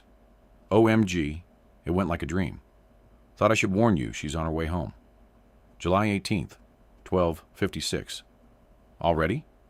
Thought you were having lunch together? July 18th, 12:56. She lost her appetite? Smiley face. July 18th, 12:57. It worked that well. July 18th, 12:57. Couldn't have gone better. She had total meltdown. 18th July, 12:58. She really believed she forgot about present. 18th July, 12:58. Told her she was the one who suggested it. Brilliant, watching her pretending she remembered. Is the money ready? Because she'll check. 18th of July, 12:58. 160 in draw. 18th of July, 12:59. Bingo. It takes me about an hour to read through all the messages and get back to where I started with the last message Rachel sent from the ladies' toilet in the Spotted Cow. Most of them are read through eyes, blurred with tears, and some remain seared in my brain, long after I've moved on to the next. They alone are enough to start me on the road to the truth. A truth I'm half scared to face because I know it will destroy me. But when I remember what I've been through for the last 3 months and that I'm still standing, I realize that I'm stronger than I think. I close my eyes, wondering when Matthew and Rachel first began their affair. I think back to when they first met, about a month after Matthew appeared in my life. I was already in love with him and was desperate for Rachel to like him. Yet, they hadn't really hit it off, or so it had seemed at the time. Maybe there had been an instant connection between them, and they had been cool with each other to hide it. Maybe they'd become lovers not long after, before Matthew had even married me. It's terrible to think that my marriage to Matthew might have been nothing more than a sham, a means for him and Rachel to get their hands on my money. What I want to believe is that he truly loved me, and that his desire for my money only came after, and that it was Rachel who planted the seed in his head. But for the moment, it's something I don't know. I get slowly to my feet, feeling as if I've aged 100 years in the last couple of hours. Rachel's phone is still in my hand, and I know I have to hide it before Matthew comes back. He isn't out with Andy. He's out with Rachel, helping her look for the little black mobile that holds so much incriminating evidence. I scan the room, and my eyes fall on the orchids lined up on the windowsill. My mobile is still hidden under one of the plants. I walk over, lift a different plant out of its pot, place the phone in the bottom, and put the orchid back. And then I go to bed. It's only when I hear Matthew's car pulling into the drive that I realize the danger I'm in. If Rachel and Matthew have managed to trace the French students, they'll know I have the phone. I throw the covers off me and leap from the bed, hardly able to believe that I came up to bed instead of taking the phone to the police. But I'd been in such a daze and so distraught that I hadn't been thinking straight. Now it's too late. Without my mobile and the house phone downstairs, I have no way of calling them. The sound of the car door slamming propels me into the bathroom, looking for something to defend myself with. I fling open the cupboard. My eyes fall on a pair of nail scissors, but they don't seem enough of a weapon. Matthew's key rattles in the lock, and in a panic, I grab a can of hairspray and run back to the bedroom. Climbing into bed, I slide the hairspray under my pillow, easing the top off as I do so. Then, lying down facing the door, I close my eyes and feign sleep, my hand gripping the hidden can tightly. And like ticker tape, running through a machine, the text messages hurtle through my brain. September 20th, 11:45. I'm bored. September 20th, 11:51. Why don't you drop in and see coffee machine in action? New one in place. September 20th, 11:51. Really? Thought you didn't want us meeting up. September 20th, 11:51. Willing to make an exception. Also need you to dig. September 20th, 11:51. For what? September 20th, 11:52. Why? She's okay at weekends, when she's crashed out during the week. September 20th, 11:52. Okay, what time? September 20th, 11:53. 2 p.m. September 20th, 23:47. Big risk, kissing me in hall this afternoon. September 20th, 23:47. Worth it. Find out anything. September 20th, 2034:70. She doesn't take her pills at weekends, doesn't want you to know how much they affect her. So, she hides them in drawer, which means she only gets the 2 you put in her orange juice. September 20th, 2034:90. Did she say which drawer? September 20th, 2034:90. Bedside.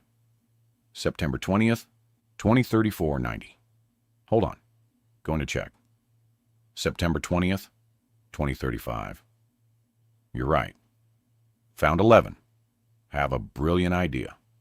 September 20th, 2035. You're getting me excited. September 20th, 2035. We'll use them for overdose. September 20th, 2035, 40. No, you can't. September 20th, 2035, 40. Make it seem like suicide attempt. Make her seem unstable. September 20th, 2035, 50. What if they kill her? September 20th, 2035. Our problem would be solved, but they won't. We'll research properly. Don't worry. I hear his soft tread on the stairs, and with each step he takes, my heart thumps a little louder. The beat of a drum heralding his arrival. As he comes to a stop at the foot of my bed, it reaches a crescendo, and I can't believe he can't hear it or see my body shaking underneath a quilt. Surely he can sense my fear, just as I can sense him standing there, looking down at me. Does he know I have the phone, or am I safe at least for another night? The waiting becomes unbearable, then impossible. I stir slightly and half open my eyes. Oh, you're back, I mumble sleepily. Did you have a good time with Andy? Yes, he senses love. Go back to sleep. I'm going for a shower.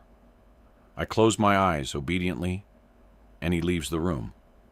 And as his footsteps disappear down the hall, the ticker tape of messages continues to scroll through my brain. September 21st, 1611. We have problem. She knows you were in the house earlier. September 21st, 1611. How? September 21st, 1611. Don't know. Have called police. September 21st, 1612. What? Why? September 21st, 1612, because she wanted me to. Would have looked suspicious if I refused. Going home now. Hope I'll be able to cover for you. 21st September, 2317. Can you get back to me ASAP? Really worried. Need to know what happened this afternoon. September 21st, 2330. Don't worry. All okay. September 21st, 2330. How did she know I was there? September 21st, 2330. You put her mug in dishwasher, she noticed. September 21st, 2033-31. Did I? I don't remember. September 21st, 2033-31. Who has EOD now? September 21st, 2033-31. You seem very cheerful considering near miss. September 21st, 2033-31. Everything has worked out for best. September 21st, 2033-32. How's that? 21st September, 2332. After police left, I told her she was paranoid, and EOD. She stormed off, took 2 pills. 21st September, 2333. So 21st September, 233. So we'll add 13 in draw to orange juice tomorrow morning plus 2. She takes total 15 plus 2 already in bloodstream. Should be enough. September 21st, 2033. You mean it's really going to happen? September 21st, 2033-40. Too good a chance to miss. It's now or never. September 21st, 2033-40. Will it work? September 21st, 2033-35. I can attest to Rowiad. You can say she was depressed when you saw her yesterday afternoon. Say she told you about pills and draw, but you never thought she'd use them. September 21st, 2336. 15 pills won't kill her, will they? September 21st, 2036. No, just make her ill. I'll go home at lunchtime. Pretend I want to make up. Hopefully, we'll find her unconscious and we'll call ambulance. September 22nd, 0808. Have done it. Leaving for work, but we'll go back in a couple of hours. September 22nd, 089. What if she doesn't drink juice? September 22nd, 089. She will make another suicide attempt. September 22nd, 1154. Just got called from hospital. On way there now. September 22nd, 1154. Does that mean it worked? September 22nd, 1155. Looks like it. She phoned ambulance herself. We'll let you know. I suddenly realized that the shower hasn't been turned on, that Matthew isn't in the bathroom. My heart races with fear. Where is he? In the dark silence, I strain my ears and hear the low murmur of his voice coming from the front bedroom.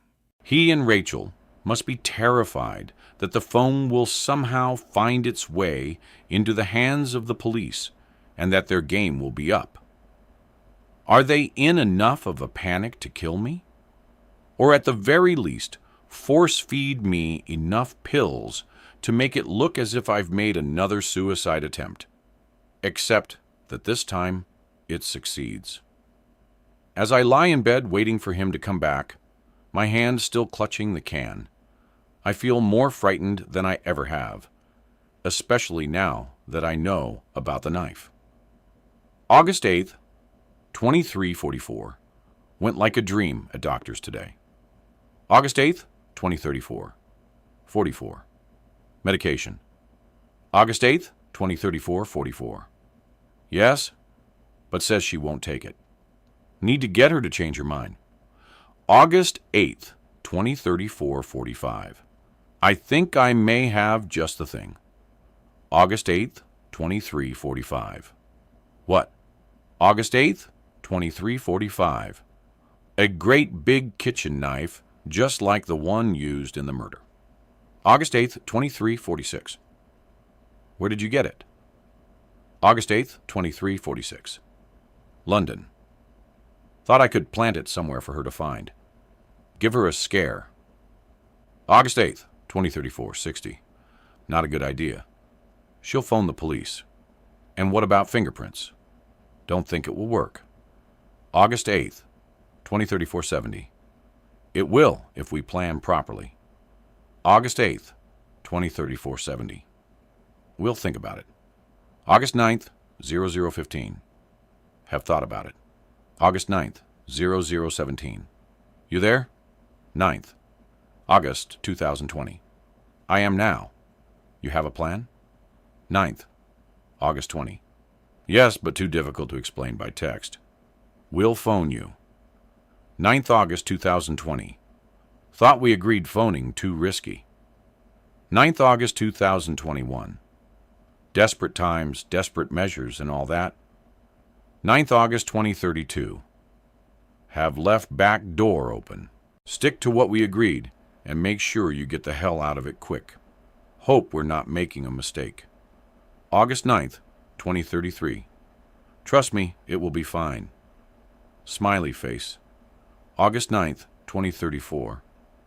Hi. August 9th, 2034. Oh, thank God. Heard her screaming. I've been dying to know what happened.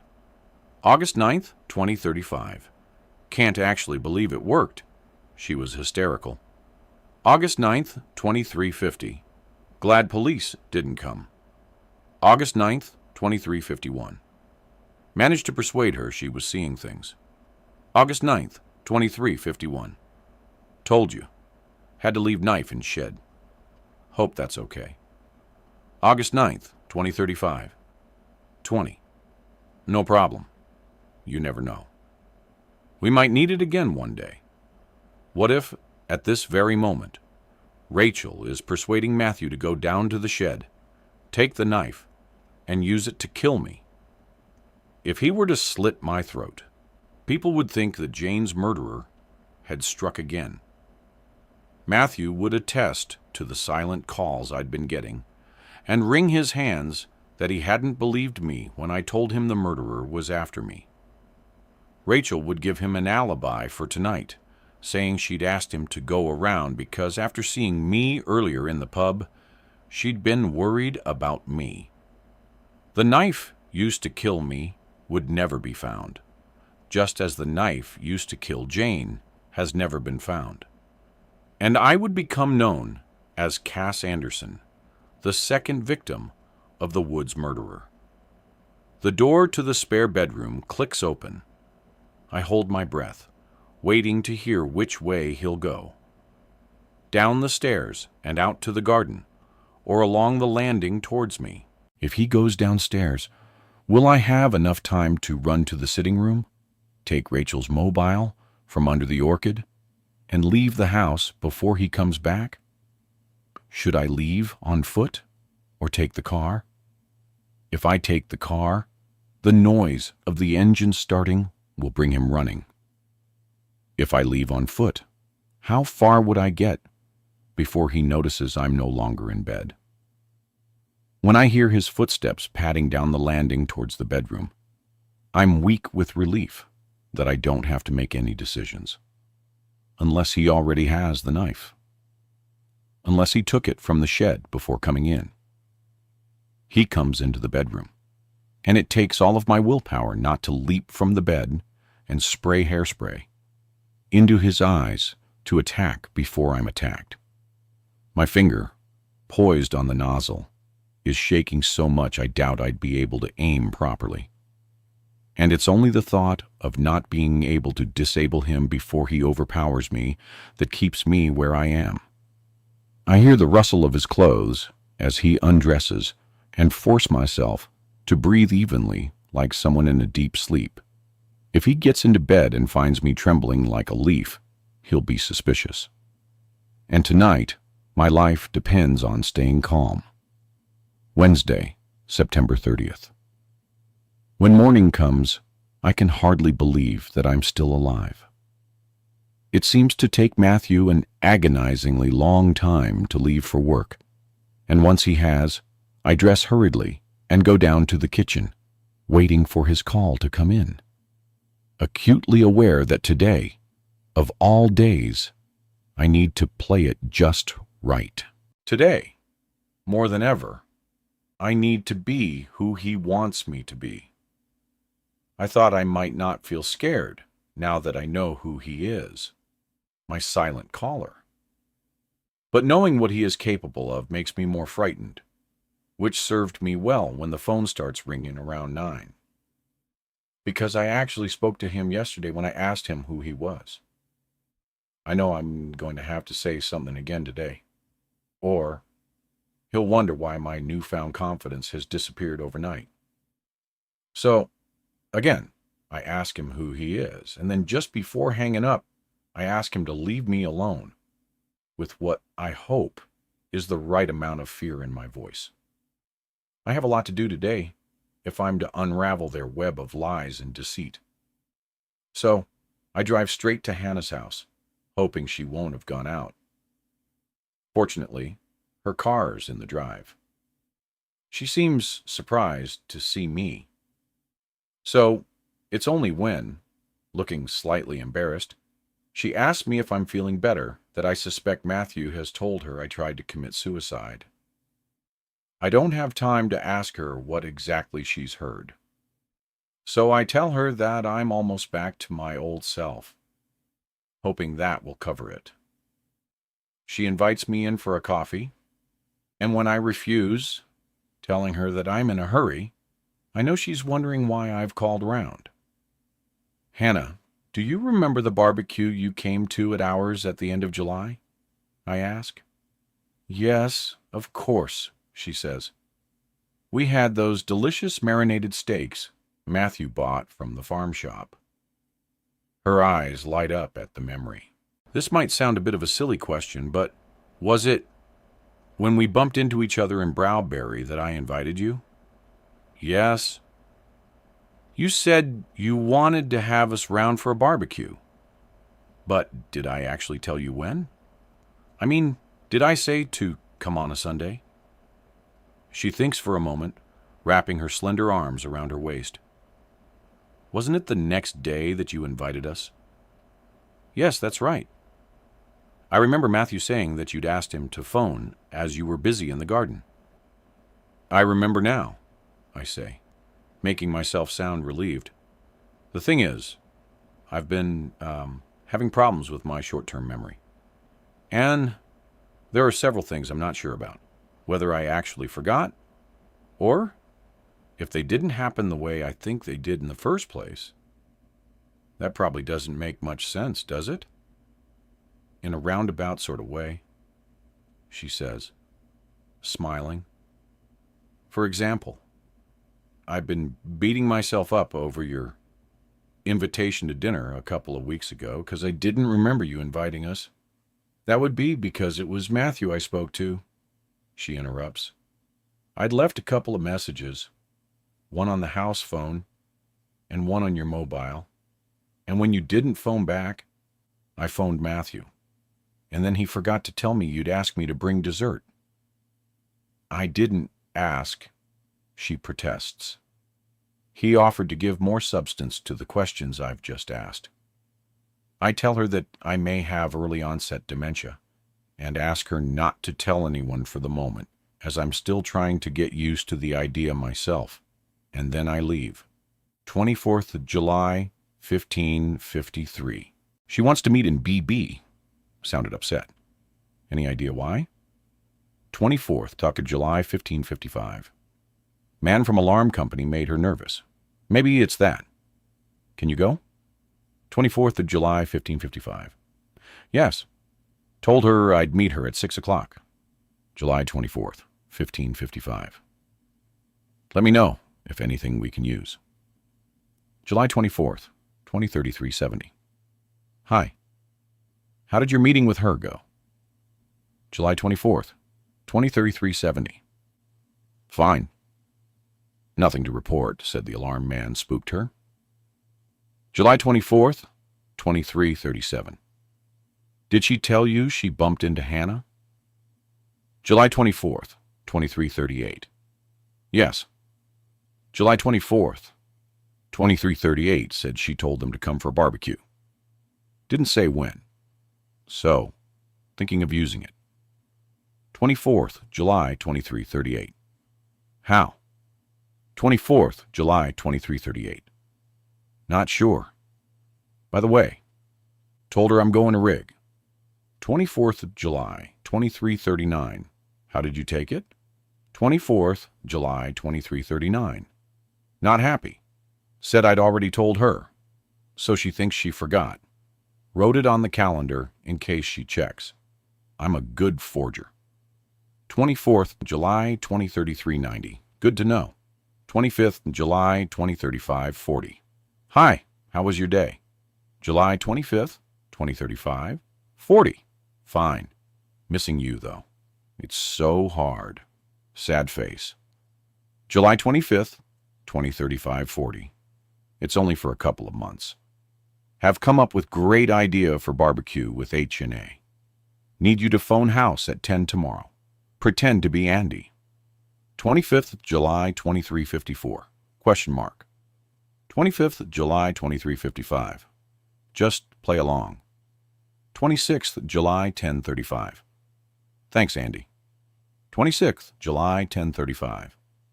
Ha, did it work? 26th July 1035. Out buying sausages for barbecue at this very moment. 26th July 1036. She really believes she invited them. 26th July 1036. Yep. 26th July 1037. Can't believe it's so easy. 26th July, 10:37. Smiley face. When I leave Hannah's, I drive to the alarm company in the industrial estate and go into the reception. A lady looks up from behind an untidy desk. "Can I help you?" she asks with a smile. "We had an alarm fitted by your company a couple of months ago. Would it be possible to have a photocopy of our contract? I'm afraid I've mislaid ours." "Yes, of course." She looks at me inquiringly. "Anderson," I tell her. She types it into her computer. "Here we go." The paper whirs out of the photocopier, and she reaches over and hands it to me. "Thank you." I look at it for a moment, noticing the installation date for Saturday, the 1st of August, and Matthew's signature at the bottom. July 20th, 2033. Guess what she told me over dinner? She wants alarm has already arranged for someone to call around Friday. July 20th, 233. Sorry, that was me going on about your isolated house. Told her you needed alarm. Didn't think she'd actually go ahead. July 20th, 2334. If we get one, it will make things more difficult. July 20th, 2034. Not if you give me the code. Smiley face. July 27th, 0839. Good morning. July 27th, 0840. Thought you might phone. Are you on way to Rig? July 27th, 841. No, at Industrial Estate. Waiting for alarm company to open. July 27th, 841. Why?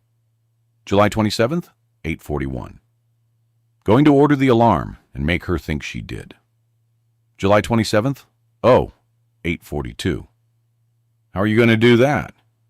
July 27th, 0842. By forging her signature on dummy contract. July 27th, 0843. Can you? July 27th, 0844. Piece of cake. Told you I'm a good forger. Alarm company about to open. We'll get back to you. July 27th, 10:46. On train to Aberdeen. Have arranged to have alarm installed Saturday morning. I need to be there, but need her out. Any ideas? 27th, July 10:47. We'll have a think. Safe journey. 29th, July 0936. The silent calls are really spooking her. Doesn't want to stay by herself, so I suggested she goes to hotel. July 29th, 0936. Nice for some. July 29th, 0937. You and me one day, I promise. Works out well because she'll be out of the way. Saturday, when alarm installed. But need you to do something for me. July 29th, 0938. Okay. July 29th, 0938. Phone house later and leave message. Pretend to be from alarm company, confirming installation Friday. July 29th, 0939. Don't you mean Saturday? July 29th, 0939. No, Friday. Trust me, I know what I am doing. Make same call again tomorrow. July 29th, 0940. Okay. July 31st, 6:05. Hi, are you back from Rig yet? July 31st, 16:34. I am now at house, about to leave for hotel. Told her I found alarm man standing on doorstep, taking dummy contract to prove she ordered it. July 31st, 16:35. Hope she buys it. July 31st, 16:35. She will. July 31st, 1913. She did. July 31st, 1914. Must think she's going mad. July 31st, 1914. Isn't that the plan? I leave the alarm company and drive to Castle Wells. The shop assistant in the baby boutique is busy with a customer, so I wait, trying to curb my impatience. Don't tell me, she says when she sees me standing there. You've had second thoughts about keeping the pram. Not at all, I reassure her. But there is something I'd like to know. When I came in yesterday, you mentioned my friend would have shot you if you'd sent the wrong pram. That's right, she nods. So, how did it happen, I ask. I'm just curious, because it was completely unexpected. It just turned up out of the blue. I did suggest having it delivered a bit nearer the time because, well, anything can happen, but she wanted it delivered straight away. How did it come about?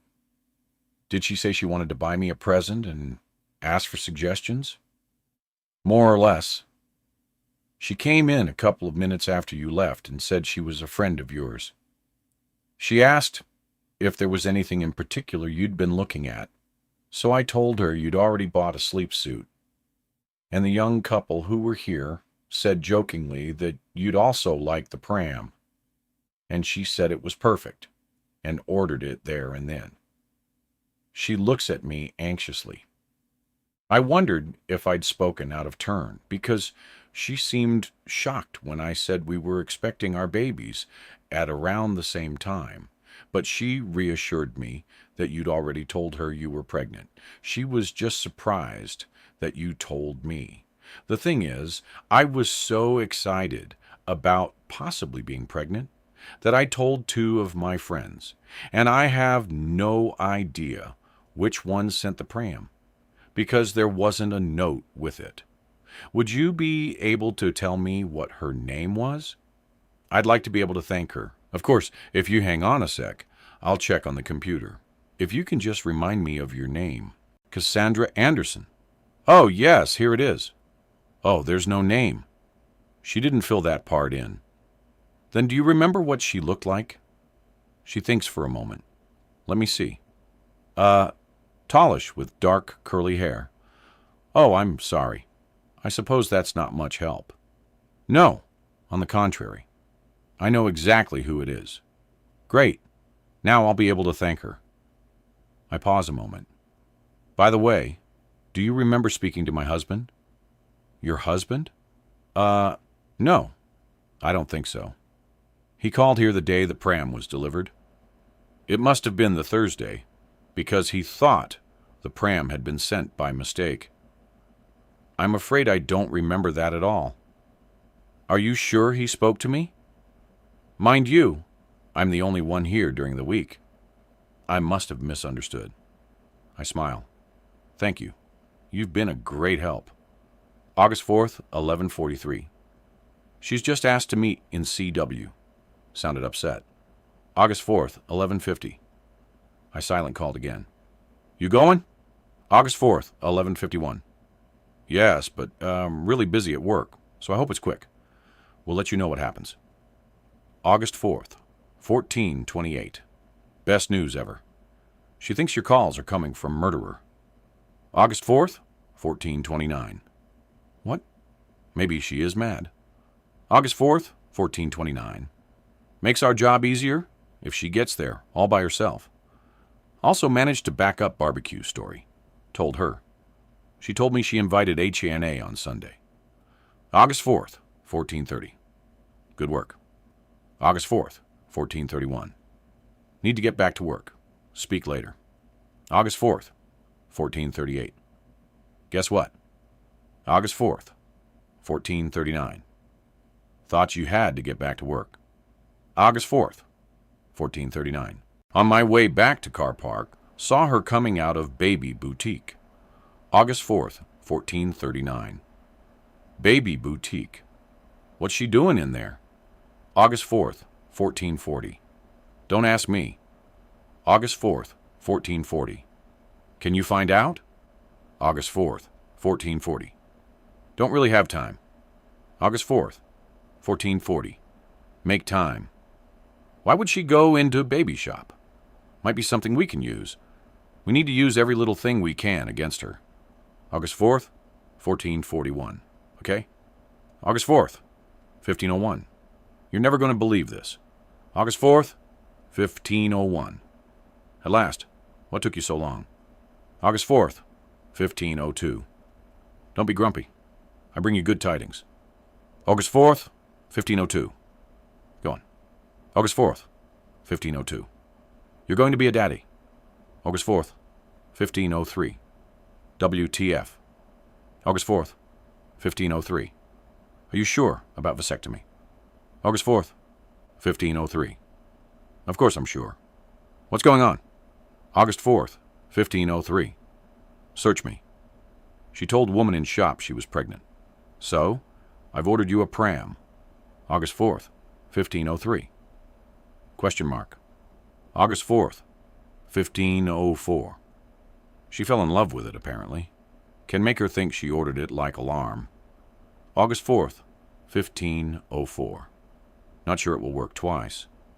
August 4th, 1504. Worth a try? If it doesn't, can blame shop for mix-up. But we'll need you to be home Friday for delivery. August 4th, 1505. Okay, we'll take a couple of days off. Play concerned husband. Need to think how I can work pram thing. August 4th, 1506. Wish you could spend a couple of days with me. Sad face. August 4th, 1506. Our day will come. By the way, I nipped back home and changed code on alarm. With bit of luck, she'll set it off. August 4th, 1507. She's going to have one host day. August 4th, 1507. Let's hope first of many smiley face. August 4th, 203370. How did it go with alarm? August 4th, 203380. Wish you could have been here to see it. Police came out. August 4th, 2038. She really believed she put in wrong code. August 4th, 2038. Didn't even question it. August 4th, 2038. Taking candy from baby comes to mind. August 4th, 2033. Incredible, isn't it? August 6th, 2345. All set for pram, arriving tomorrow. August 6th, 2034. Smiley face. August 6th, 2347. Will you use pregnant thing? August 6th, 203470. If I can. August 7th, 203460. Thanks for the pram. August 7th, 203460. Glad you like it. How did it go? August 7th, 203470. So funny. There was massive mix-up. She ordered me a garden shed as surprise. Thought pram was shed at first. So we're talking at cross purposes. July 7th, 203470. Question mark. July 7th, 203470. Don't worry, it was fine. Said she never ordered pram, so I pretended to phone shop. Then threw pregnancy thing at her. Said woman in the shop had congratulated me. July 7th, 2034, 80. What did she say? July 7th, 2034, 80. Woman in shop presumed she pregnant, so went along with it. July 7th, 2034, 80. Weird. What about the pram? July 7th, 2034, 89. Believe she must have ordered it. July 7th, 2034, 89. No way. She's really screwed up. July 7th, 2034, 90. Best thing is managed to get her to agree to see doctor. Appointment tomorrow. July 7th, 2035, 0. She won't be pleased you already spoke to him about her. What if he doesn't put her on medication? July 7th, 2035, 0. He will. I've told him she's paranoid and highly strong. Hopefully, her behavior will confirm it. From the baby boutique, I head out to the school where I used to work, arriving just as the lunch break is underway. I think of John, and my face flushes with guilt at how quickly I'd accused him, even to the point of him murdering Jane. But I still don't know how innocent he is. He met with Rachel, didn't he? Jane's face appears in my mind, and the sadness I always feel comes back. But I can't think about her now. Not just yet. I push open the door to the school's reception area. The corridors are empty, and as I walk along, I realize how much I miss it all. I arrive in front of the staff room door, take a deep breath, and go in. Cass. Connie leaps to her feet, knocking her salad onto the floor, and gives me a huge hug. Oh my God, how lovely to see you. Do you know how much we miss you? Other colleagues crowd round, asking how I've been, and telling me how pleased they are to see me. After I've reassured them that I'm fine, I ask where John and Mary are. John's on canteen duty, and Mary is in her office, Connie says. 5 minutes later, I'm on my way to see Mary. She looks as delighted to see me as everyone else was, which is reassuring. I wanted to apologize for letting you all down, I explain. First of all, over the inset day. Nonsense, she says. Smart as ever, in a navy suit and pink shirt. Your husband gave us plenty of notice, so it wasn't a problem. I'm just sorry that I couldn't see you when I popped around in the evening with the flowers. Your husband said you were asleep. I should have written to thank you. I say guilty, because I don't want her to know that Matthew never gave me the flowers. Don't be silly. She looks cautiously at me. I must say, I didn't expect to see you looking so well. Are you quite sure you're not up to coming back? We miss you. I'd love to come back, I say wistfully. But as you know, I've been ill. In fact, I think you noticed there was something wrong with me last term. She shakes her head. I never noticed anything at all, I'm afraid. If I'd known you felt under such pressure, I would have tried to help. I do wish you'd spoken to me. But didn't you tell my husband that you'd noticed me not being on top of things? The only thing I told your husband when he phoned to tell me you wouldn't be coming back was that you were my most organized and efficient member of staff. Did my husband tell you why I wasn't coming back? She looks at me candidly. He said you'd had a nervous breakdown. I'm afraid he exaggerated a little. I thought he might have, especially when your medical certificate only mentioned you were suffering from stress. I don't suppose I could see it, could I? Yes, of course. She goes over to her filing cabinet and flicks through the folders. Here it is. I take the paper and study it for a moment. Could I have a copy of this, please? She doesn't ask why, and I don't offer any more information. I'll get it done for you straight away, she says. August 16th, 2352. Good news. I did as you suggested and cut through the woods on the way to Chicha. She had complete breakdown. Called out doctor. He said she must take the pills regularly. August 16th, 2352. At last. August 16th, 2352. There's more. Says she doesn't want to go back to work.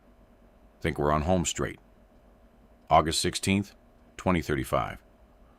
Oh, thank God. Time to get down to final part. Think I can get into house tomorrow. August 16th, 2035. We'll try and knock her out with pills, but be careful. August 17th, 10:45. I'm at the house. She's completely out of it. How many did you give her? August 17th, 1059. 2 in orange juice and 2 prescribed. Wondered why she didn't answer phone. Where is she? August 17th, 10:49. Crashed out in front of television. Have ordered a couple of things from Shopping Channel. August 17th, 10:49. Why? August 17th, 10:50. Make her think she ordered them. You said she already ordered me earrings, so why not? July 17th, 10:50.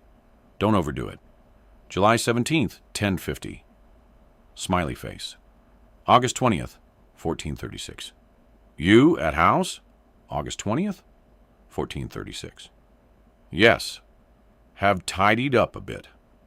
Hopefully, she'll think she did it. If not, you can say you did before work and make her feel bad.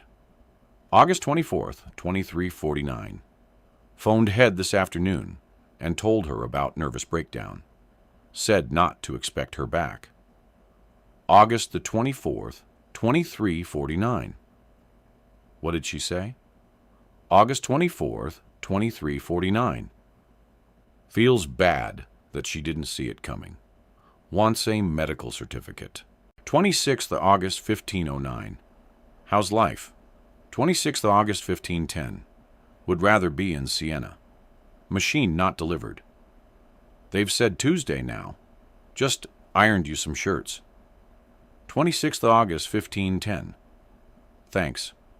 We'll take you to Siena as soon as all this over. By the way, thanks for potatoing. 26th of August, 1511. Glad you like it. You'll get something else in a couple of days. August 28th, 1721. How's it going? August 28th, 1737. Head wants to come around with flowers. August 28th, 1738. What did you say? August 28th, 1738. Said yes, but will tell her C too ill to see her and bin the flowers. BTW got certificate from doctor. Only says stress, though. 28th August, 1738. Damn. 28th August, 1738. No mention of breakdown either. So we'll forge letter for EOD tests. August 28th, 1739. She's so gullible. Sure, she'll believe it. Hope you don't mind. But I ordered some pearls for myself. August 28th, 1739. You deserve them. August 31st, 2034. How was your day? August 31st, 2035. Same old. She didn't mention meeting you for lunch tomorrow. August 31st, 2035. Good. Means she's forgotten. Have to be at house for washing machine delivery. So, we'll pretend I've come to see why she didn't turn up. 1st September, 1517. How did it go? 1st September, 1518. Machine arrived at 11 o'clock. She slept all through it, then rang on door to see why she hadn't turned up for lunch. Thought she wasn't going to answer door at first. September 1st, 1518. How was she? September 1st, 1518. Could barely understand her. She's so messed up. Went on about murder. Tell me about seeing knife. Sounds raving mad. September 1st, 1519. Good. Plan to tell her tonight that she is. September 23rd, 2723. Did you tell her? September 23rd, 2328. Yes. Still completely out of it when I got home. So took advantage. Asked her to put on washing machine. She couldn't. Showed her letter from Dr. Riyadh tests. September 1st, 2329. How did she take it? September 1st, 2329. How do you think? I leave Mary soon after, promising to keep in touch. As I go out of the front entrance, someone calls my name. Turning, I see John hurrying towards me. Don't tell me you were going without saying hello, he reproaches. I didn't want to disturb you on canteen duty. I lie, because I'm still not sure if he's friend or foe. He searches my face. How are you? I'm fine. Good. You don't seem convinced, I say. I didn't expect to see you up and about so soon. That's all. Why not? He looks embarrassed. Well, not after all you've been through. What do you mean? Rachel told me, he says awkwardly. What did she tell you? That you took an overdose? I nod slowly. When did she tell you that? Yesterday. She phoned me here at school and asked if I could meet her for a drink when I'd finished for the day. I was about to refuse. I was afraid she was going to proposition me again. But she said she wanted to speak to me about you, so I agreed to meet her. Go on, I say. We met in Castle Wells, and she told me that last week you took an overdose and were rushed to hospital. I felt terrible and wished I hadn't taken no for an answer when Matthew told me I couldn't call around to see you. When was that? I frown. After Mary told us that you decided not to come back to work. I couldn't believe it, because when we'd bumped into each other in Browberry, you hadn't mentioned anything at all about giving up your job, and I felt there was something not quite right. It didn't seem to add up. Mary said you were suffering from stress, and I knew Jane's murder had been on your mind. But I thought stupidly, maybe that I could talk you into changing your mind. But Matthew said you were too ill to see anyone. And when Rachel told me you'd taken an overdose, I couldn't understand how you'd gone downhill in such a short space of time. He pauses a moment. Did you take an overdose, Cass? I shake my head quickly. Not on purpose. I took too much of my medication without realizing what I was doing. He looks relieved. Rachel asked me to tell Mary. She felt that she should know you overdosed. Did you? No, of course not. It's not my place to. He hesitates a moment. I know Rachel is a good friend of yours, but I'm not sure she's such a good friend to you. I thought it was really disloyal of her to tell me about your overdose. You need to watch your back, Cass. I will, I say, nodding. If she phones you again over the next couple of days, don't mention that you've seen me, will you? I won't, he promises. Take care, Cass. Will I see you again? Definitely, I say, smiling at him. I owe you lunch, remember? I drive away from the school happy with everything I've achieved so far. I think about going to see Dr. Deacon, but I doubt whether I'll get an appointment at such short notice. And anyway, it's enough to know that in his opinion, I'm only suffering from stress. That might have changed if he's been informed of my recent overdose, but at least I have Rachel's phone to prove that it was Matthew's doing and not mine. For the moment, I can't allow myself to think about what would have happened to me if I hadn't been handed the phone, or to think about how the two people I loved best in the world have betrayed me. I'm scared that I'll be so overcome with grief that I'll be incapable of doing what I'm determined to do. What I've been determined to do ever since I heard Matthew's voice at the other end of the line in the Spotted Cow, which is untangle their web of deceit. I didn't need to go and see Hannah this morning, or the woman from the alarm company, or the one from the baby boutique, or Mary, because everything is there on the phone. But when I woke up, I still couldn't quite believe what they'd done. And because they played so much with my head over the last couple of months, I began to wonder if I'd imagined it, or had maybe misunderstood what I'd read. I didn't dare read the messages again, in case I deleted them by accident, or in case Rachel or Matthew came by unexpectedly and found me with the phone. My trip out has allowed me to confirm that it really is as I thought. It has also made me realize how easy I made it for them. It seems incredible now that I didn't question anything at all. Not the alarm I supposedly ordered, or the pram, or the washing machine I couldn't use. Everything that happened, I put down to my failing memory, even losing my car in the car park. August 12th, 2337. We need to up our game. August 12th, 2339. Why? August 12th, 2339. She opened champagne earlier. Says she feels a whole lot better.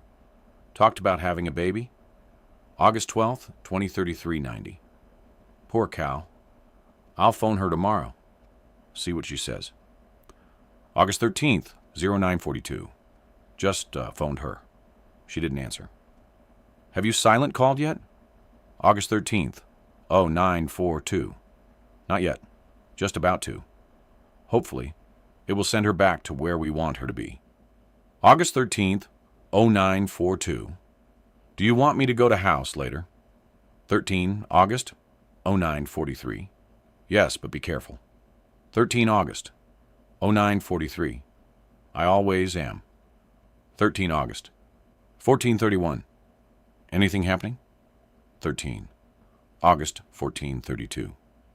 No, she's crashed out in front of Telly. August 13th, 1432.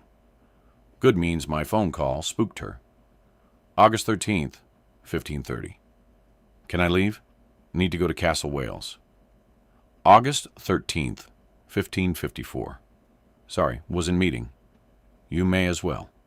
Make sure no one sees you as you're meant to be in Siena. August 13th, 1554. I have blonde wig and jogging pants, remember? August 13th, 1554. Wish I could see you. August 13th, 1554. No, you don't. August 13th, 1648. Guess who's come to Castle Wells? Was just about to leave when she arrived in multi-story. Following her now. I have an idea. Is there spare key for her car? August 13th, 1649. Yes, at home. Why? August 13th, 1650. You know, she has phobia about not finding her car. We could make it happen. August 13th, 1651. How? August 13th, 1651. If you can get away, you could come here and move her car to another floor. She's parked on 4th. August 13th, 1651. You're a genius. Leaving now. Hope I get there in time. August 13th, 1651. I'll keep you posted. August 13th, 1747. I'm here. Where is she? August 13th, 1747. Wandering around town. August 13th, 1747. Shall I move car? August 13th, 1748. May as well. Can't imagine she'll stay much longer. Put it on top floor. August 13th, 1748. Okay. August 13th, 1804.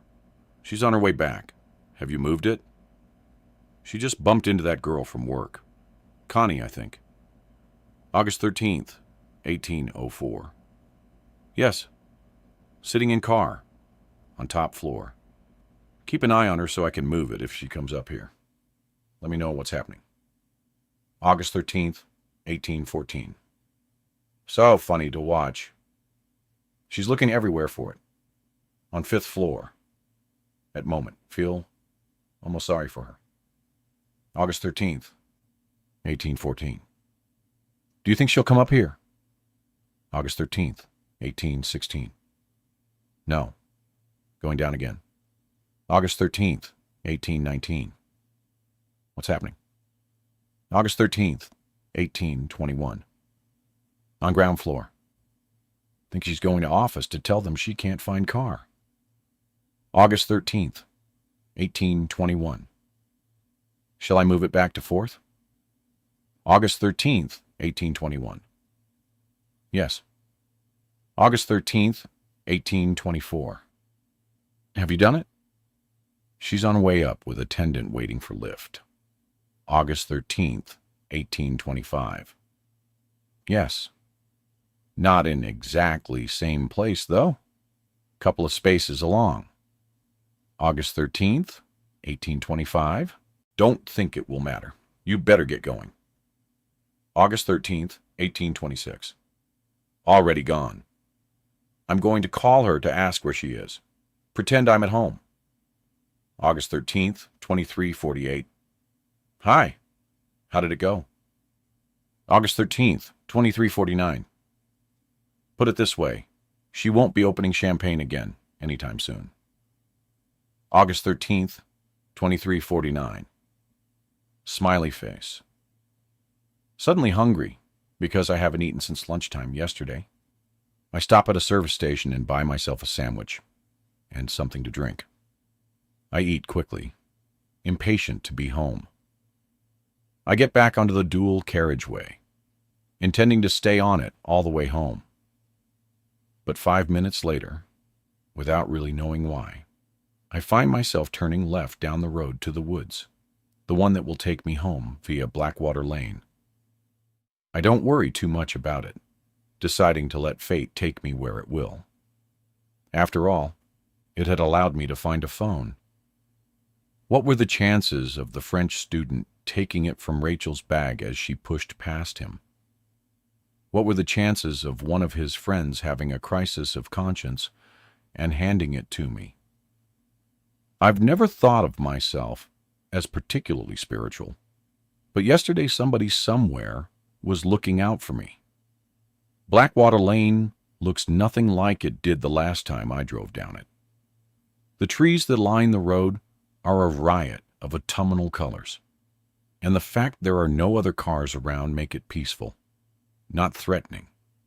When I get to the lay-by where Jane's car was parked, I slow down and pull in. After turning off the engine, I wind down my window and sit for a while, letting the light breeze fill the car, and I feel that Jane is with me. Even though the murderer still hasn't been caught for the first time since her death, I feel at peace. I'd intended to go back to the house, take Rachel's phone from under the orchid, and hand it to the police. But if I've been brought to this spot, it must be for a reason. So I close my eyes and think of Jane, and of how Matthew and Rachel, without conscience, used her murder to get to me. July 18th, 15:15. How are you? July 18th, 15:16. Fine. How come you're calling at this time? July 18th, 15:16. I'm out. Told her I was going to the gym. Need to keep up appearances. Don't want her to question why I'm not going anymore. 18th of July, 15:16. Wish you were on your way to me like before. July 18th, 15:16. Me too. Do you know how much I miss you? July 18th, 15:16. I think I can guess. Smiley face. And we're not going to be seeing each other tonight. July 18th, 15:16. Just as well, would want to kiss you. But why not? July 18th, 15:17. Susie's canceled her party. You know the woman who was murdered? She worked in our company. July 18th, 15:17. Seriously? July 18th, 15:17. Just phoned C to tell her she went into meltdown. Turns out she had lunch with her recently. July 18th, 15:18. What? Are you sure? The murdered woman? July 18th, 15:18. Yes. She met her at that leaving party I took her to a month back, and they arranged to have lunch. Jane Waters, July 18th, 15:19. I remember I met Cass at the restaurant after the lunch. She said she was meeting a new friend, Jane. July 18th, 15:19. That was her. July 18th, 15:19. God, she'll be even more upset now. She's really nervous about murderer on the loose. July 18th, 15:20. Good. Maybe we can use it. July 18th, 233. Didn't know you had argument with murdered woman, Cass told me. July 18th, 2034. She nicked my parking space. August 18th, 2033. She got what she deserved then. August 18th, 2035. God, you really are a cold-hearted bastard. August 18th, 235. Not where you're concerned. You do know you're the one for me, don't you? 18th July, 2033-50. Smiley face. 24th July, 2034. 40. The murder has really got to her. She doesn't want to be on while I'm away. Told her to invite you around. 24th July 2340. Thanks. 24th July 2340. Need to keep it genuine. You refuse, of course. 24th July 2341. Can't believe she's so frightened. 24th July 2034. Good for us that she is. 28th July 0907. Good morning. 28th July 0907. You sound chirpy. What's up? 28th July 0908. Seed to ask me if I just called her. She sounded jittery, so said no for the fun of it. 28th July 0908. Is that it? 28th July 0908. Same thing happened yesterday, except it wasn't me. Played it down. Told her probably a call center. 28th July 098. Still don't get it. 28th of July 0909. Thought I could do it again tomorrow and day after. Make her think she has a stalker. 28th July 0909. Brilliant. 28th July 0909. Thought you'd be pleased. 5th August 2344. Had a good day. 5th August 2357. Sorry, was in shower. August 5th 203570. Lovely thought. August 5th 203580. Smiley face. Day not bad. How about you? August 5th 203580. Nothing exciting, but just thought. Do I silent call tomorrow, as I'll be at home? August 5th 203580. If you don't, she'll guess it's you. August 5th 203590. Or could think she/house is being watched. August 5th 203590. Paranoia is good, so go for it. Thinking of those text messages makes me so angry. I'm determined to find a way of avenging Jane. I go back over every little thing that has happened since that fateful night. And suddenly, I know exactly what to do. I leave the lay-by and drive home quickly, praying that I won't find Matthew or Rachel's car parked in the drive. There's no sign of anyone, but I look around carefully as I get out of the car. I let myself into the house. As I'm turning the alarm off, the phone starts ringing. I see from the number that it's Matthew, so I pick up. Hello. At last, his agitation is clear. Have you been out? No. I've been in the garden. Why? Have you been calling? Yes, I tried to get you a few times. Sorry, I decided to clear the far end of the garden by the hedge. I've just come in for a cup of tea. You're not going out again, are you? I hadn't intended to. Why? I thought I might take the afternoon off, spend a bit of time with you. My heart rate speeds up. That would be lovely, I say calmly. I'll see you in an hour then.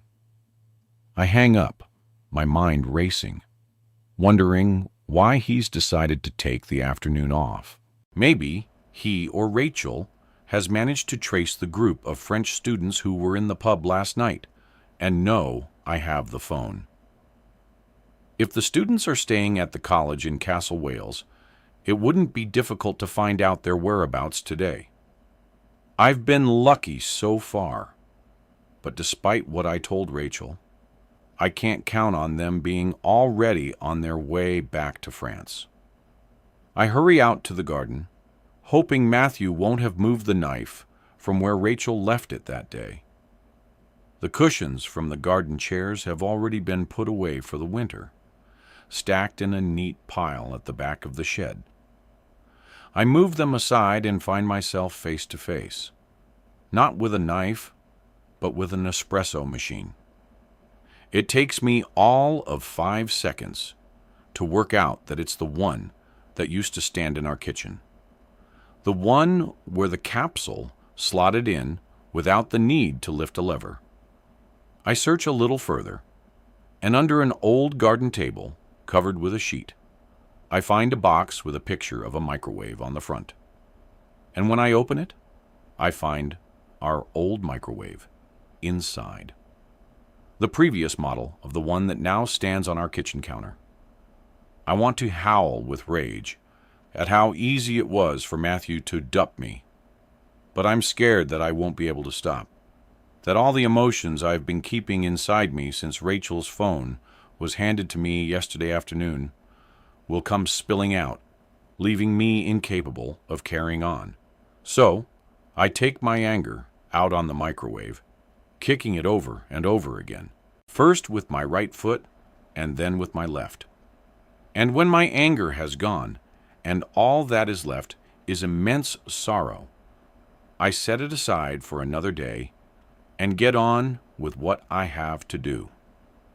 It takes me a few minutes more to find the knife stuffed into a flower pot at the back of the shed, wrapped in a tea towel that I recognize as belonging to Rachel, because I have an identical one brought back from a trip to New York. It might not be the knife used in Jane's murder, but I still feel sick looking at it. Without touching it, I wrap it up again quickly and put it back where I found it. By tonight, it will be over, I tell myself. By tonight, it will all be over. I go back into the house and stand for a moment, wondering if I'm really going to be able to do it. And because there's only one way to find out, I go through to the hall, pick up the phone, and dial the police. Could you come, please? I say. I live near to where the murder took place, and I've just found a large kitchen knife hidden in my garden shed. They arrived before Matthew, which is what I wanted. There are two of them this time, P.C. Lawson, who I have already met, and her male colleague, P.C. Thomas. I make sure I look shaken, but not hysterical. I tell them where the knife is, and P.C. Thomas goes straight out to the garden shed. You don't think it's the murder weapon that you've been looking for in connection with Jane Walters's murder, do you? I ask P.C. Lawson anxiously. In case it hasn't occurred to her, then it might be. It hasn't been found yet, has it? I'm afraid I can't say, she says. It's just that I sort of knew her. She looks at me in surprise. You knew Jane Walters. Only a little. We got chatting at a party, and then we had lunch together. She gets out her notebook. When was that? Let me think. It must have been about 2 weeks before she died. P.C. Lawson frowns. We asked her husband for a list of her friends, but your name wasn't on it. As I said, I was a new friend. And how did she seem when you met her for lunch? Fine, just normal. We're interrupted by P.C. Thomas coming back with the knife held gingerly in his gloved hands, still partly wrapped in the tea towel. Is this what you found? He asks. Yes. Can you tell us how you found it?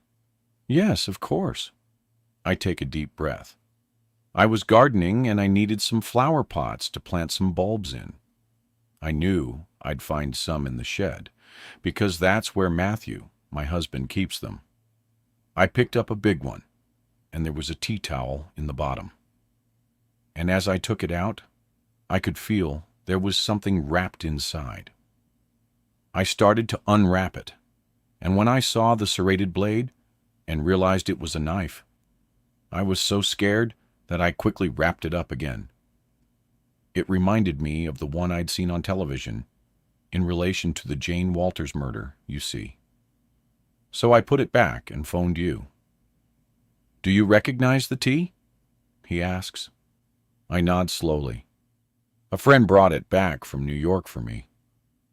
But you've never seen this knife before? I hesitate.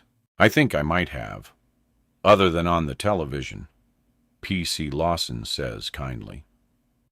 I don't blame her for thinking I'm a bit thick after the fiasco with the alarm and the mug. And for the moment, it suits me to let her think that I am. Because if I let slip certain pieces of information which might well incriminate Matthew, it won't seem malicious. Yes, other than on the television, I say. It was about a month ago on a Sunday. I went into the kitchen to stack the dishwasher before going to bed, and it was lying on the side. This knife, the policeman asks. Possibly. I only saw it quickly because by the time I called Matthew to come and see it, it had gone. Gone? Yes, it wasn't there anymore. Instead, there was a small kitchen knife lying in its place. But I knew I'd seen a much bigger knife, and I was really frightened. I wanted to phone you, but Matthew said it was just my mind playing tricks. Can you run through exactly what you saw that night, Mrs. Anderson? P.C. Lawson asks, going back to her notebook. I nod. As I said, I went through to the kitchen to load the dishwasher, and as I bent down to put the plates in, I saw a huge knife lying on the side. It wasn't one I'd seen before. We don't have any like that. And I got such a fright that all I could think of was getting out of the kitchen as quickly as possible. So, I ran into the hall and began screaming for Matthew. Where was your husband at this point? She interrupts. I wrap my arms around my body, pretending nervousness. She smiles at me encouragingly, so I take a deep breath. He'd gone up to bed before me, so he was upstairs.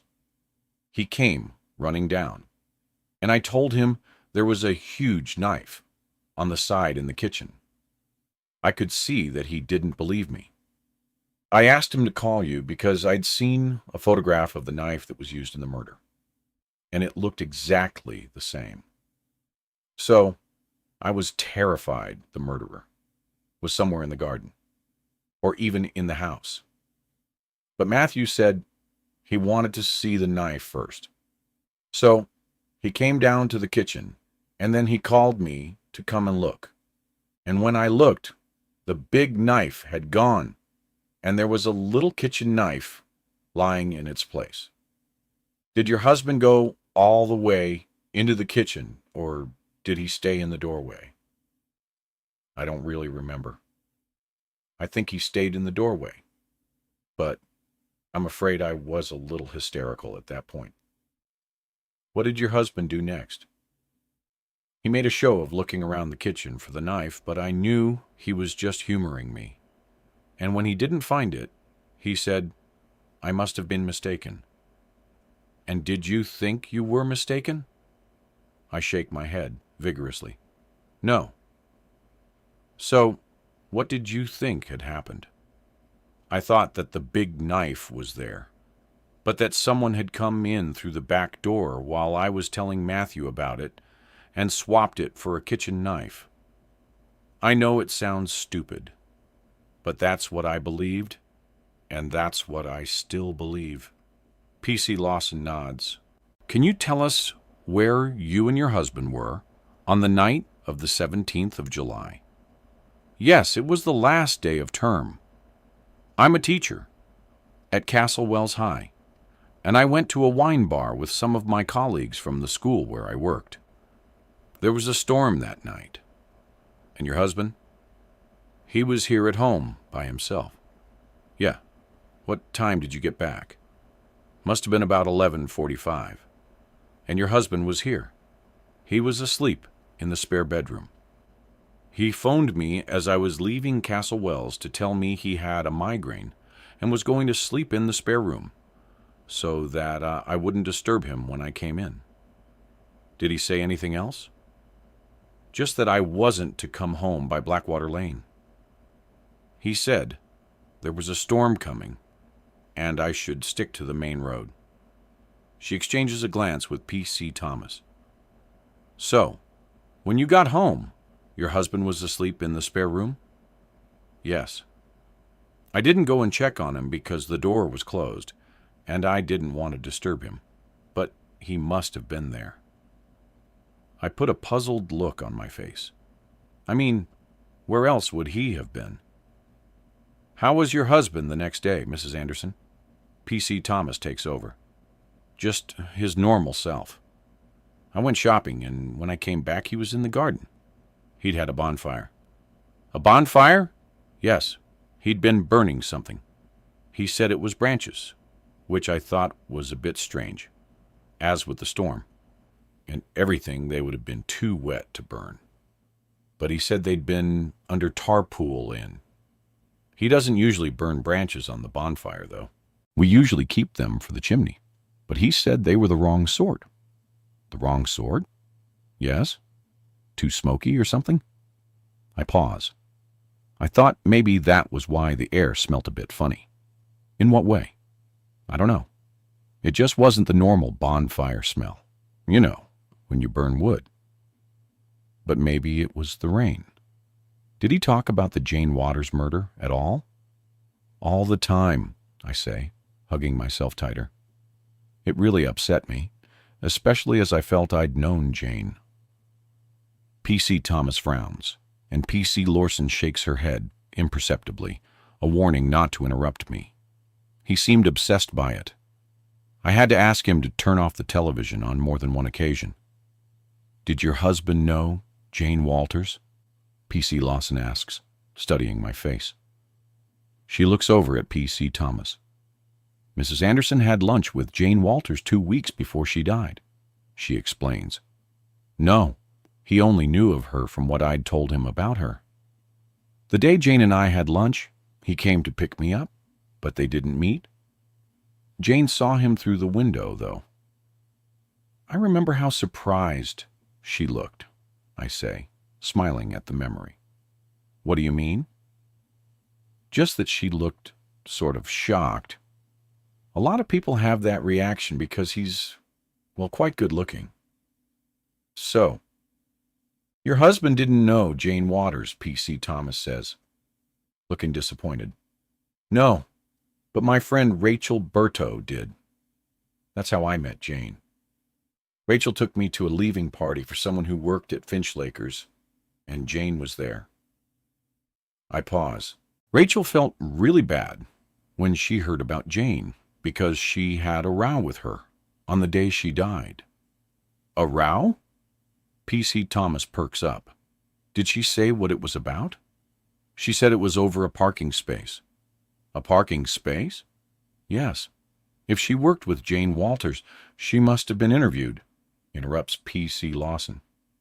She was, I nod. I remember because she told me she felt bad that she didn't tell you about the row. She was worried you might think she was guilty. Guilty? Yes. Of what? I presume she meant the murder. So I told her that nobody would murder someone over a parking space. I look at her nervously, unless the rail wasn't over a parking space. P.C. Lawson gets out her mobile and taps something into it. Why'd you say that? I look out of the kitchen window to the garden beyond, bathed in the late summer sun. Well, if it was over a parking space, why didn't she tell you about it? I shake my head. I'm sorry. I shouldn't have said that. It's just that I'm not feeling very happy with Rachel right now. Why is that? Because she's been having an affair. I look down at my hands with my husband. There's a small silence. How long has it been going on? P.C. Lawson asks. I don't know. I only found out about it recently. A couple of weeks ago, Rachel came over unexpectedly, and I saw Matthew kissing her in the hall. I say, glad to be able to use something from their text messages against them, even if it means I've just lied to the police. The two police officers exchange glances again. Did you tell your husband what you'd seen? P.C. Thomas asks. Did you confront him? No. He would only have dismissed it and say my mind was playing tricks on me, like he did with the knife I saw in the kitchen. I hesitate a moment. Sometimes I wonder if I stop wondering how far I should go in paying Matthew back for what he's done. Yes, P.C. Lawson prompt. A pleasing image of handcuffs snapping around Matthew's wrists comes to mind. Sometimes I wonder if Jane knew about their affair, I say. Sometimes I wonder if when she saw him through the restaurant window, she looked shocked because she recognized him. I don't know. Maybe she'd seen him and Rachel together. Wanting to be sure they're thinking what I want them to think, I spell it out for them. When I found the knife in the shed just now, I didn't know what to think. At first, I thought the murderer had hidden it there, and I was going to phone Matthew to ask him what I should do. And then I remembered that he didn't believe me when I told him about the knife in the kitchen. So, I phoned you instead. I let tears fill my eyes. But now, I don't know if I did the right thing because I know what you're thinking. I know you think that Matthew is the murderer, that he killed Jane because she knew about him and Rachel and was going to tell me, but he can't be. He can't be. With perfect timing, Matthew arrives home. "What's going on?" he says, coming into the kitchen. He looks over to where I'm standing. "Did you set the alarm off again?" He turns to P.C. Lawson. "I'm sorry you've been called out again. It's very probable that my wife has early onset dementia. I open my mouth to tell them that all I've been diagnosed with is stress, but close it quickly because at this point it isn't really important. We're not here for the alarm," P.C. Lawson explains. He puts his bag down on the floor, frowning. "Well, if you're not here because of the alarm, can I ask what this is about? Have you seen this before?" P.C. Thomas holds out the tea towel, the knife clearly visible. We all hear the tiny hesitation. "No. Why? What is it?" "It's a knife, Mr. Anderson." "Good grief!" Matthew sounds shocked. "Where did you find it?" "In your garden shed." "In the garden shed." He manages to look incredulous. "How did it get there?" "That's what we're here to find out. Perhaps we can all go and sit down. Of course, if you'd like to come through." I follow everyone through to the sitting room. Matthew and I sit down on the sofa, and the two officers draw up chairs. I don't know if they do it on purpose, but they place the chairs right opposite Matthew, hemming him in, leaving me out of their claustrophobic triangle. "Can I ask who found the knife?" Matthew asks. "Your wife did," P.C. Lawson says. "I needed some flower pots to put some bulbs in," I explain. "It was in one of the big ones, wrapped in a tea towel." "Do you recognize this tea towel?" P.C. Thomas shows it to Matthew. "No, I've never seen it before." I give a nervous laugh. "That shows how often you dry the dishes," I say, pretending I'm trying to break the tension. "We have one exactly like it. Rachel brought it back from New York for us." "What about this knife, Mr. Anderson?" Police Constable Thomas asks again. "Have you seen it before?" "No." Matthew shakes his head firmly. "I was just saying that it looks exactly like the one I saw lying on the side that Sunday evening," I tell him earnestly. "We've been through all this before," Matthew says wearily. "It was our kitchen knife that you saw, remember?" "No, it wasn't. It was a much bigger knife." "Can I ask where you were on the night of Friday the 17th of July, Mr. Anderson?" P.C. Thomas asks. "I'm not sure I can remember that far back," Matthew says with a little laugh. But nobody laughs with him. "It was the night I went out with the people from school," I say helpfully. "The night of the storm." "Oh, yes," Matthew nods. "I was here at home. Did you leave the house at all?" "No. I had a migraine and went to bed." "Where did you sleep?" "In the spare room." "Why did you sleep there?" "Why not in your own bed?" "Because I didn't want Cass to disturb me when she came in." Look what's going on. Why am I being questioned like this?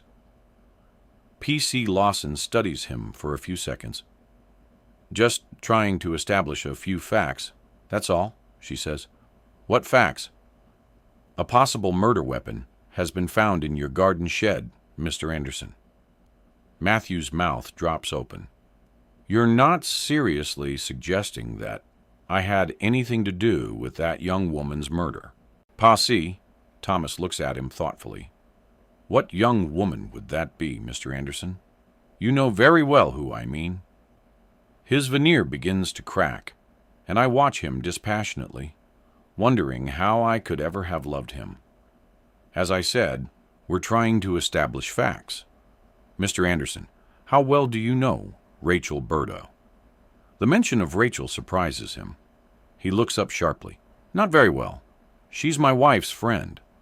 So, you're not in a relationship with her? What? No. I can't stand the woman. But I saw you kissing her, I say quietly.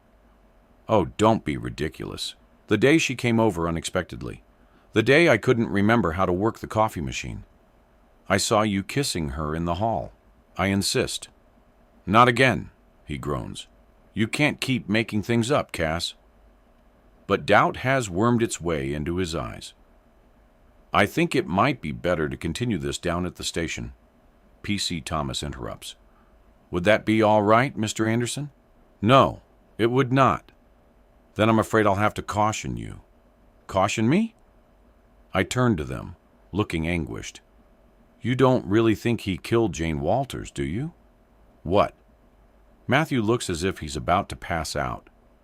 It's my fault, I say, wringing my hands. They were asking me questions, and now I'm scared that every little thing I told them is going to be used against you. He stares at me, horrified, while P.C. Thomas reads him his rights. When he gets to the end, I start sobbing as if my heart is broken, and I realize that I'm not pretending anymore, because my heart has been broken, not only by Matthew, but also by Rachel, who I had loved like a sister. They lead him away, and once I've shut the door behind them, I dry my tears because I haven't finished yet. Now it's Rachel's turn. I dial her number.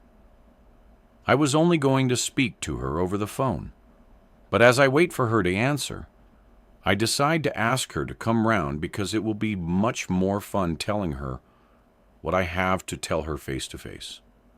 Much more satisfying to actually see her reaction rather than just hear it.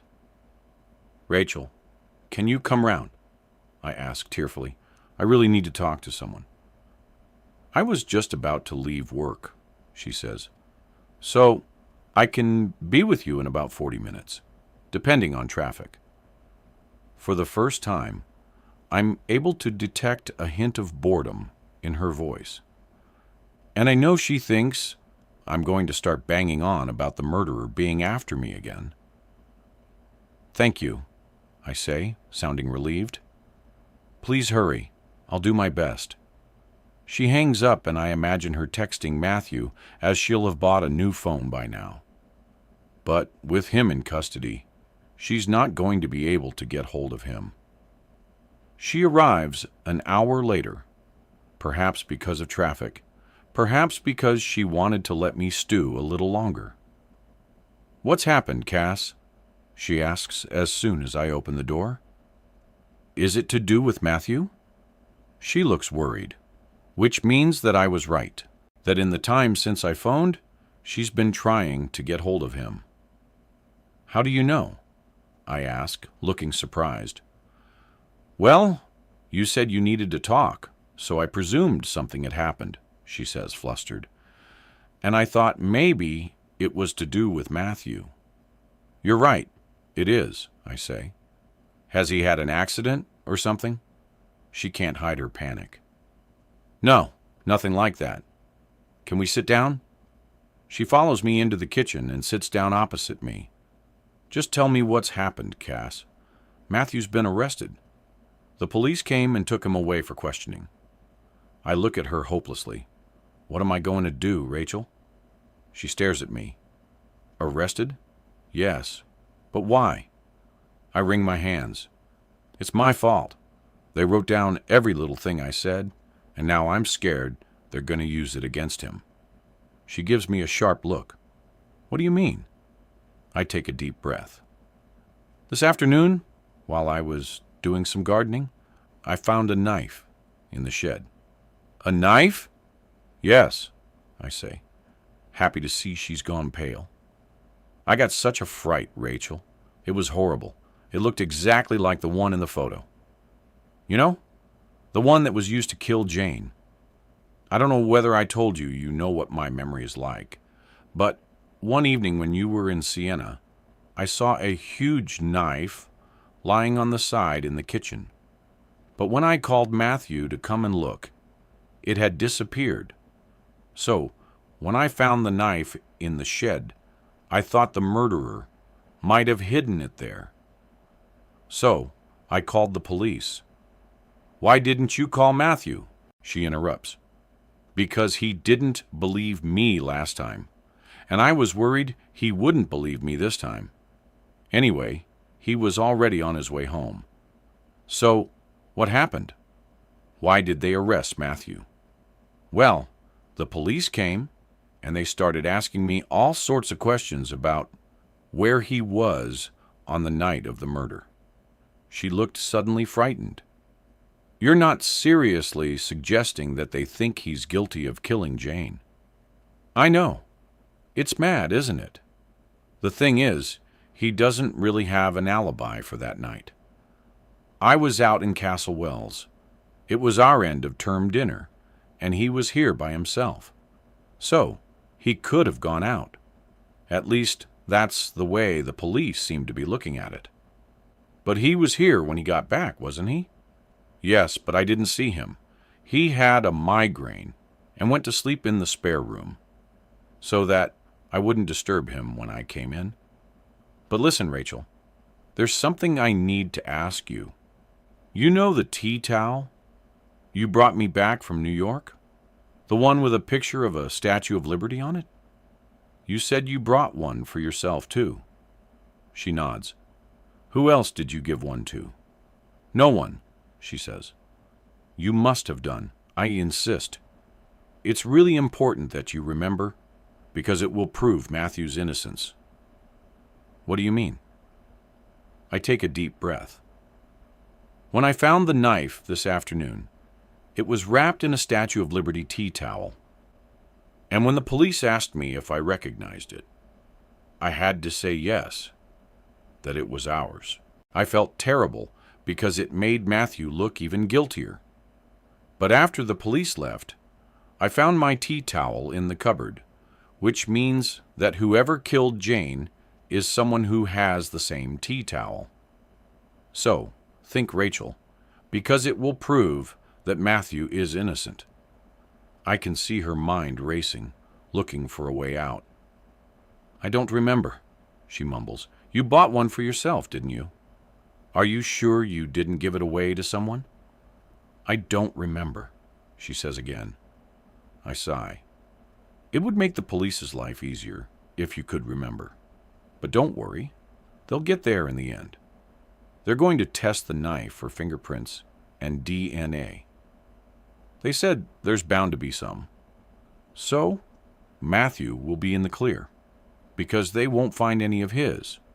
But it might take a couple of days, and apparently they can keep him in for 24 hours. And if they really suspect him of being involved in Jane's murder, it can be for longer. I let tears fill my eyes. I can't bear the thought of him sitting there in a prison cell being treated like a criminal. She takes her car keys from her pocket. I'd better go. I watch her face. Don't you want to stay for a cup of tea? No, I can't. I go to the door with her. By the way, did you find your friend's phone? You know, the one you lost in the Spotted Cow. No, she says flustered. Well, you never know. It might still turn up. Someone might have handed it into the police by now. Look, I've really got to go. Bye, Cass. She hurries to her car and gets in. I wait until she started the engine, then go over and knock on the window. She winds it down. I forgot to tell you. The police asked me if I knew Jane, and I said I'd first met her at that leaving party you took me to. So, they asked me if you knew her, and I said no, but that you'd had an argument with her over a parking space on the day she died, but that was all. But they didn't seem to believe it was over a parking space. So, try and remember about the tea towel, won't you? When I phoned them earlier to tell them that I'd found mine in the cupboard, so it couldn't be the one the knife was wrapped in, I said that the only other one I knew of was yours. I paused for a fact. You know what they're like. They'll use every little thing against you if they can. It feels good to see her eyes dart around, looking for somewhere to run. She rams her car into gear and tears out of the gate. Bye, Rachel, I say softly as her car disappears down the road. Back inside, I phone the police to tell them that the tea towel the knife was wrapped in isn't mine because I've just found it in the cupboard. I remind them that it was Rachel who bought it for me, and that she also bought one for herself. I ask about Matthew and pretend to be distressed at the news that they're keeping him in overnight. And once I've hung up, I go to the fridge, take out the bottle of champagne we always keep there for unexpected guests, and pour myself a glass. And then I have another Thursday, October 1st. The next morning, when I see that it's the 1st of October, it seems like a good omen, the right day to make a fresh start. The first thing I do is check the news. And when I hear that a man and woman are helping the police with their inquiries in relation to the Jane Walters murder, I can't help feeling a grim satisfaction that Rachel, too, has been arrested. I never thought I was a vindictive person, but I hope she spent a terrifying few hours being grilled by the police about her relationship with Matthew, about the row she had with Jane, and about the tea towel containing the knife. She must be dreading her fingerprints being found on the knife. Of course, once I hand in her secret mobile, both she and Matthew will be released, because the police will realize that neither of them killed Jane. That the knife they have is simply one Rachel bought in London to scare me with, not the murder weapon. And then what? They'll live together, happily ever after. It doesn't seem right, and it certainly doesn't seem fair. I have a busy day in front of me, but first I have a leisurely breakfast, marveling at how good it feels, without the threat of a silent call hanging over me. I want to take out a court order to prevent Matthew and Rachel from coming anywhere near me once they're released. So I search on the computer and find that I can apply for a restraining order. Knowing that I'm going to need legal advice at some point, I phone my solicitor and make an appointment to see him at the end of the morning. And then I phone a locksmith and arrange to have the locks changed. While the locksmith changes the locks, I put Matthew's belongings into bin bags, trying not to think too much about what I'm doing, about what it means. But it's still emotionally draining. At 12 o'clock, I drive into Castle Wales with Rachel's little black phone in my bag and spend an hour and a half with my solicitor, who tells me something I hadn't realized. Thanks to the text messages, Matthew can be charged in relation to my overdose. When I leave, I drive to Rachel's and dump the bin bags containing Matthew's clothes outside her front door. And then I drive to the police station and ask to speak to P.C. Lawson. She isn't available, but P.C. Thomas is. So I hand him Rachel's mobile and tell him what I told my solicitor, that I found it in my car that morning. Physically and mentally exhausted, I drive home, I'm surprised at how hungry I am. So I find a tin of tomato soup and have it with some toast.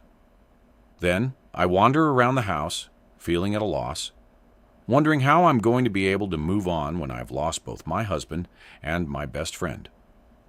I feel so low, so depressed, that the temptation to sink to my knees and cry my eyes out is overpowering. But I don't give in to it. I turn on the television to catch the 6 o'clock news. There's nothing about Matthew and Rachel having been released. But when the phone starts ringing shortly after, I realize that nothing has changed, that the same crippling fear is still there. As I walk through to the hall, I remind myself that this can't be a silent call. But when I lift the receiver and see that the number is withheld, I feel numb with disbelief. My fingers fumble as I take the call. Cass, it's Alex. Alex. Relief washes over me.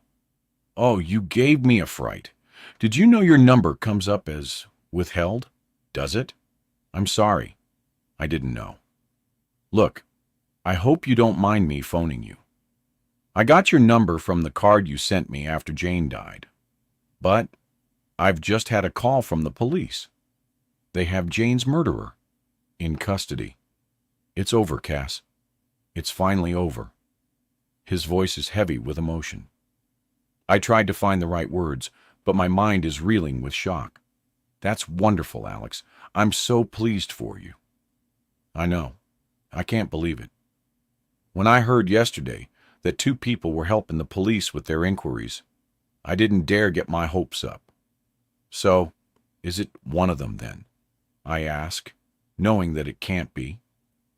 I don't know. The police didn't say. They're sending someone round to see me. I'm probably not meant to be telling anyone, but I wanted you to know. After what you told me on Monday, I thought it might put your mind at rest. Thank you, Alex. It's great news. It really is. Will you let me know what happens? Yes, of course. Well, goodbye, Cass. I hope you'll be able to sleep easier tonight. You too. I hang up, stunned at what he's just told me. If the police have Jane's murderer in custody, Matthew and Rachel must have been released. So, who was confessed? Did the murderer have a crisis of conscience when he heard that 2 people had been arrested? Maybe someone was harboring him, his mom, his girlfriend, and they decided to turn him in. It seems the most logical explanation. I'm so on edge that I can't sit still. Where are Matthew and Rachel? Are they back at Rachel's flat? Have they found the bin bags with Matthew's clothes inside? Or are they on their way here to collect the rest of his things? His laptop, work bag, toothbrush, razor, they're all still here. Glad to have something to do.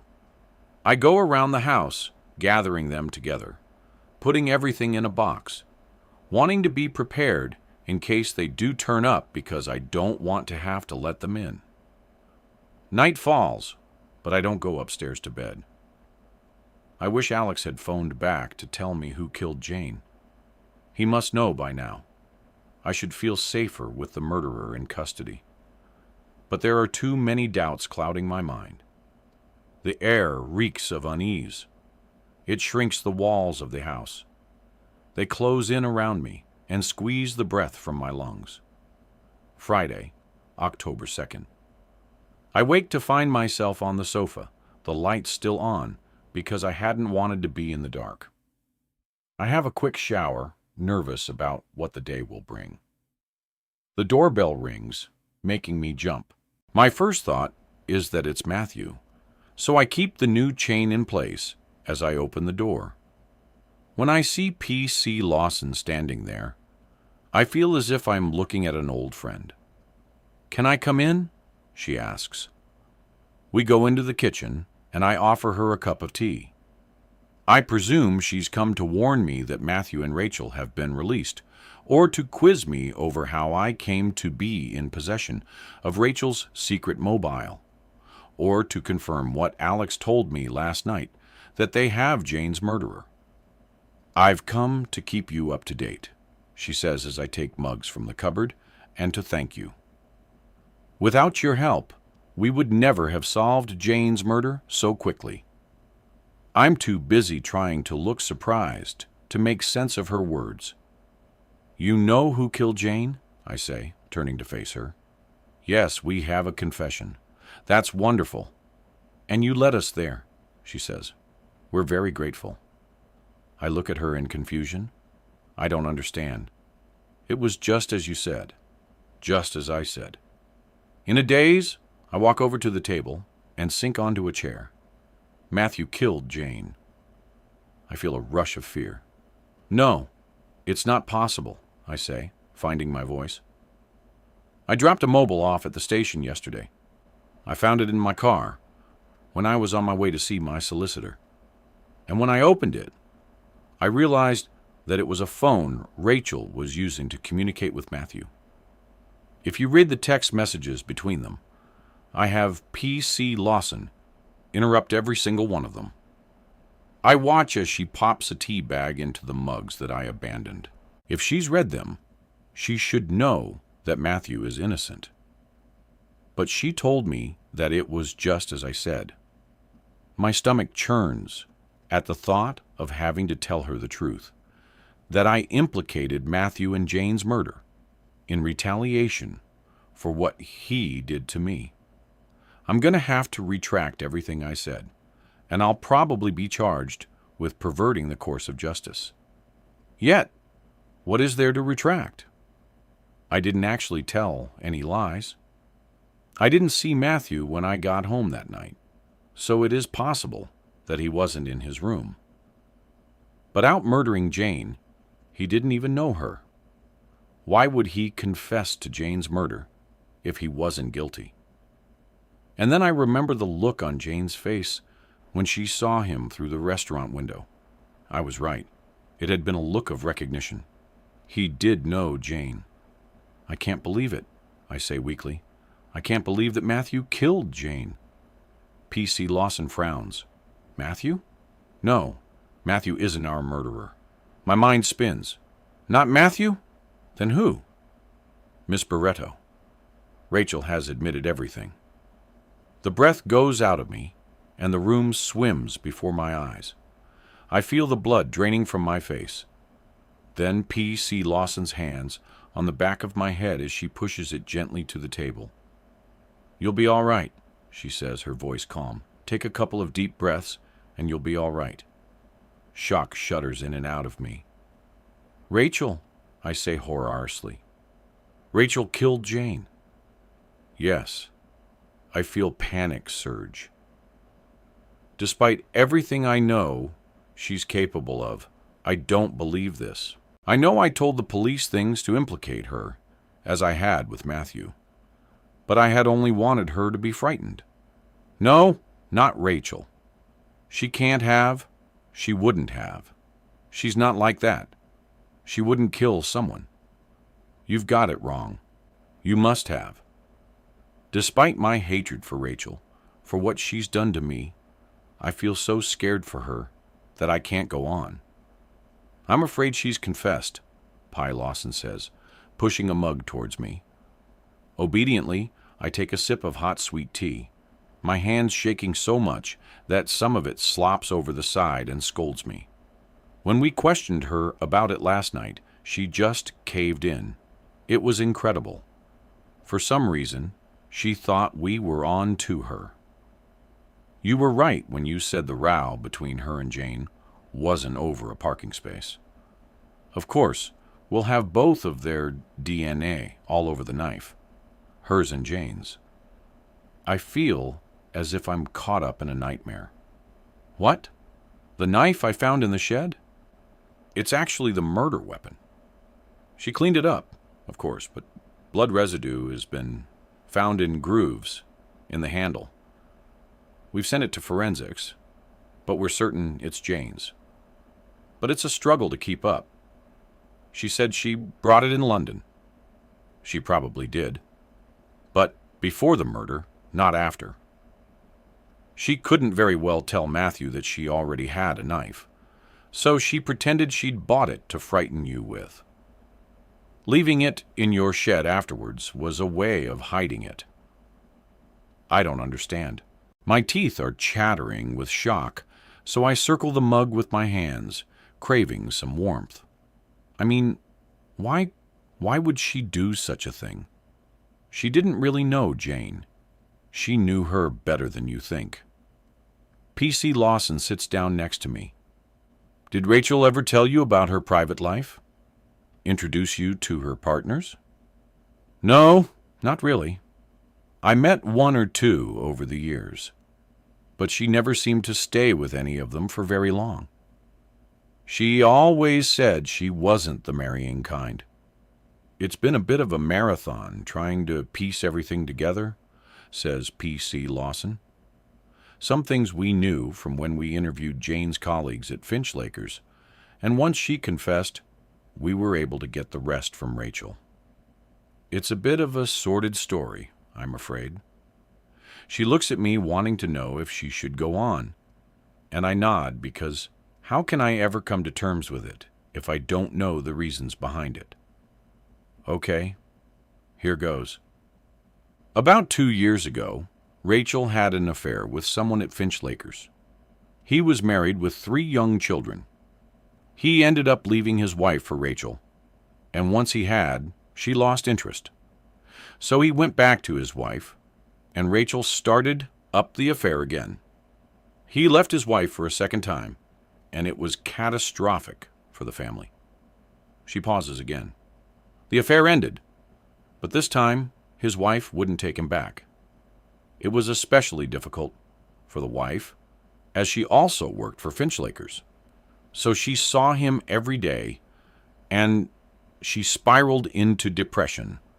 But what does this have to do with Jane? I ask, trying to hold the pieces of the puzzle up in my mind. She was Jane's best friend, so Jane got caught up in it all. Naturally, she hated Rachel with a vengeance for breaking up her friend's family. Not once, but twice. I can understand that quite. But as they worked in different departments, their paths didn't cross very often. However, her opinion of Rachel fell even lower when she came across her having sex in the office late one evening. She confronted Rachel the next day, basically telling her to get a hotel in future. Otherwise, she would report her. Don't tell me that's why Rachel killed her, I say with a hollow laugh, because she was worried about being reported. No, things only became difficult for Rachel when Jane realized the man she'd seen her with in the office was Matthew. Sorry, she says, catching sight of my face. If you need me to stop for now, just say. I shake my head. It's all right. I need to know, if you're sure. Do you remember you told us that you thought Jane had recognized Matthew through the restaurant window? Well, you were right. She had. It seems unfathomable that something I'd made up has turned out to be true. It's so absurd. I want to laugh. It's easy to imagine how Jane must have felt when she realized that the man she'd seen Rachel having sex with was the husband of her new friend. Pi Lawson goes on. Outraged on your behalf, she sent an email to Rachel, who was away in New York at the time. She reminded Rachel that she'd already broken up one marriage and said she wasn't going to let her do the same to you, especially as you were meant to be her best friend. Rachel told her to mind her own business, but when she went into work on her return from New York, Jane confronted her in the car park. She threatened to tell you about their affair if she didn't break it off with Matthew immediately. So Rachel promised to break things off with Matthew that evening, but Jane didn't trust her. And when she returned to the restaurant after her friend's hen party to use the phone there, she not only phoned her husband, but also Rachel. When Jane confronted her in a car park earlier that day, she had demanded Rachel's business card and had jotted her mobile number on the back. We found lots of business cards in Jane's bag, most of them from people who worked at Finchlakers, so Rachel's didn't stand out. Anyway, Jane asked Rachel if she'd broken things off with Matthew. And when Rachel admitted that she hadn't, saying that she needed more time, Jane told her that since she'd be passing by Nook's Corner on her way home, she was going to stop off and tell you about their affair. What? At 11 o'clock at night, I say. I doubt that she would have. You're right. She probably only said it to threaten Rachel. Anyway, Rachel panicked. She told Jane that before she said anything to you, there were certain things she needed to be aware of, hinting at your fragile state of mind, saying that she couldn't just tell you brutally. She suggested that they meet in the lay-by, and that once Jane had heard her out, if she still wanted to go ahead and tell you, they would do it together. Jane agreed to listen to what she had to say. So Rachel drove to a track off Blackwater Lane and ran to the lay-by on foot. And well, we all know the outcome. Jane didn't buy what Rachel told her about you having mental problems, and they began arguing. Rachel maintains that she had no intention of killing Jane, that she only took the knife to frighten her with. Slowly, things fall into place. When I stopped in the lay-by on the night of the storm, Jane hadn't needed any help because she was waiting for Rachel to arrive. She hadn't known it was me in the car. If she had, she would have run to me through the rain, climbed in beside me, and told me that, strangely enough, she'd been on the way to see me. And sitting in the car, she would have told me that Rachel and Matthew were having an affair. Would I have driven straight to the house to confront Matthew, passing Rachel's car on the way? Or would Rachel have arrived as I was trying to come to terms with the devastating news and killed us both? It's something I will never know. I can't believe it, I mumbled numbly. I still can't believe that Rachel would do such a thing. Even if Jane had told me, so what? Their affair would have been out in the open, and Rachel would have got what she wanted, which was Matthew. P.C. Lawson shakes her head. As you know from the text messages, this wasn't just about Matthew. It was also about money. Your money.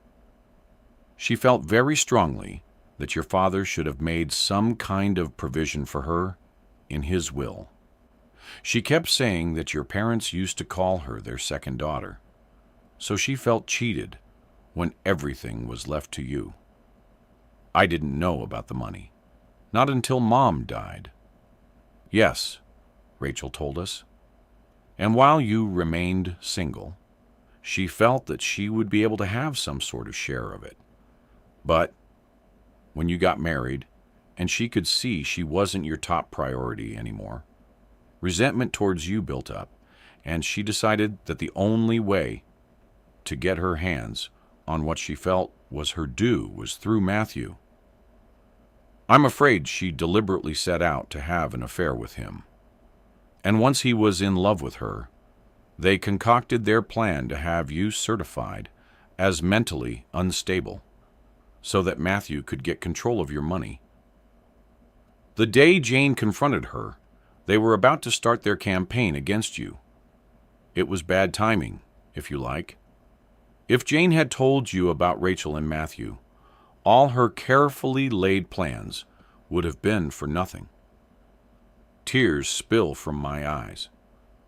I bought her a house in France. She fell in love with it, and I bought it for her. I was going to give it to her for her 40th birthday. It was to be a surprise.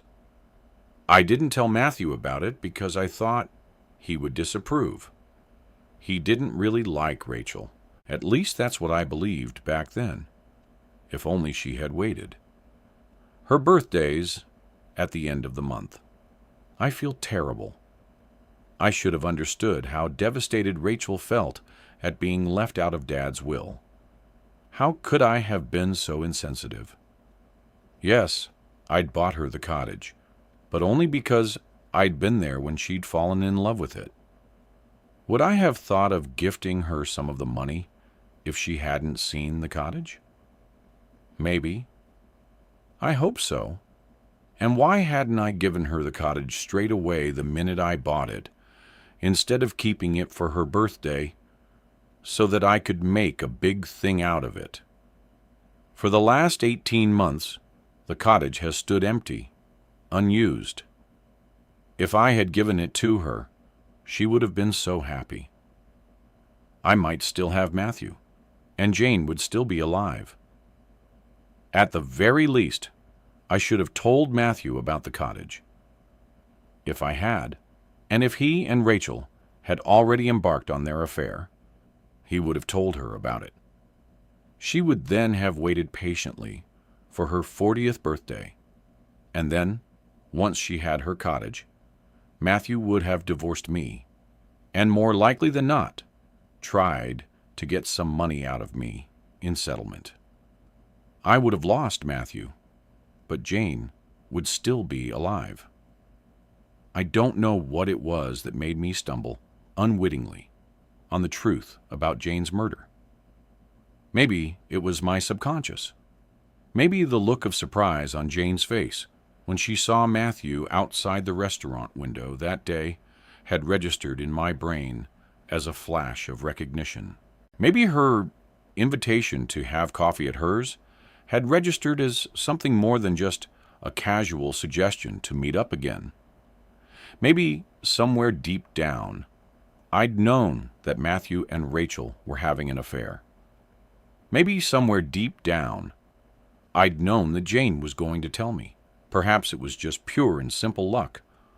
Or maybe, when I'd sat in the lay-by yesterday and had felt Jane's presence, she had led me to the truth. It's almost another hour before P.C. Lawson stands up to leave.